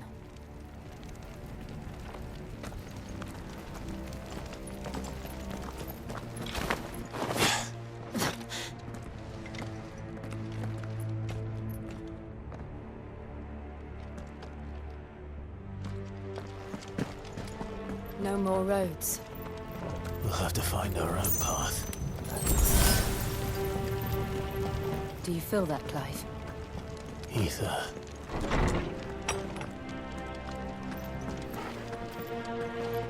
Just what we need. Another flood. It's already turned them. Then there's no reason to hold back.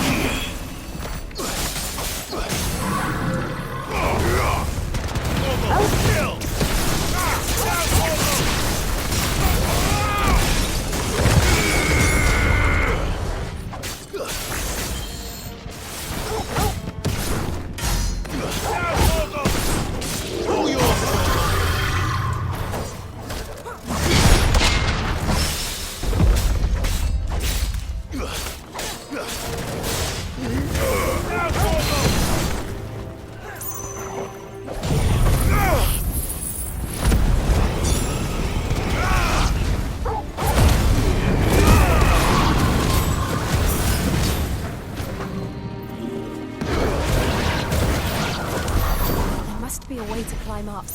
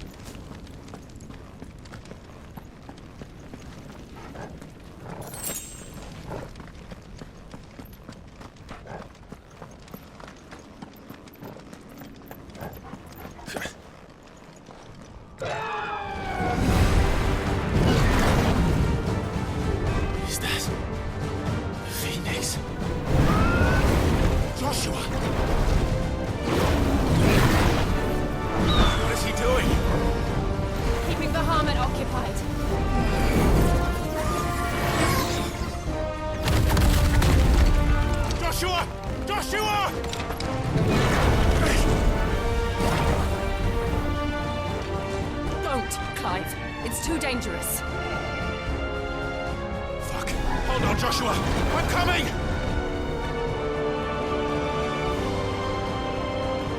We have to save him. And we will. We just need to keep moving.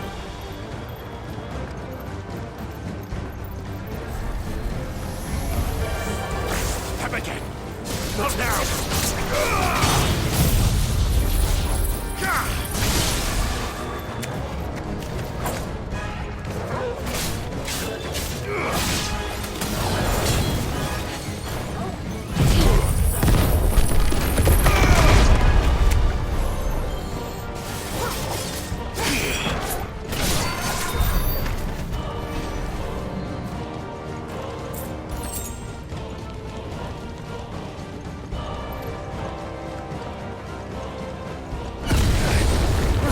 What was that? Bahamut. He'll kill us all.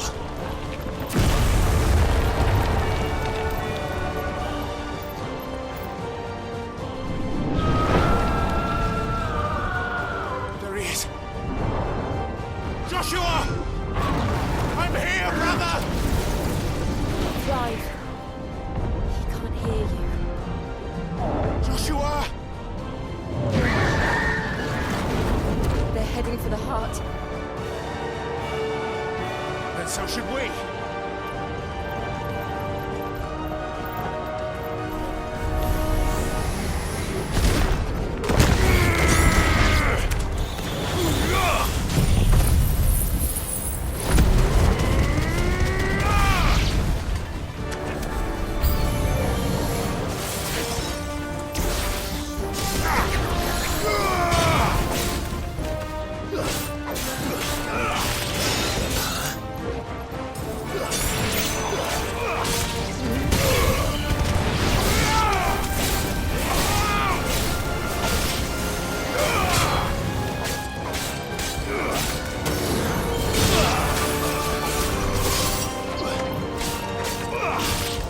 It's over.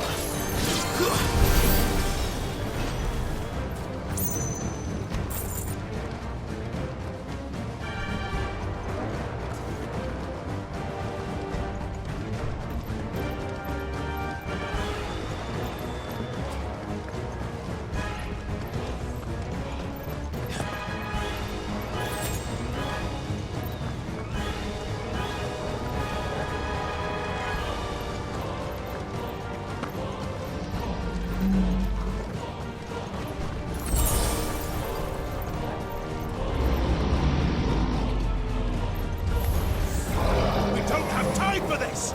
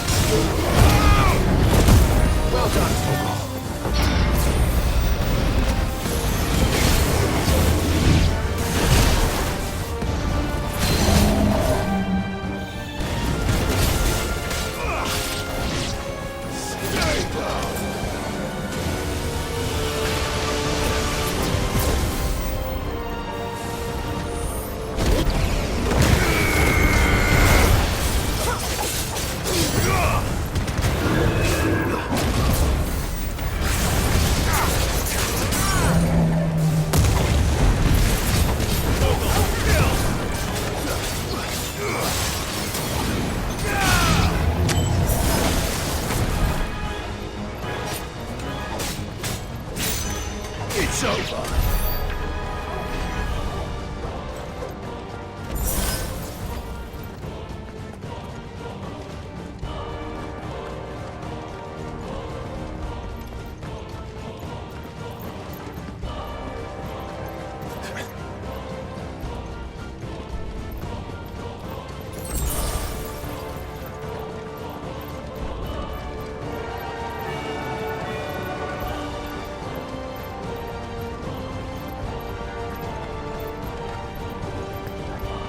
closed the council chambers. How are they still standing? I don't know.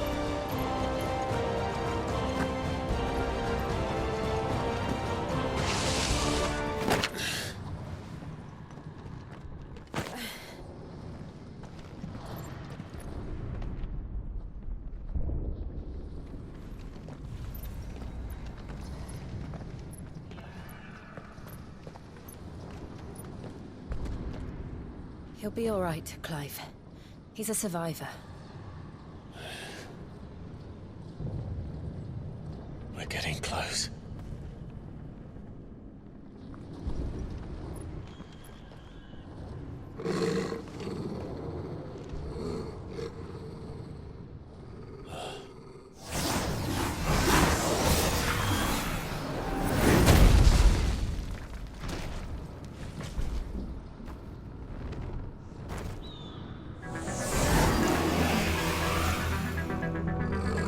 Like somebody doesn't want us getting any closer. I don't care what it wants. Neither do I.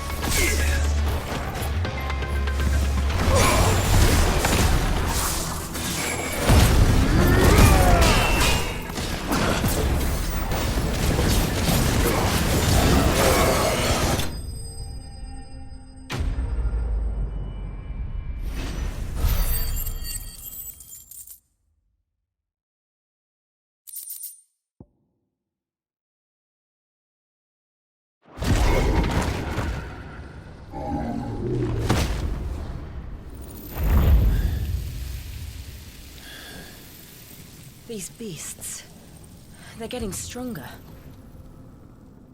We can think about them later. Right now, there's only one thing we need to focus on. The heart.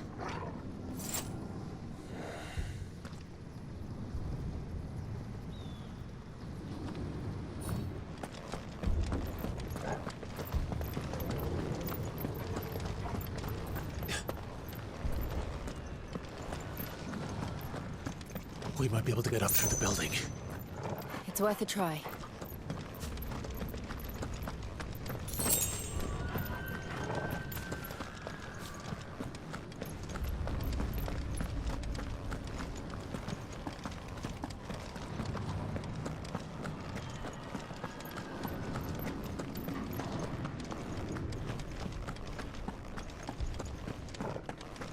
Quiet. There's someone up there. Is someone there? Mother. It's you. What happened here? He tried to take him from me. Oh, my boy. My darling boy. Is this the child you made with the Emperor? Why, Mother? Why did you betray us all? You have no right!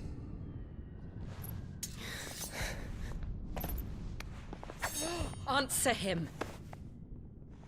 We took you in, savage. Show some respect for those who raised you.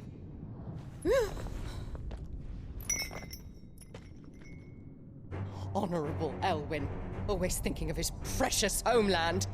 But what worth is a homeland in a world beset by the Blight? Father did not seek to protect his country. He sought to protect his people.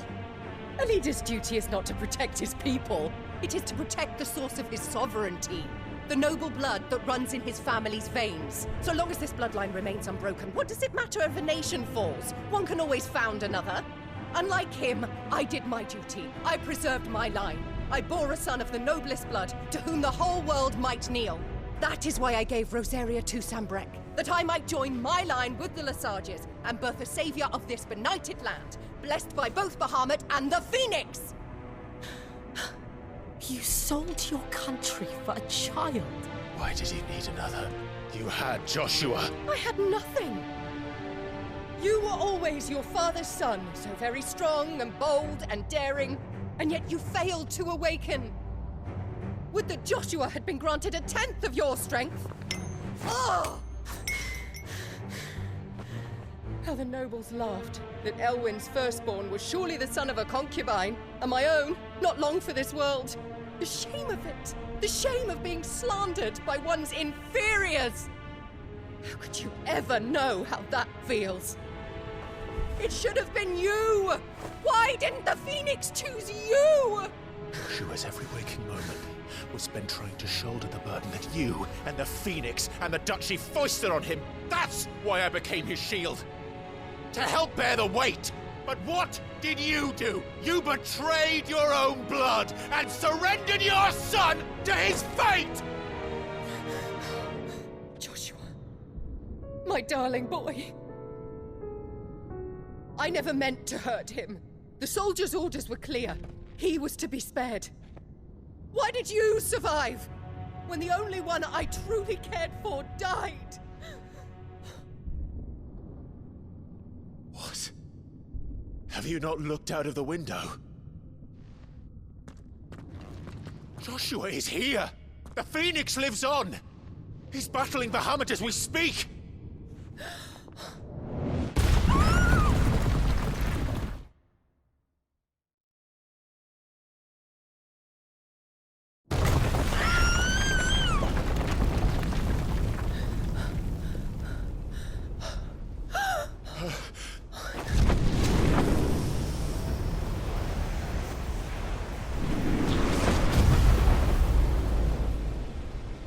Joshua!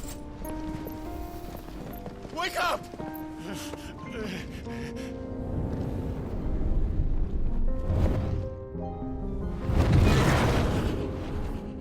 I am a shield of Rosaria.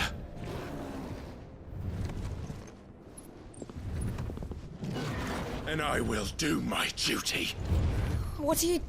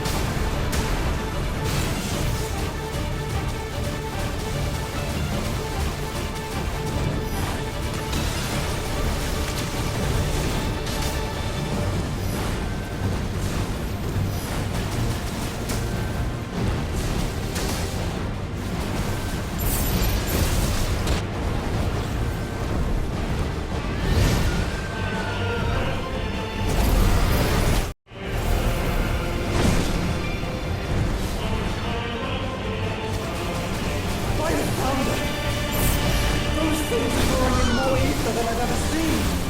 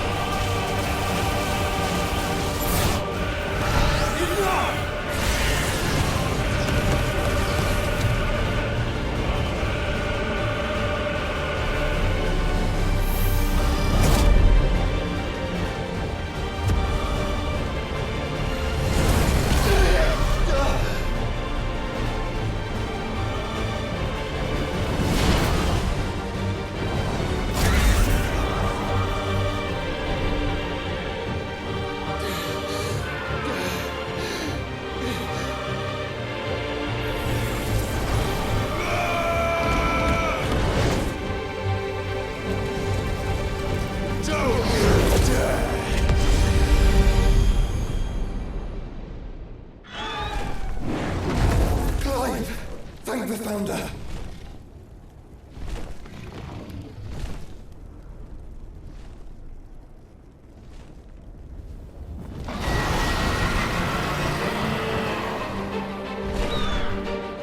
It's now or never, Joshua.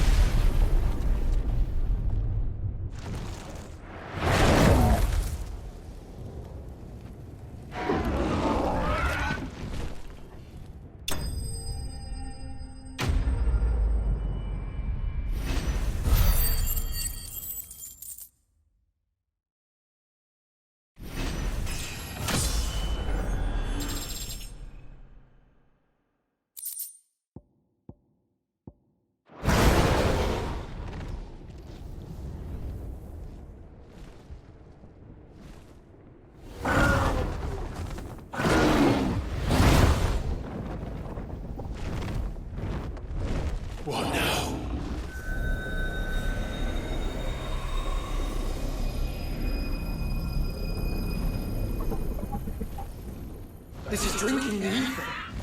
We have to stop him.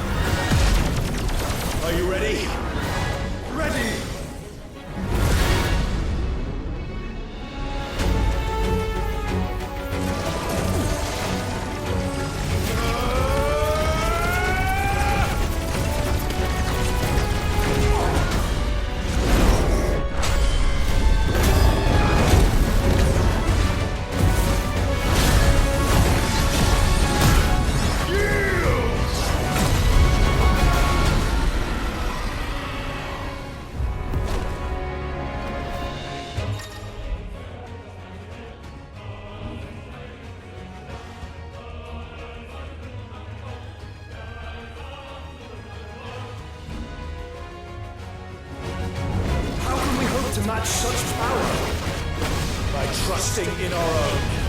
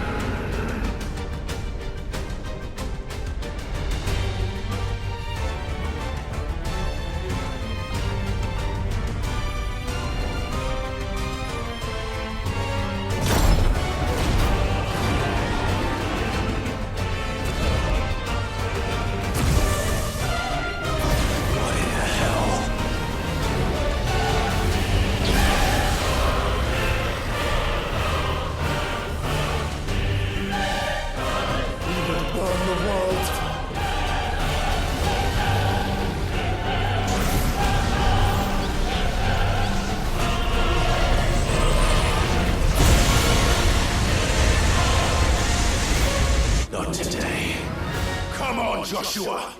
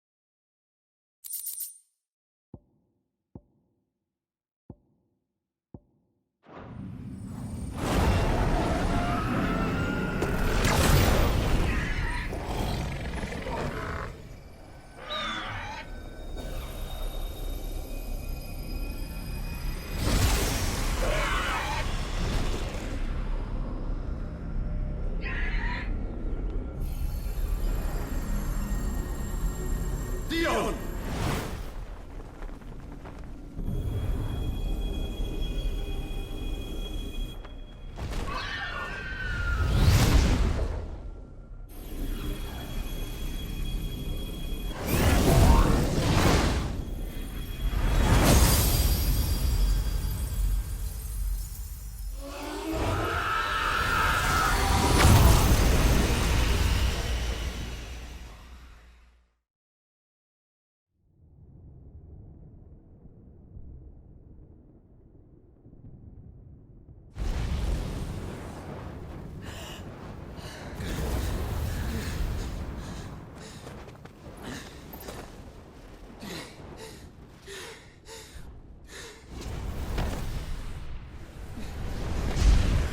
Joshua!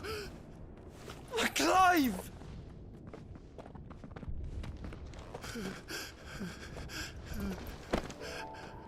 My brother.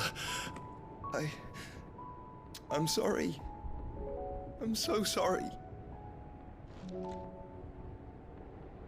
You're alive. We both are. Nothing else matters.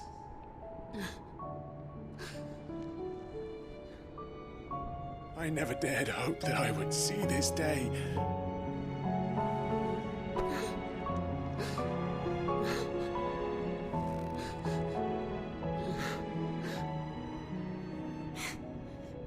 Reunited at last.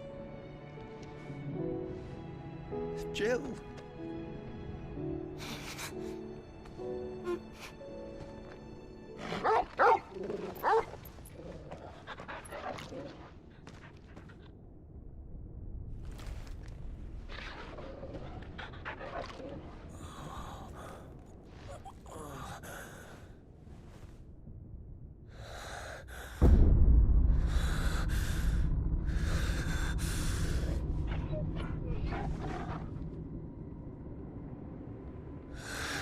This is for my father!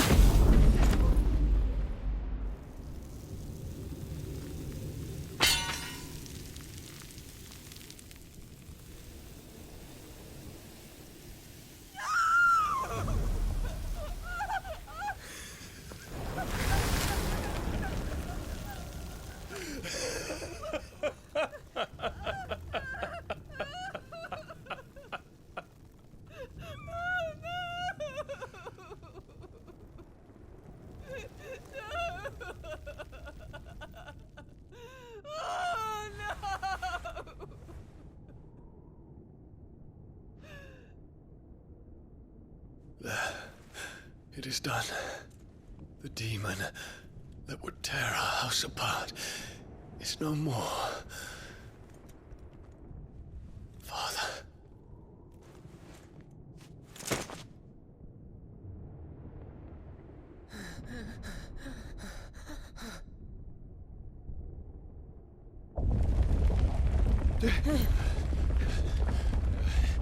The Mother Crystal. It's collapsing. Right. We need to leave. No. Wait.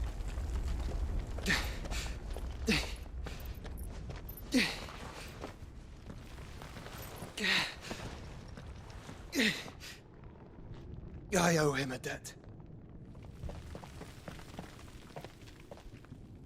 Fine.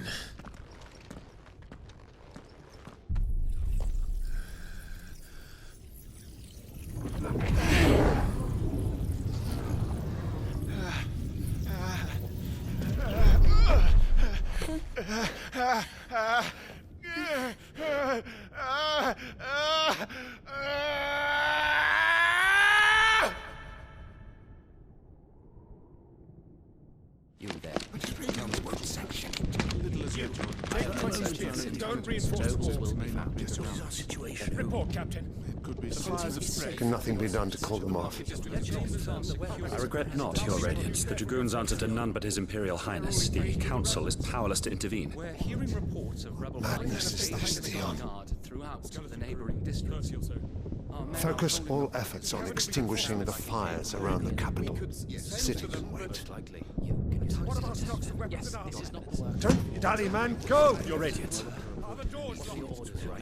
And I want you to find out Make sure the doors are locked. next move.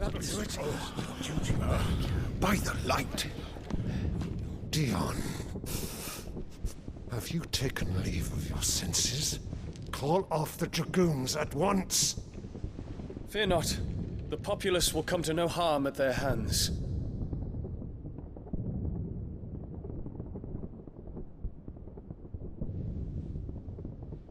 I am here to save you, Father. Save me? A creeping darkness hides in the heart of Sanbreque. It stems from your wife, the traitorous Annabella.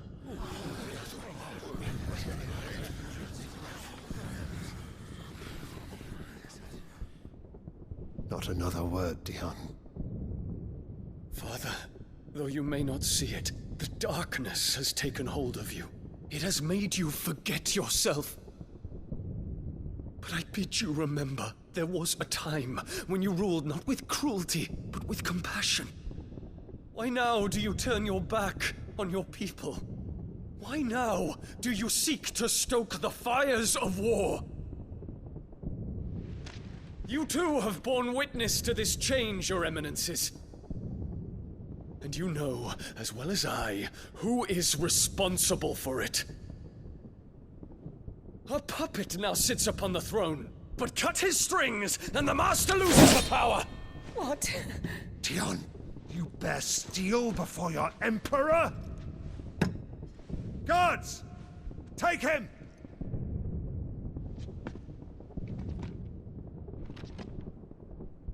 For every citizen who falls, another can be bred. For every home that burns, another can be built. Those were your words. But when the last of your citizens has fallen, and all of their homes have been reduced to ash, what will become of your empire, of its rulers, of your god? As the Mother Crystals crumble one by one, and the Blight sweeps in to claim all that we hold dear, our people look to their Emperor for protection. Yet he labors not to secure their futures, but to seize what is left of the twins for himself. Even if it should come at the cost of everything his loyal citizens have labored to build. Dion, you must understand. A small price to pay, is it not? You've been blessed with great power, Dion. Enough to win me the world.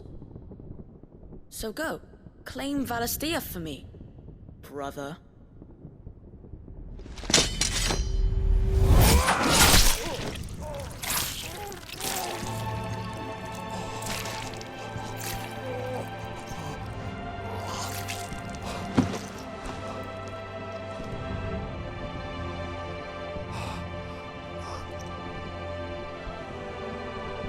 Dion.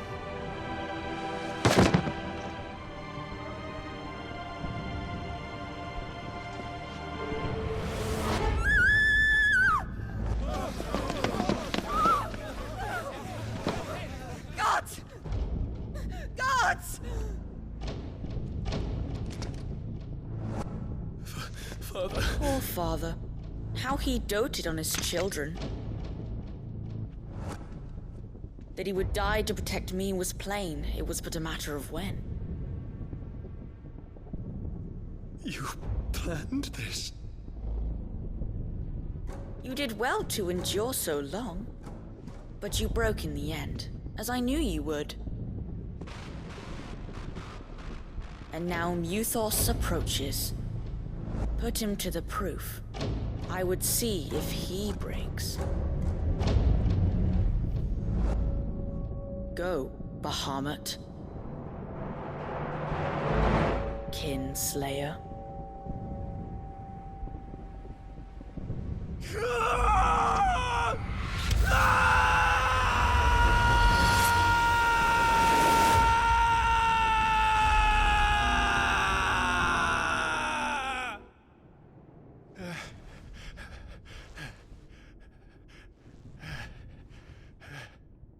Not again.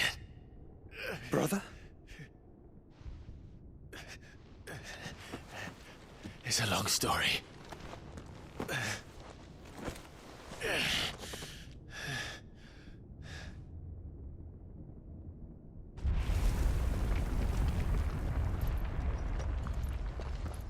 You cannot stay here, Mother. Come. Take my hand.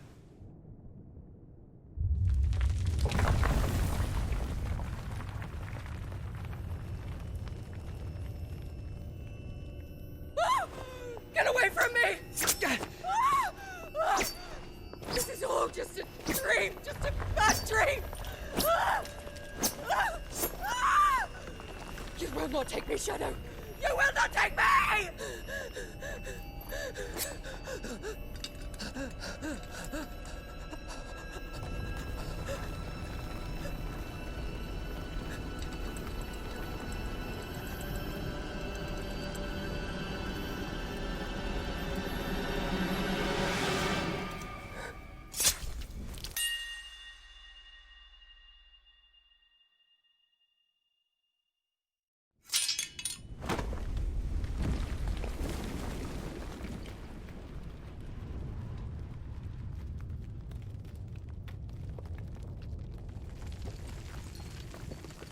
Mother.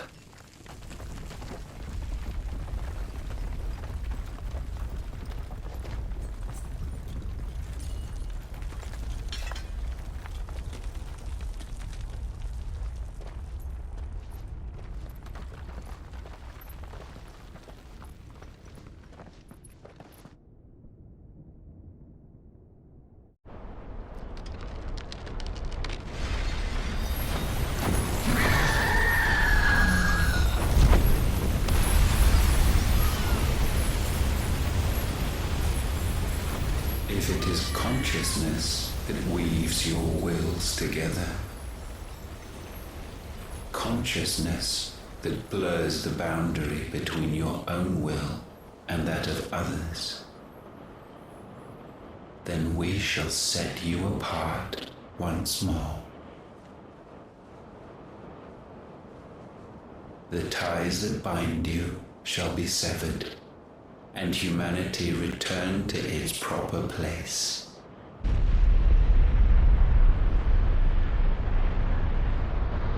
By primogenesis shall a new age of reason begin.